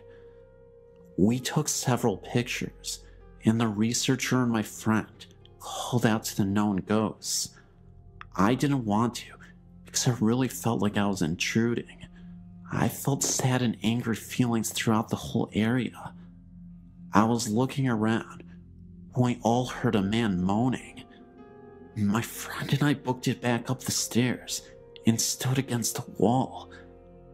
After a few minutes, we joined the researcher again, and he continued to call out to a little girl named Jackie. I wasn't paying attention at the time, but I heard my friend gasp, and I looked over, and she asked me if I heard that. I missed it. The researcher heard it too. It was the voice of the little girl. She was singing for them. I will never forget my experiences at the Queen Mary, and actually plan on going back soon. I came aboard not believing, and left a member of a paranormal research group. Well, about 14 years ago, I left my partner. I was looking for somewhere out in the country so I could get away from people I knew. So, I rented an old converted Methodist chapel. No one had lived in it before, and it was set in some lovely countryside, surrounded by hills, about 24 miles away from where I live now. It took me a day to clean the place, as it had not long been converted into a living space, and there was lots of plaster dust and wood shavings everywhere. It was all open plan with the chapel windows at one side, converted into arches, leading to a wonderful new conservatory, which was the length of the chapel. I fell in love with it, as did everyone the first time they had visited. It also has a built-on back, which was the toilet, bath, and shower room. My bedroom was the gallery, and a new gallery had been put on the side, which became my daughter's bedroom, and the vestry type of room by the door became my son's bedroom. The landlord had left the pulpit in, and had used the benches and pews as sort of shelf seats around the walls. Everyone who visited me thought I had won the polls. It was before the lottery. I loved it. The front door was oak, and the original door of the chapel, the back door, was by the bathroom and was an addition to the property. I did not believe in all that rubbish about ghosts and things. Well, to begin with, when things started happening, I thought maybe I was hearing things, as I was very depressed. Within a month, I thought I was having some sort of crazy breakdown, but I didn't understand why I was okay at work. I just heard things, strange noises, in the chapel, like men mumbling, and footsteps like a small child. I'm worried about going on, as people will think I'm crazy. Well, as I said, I kept hearing things, and then things like the cooker clock kept pinging at strange hours. Then I would go to bed and hear a child running down in the living area. These were regular occurrences. I was on call some evenings and some days. I worked for a helpline, and we took the calls in our homes, sometimes redirected from the office, and I'd begun to realize that these noises were happening mostly at either 3 a.m. or 3 p.m. I still thought I was going insane, so I did not tell anyone. I kept sending the kids to visit their father at weekends, as I was worried about my mental health. Then, the atmosphere changed, and I felt there were people in there with me. I would get up in the morning and find my children's toys on the floor, or the pots and pans on the floor. By now I was really frantic. I didn't know if I was doing it, and if I should go to the doctor. Nothing happened when my friends stayed. I began to get seriously scared for my mental health. More and more was happening at weekends, and I was frightened to go to sleep. And when I did, I thought my bed was shaking, as if someone was trying to wake me up. Then I started inviting friends to stay, just so I was not alone. I would make lovely meals and get a bottle of wine and invite people to stay over, as once they had a drink, I knew that they could not drive home. I regularly invited people to stay on the weekends. One weekend, while we were all sitting down to eat at 3 p.m., there were the 4 of us. We heard what sounded like a child running up the stairs. My friend David jumped up and said, "Someone is in here." I was that used to hearing the noises, and I was strangely embarrassed. You would think I would be glad someone else could hear it. I made a feeble excuse, but he went on to search the home. After we had drunk a couple of bottles of wine, I began to tell him about the noises. I did not tell him about the toys and stuff, and they all made fun of me. And we all decided it was silly, and we carried on having a drink. One of the other guys then began being silly in the pulpit and calling on imaginary ghosts. Everyone was laughing, including me, as by now, they had me believing loneliness had led me to imagine all sorts. Then, after lots of laughing, we all decided to settle down for the night, as the chapel was open plan. Nobody really got undressed, and we had a lot to drink. We were all laughing from the beds, and we ended up saying goodnight to each other, shouting things like "Good night, John Boy," "Good night, Mary Ellen," and giggling and saying it all over again. When the front door opened, it was made of oak and over 100 years old, and was extremely heavy. Even the wind couldn't have blown it open. Lee got up and closed it, and we all began laughing again. After the initial fright, we started the "good night, sleep tight, John Boy" thing again, and the back door opened. Well, this was a new door which was always stiff to open and close, and the smell of strawberries was incredibly strong. I had smelled this many times before in the chapel. I thought it was bubble bath or something my daughter was using. Lee got up again and asked if someone was playing tricks on us. We were out in the country, and the nearest neighbor was 10 minutes walking away. My landlord. I said it probably was. So we all got up to have a cup of coffee. It was just past 3 in the morning when the back door and front door started banging open and closed over and over again. It felt like forever, but it was probably only about 6 times. No one moved. No one spoke. When it stopped, no one mentioned it. David just went out. We found out later he went out to see if anyone was in the lane. We did not even question where he had gone, and I had just made more coffee for everyone. We all sat there when David returned. We began to talk about how late it was, as if nothing had happened. I cannot explain how surreal it was, and then the lights began to flicker. I started mumbling about earth tremors, as if we got lots of them in Wales. All my friends were from the Midlands. And power cuts, when the car started up outside. I'm really not joking here. My friends all ran out, and all the windows were open on the car, and it was ticking over, with no key in the ignition. They were all convinced someone was playing silly tricks on us, and David and Lee sat in the car until dawn to try and catch anyone that might be out there. Nothing else happened, so at breakfast, we all laughed about how some country person had decided to give us a fright. The lads never visited me again. and everyone went home much earlier than they had planned. When they had all gone, the phone kept pinging, as if it was about to ring. So I really thought maybe some bad weather was on its way. Later in the afternoon, I kept feeling like someone was watching me, but I kept telling myself it was just my imagination. More and more, I was encouraging my friend Jane to stay over. I began to hate being alone.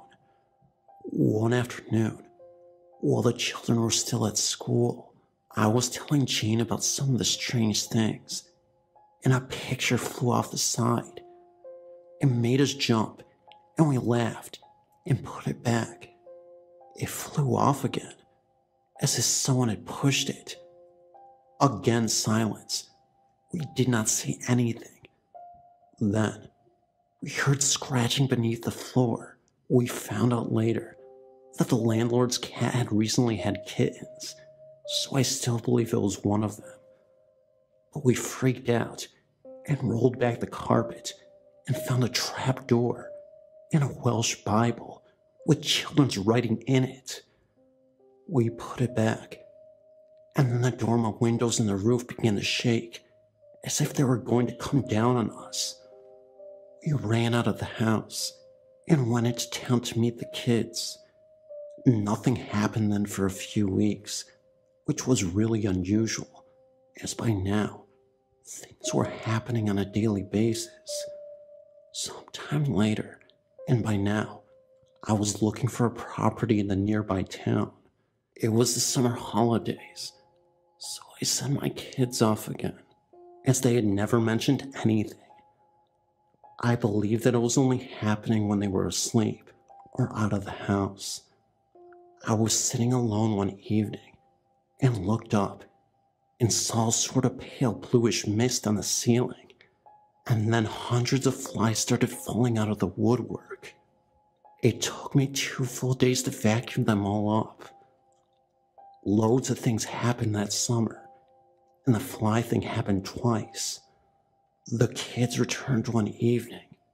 I had to attend a meeting, and I had took some of my work friends back to the chapel to feed my kids and let them know I would not be home until 8:30, and to make sure they were okay, and to remind them if they needed anything to call the landlord. We had an arrangement to check on the kids. There was a knock on the door. I answered it, and this young guy was there. He was really nice and asked how long I'd lived there. So I told him, just a few months. And he said, I used to go to Sunday school there. I would love to see inside. Can I come in? He went on to explain he was the farmer's son from down the hill at the dairy farm, and he was training to be a teacher in Shoebury. It was not home very often, and he was going back in the morning, so he would love to come in and take a peek, and he could not imagine anyone living there.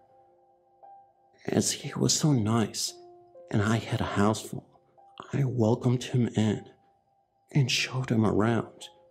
One of the women I had brought home with me were nearly drooling over him, and one in particular, Tina, was really doing her best to flirt. I showed him around, which did not take long, as it was open plan. He told me that where I'd converted to log burner, bottled gas, there used to be a roaring fire in the winter. He felt the pews along the walls and said I would have sat on one of those. I explained that he would have to go out soon, and he left asking if he could come again. He said he knew a lot of history about the place. Well, as I knew the farmer, and he seemed so nice, and Tina was by now making it so clear she was really interested, I said yes, and asked that if he did come, he must let me know in advance. I was thinking he could tell his father to contact me. He left saying see you soon, and we all waved to him as he walked up the lane. Well, after that, Tina was just now going on and on about him. None of us could remember his name, and I promised to find out for her. For a few weeks, I could not get rid of Tina. She would come for any little reason and kept on at me to find out about him. Then something happened at her home, and Tina asked if she could stay with us. She stayed for a few weeks while I helped her find a flat, even though I was not doing very well finding a new place of my own. Tuesdays she would go to college, and often strange things would happen, but only on a Tuesday. But if I'm honest, I sort of got used to it, and did not mention anything anymore to anyone. Then, she moved into her new flat, and wow, the chapel went crazy.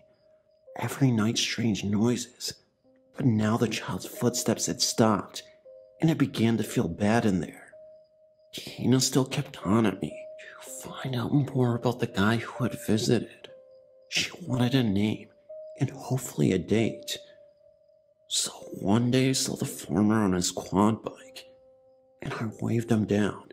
He was a real nice guy, and had taken my children lambing earlier in the spring. Well, I asked him how his son was. He looked at me and said I don't have a son. So I explained. He looked at me as if I was a bit of an idiot. And then he went on to explain someone had played a trick on me. No one would have gone to Sunday school in the chapel for at least 55 years. So if the guy had been to Sunday school there, he would have to be, at the very least, 60. And as far as he knew, there was no teacher training college in Shrewsbury. I was so embarrassed, and as I walked home, I got angry. Maybe it was the same guy who was playing tricks on me, making noises. Maybe he was even coming into the house while we were asleep. I walked into the home in a right temper, and I swear I heard a man laugh. My children suddenly got really cheeky and naughty, very different to how they were before. My daughter would not speak to me at all for 4 weeks. My son was angry all the time. I sent them away more and more at weekends. A small fire started one night by my bed. It went out. I started believing I was going mad again. I could hear men's voices mumbling. There was really an oppressive feeling in the home. Even a friend Steve said he felt uncomfortable in there and had loved visiting before. Jane stayed over more and more often, and now she was hearing things too. Now I knew it wasn't me. I'm not sure if I'm telling all of this in the correct order, but lots of things happened, but it felt bad. Not like the more innocent things previously, like pots and pans being moved and paying clocks. Things would be moved all the time. The smell of strawberries would float past you just before the door would fly open. My car started up on its own, outside on a few occasions. I took it to the garage. The mechanic thought I was nuts. I made him check the ignition. It got worse and worse. I was desperately trying to find a 3-bed house to rent in the town. Well, things kept going from bad to worse. My life was a mess. I was not getting proper sleep. My children had turned into horrible monsters, and things kept happening. I will not repeat it at all, because I would be here forever. But it ended one night, when I was sitting alone. I got a fear I still cannot explain, and I could not move from the chair. I knew I was heading for hysteria, so I phoned my friend Steve, who lived in the town. "Steve, I'm so scared. Will you come over?" The phone went dead. I sat there for about 15 minutes, the fear rising, and the air was freezing, and there was the blue mist on the ceiling again. Anyway, Steve walked in and started screaming and lifted me up, threw me in his car, and drove back into the town. When we got back to his house, I asked him why he screamed. We did not speak in the car. He told me he did not really know why, but he said when he walked in, He had a feeling that we would both die if we stayed in there. I slept in his room. I was too scared to be alone, and I think he was too. But I still have to laugh. Steve is 20-odd years younger than me. And the following morning, his parents looked like they were going to have a heart attack when they seen us both come down the stairs. We did explain. Well, sort of. It's hard to explain that sort of thing. I found a new home not long after. But that was not the end. The day I was leaving, a really old woman, she had to be around 80-ish, knocked on the window. I went out to see where she had come from. She had walked from the top of the hill way beyond the landlord's house and said, "I always meant to come down and meet you, so when I heard you were leaving, I thought I would come by and say goodbye." I thanked her and apologized that I could not even offer her a cup of tea, as all my things were packed. She smiled and said, "Don't worry." And as she was walking away, she looked back at me and said in a really spooky horror film type of way, "You were never lonely here, were you? They will miss you." A few weeks later, I was with lots of friends and their children, and Jane was there and was asking how I liked my new home, and we were chatting away, and she said, "Bet you're glad to get away from those ghosts." And my daughter, who I thought was playing, but was actually behind me, piped up, "Did you see them too?" It turned out they had seen a young girl often in the mirror who smelled of strawberries, and that she was trying to warn them about a bad man who still lived there, who made all noises and banged the doors. They thought they were protecting me by not telling me this. Whether you believe me or not is up to you, and I'm wondering if I should even put it down in writing in case someone who knows me reads it. But my kids were back to normal, nice people, as soon as we moved into town, and they have since told me of all the things they heard. But they have seen stuff too that I never did. They thought it only happened when I was not in or asleep. Back in the 1970s, I was living in Southampton, England, and working as a builder. It was a good time for me. I was earning enough money, had a good set of mates, and no family relying on me.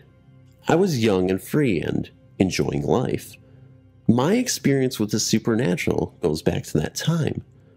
I was on a building project in a village in a new forest called Lyndhurst, and we were working on extending an old hotel, the Lyndhurst Park Hotel.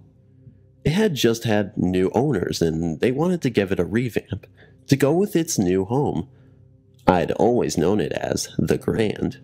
Right from the start, something felt wrong.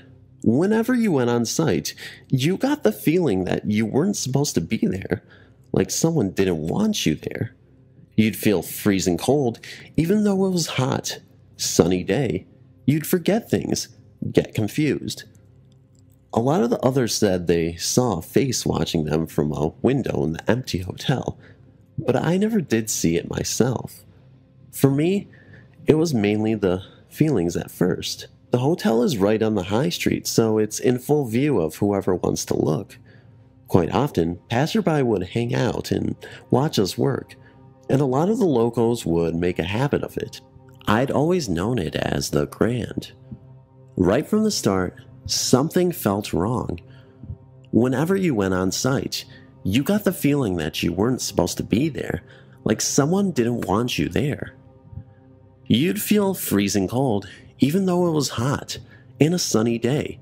You'd forget things, get confused. A lot of the others said they saw a face watching them from a window in the empty hotel, but I never did see it myself. For me, it was mainly the feelings at first. The hotel is right on the high street, so it's in full view of whoever wants to look. Quite often, passerby would hang about and watch us work, and a lot of the locals would make a habit of it, a lot of them less than happy with the extension to the property. After a while, me and the rest began to notice a particular old man staring up at us watching, always on his own. And usually after the light had started to go. He was certainly memorable as his clothes were strange and very old-fashioned, almost like he was in a costume, but subtle. A few times we tried to go down to talk to him, but by the time we got there, he was already gone. Anyway, it was when I was checking on electronics in an older part of the hotel that I had the encounter. I was in a long corridor and saw a figure at the other end. When I called to him, I saw it was the old man, so I challenged him, saying he shouldn't be in here. "You should not be in here," he replied. "Come on, mate. Who are you and why are you here? I'm a builder. You have to go. I am Duke Stakepole, and you have to go." At this point, I tried to touch him, to urge him out. When I did, my whole arm went numb and ice cold. I got this sharp pain in my head, and everything started spinning. The man seemed to grow, and his eyes got bigger and bigger until they filled everything. I woke up to a couple of the other guys over me, asking if I was okay. It was an hour later, and I had a splitting headache. I got checked out by a doctor, but he couldn't explain it. When I eventually told some of the others about it, a couple of them told me about similar experiences they had, which I won't share, as they aren't my stories to tell. About 20 years later, I came to the Lyndhurst Park Hotel to stay for a couple of nights, on a weekend holiday to the New Forest. The feeling I had going in there was very strange. I had a restless night and couldn't sleep, so I got up to go and get a nightcap from the bar. I opened the door of my room, looked down the corridor, and standing at the end of it, just standing there and watching me, was the old man, exactly as he was 20 years ago. I stared at him, backed off into my room, packed and left that night. I haven't been back to Lyndhurst since. I got talking to a local historian in the Hobbit pub in Southampton a couple of years ago, and after a few Guinnesses, I related my stories. Apparently, Duke Stackpole had lived and died there in the early 1800s, back when it was a mansion called Glasshaze. According to him, the builders who first worked on turning the place into a hotel would see his ghost regularly, starting fires and telling them to leave. According to local stories, once a year, on the anniversary of his death, music can be heard in parts of the house, and anyone who finds its source is whisked away to join the Duke's Dance of the Dead. Those are the stories, anyway, and I can't account for any but my own. The one thing I do know is that I won't be returning in a hurry to investigate. Trip to Bearhead Lake. The summer between junior year and senior year of high school, I got to take my best friend with me on a family vacation. I was really excited about it because she got to meet some of our family friends on the way up as we passed through my old state home, Iowa. I also got to take her to one of my favorite places in the world, Ledges State Park. All this was on the way to Minnesota to meet up with the rest of the family. Poor Lindsay ended up getting sick in Ames, so the trip was awful for her. We didn't know how to help other than to give her medicine and try to let her sleep. In Minnesota, we stayed the night in my aunt's apartment with my two cousins and my grandma. My friend had a little crush on my eldest cousin at the time, and they got along really well. When it was time to go to bed, she stayed on an air mattress in my cousin's room. I was a little jealous of the fact that my cousin was getting so much attention from my friend, so I had an air mattress to sleep on in the living room myself. In the middle of the night, she came out and woke my mom up. She had a really high fever and she was uncomfortable in my cousin's room. We moved her bed out to the living room and my mom gave her more medicine. The next day, She told me that it wasn't just a fever that woke her up. In fact, she couldn't sleep because of it. She found herself staring at this nightlight the boys had. It was the soft light that would go from white to yellow to green to blue to red. That was the cycle, over and over. She said that while she was watching it, the light would turn colors that weren't in the cycle, such as purple. Her attention was then drawn to the box fan that was blowing near the boys' open closet. She said she heard a growl and the fan was violently knocked over. The growling freaked her out and the fan was broken, so she wanted to sleep in the living room with us. That experience didn't happen to me, but it directly relates to experience I mentioned in Bridget. Plus, it was something that happened on the trip, so I figured it belonged here. I really wish I could get my friend to start submitting experiences on this site too. She has a lot to share. I didn't know what to tell her about the growling. I had experienced dark things around my cousin's previous apartment. I just wasn't surprised that she would hear something like that in their room. I also didn't know how to console her, so I was happy we weren't spending another night there. She was pretty happy about that too. The next day, we went further north. I think we camped in Tikahoshi State Park for a few nights. We visited another place in the world that I hold dearly, Grand Marcis. During our stay in that area, we hung out at Split Rock Lighthouse, where Lindsay drank some Lake Superior water. Her fever promptly subsided, and she felt much better, thankfully. Halfway through our vacation, we left the Tekahushi Grand Marcis area to go to Bearhead Lake State Park to camp for a couple days. Lindsay and I thought Bearhead was pretty creepy. It was always really quiet, even though the park was full of people. There were cars, tents, and campers all over the camping area, but it was always extremely quiet. All the time. The first full day we were there, my best friend and I went exploring. We walked around the park, which was beautiful, but there was just something off about it. There was this one area that had a fish cleaning shack and a bathroom. I had to go, but she did not. So I left her in the fish cleaning shack to go do my business. The fish cleaning shack was uphill next to the bathroom. This bathroom had running water and showers. It wasn't an outhouse or anything like that, but it was pretty basic structure. The entrances to each side could be seen from fish cleaning shack, as well as the small parking area next to it on the man's side. I went to the woman's side and hurried in. Just like most of the camp, I didn't see anyone in there. I went to the middle stall because it wasn't the handicap stall, but also wasn't the very first one. As I went to do what one does in a bathroom, I heard a car pull up. Almost as soon as I heard the car engines turn off, someone walked in. Naturally, I thought it was another lady, but whoever it was walked right up to my stall. They didn't stop at the first or the big handicap one at the end. They walked directly up to my stall. Under the door, I saw straight-leg blue jeans and large feet wearing what looked like men's running shoes.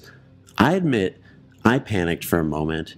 It wasn't because I thought maybe a man was in the ladies' room. It was because this person just stopped in front of my door and stood there, facing it, without even checking the other two empty stalls on the other side. I felt vulnerable and alone. I really wasn't sure what I could do if this person tried to force their way in.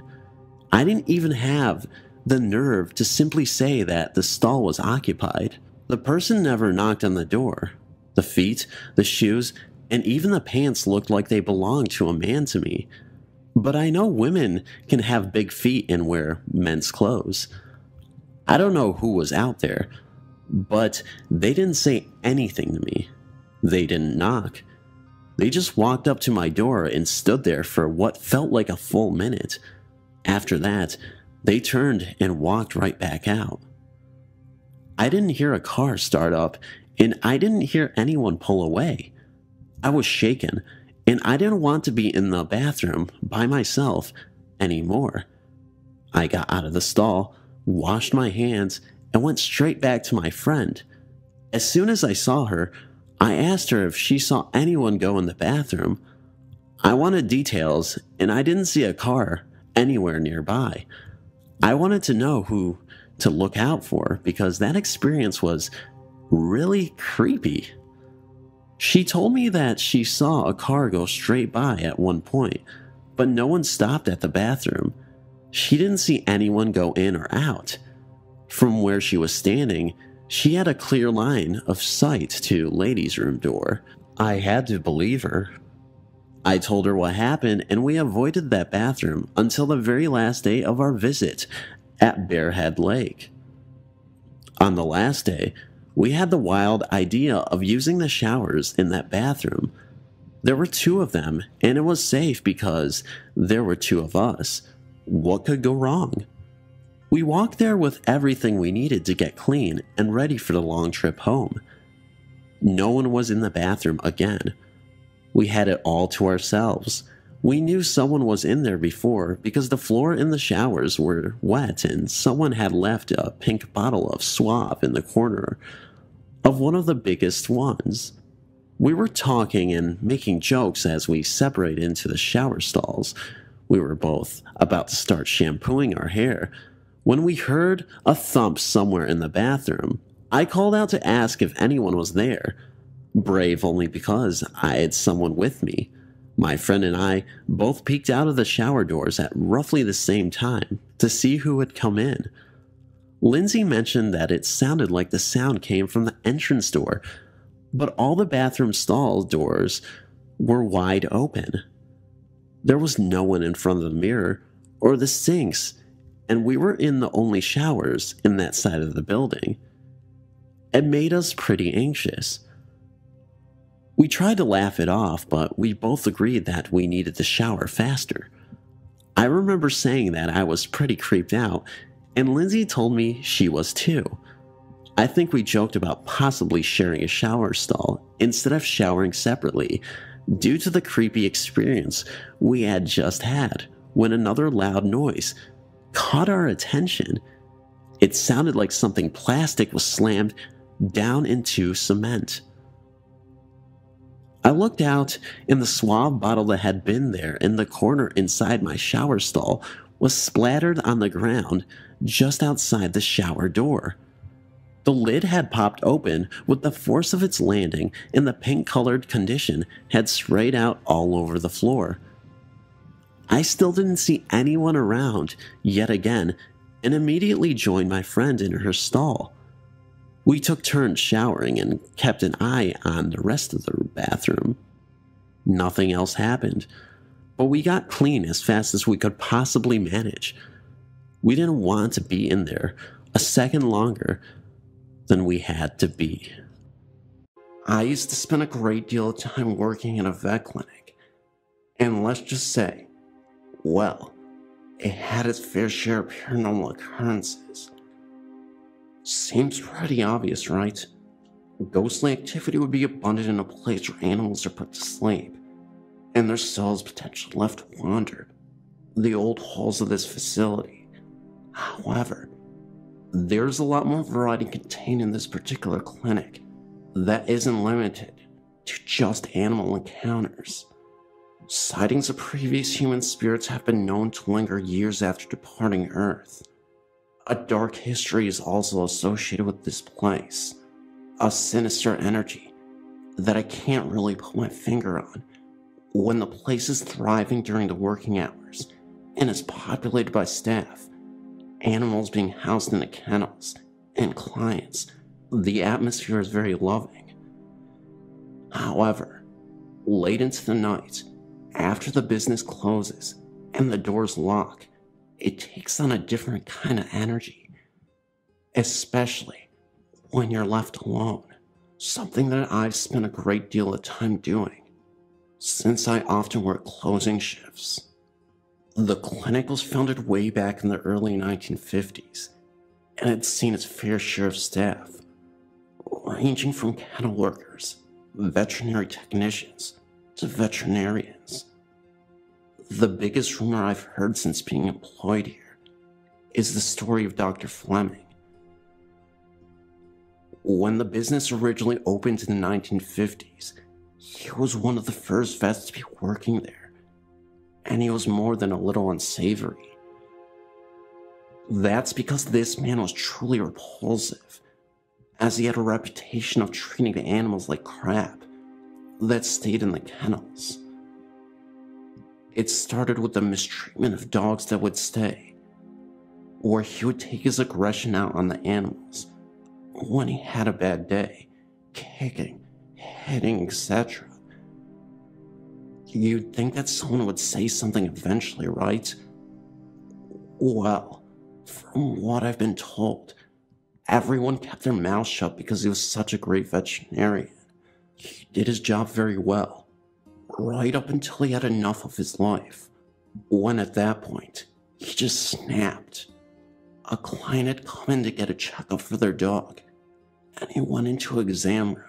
The dog wasn't cooperating with him, and he started screaming at the dog. When the staff rushed in to see what was going on, he pulled out a gun and aimed it at the dog for a second, before pulling the gun on himself, and that was the end of his life. Unfortunately, I can't confirm if this was just an old legend to explain the ghost hauntings, but everybody, from the current longtime staff to the boss, all say this happened, and the staff before them had told them this to be factual, so this story was passed down over the years, and it's 2015 now. My boss even told me of a story in which she saw the ghost of Dr. Fleming at night, while she was at the clinic, by herself, and alone, with nobody else with her. It was just after 11 p.m., and she had to run to get something that she left at the clinic earlier in the day. She drove over to the clinic, and the lights in the lobby were left on before she walked in. Not thinking much of it, she dismissed it, thinking maybe one of the staff members had left on the lights accidentally. The weird thing is, as soon as she walked into the building, the lights in the front lobby shut off by themselves for about 20 seconds. My boss turns the light back on. That freaked her out a little bit, as again, she knew nobody was there. So she's walking down the narrow hallway, and all the way at the end, she sees a figure move into the last exam room, at the end of the hallway. It was a cloudy figure, almost like a shadow person. Now get this, after she saw whatever that thing was, the light in the exam room turned on, and then off.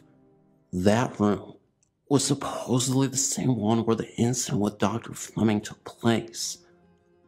I didn't want to believe her at first, but then again, I feel the energy in that clinic all the time after hours, and it is not a peaceful energy. It feels like ghosts are roaming the halls. In my personal experience, I never saw anything, but I've heard ghostly growls that didn't sound like cats or dogs, or any animal for that matter, as I was closing up the clinic. I remember my coworkers had left for the night, and it was just me. Out of nowhere, a very low guttural growl, almost human-like, was heard as I was sitting down at the reception desk. It sounded like it came from a staff room just down the hall nearby. I walked into the staff room, turned the lights on, and there was nothing there. Some staff members say that they heard voices after closing, the sounds of light footsteps in the hall, and knocks on the walls. One staff member even claimed that they saw a ghost face staring back at them in the mirror. The clinic is a privately owned practice located in the countryside of Michigan, effectively a business with small, intimate staff where everybody knows each other very well.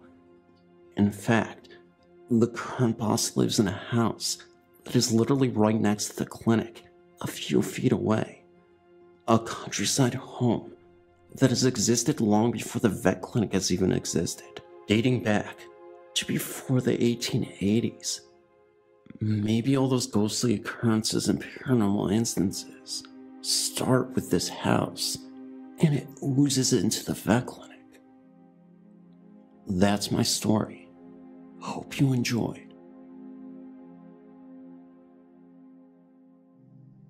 It is nice to know that there is someone who will not tell me I am insane. I've had several experiences that I would describe as otherworldly. For about the first 14 years of my life, I lived in an old farmhouse about 3 miles outside of a small town in Tennessee. From my earliest memories, I could remember that the bedroom in the back of my house had an odd feeling to it. I still have no clue as to what was in that room, but it did not like me.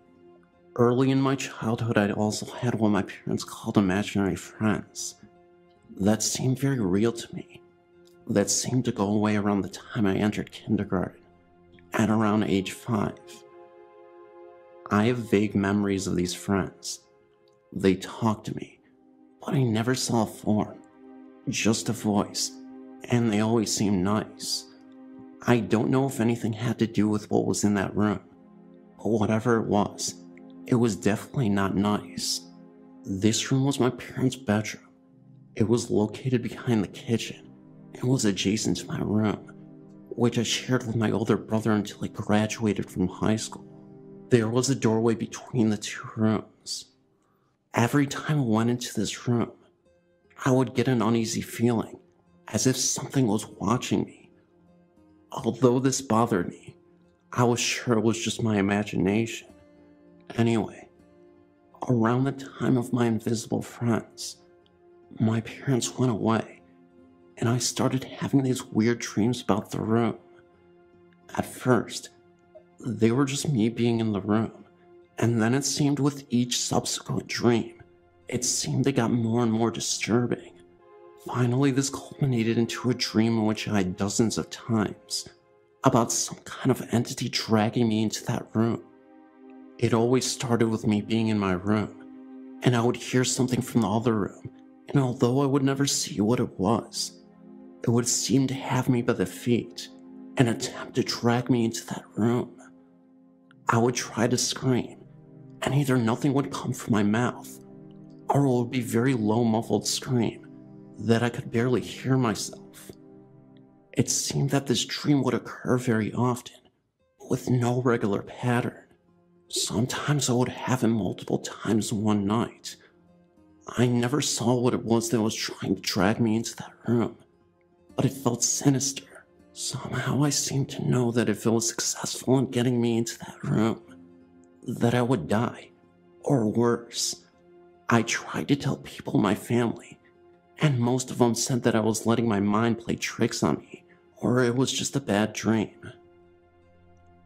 My mother never said these things and always tried to avoid the subject if I brought it up, so after a while, I just dealt with it. I still had these dreams, but I tried to convince myself that it was just nightmares. These dreams kept going on and around the time I was 13, and in the 8th grade, I got my first girlfriend. She also had uneasy feelings in that room. I'm not sure where she got it, but she came over one day with a Ouija board. I was skeptical about this and thought it was a game. Well, until about 10 minutes into playing it. It said some things that there was no way she would have known that would have occurred in my childhood.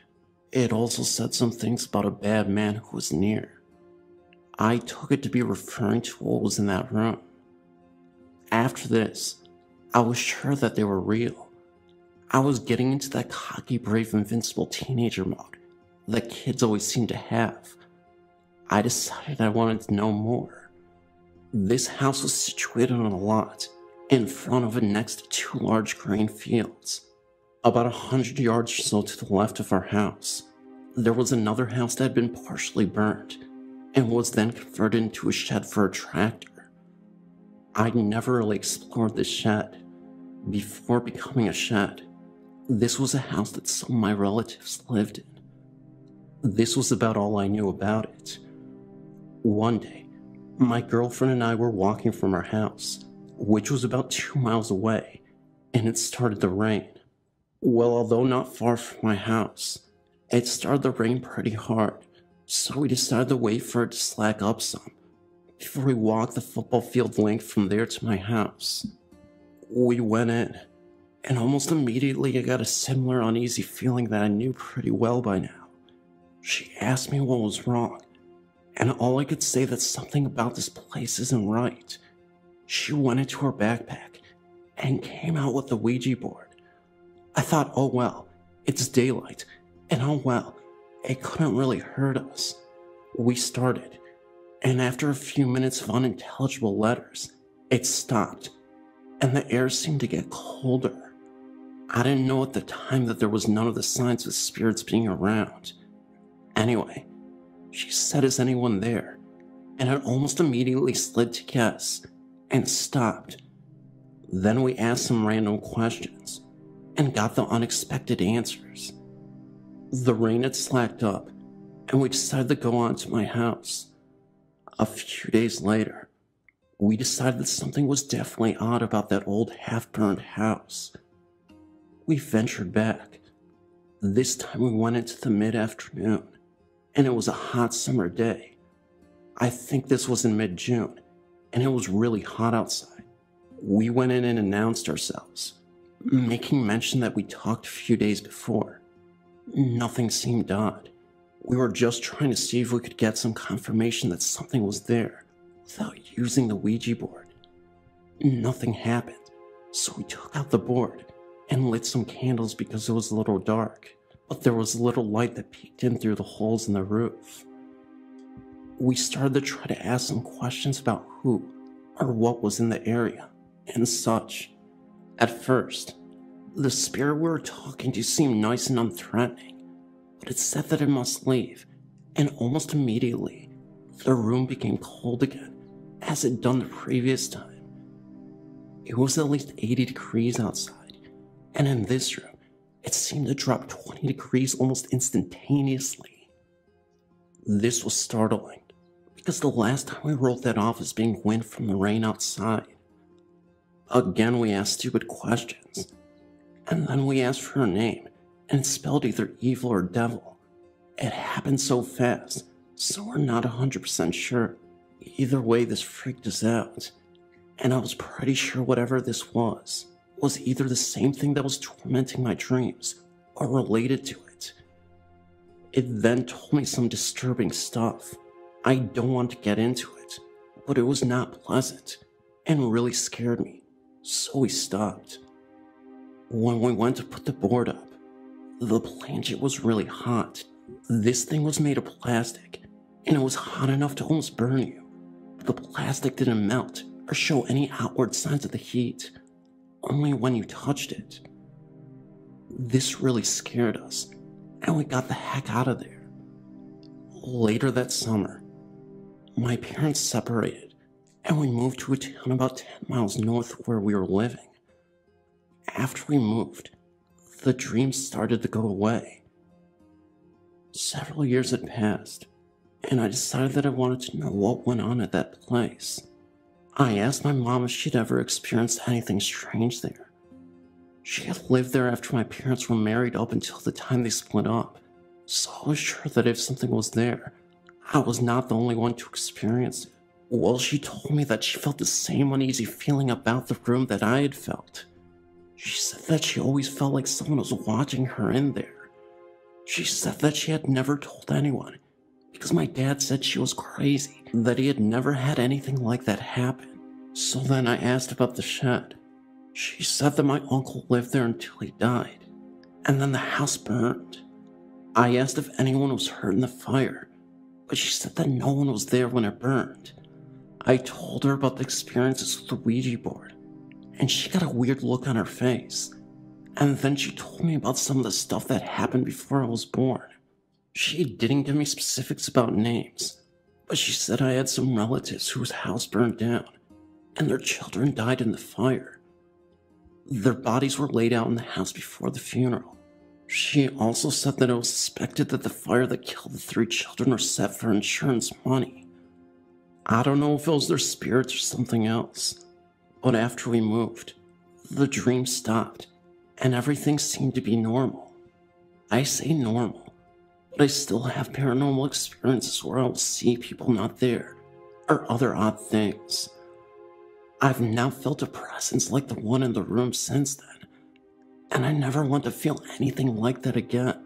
I never quite figured out what that was, or if the events were related. These dreams traumatized me as a child, and although I don't feel that I need answers to it, I just felt I needed to share the account of what happened with others, hoping that it would help. In closing, I wouldn't recommend anyone ghost hunting as I did. Whatever it was, the Ouija board seemed agitated. At first it seemed that we were connected by a somewhat friendly entity. Then it would leave, and the mean would come. I still live close to that home, about 10 miles away, but I haven't ventured back in like 7 years, maybe longer. I'm 25 now, and I've done a lot of research into the paranormal, and I know now what I did was stupid. Anyway, thanks for listening to me ramble on about my childhood. Hope this helps someone else.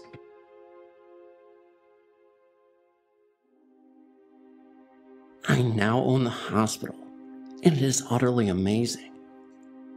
We have heard sounds of something working in the boiler late at night that even draw the attention of our many animals. There is a faint humming in one wing of the hospital, though there is no electrical power to the building. I've personally seen a little boy who I thought was coming down the hallway to the house in the back to see my daughter. I called to him in the twilight that she was out front and started to walk towards him. As I got closer, I realized he was on the stairs on the side of the building and disappeared out of sight. When I reached that point, we have taken pictures of the windows and have been able to bring up the face of a young woman with prominent cheekbones and a pointed chin, with long curly hair with an elderly gentleman in the background. On Photoshop, we magnified the image. The picture was taken in a stairwell that is 12 feet off the floor. There are many orbs around the building, and a local newspaper reporter and photographer who did a story on it this past Halloween photographed a white mist in a second floor window that seemed to be a focus point to some residents of town, giving them an uneasy feeling when they drive by. The previous owner had tried to change a portion of the second floor wing, but left everything in the middle of the construction and moved far away without selling the place first. He has never mentioned anything to us, but it is obvious something made him uncomfortable because he just wanted out. We feel nothing but peacefulness when we are in the building and are hoping to gain landmark status to protect the building. Many people died here during the 1947 tornado, since it was the only point of refuge for the town. We consider it hallowed ground and are supported by the many people who have an attachment to the building for various reasons. We are amazed by the amount of people who travel from different states who are born here, who just want to visit it. It is a compelling piece that we hope to preserve.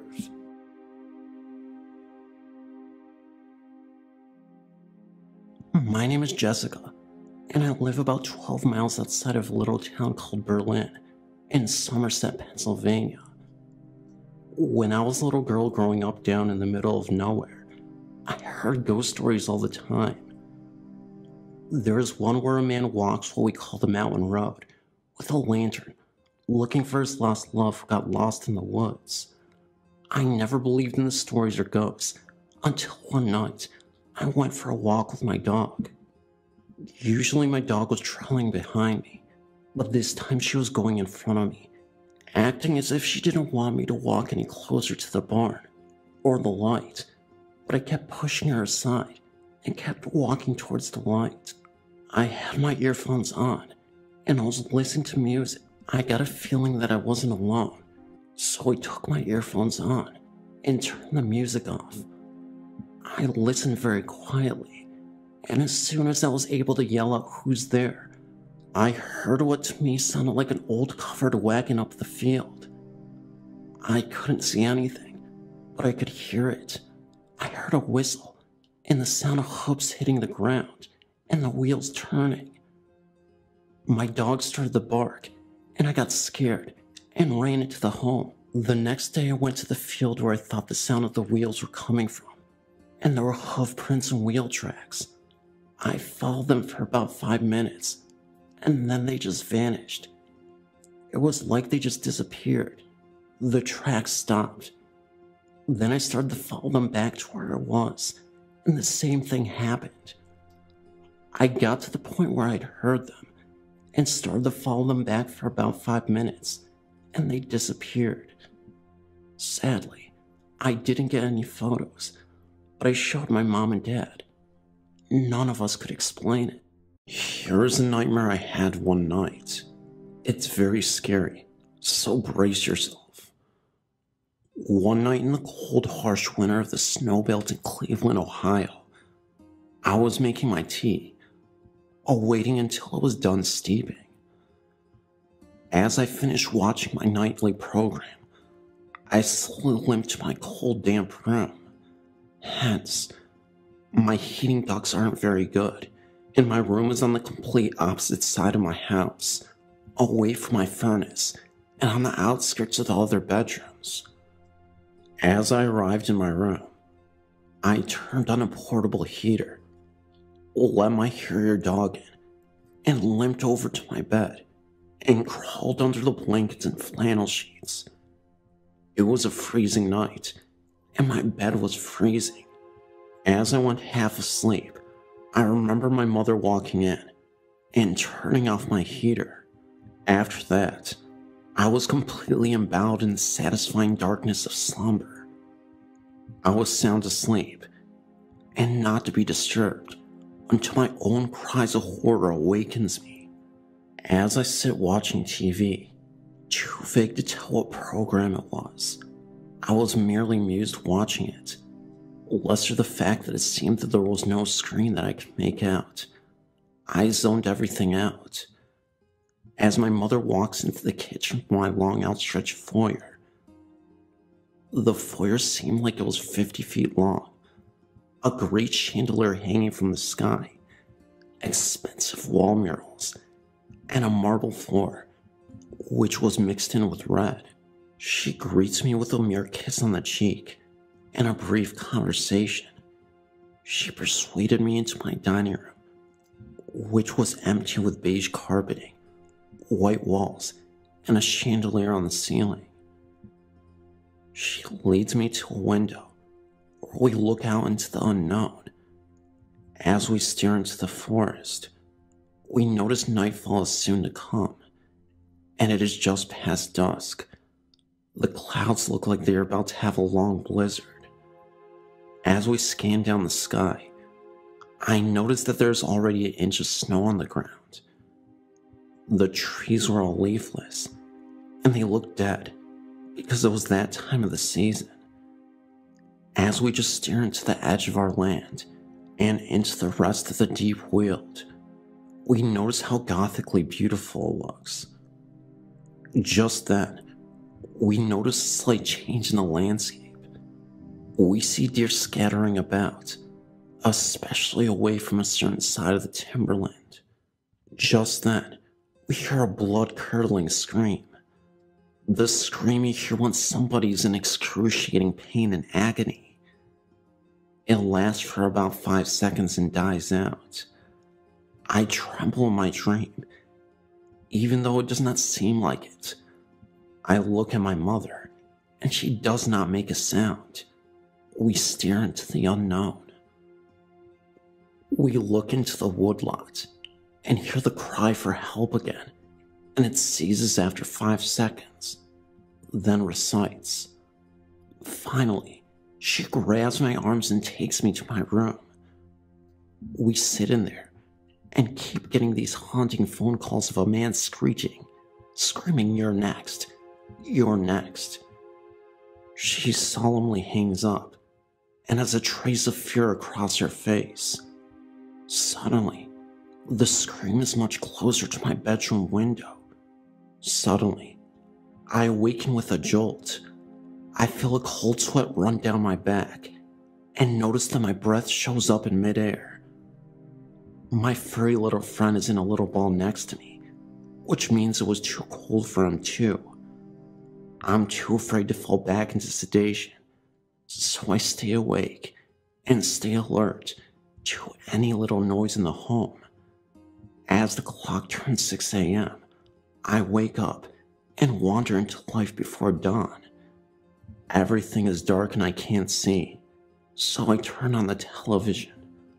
I make a cup of morning tea and tremble as I drink it. As I walked out to the bus, I couldn't help hearing the screams in my head and being terrified walking down a 50-foot driveway surrounded by timber.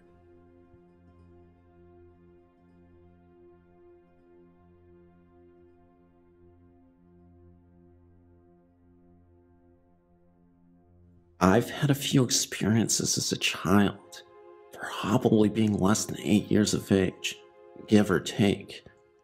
I found some little glass thing that I liked, and I was playing with it.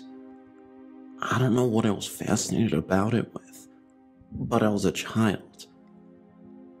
I lost it, and I woke up that night to go to the bathroom, and there it was on the bathroom counter. I didn't know how I had gotten there.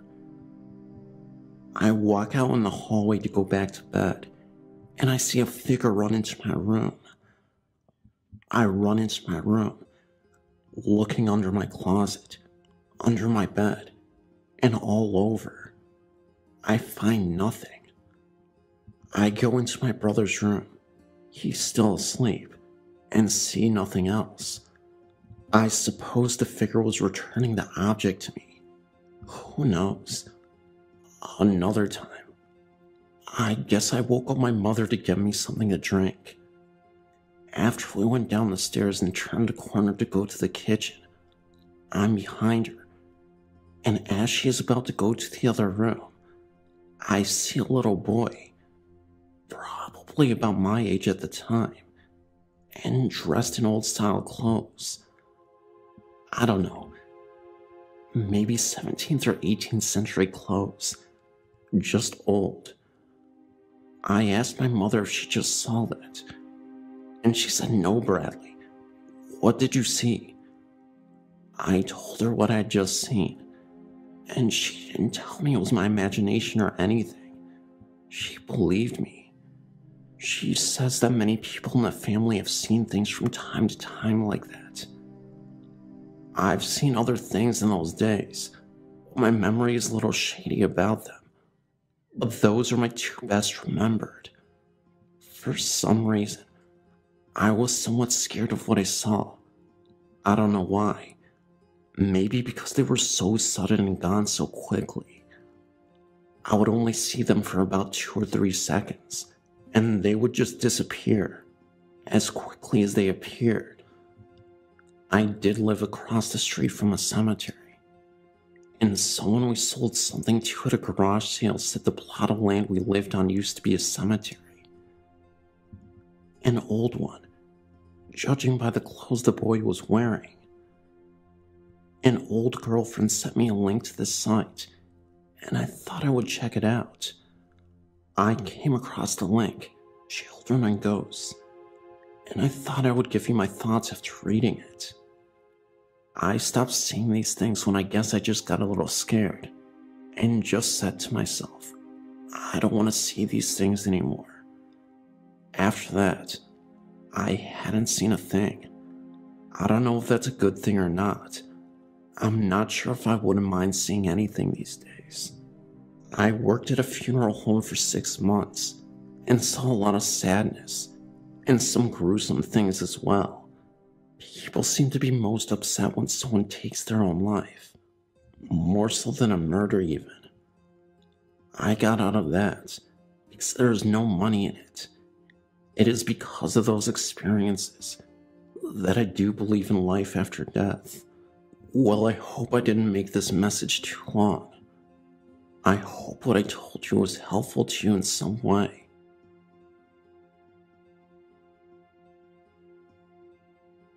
Well, let me first explain. I'm not psychic. I don't think that I'm particularly sensitive. I know that some of my friends and I in high school did mess around with some stuff. Ouija boards, going to cemeteries, etc.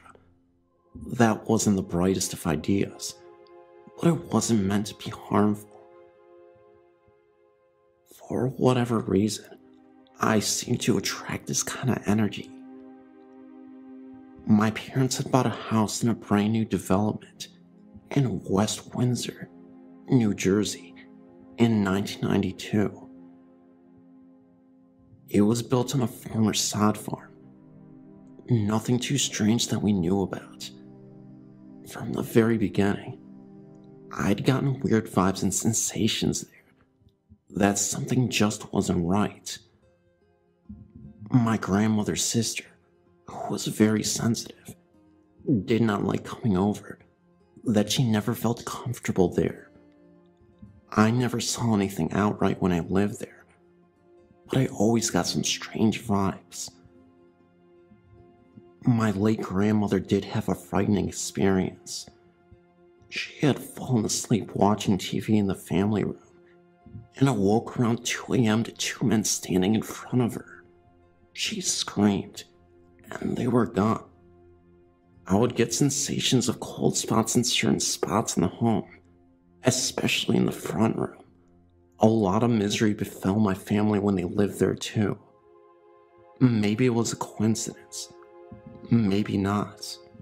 In 1994, I lived for a brief time at 50 Main Street in Roebling. It was once a doctor's office, and I believe a post office at one point in time. I had many strange experiences in that home. My husband was going to school at night and worked full-time, so I was there by myself a lot. There was a room that was used for storage between our kitchen and the garage. I never wanted to be in there by myself. It was a very oppressive feeling, and I had a hard time breathing when I would be in there. There had been several times when I was doing laundry in the basement that I felt as if someone was standing behind me. Every so often I would catch a glimpse of an older, heavy-set woman outside. Since there was an alley directly behind the house, I assumed it was a neighbor. Apparently, no one alive in the neighborhood fit the description. The one thing that did me in was the 3rd floor.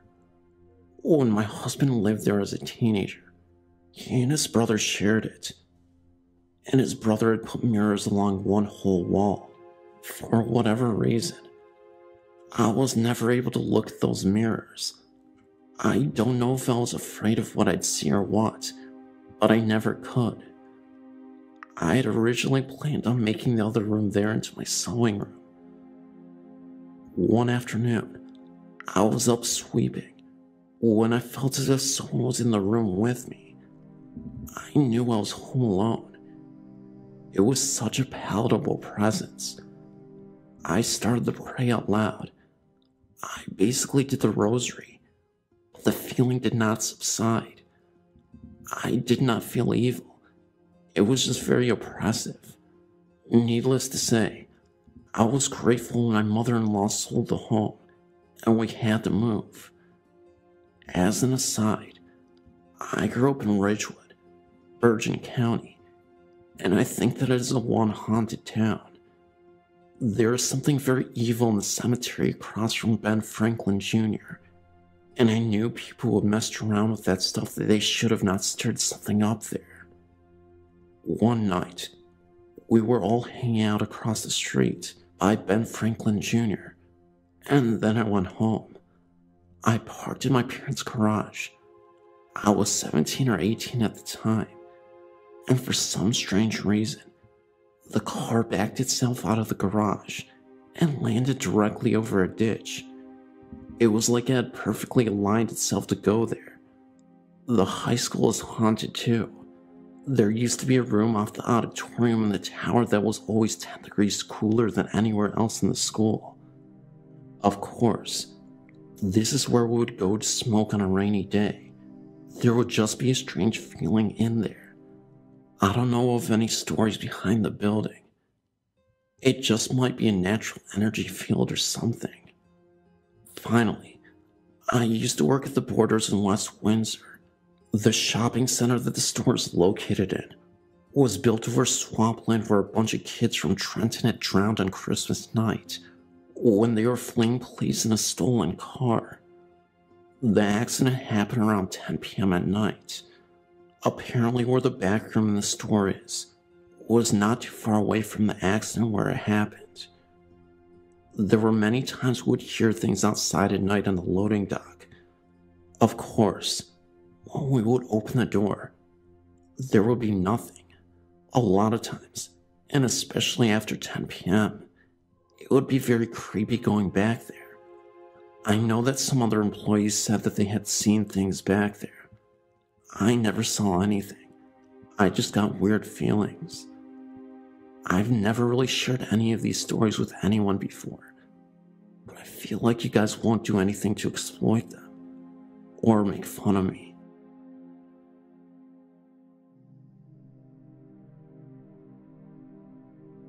When I was 15 years old, I used to frequently babysit from a next-door neighbor who has 5 children. It was a Friday night at about 10 p.m. I just put the children to sleep in their bedrooms upstairs. I stayed up for a while watching a few late-night shows. At about midnight, I found myself restless and decided to wash the dishes from that evening's dinner. About 10 minutes into washing, I heard footsteps behind me. Without turning around, I said, "You're supposed to be sleeping."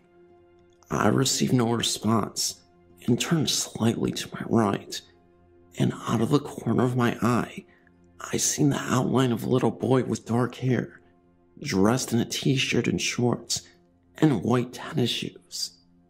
I turned back to the dishes, and was about to repeat myself, when the hair on the back of my neck started to go up, and a shiver went down my back. I quickly realized that the little boy I had just seen was not one of the children. I turned completely about to find nobody there.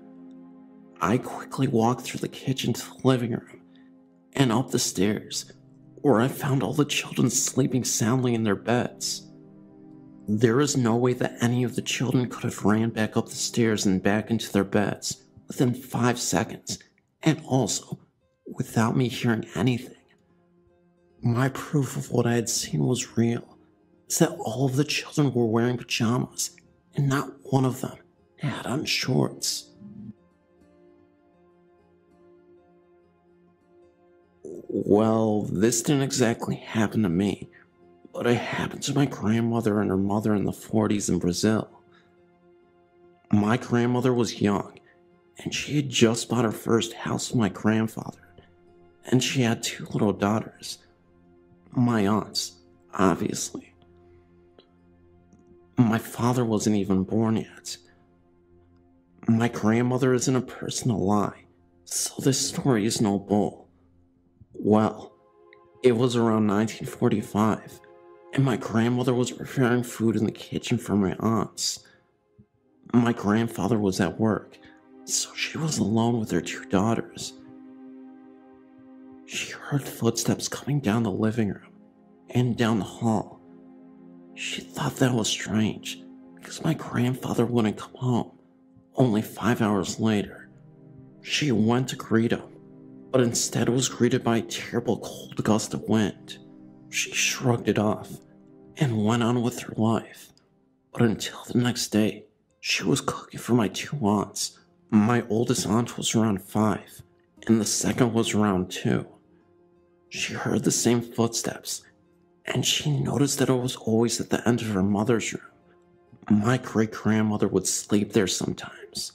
She grabbed her 2 daughters and waited outside for my grandfather to come. This would always happen at lunchtime, around 12 p.m. Well, My grandfather was always skeptical when it came to ghosts, so he comforted her and told her he was hearing things. She believed him and went on. The next day, my great-grandfather went to sleep there. She would sleep there to help out my grandmother with the girls, and the footsteps still came, but my grandmother felt safe because she was with her mother and 2 daughters, so she didn't mind it. At night, my great-grandmother was sleeping, and she felt the bed go down, as if someone was sitting down on it. Then, she felt a hand caressing her face. She got the heck out of there, and never returned to that house. They lived there for 2 years. Soon after my father was born, they moved. So that's my story. I do not believe she was lying, because she isn't a person to lie about that. Thank you. My first story begins when I lived in Ohio, USA. I was driving back to my house one day with my friends when I saw a girl visiting a graveyard. She was right at the top by a statue of an angel. The girl looked very young, about 11 years old. She was wearing old-fashioned clothes. I went up to the grave the next day. The inscription was written on the angel's Bible. It said in memory of Jane Doe, died 1832 to 1845, died of tuberculosis. I did not use the girl's name out of respect. I now realize that yesterday I'd seen a ghost. I can see the graveyard from where I live, and I always see a girl visit the grave. One time I went up there to see if I could catch a glimpse of the girl. This time, she was bending over 2 other graves. I went away because I thought the girl was starting to sense my presence. I came back though, and found the 2 graves. These 2 were her mother and father. They had also died of tuberculosis. It looked like no one came and took care of this grave, so I would come up there sometimes and clean the graves. When I had finished cleaning the girl's grave one day, I looked up and saw the girl watching me. She was smiling. She followed me home. I wasn't bothered because I knew she was harmless. It was almost like she was an old friend to me. This second set of experiences happened in Wrightwood, California.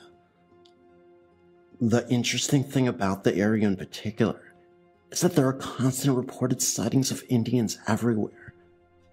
And the women in my family see an older woman around our houses, near the children's rooms. Townspeople who are aware of her say she is a nurse of sorts, and that she checks on the small children of the town, protecting them. The weirdest one so far is the half-Indian. All that is ever seen is the top half of an Indian, head to waist and floating. Most seem to see this figure especially down by the old ranch that sits in Cajun Pass, on Highway 66, between Clegherd Road and Kenwood. That's where the figure would appear. Many times around Thanksgiving, which makes you wonder a little bit. Anyway, my sister has seen him on Lone Pine Ranch Road around Clyde Ranch, the only structure on Lone Pine, until you reach Wrightwood. We have a lot of paranormal activity happening constantly, according to those who are tuned into it, or have that sixth sense. And if one's violent or sudden death brings about that type of activity, then we add approximately 10 spirits every year because of the slippery snow-covered roads like Lone Pine. That, and the lack of common sense that California drivers possess.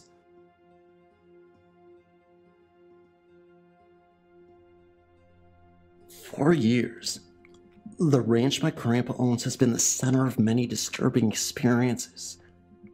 Though I did not experience them firsthand, I'm going to tell you some real stories about the place. Now I'm going to start with this ranch was built on an Indian burial ground. Or this is what my mom tells me.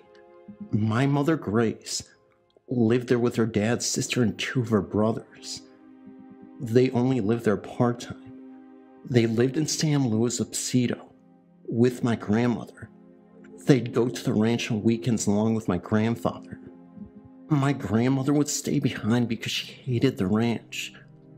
On the 4th of July, my mom had her friend come over, and this is when they were older, maybe in their 20s, and she let her stay in the bedroom with the guy she got close to. So my mom ended up on the couch. In the middle of the night, she sat straight up, like in the horror movies, where people sit straight up, all of a sudden in the middle of their sleep. She had no clue why, but she was so scared to death. She started to look around, and out of nowhere, she started seeing little dashes and wisps of silver light. They would fly right over her, and there would be deep wafts of cold air. She got up and ran to the bedroom. The guy my mom's friend got close to worked at the ranch as a gardener, and had experiences like this before seeing he'd worked there a long time. He said he thinks it's an Indian burial ground, but couldn't be sure. When my mom was young, not such great things happened at the ranch. I only know of one, but I'll tell you about it. My grandpa would bring weird friends that he met to the ranch. There was one guy in particular who came, and every time he'd play a game, where all the boys including my uncle's friends would have to play, it was basically a hide-and-seek game. But when he found them, he would pretend to torture them, and he'd throw them in a pool, which definitely wasn't a pleasant thing. My Uncle Martin was so scared of this guy, and he had good reason. This man was an old Vietnam War veteran. You could pretty much call him crazy. My uncle spent most of his days at the ranch, preparing for when he came. He did not want to be found. He had a place ready on this tree with a little stash of candy bars and packet drinks in the ladder that he could pull up after him. When the man came, he found everyone but Martin and looked for him till it was well past dark. Finally, they found him, but he wouldn't come down, and didn't. I had lived at the ranch for about 6 months, and my mom was scared to death of it, so we moved. My dad had lived with us. There was no power, so matches were common. After we had moved, my mom's younger brother Nick and his wife Shelley moved in. They had my little cousins Larry, the oldest, Amanda, second, and Monica, the youngest. My cousin Larry had gotten hold of matches when he climbed out of the crib he was in with Amanda. He climbed back in and started a fire, not knowing the consequences, being as young as he was. My Aunt Shelley was upstairs taking a nap with Monica, and my Uncle Nick was at work. Shelley came out running out of the building and left Monica outside, running back in to get Larry. It was too late for Amanda, and they still have her ashes. Larry lived, but he has 3rd-degree burns that have scarred him permanently. My uncle divorced Shelley due to other problems in their marriage. He got remarried to another woman named Tracy, and together, they had a child named Caitlin Elizabeth. Just a while ago, they figured out she was deaf. My grandpa lived at the ranch regularly till he broke his back. He was riding his horse in a mountain by a steep ravine. Being an experienced rider, he didn't have much of a risk factor. No one knows what, but something spooked the horse and he fell off, down the ravine, and broke his back. Now he's in a wheelchair, and he seems like he'd rather die than not be able to live at the ranch. So far he's not there, but he's trying to get there. Another bit that interests me about my family's ranch is that it tore my mom's side of the family apart. There have been endless fights about it, and pretty much everyone is turned away from each other. Are all these things a coincidence? I don't know, but I find it hard to think of it that way.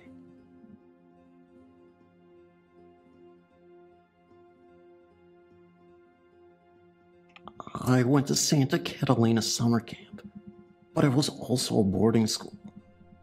For some reason, there is one room that is never open for boarders. It's at the end of the hall in the 4th dorm, and the story about it was that a girl was going there for senior year and was trying to get into Harvard. When she got the rejection letter, she OD'd on sleeping pills. This happened a year or 2 after my mom had gone there. When I went there for summer camp, there was a girl who said she had gone in there to turn off a light that was on. This was odd, because no one was allowed to go in there. The 2 girls were curious about the room and snooped around. When they opened the closet, there was red writing all inside the walls of the closet. They screamed and ran out, telling the counselor what they saw. The counselor was clearly scared out of her mind to go into that room. Before she turned off the light, she checked the closet. The walls were clean. Throughout the nights and days at Catalina, the light would turn on without anyone there. The presence was overwhelming and strong. Sometimes just an eerie feeling. You can't prove it, just feel it. I lived in Springfield, Missouri for 5 years, and have been a frequent visitor to the Wilsons Creek battlefield. The place has a presence that you could feel day or night, because it was the site of a good-sized battle, and the park rangers will tell you the same thing of sightings while they patrolled the park, or hearing gunfire and cannons going off. One of the most active spots in the battlefield is the farmhouse that doubled as the field hospital where the wounded were brought in for amputation in the home. But I believe it was a Confederate hospital, if my memory serves me correctly. Last year in June, myself and a few friends were given permission to camp the night at the location, so that we could experience the events reported ourselves. One of my friends got his degree in psychology, and wanted to see if the reportings were due to the history of the area. And we confirmed everything the park ranger had told us. At midnight, we began to hear what we could have sworn to be low moaning coming from the house, and what we could have sworn were the shadows of several people passing the windows, as well as the footsteps on the front porch. The footsteps would either sound like someone pacing as if on guard duty or waiting, or it would sound like someone running into the home, such as an orderly or a surgeon. But the one thing that remains in my mind was a smell that suddenly just arose around us of blood. It was a heavy smell that lingered in the air, that just made you almost want to scream, because it had an incredible sadness and pain. There was also a constant presence being verified of cold spots that would allow us to see our breath. And this made it very uncomfortable, because it was an 85-degree night.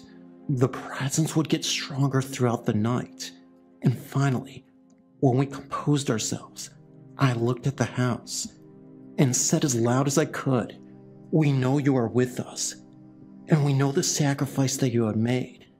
Please leave this place in peace." My friends, of course, gave me that look that I had lost it, but they immediately noticed that there was a calm feeling now, instead of agitation and sadness. Before we left, we placed a small flag and an American flag that we bought, and placed them on either side of the front porch of the field house, and gave them a salute out of respect for the soldiers. I've since moved to Florida, but still keep in contact with my friends as well as the park ranger. And we still talk about that night as well as the other occurrences they've seen on return visits.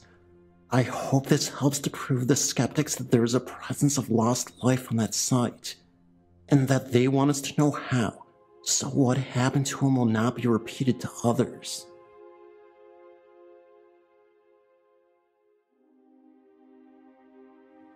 I lived in my newly built home for 1 year now. It all started when I woke groggy from sleep. I heard a woman crying and thought perhaps it was my child or neighbor. Her husband would travel often. I realize now that it was a linked experience. It was a couple of days ago, and I'd stayed up late watching TV, started to get tired, and decided to go to sleep. So I walked upstairs and went to my bedroom, laid down, and was fast asleep. I remember dreaming, and the woman that I heard for a year crying came to me. She came over me and put one hand on my throat and the other on my mouth and face. She began to strangle me. All I can remember after was willing myself to be awakened. I was flailing, kicking, and trying to scream. That is when I finally awoke. My husband was laying right next to me the whole time. He was also awake after the episode, scared and wondering what the heck. He told me that I was really screaming and tossing all over. You know when you watch someone sleep, and they say they were screaming, it's always muffled. I wasn't.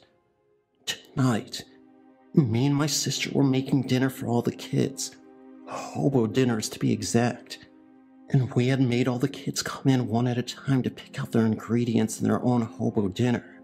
If you don't know what hobo dinners are, they have an assortment of vegetables and meat, or chicken, and condensed soup wrapped in aluminum foil. We have made the first three, no hitches. Then came little A, we'll call her that.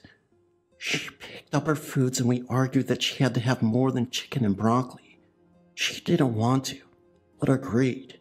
So I folded hers up and put it into an oven with the other three, realizing that when I put in the fifth one, I would have to move them all. We then proceeded to make the last one, and we never left the kitchen. Upon finishing, I opened the oven and found that little A's dinner was gone. I put it in there myself, and it was not small, not something you could misplace. We searched the entire kitchen and surrounding areas.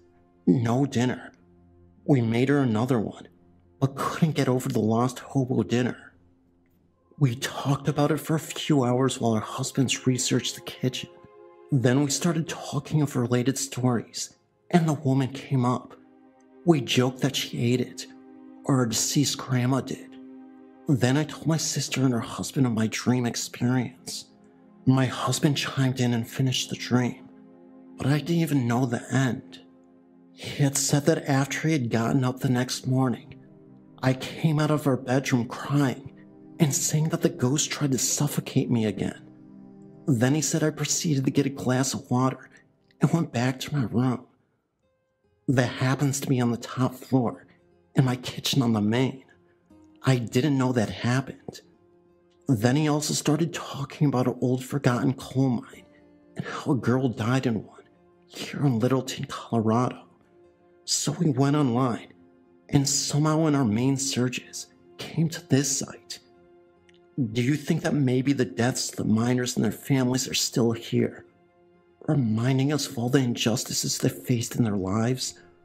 Or are they just wanting us to take notice and change things?